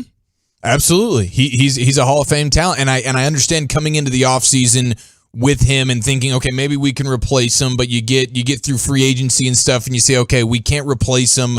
He's on a team-friendly deal. We're still in the business of taking care of the blind side of our franchise quarterback here. But as soon as round 1 of the draft happens and you end up with the guy that you feel like is the best left tackle when you look back 2-3 years from now in this draft, Tyron Smith immediately became expendable, and not even just expendable, but he should be gone because now he's stunting the growth of what you believe to be the tackle for the blindside protector for the next decade for your franchise. I don't like the idea of putting the guy that I think is a tackle at guard just so that, for what? Just so I can have Tyron Smith for this year, a year that nobody in the building, I would imagine, hooked up to a lie detector test with the True Serum feels like they're doing anything special. So why is keeping Tyron Smith on the roster right now more important than the development of the guy who's supposed to be protecting your quarterback's blind side for the next decade? Because that's my biggest problem. Yeah. So we're just going to have Tyler Smith be here at guard, and then every couple of weeks when Tyron Smith is not able to play, then Tyler Smith has to leave the guard position that he's just learning and get out to tackle, and then next offseason it's like, okay, now you're the tackle. I just think the investment in my first-round player, I want to be immediately play the position that I think you're the best at in the whole. It's not even like I'm trying to make you a tackle. I'm drafting you, and I'm saying that you're the best tackle in this entire draft. You're a tackle. Why am I playing you at guard? To me, that doesn't make any sense. In a year where you're not going to actually win. And it is notable that when Steven is asked about this, everybody said he's going to play on the left side. Yeah. Maybe they're working towards something as the summer moves on. I don't know, but I think that was a really good point Chiafalo made there at the end, Brian. No, absolutely. I mean, again, I don't want. I think the bigger problem, to be honest with you, wasn't the left tackle spot last year. It was the left guard. Right. Which is so. I mean, that's what I'm saying. He's going to play guard right now. Yeah. If you told me that Tyler Smith for at least a year kind of helps me get that left guard spot situated, I'm in, because that's the problem I saw. I mean, I get it. I mean, Tyron Smith is going down. He can't stay healthy. You know, he's not as good as he was. I get it. But I feel like I could find somebody to play left tackle. It sounds weird, but I think I could fix the left tackle spot before I could fix the left guard spot. And I guess that would kind of underscore my frustration that this team is always trying to win so much immediately instead of take the long-term view more. If they had a long-term view of this, they would have drafted Slater from Northwestern 2 years ago. Yeah. Right. That would have been the long-term view. I don't know if you can get to the top if you're trying to win as many games as possible every year. You know, you need that couple of years to make long-term moves with your personnel and with who you're giving opportunities for. Yeah, they could have drafted again at the 10th spot. They could have drafted a left tackle. They could have put a guy at left guard, and then they could have immediately said, "Hi, Tyron Smith, we're moving on." Yeah. And on that note, if they find out Tyler Smith can really play left tackle, then maybe next year you draft a left guard. Yeah. After this year, you're not going to know if Tyler Smith can play left tackle if Tyron does miraculously stay healthy. So they are betting on him staying healthy. I will also say it's also extremely frustrating. I could feel the frustration coming from the other side. No, I appreciate you giving us that perspective. No, yeah, and that line of thinking is why I would have this organization's on this damn hamster wheel. Well, just malpractice. Why we're doing this every damn year. But you look at what we just said, that the number one player on their team right now is Parsons. That was a good pick. Yeah. How could you kick? I mean, we're arguing about offensive linemen. Sure. Gavin says this all the damn time. He goes, "You're going to have to live with a day where you don't have 5 first-round offensive linemen playing out there." Yeah. You know? And the frustrating thing is this organization does a ton of stuff great. They do. But it's these little things that are holding them back, whether it's Jalen Smith or drafting Zeke or, not realizing a guy's got to go until it's 2 or 3 years too late, whether that's your head coach, Jason Garrett, an injured player, a guy that never could play. Well, they make frustrating decisions that cancel out all their great ones. Absolutely. But you were also a 12-5 team last year. You could have been more aggressive in filling some of these needs and filling some of these holes. So instead of saying, "Oh, we don't think you're an actual contender," maybe we were talking about you in a better way right now, instead of thinking, well, you didn't act as if you were a contender. You acted as if you were retooling, and you regressed on paper right now. So now we don't think you're actually a team that wants to win. Those are good takes. We got rain coming down in Dallas. The storm is here, on 75. Let us know how it's going in your neck of the Metroplex. We're going to act like we're the home of the Rangers. Coming up next is Martina Cy Young. We'll go around the Rangers. Woody was on earlier. He'll answer that question, a couple of others as well here on 105.3 The Fan. Let's talk D&M leasing.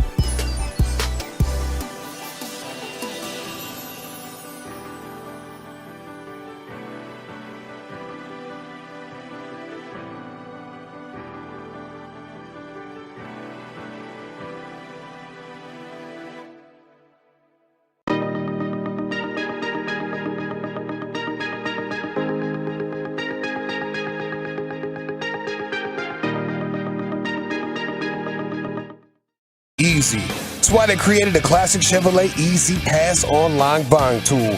Visit ClassicChevrolet.com to get started. Chevrolet, find new roads. Thank you very much, Lucius. Let's go around the Rangers. Here he is, your Rangers pre- and post-game show host when Jared Sandler's doing play-by-play, Zach Wolchuk. Yes, Eric Chiafalo commonly refers to me as not Jared Sandler, and that's fine with me. You can do the same. 877-881-1053. Are you believing in this Rangers team as they are at the 500 mark or better, the latest into a season for the first time since 2019, fellas? This is pretty impressive what this team's doing. They have the ability to get to over 500 with a win tonight over the Rays, as they will take on former Ranger Jeffrey Springs. It'll be John Gray on the bump. We'll cross with Jared coming up at about 6:20-ish. He'll have the pregame at 6:30. But the talk is what Martin Perez has been able to do. And over his last 8 starts, he's undefeated. He's allowed no homers. He has 6 or more innings tossed in every single one of those games. He's allowed 1 or fewer runs in each of those games. And he's been nothing short of absolutely outstanding. In the month of May, his ERA, 0.64. The lowest ERA by any American League pitcher in a month with 40 or more innings pitched since Johan Santana back in September of 2004 when he had a .45. I always hear Bobby Belt. I always hear Bobby Belt comparing him to Santana. So, and Jared's like, okay, let's not go that far. Well, Jared's sensitive and Jared about keeps it. talking about hey, you cathedral. You spelled Martin's name. You spelled it wrong. It's Santana. Well, Bobby's a troll and he loves to do it. But no, he's done this. This is he's a really good troll too. This is 2 or 3 weeks. Yeah. These are like 2 or 3 weeks. He keeps telling Jared, he goes, "Oh no, he's Santana. You don't know what you're talking about, Jared." Well, the reason he's doing it is Martin Perez was compared heavily when he was coming up as a prospect to Johan Santana, and we know how it went his first go around. Yeah, but Rangers. it's not about the past, Volchuk. It's about the right now. And We're right now, living in the now. we watch him and he looks like Santana. Read that ERA again. What is it for the month of May? 0.64. It was funny. In 6 starts. It was funny to hear Baskey talk about that with KNC today because he's like, you're talking about super nasty level, supreme talent, like high school domination. Right. Like that's what just crazy next level pitchers in high school will do. You don't really, that's not something you see, and it's why we haven't seen it since 2004 in Major League Baseball. Like it really is an eye-popping kind of 8-start performance here, and it's all consecutive. He really hasn't had but one of the games in the middle of this eight start stretch he's here. He's had some games where he's pitched where he's had no decisions. They've taken that thing and they couldn't get any runs for him, and then at the end somebody blew it and they lost the game 2-1 or something like that. But he hasn't taken an L. And they're not hitting him hard, are they? No. It's not like he's getting lucky. Homers. No. Yeah. He hasn't given up a single home run in the month, and he's the first pitcher to do that, not giving up a homer in a month while tossing 40 or more innings since Hyunjin Ryu in May of 2019 when he was a Cy Young candidate with the Dodgers.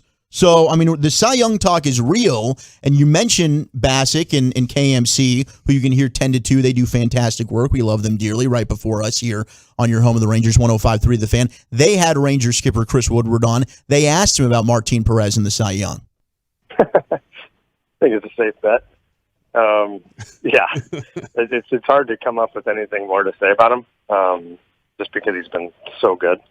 It's been remarkable, honestly, what he's done, and just the way he goes about it.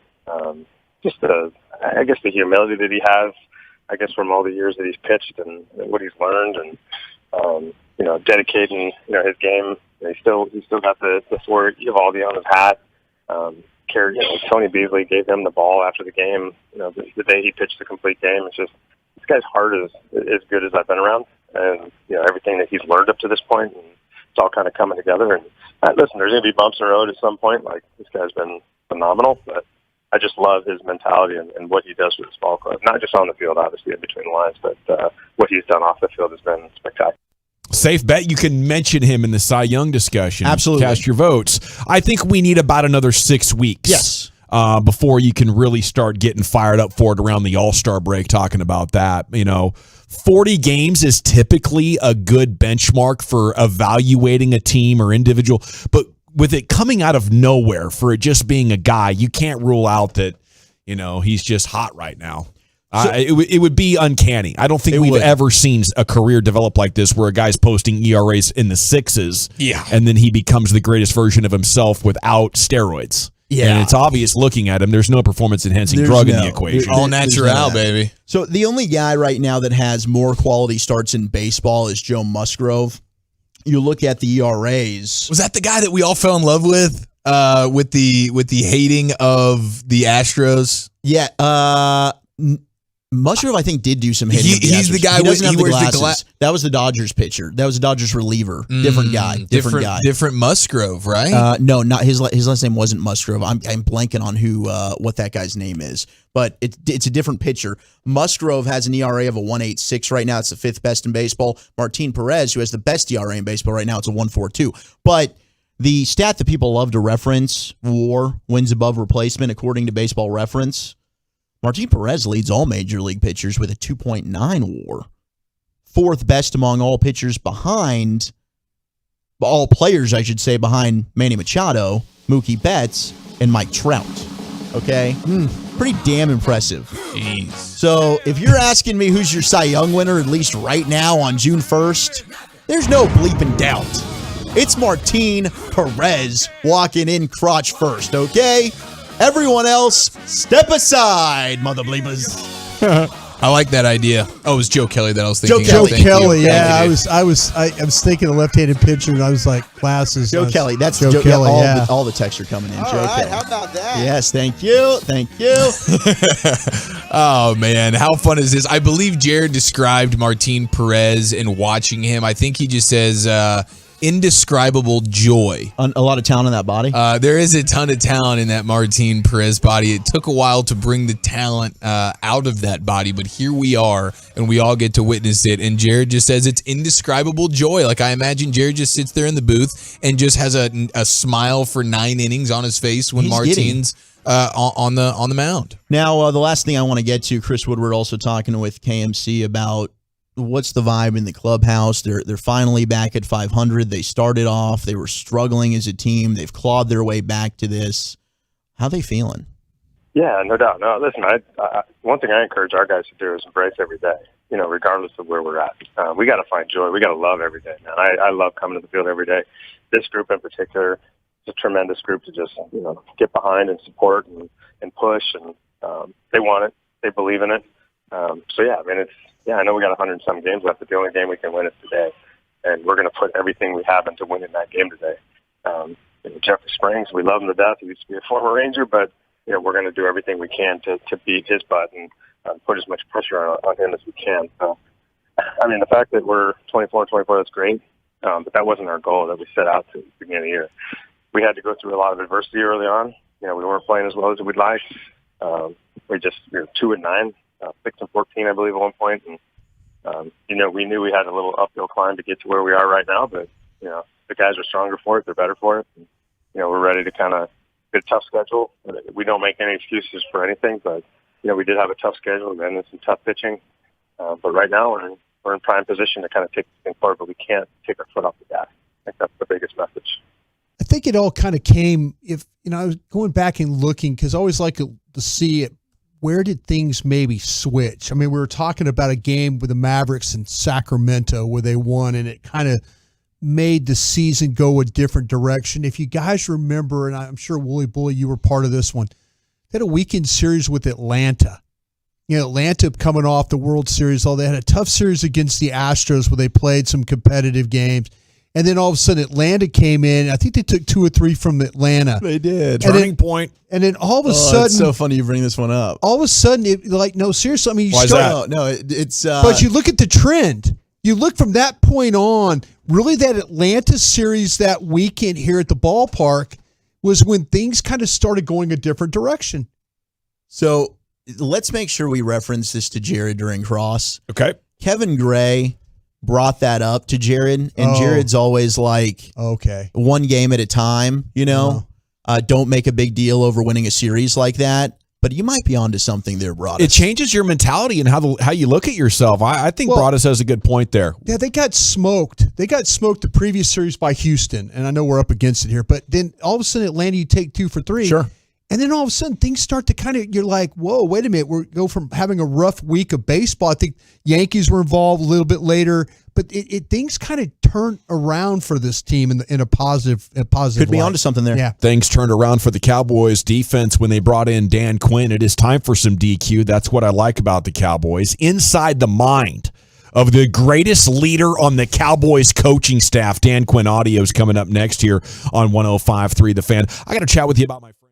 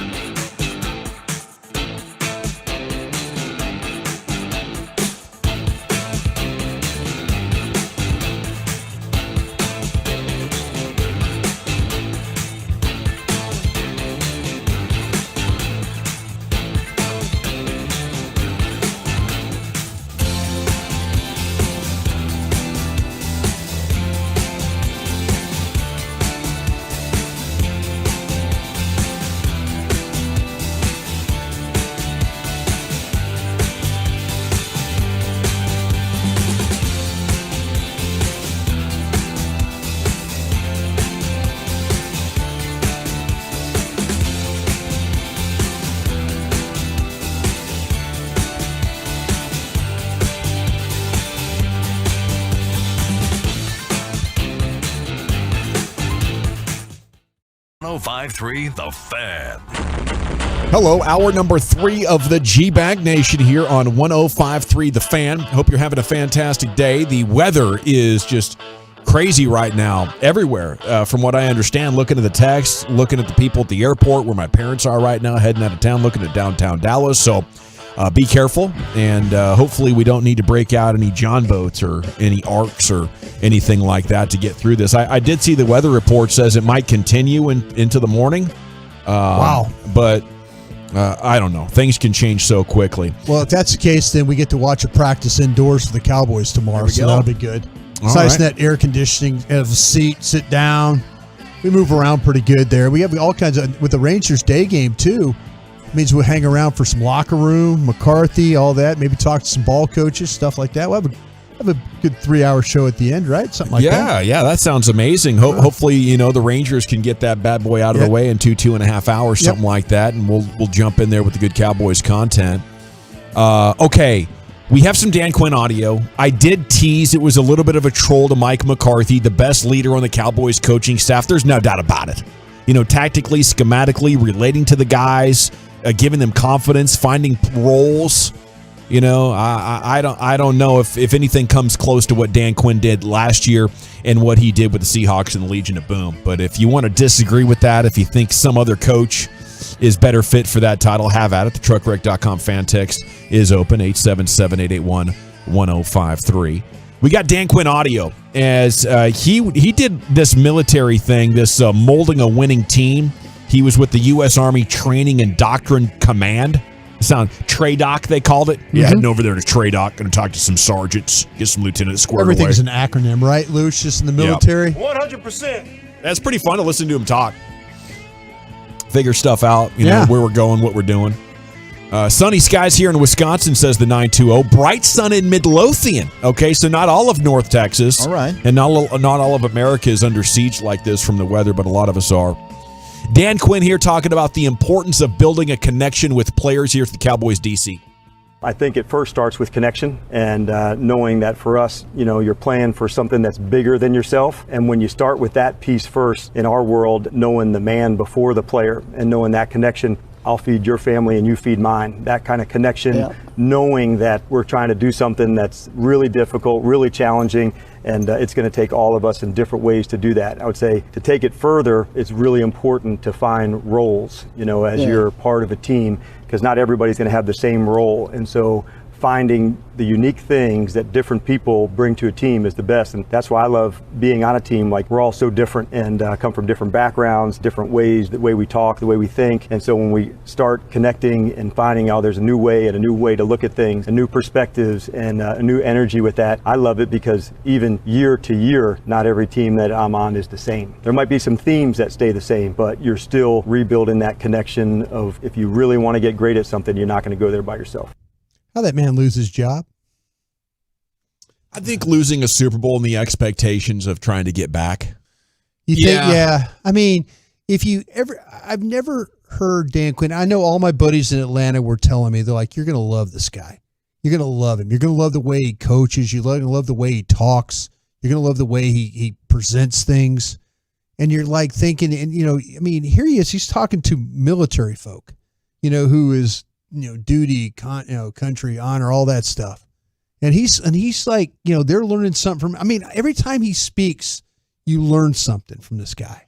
It makes me wonder why he didn't get a head coaching job this offseason. It's shocking, how he just didn't win over all these owners. And seems like he has a plan, right? Yeah. That's the one thing. If you go in for an interview as for a head coaching job, you want to present them with a plan of like, hey, this is what, this is my plan. This is how I'm going to shape our organization. That guy, I'll tell you what, it's super impressive to listen to him talk. When he's saying the right things, right? That he's so right about the relationship. Because it's one thing to love the sport, love what you do. Naturally, you want to work hard and be the best at, there's something about self-motivation and wanting to be the best at what you do, right? But there's another level to it when you also have that extra drive to want to work hard for the person that is coaching you, to want to give that extra 10% for those people around you, right? When you have that team, that actual buy-in. And you could tell that defense had it last year for Dan Quinn. Yeah, it's the accountability that workout partners give each other. There's something magical that happens when you keep each other accountable. I've never heard the put food on the table saying before. I've never heard that in athletics. And it makes perfect sense. Yeah. Because think about that. It's a great line. It's a great line. Hey, that what's the most important thing? Feeding your family.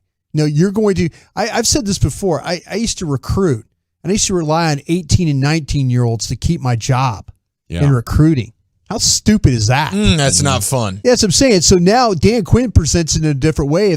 If somebody you trust is helping you put food on your table and you do the same for them, that's trust. I'm going to give you a great position to succeed. If you give me 100%, you're going to make me look good. We got a symbiotic relationship together or something like that. Yeah. And he talked about the connection. That's something that's like cliche in coaching worlds, but I believe it with Dan Quinn. Right. I think a lot of guys get caught up in the stress of the job and they get distracted by just trying to keep their nose to the grindstone and achieve and produce. Where Dan, I think, genuinely understands I need to get all these guys on my side if I'm going to get the absolute best from them. And finding the unique things that people do well, I think, is huge because so many coaches are trying to cram players into the mold they want, their ideal player, instead of finding what the player does well and finding the perfect role for them. Yeah, there's that adaptability factor that we all got to see firsthand last year because coming in, I know myself was probably one of a handful that were like, man, is this guy is he going to tweak what he does? Because what he made a name for himself in the NFL for is not something that really works anymore. So how does he adapt? And he showed that he can do that. And then I think the other thing that Dan Quinn, and to kind of piggyback off what you're saying, Dawson, is like, all these football coaches have a pretty big football IQ.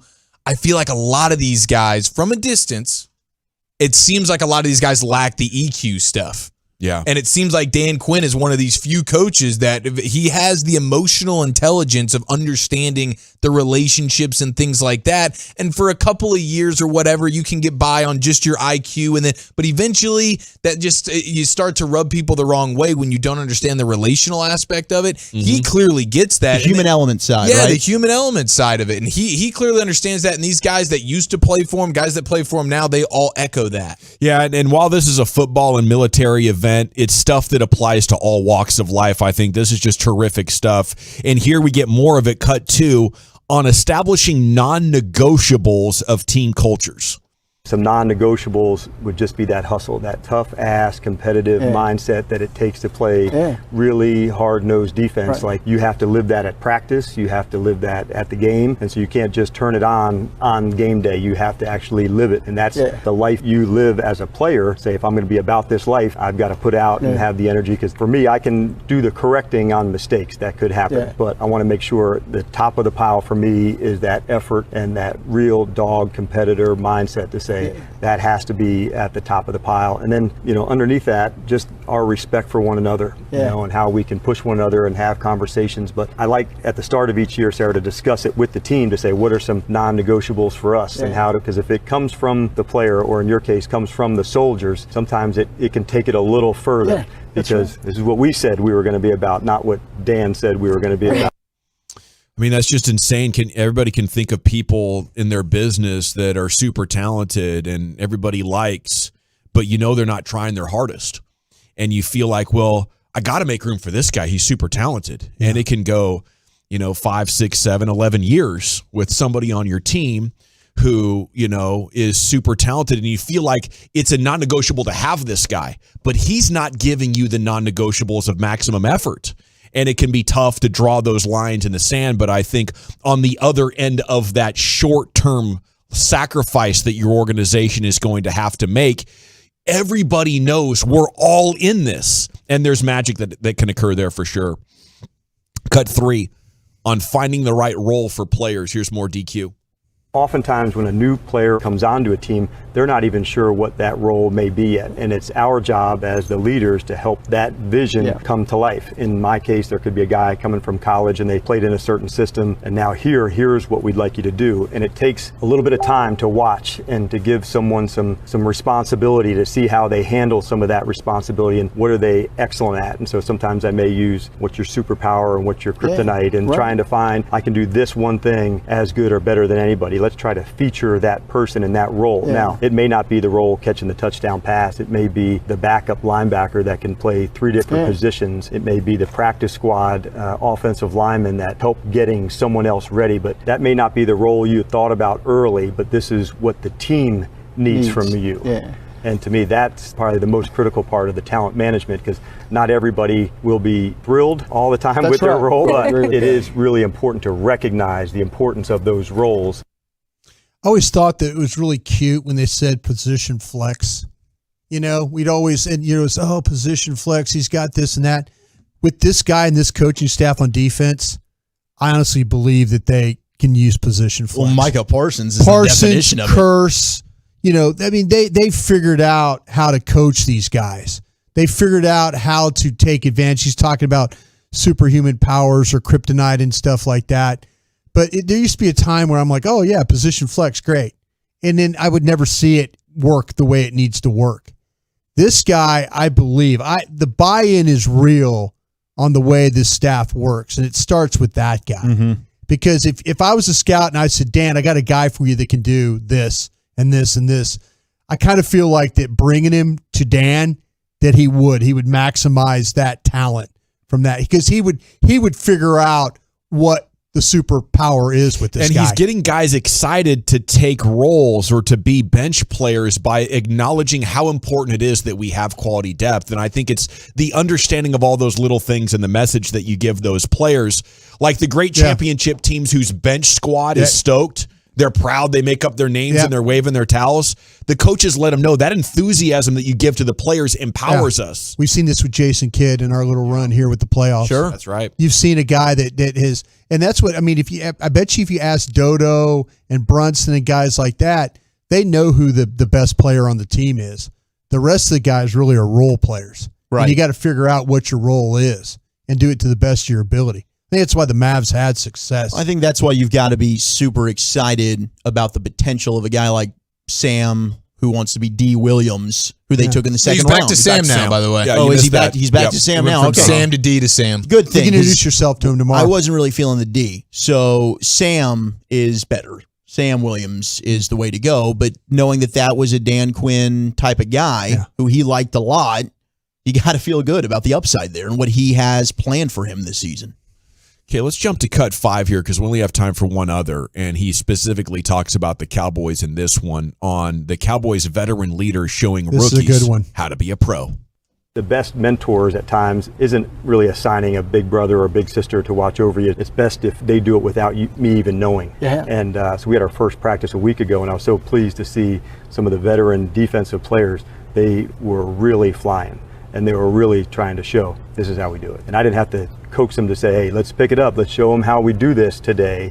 And that would have been the natural reaction for a coach to say, let's show everybody how we do things. Yeah. So the fact that I didn't say that once and I saw a practice that had real speed, real communication, I think for some of the rookies, there was a fill in the blank moment to say this is really going quick. But I was very pleased with the veterans on that particular day to say we have standards, they're really high, we expect you to live up to them, and we're going to help you reach them.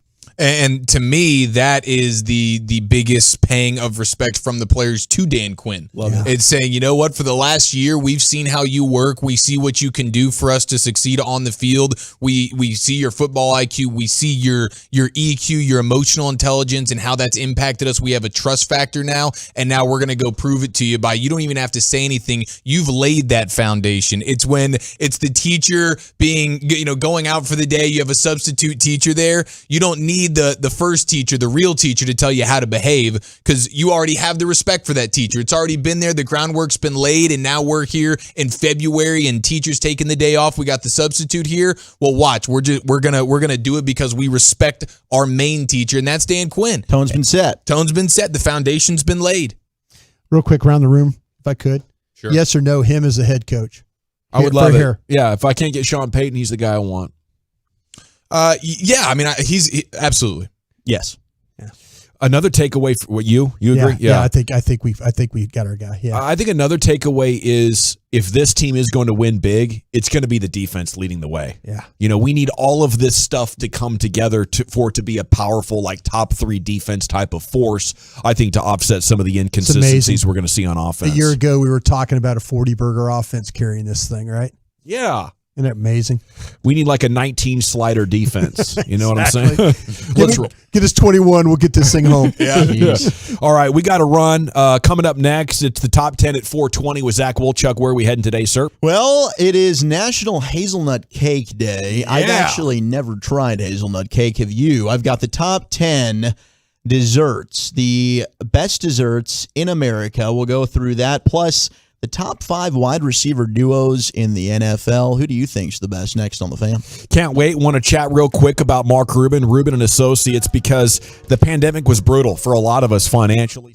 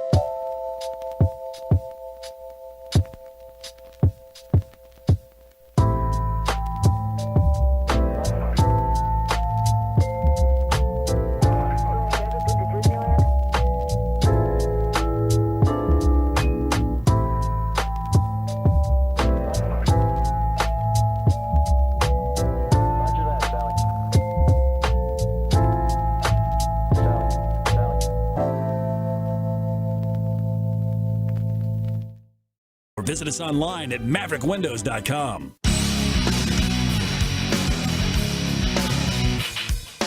Welcome back. It is the G-Bag Nation. Time now for Wolchuk's Top 10 at 420. Segment is brought to you by our friend Mark Rubin, Rubin & Associates, and 1-800-LAWYERS. If you're struggling financially, facing foreclosure or repossession, have IRS credit card or medical debt, you don't have to face it alone. With one phone call, Mark Rubin can take the weight off your shoulders and get you to living life again. Call Mark right now at 1-800-LAWYERS. Now here he is, the woolly bully himself, Wolchuk. Thank you very much, General. We're about to get into our top 10 list at 420. Happy National Hazelnut Cake Day. So I've got the top 10 most iconic desserts in America just for Brian Broaddus so he can give us all of his delicious food takes. I also think everybody here that's part of this show has fantastic food takes as well. Also, our listeners do. We have the best darn listeners on the planet. 877-881-1053. The Twolos and the Tubers as well can join in on their favorite desserts and whatever dessert they think is the most iconic. Before we get to that, do have the 5 best wide receiver duos in the National Football League as we get ready for another NFL season, and it is June. So we got OTAs in full swing. Gentlemen, we're just a little over a month away from NFL training camps getting started. My favorite thing about the summer, just a little bit closer to the NFL Start season. inching closer. You can't quite taste it yet, but you can smell it in the air. Ooh, I can smell it. What do you guys think about this list, courtesy of Bleacher Report? So the honorable mention, so this would be the 6th best receiving core, I suppose. The duo, not core, but duo, would be DK and Tyler Lockett. Yeah, it's a pretty strong. It's a shame they don't have a quarterback anymore. Yeah. But yeah, I mean, Tyler Lockett is one of the most underrated players in the sport, I think, for a while, especially at the wide receiver position. That's a hell of a duo. Yeah, that's the 10th best wide receiver duo. 6th. Right. It's the outside look, the OLI. Just missed the cut. Number 5, we go to Minnesota with Justin Jefferson and Adam Thielen. The Vikings. Yeah, that's a good one right there. Justin Jefferson is a top 5 receiver in the league. I'm kind of surprised you're going to come up with 4 better than that. Yeah, I mean, because Adam Thielen's really good. I mean, if you start throwing out other names, you have the guys in Tampa, Evans and Godwin, right? Yeah, I'd probably you have the new duo of Tyreek Hill and Jalen Waddle in Miami. I wonder how much respect there. Not Oakland. Vegas with Devontae Adams now. Is it him and Darren Waller, or does it have to be wide receiver? Even Hunter Renfrow is a pretty dang good player. Trying to think what other duos. Jamar Chase and Higgins. T. Higgins. I think Higgins had 74 catches last year. So you had one had 81 or so, and the other had 74. You guys are doing pretty good at this. Yeah. Gosh, Eric, you're doing much better than you did with the Madden stuff earlier. Yeah, I puked all over myself. My wife was texting me just how embarrassed she was for me. She's like, all the Madden over the years, and you got nothing to show for it. Like it's a bad time right now. Are you good at Madden right now? I still think I would be. That's my game. If I'm not good at Madden, then I got no use even having a controller in my hands. Bigger question: have you puked on yourself? Oh yeah. I've Has he puked on Were you himself? like at a party? Did you like in? in a jacket or something like that? I'll tell you this. One of my biggest skill sets, like I think if you're talking about like if there was an Olympic sport that you could just create projectile yourself. vomiting? It's not projectile vomiting. It's just the phantom puker. It's the discreet vomiter. I have a couple of those in my day. I threw up in a pocket one time in my shirt.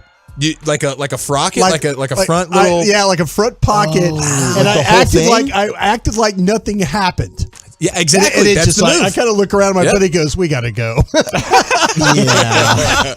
Yeah, I'm like, what? puker. I'm like, he's like, you just threw up all over yourself. That's gonna smell. I'm like, all right, we got to go. I understand, but no, front pocket, like a button-down shirt, just whop. No, hey, listen, that's strong. The problem is now there's nowhere to run from it. Yeah. Now it's you've just basically crapped where you eat, right? Because you just puked on yourself. Yeah.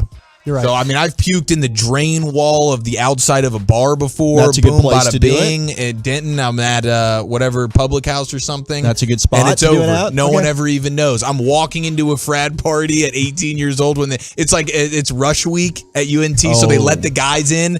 But, like after that first weekend, guys are not allowed in there unless you're a part of the No, fraternity. but the rush week, they want you there. Yeah. Now, this is an intentional vomit, right? Where you're like, this is, I mean, I'd prefer not to vomit. This is my body telling me you're vomiting now, and so what are you going to do about it? and you're going to keep partying after that?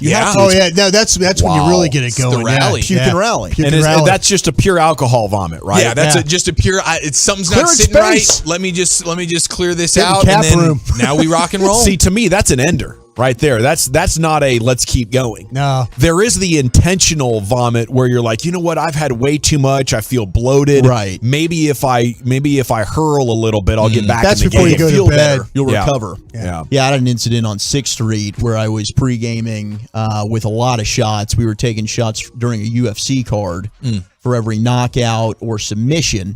We did it starting the prelims all the way through the main card. And that night happened to be a lot of submissions and knockouts. So by the time we made it out to 6th Street, I was obliterated. It's over. Yeah. First thing my buddy wants to do is an Irish car bomb. Of course. Yeah. And Of course they do. Normally, I'm in love with Irish car bombs. They're so good. As soon a as drink, yeah. as soon as I put it down, it came right back out. There's so much foam. Oh man, all over the bar It's an Irish top, gut bomb. all over myself, and the bartender just looks over and says, "You guys are going to need to go." Mm-hmm. I had So embarrassed. I at one time got sick at a bar. They gave me like a shirt from behind the bar. They like gave me like a free shirt. Like I got sick of myself. You walked for in you. shirt. Oh no. And, Okay. they handed me a like, here's a bar shirt. I just put it on and like toweled off and kept going. And I get a little rumperments in your mouth, get a little mouthwash. Back at it. 817 said, "You realize it's close to dinner." I forgot. It I'm is sorry. close to Yeah. Broadus's dinner time. Sorry. Yeah, We need to, supper. He calls it supper. He does call it supper. I do call He it does. supper. By the way, back to your list here of the duos. Shout out to the 903 saying Cooper Kupp and Allen Robinson. So they're not in the top 5. Wow. Okay. What? Not And in the then top 5. 972 Gabriel Davis and Stephon Diggs. I think they could end up being there. They're not in the top 5. We got Devontae Adams and Hunter Renfrow of the Raiders at 4. Whoa. Renfro was a great fantasy player from what I heard. Fantastic. Yeah. We've got Tyreek and Jalen Waddle at 3 with the Dolphins. Okay. Mike Evans and Chris Godwin at 2 with the Bucks. And number 1, Jamar Chase and T. Higgins with the Bengals. There we Good go. polls, Chiafalo. You knocked out all of those. I appreciate that. Just a few minutes back. Yeah. So there you have it. You Redemption. redeemed. Yeah. My thought exactly. All right, let's get to our top 10 listed Only 420. took to 4:30 before you got a good segment Finally in. got myself together here. It's just like golf, man. All I need is one good segment a day, and I'm like, yep, I'll be back here tomorrow. Right. Top 10 most iconic desserts in America. Do you guys have one that you think of? Like, what is the most iconic dessert? Yeah, Gavin's mom's sugar pie. His mom's pies. That's the best one. That's the best dessert in the world. It honestly Smells is so good. It's easily in the top 3. It's a guaranteed Mount Rushmore of desserts I've ever had. I'm telling you, I've eaten at big time steakhouses all over the world, and they don't have desserts that good. But what is the most iconic? Because unfortunately, Bananas Foster, one of those kinds of things. Is that what you're Probably. talking about? Yeah. Peanut Butter Parfait, the Blizzard, maybe? Of DQ? Yeah. So number 10 on I was here. thinking like the banana. Well, let's go through the list. We'll see what Okay. you guys think. Okay. Number 10, we got the Buckeyes. Oh, yeah. Those cookies from Yeah. Ohio. So the Buckeyes, right. Wait, so the Ohio State Buckeyes are a dessert? Yes. So it's pretty delicious looking. It's like a little chocolate that's filled with peanut butter. I've actually never had one. And I will be Is that a YOLO? going to a Rolo. It's like an inside out looking Rolo? Rolo because you Yeah. can see the peanut butter. It's not covered. Okay. So it looks like it's filled, and they look pretty darn delicious. And I will be maybe getting a chance to try these out. You know, Sandler does his group football trip every year. Yeah. So they're doing Iowa at Ohio State. I'm going to try and get on to that one this year. That'd be a great trip. Yeah, So I've Iowa City? never been out there to Columbus. Oh, Columbus. It's going to be in Columbus. Cool. And I like You'll to give enjoy that a that try. to shoe. Yeah. Yeah. Number 9 is the Baked Alaska. What is that? What is a baked Alaska? Is that similar to the Alaskan pipeline? That's one of those things you have to very order. different. When you go to the restaurant, you have to order it before you go in. It's one of those. They do the flames, They- the outside. yeah, So yeah. basically, the inside Yeah. is like the Napoleon ice cream, Lucius. Yeah. Okay. It's where they've got it with the vanilla, the strawberry, and the chocolate. Yeah. and then they kind of put that into what looks like a crust. They do. And then it's like a meringue on the outside that they kind of flame. Yeah, that's what you have to I'm still order. lost, but that's amazing. There's a lot going on here. It's one of those dishes. I know an internet personality named Baked Alaska, and he's a bad guy. Yeah, they roll it to the table thing. It's one of those roll to the table things that they do. Roll to the table? They roll it on a cart. They got like a dessert cart. Yeah, they finish it off for you right there. right in front of you. Yeah. I always thought a baked Alaska was like a piece of cod that was not fried. You know, it's dipped in batter but then baked. That would be very Alaska. That'd be crap, is what that would be. Right? Yeah. That's why I always passed on it. Sounds like crap. The 972 said a Buckeye is a candy chocolate with peanut butter to resemble the Buckeye nut, which OSU is named after, you dingus. So thank you for the clarification. Okay, so the Buckeyes are actually. How do you like this crowd coming after you? I love it. I love it. It's a little different that nighttime bunch, right? Yeah, they're a little angry, a little feisty, but I like the shystiness. Number 8 is the banana pudding. Someone said, you say Napoleon ice cream, it's the Neapolitan. I'm a schmuck. None of us caught that. So Nobody it's okay. did, but I appreciate you, 817. Yeah. No, call me out on that, brothers. No, I need you do to. that. I need you to hold me accountable. Number 7, the Boston cream pie. That's Eric's favorite. Well, it was. Now it's the Dawson cream pie, man. Yeah. Number 6 is just good old ice cream. God, I used to love that in my day. Cookies and cream, of course, the best. Rocky Road. Number 5, carrot Chocolate cake. chip. Carrot cake. Yes. What? Yeah, I know Carrot Dawson's not going to be in on this, But but you know, it's also National Olive Day. Vegetables and Dawson. cream cheese icing. That sounds delicious. There's nuts in It's there really too. good. What's next? Celery and peanut butter? Really Delicious. good. Yeah, I like carrot cake. Number 4, pecan pie. okay. Pecan pie. Number 3, cheesecake. Mm-hmm. Number 2, nothing more American than apple pie. Apple pie. Yeah, it's just that's when I think the overrated chants start. You can go bleep yourself. Just echoing That's what I've throughout got the to say to you. arena. I don't Shut know, your man. dirty mouth right now. I need some sort. I think the chocolate peanut butter thing that we It's- came out of the gates with is a nice place to. Like, is there? We talk about wide receiver duos. There is no better duo than the chocolate and the peanut butter. Well, I love a good Reese's. Strong point. Yeah, I mean, I do. And I'll take a Reese's over this Buckeye nut thing. Yeah, I've never heard of the Buckeye nut. We might have to shuffle around our nut list as well. The top 10 nuts. Does the Buckeye nut make an appearance?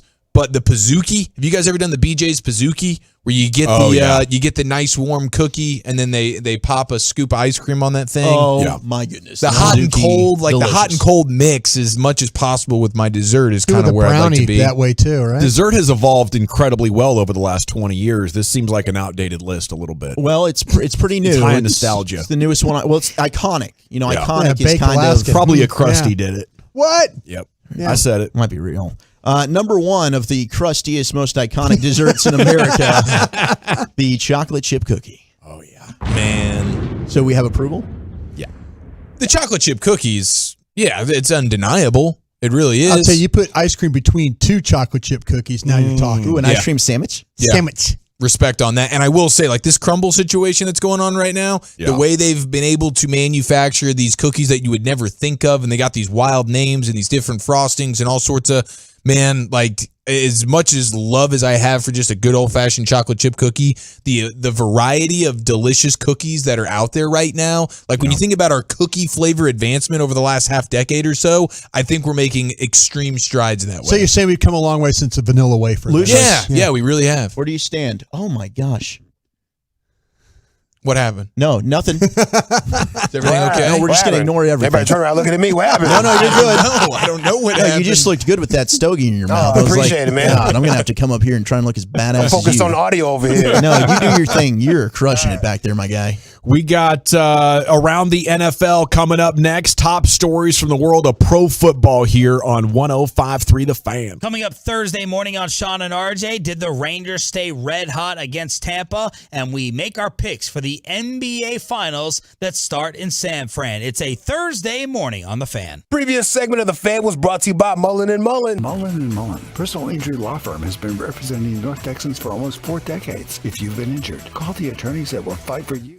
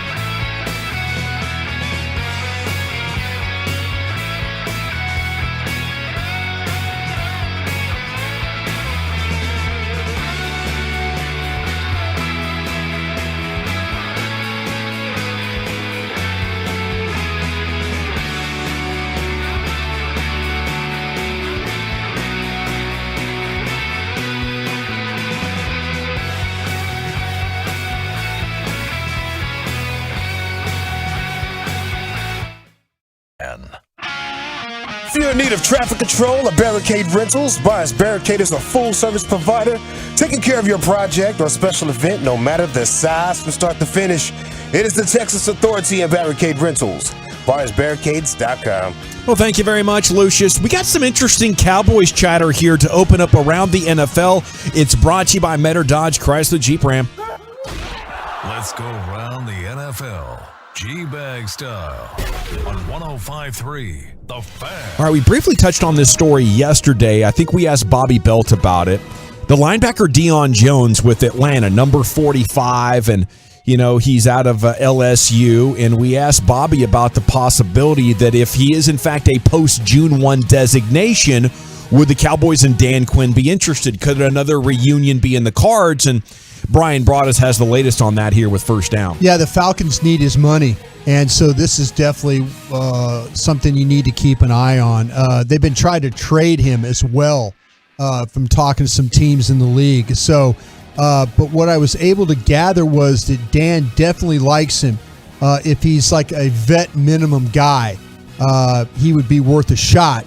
I was also told that he was really, really disappointing last year. But so if, in fact, his asking price is not something exorbitant, maybe the Cowboys could look into that. But, yeah, I got a very positive message about Dan liking him and the Falcons looking to either try and trade him.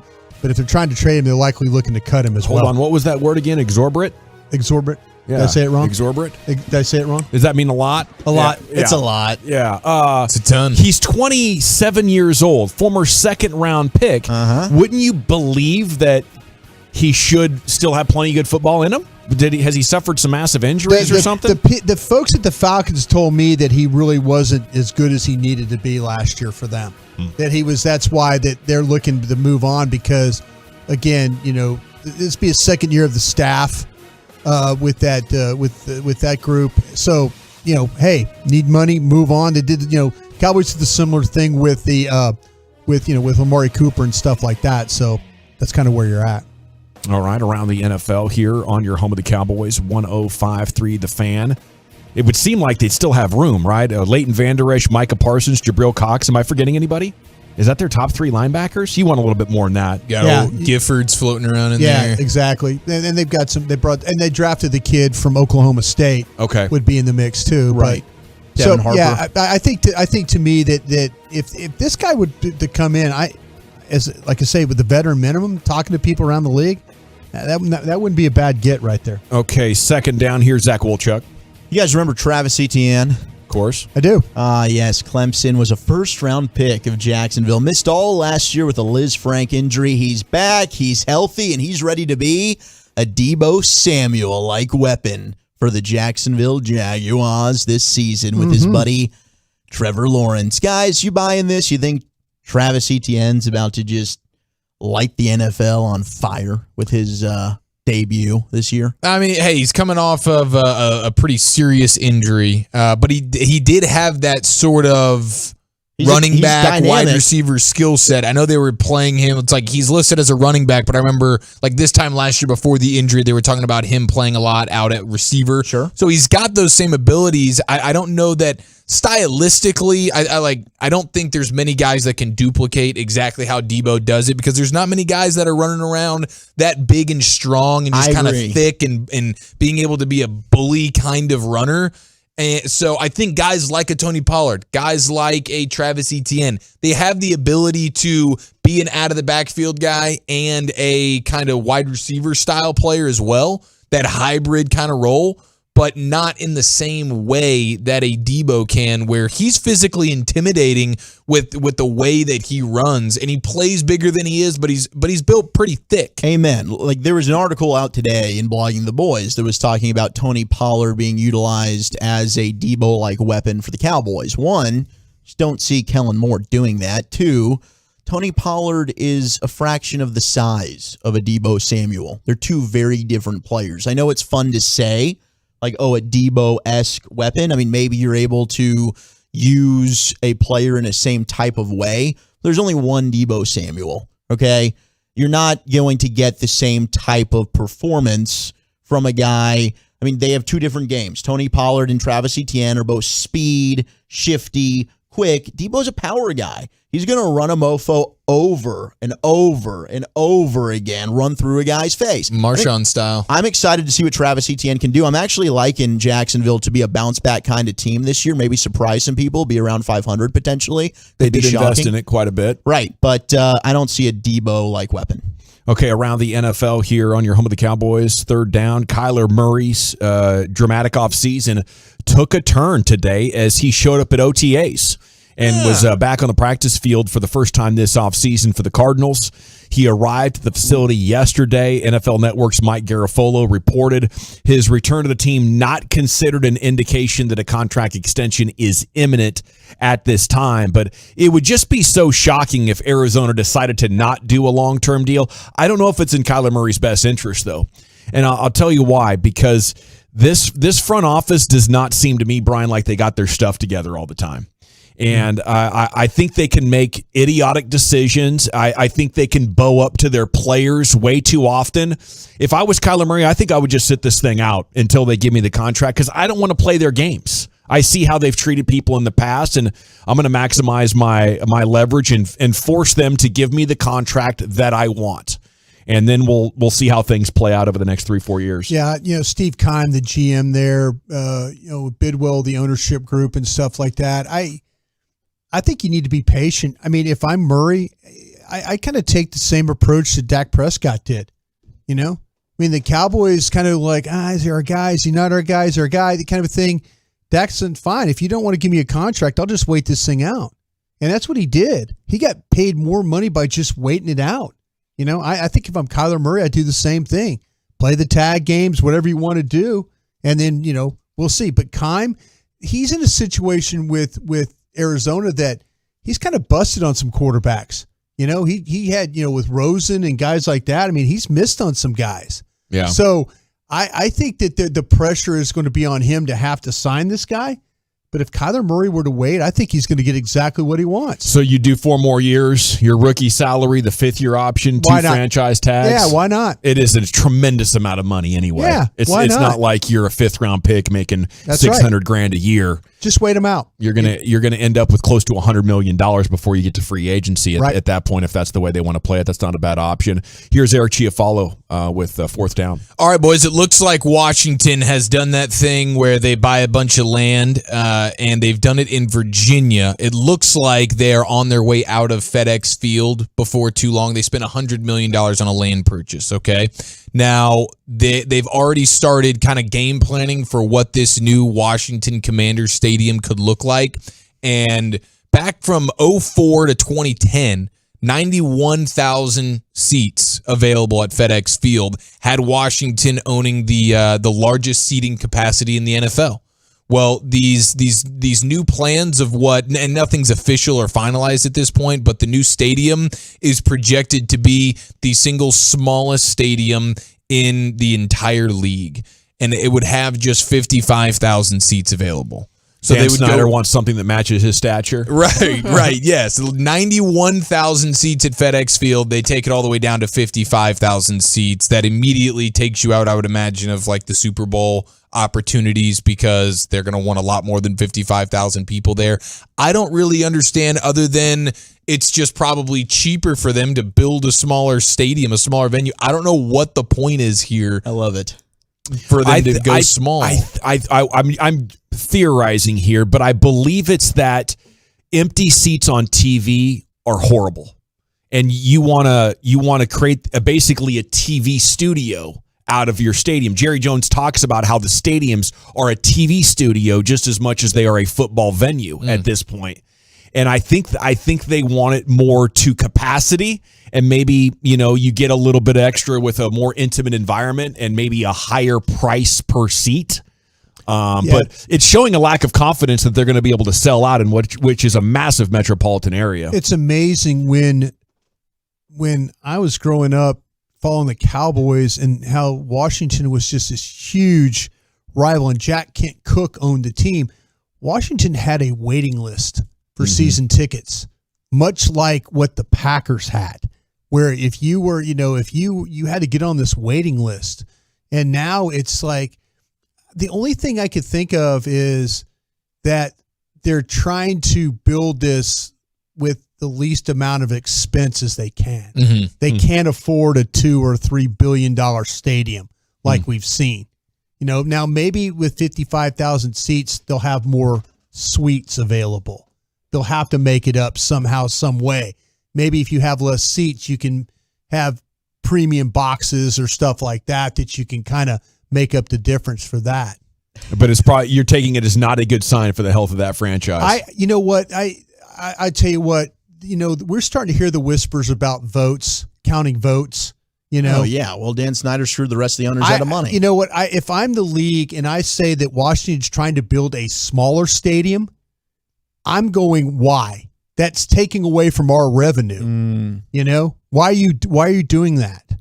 So that's sleazeball, man. You can't trust them. This is going to be, I think there's going to be some conversations where we see some big pushes to move on from Dan Snyder. I also wonder if it might be a new trend, or if this is the way that stadiums could be headed with TV being such a huge factor. Well, maybe it's not about the butts and the seats anymore. Yeah. It's about what's in front of the TV, and that could be absolutely right. Smaller stadiums might lead to that. And maybe, as the 972 points out, we're getting set to buy virtual tickets in the metaverse with our VR headsets, and they're going to fill the butts that way, or fill the seats, fill the butts. Let's roll. Let's fill the butts together. What's been breaking? A look at all the top stories developing throughout your broadcast afternoon coming up next in the G-Bag Nation. To really appreciate Diamonds Direct, you have to go back about 70 years. That's when the whole thing started with a well-respected diamond cutter in Israel. From cutting came wholesaling.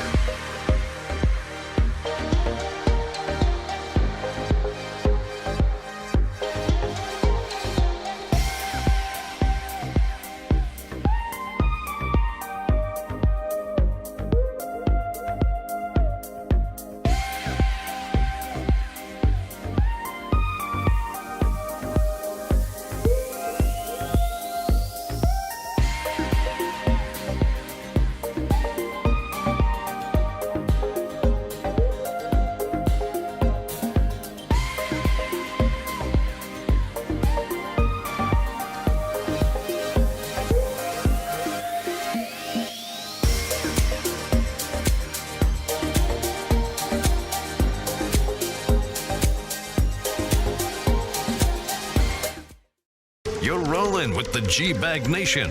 Let's do this. Right here on 105.3 The Fan. It's hour number 4 of the G-Bag Nation here on 105.3 The Fan. Hope you're having an outstanding afternoon and you're dodging some of this bad weather. We got what's breaking every day for you at 5 o'clock right here because so much stuff develops throughout your broadcast afternoon, and I want you to know with certainty you can always check in for this segment of the G-Bag Nation, get totally caught up on everything that's been transpiring in your world of sport. 5 p.m. every day, whether that's over the radio, streaming at 105thethefan.com, streaming on Twitch, streaming on YouTube. Follow us on all those platforms, or just one will get the job done. Okay, what has been breaking? Let's do it. General at your service. If you see me, bear me. N.A. There's Brian Broaddus, former Cowboy scout, getting it done. 5 hours an afternoon. Lucius Alexander was in the Pimp Cup there at Master Control. And, of course, you have Zach Wolchuk and Eric Chiafalo here in the talk booth. Carter Freeman's coordinating that video. And along with you, we are the G-Bag Nation. Guys, I feel like the top story is the excitement around another Rangers game coming up in 2 hours. The pregame at 6:30. Tomorrow there's going to be afternoon baseball. And they're either going to be trying to get 2 games above 500 or get back to 500. But whatever the case right now, you're looking at a 500 baseball team thanks to the pitching exploits of Cy Young candidate Martin Perez. Threw 7 shutout innings last night, just 3 hits allowed. So how much of a Cy Young candidate is he at this point in the season is a big discussion. The other discussion is, do we have a quality baseball team for the first time in 6 years? 18-10 over the last 28 games. If they had started like that, you almost got to pinch yourself, especially because the 3 big additions, Simeon, Seager, and Gray, haven't even contributed a ton to this greatness. But that's where we find ourselves right now, guys. You getting swept up in the excitement a little bit? Do you have room on your sports plate for a baseball team actually capable of making the playoffs? Yes. We've had this spot saved on the plate for about a half decade now, and now we can finally fill it a little bit. Club Rangers coming up, you think? I'm thinking we might need to fire that up. We might need to do a little Club Ranger situation. Now, I don't know if just being back at 500 warrants that, but we are now, you have our attention. You kind of had our curiosity with what you did this offseason, and now you have our attention with the way this team has played for the last month. 7 games above 500 in the month of May. Martin Perez, you mentioned Cy Young. I mean, the idea that we're talking about a Rangers pitcher and using the word Cy Young in the same sentence or even paragraph, hell, the same book, is pretty dang crazy right now. And so, yes, I'm on top of the world, especially when you consider the fact that I know Seager's hitting the bombs, but other than that, he's not fully the Seager that we were kind of hoping for. When's that going to make an appearance? I'm betting it's going to be relatively soon. Marcus Semien, you're starting to see the positive trends where his game's starting to come up a little bit. And then when he starts to explode, like we all thought the offense was going to be something, and it's actually the pitching. And you have the pitching reinforcements coming, right? With Hernandez, Jose Leclerc, and some of these guys as well. So this is all really fun right now. What else am I going to care about? I mean, we got the finals, of course. We got the Stanley Cup playoffs, but yeah, hit me with some Rangers right now. 409 says pump the brakes, General. I don't know about that. This team's too much fun right now to pump the brakes. 972 says let's bleeping go. Yeah, that's the way to do it. This is sports, okay? If you want to live in a world where you're constantly just like, ooh, I don't know if I want to buy into this. We need to just go ahead and pump the brakes. Why be a fan? Live in the moment. Yeah. Get a little excited. This is the deepest into a season that the Rangers have been 500 or better since 2019. Go ahead and enjoy it, Ranger fans. This team's playing really good baseball. They were 17-10 in the month of May.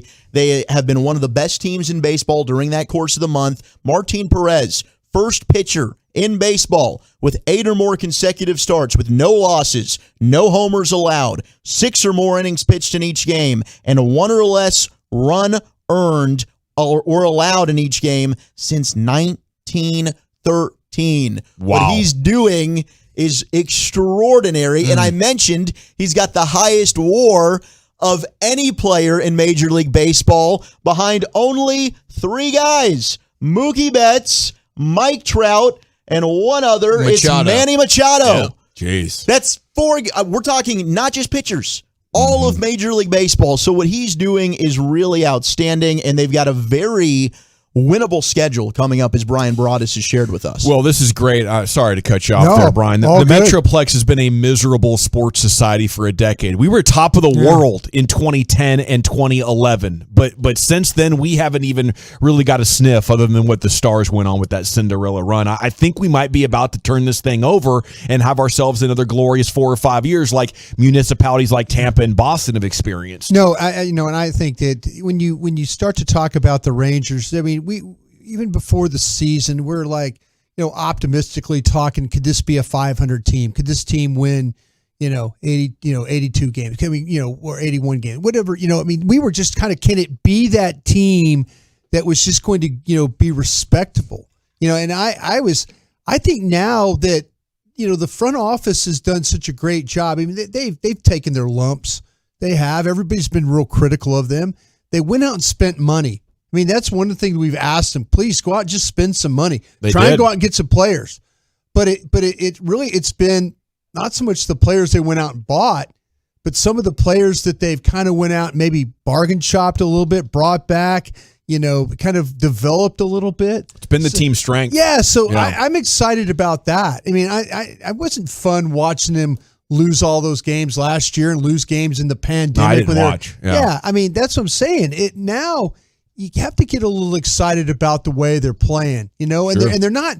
They're beating good teams. Tampa's a good team. Braves are a good team. Yankees are a good team. I mean, they've beaten some good teams along the way. I mean, what more do you need? Truckwreck.com fan text. Maybe you need to watch the games. Yeah. Now, a little birdie has told me a secret, and if you send me a message on social media, I mean, I'm looking out for the sports fan. Okay, I might be able to help you with an app or something like that, so just reach on out. I've helped dozens of Tolos, maybe into the hundreds actually, and I'm sure the sponsors would appreciate this because it's helping get those ads in front of more eyeballs here. So I think I'm helping everybody by helping you pirate basically. Is Good what that Samaritan. Is. Yeah, I am. That's Thank what you. you are. I think I need a pat on the back for that. It'll be Gray against Springs tonight. John Gray with an ERA still in the 5s. And if he gets this thing turned around, which he likely will, who knows? Maybe they're going to have Otto, Perez, and Gray really be able to lead a rotation. Now, tomorrow, again, there's going to be a 1:00 game. So we look forward to enjoying that game with you tomorrow afternoon right here on 105.3 The Fan. Okay, we got some finals chatter. It's another big thing happening. Draymond Green and KD trading barbs a little bit. They did not get along the best, although they've sort of mended it. They still like sniping at each other. They're like two brothers who just like Peyton and Eli or something like that. So Draymond on his podcast said Kevin Durant was incredible in those finals runs that we had. As you know, you watched it. We all watched it. Kevin Durant was absolutely insane. Steph Curry got double teamed probably 7 times the amount that KD did in a given series. So having the back of his guy Steph taking shots at KD. KD's reply, from my view of it, this is 100% false. So I love that. I just wanted to give you a little bit of flavor. The absolute latest, if KD wants to get back at the Golden State Warriors, I don't know if he's going to get a chance to do that with Brooklyn. Maybe he should request his second trip down to the great state of Texas here to maybe team up with Luka. That would be exciting. Head coach Sean McVay has weighed in on the situation on Aaron Donald, weighing in at OTA saying things are trending in the right direction, said he expects Donald to attend the team's mandatory minicamp that takes place next week. I guess I really haven't believed that Aaron Donald would really retire. Me either. No, he's at peace with his career. That's what he says. I think that's negotiation. No, you know what? I mean, we're never going to doubt the Rams, and they'll print money in the back. They'll figure it out, whatever. But no, it's crazy. It's one of those times where he could get $100 million. Yeah, he absolutely could. Yeah, he absolutely could. And I asked you that question the other day. I said, what would you pay him? Whatever he wants. And you said $30 million. Yeah, $30 million a year. Yeah, we'll do 4 years, 90 guaranteed. How more aggravating is it if Aaron Donald actually he's not BSing, he is content, and he doesn't play this year? That would be shocking. Because the NFC is even more, because there's no way the Rams are going to the Super Bowl without him. Yeah. No way. I think his agent's saying, just tell everybody you're good. If they don't really want you, then you're going to kick your feet up. And all this money they've spent to get all these other guys involved, it's going to be for naught if you don't have the catalyst in the middle of that defense. They need you. Go for $35 million a year. Yeah. They're blowing up their cap anyway for guys that are way less than you. How about you blow up your cap a little bit more for the real superstar of the operation? Throw something out there crazy. Throw crazy. He's coming to the Cowboys? No. if you're Les Snead, would you consider trading him?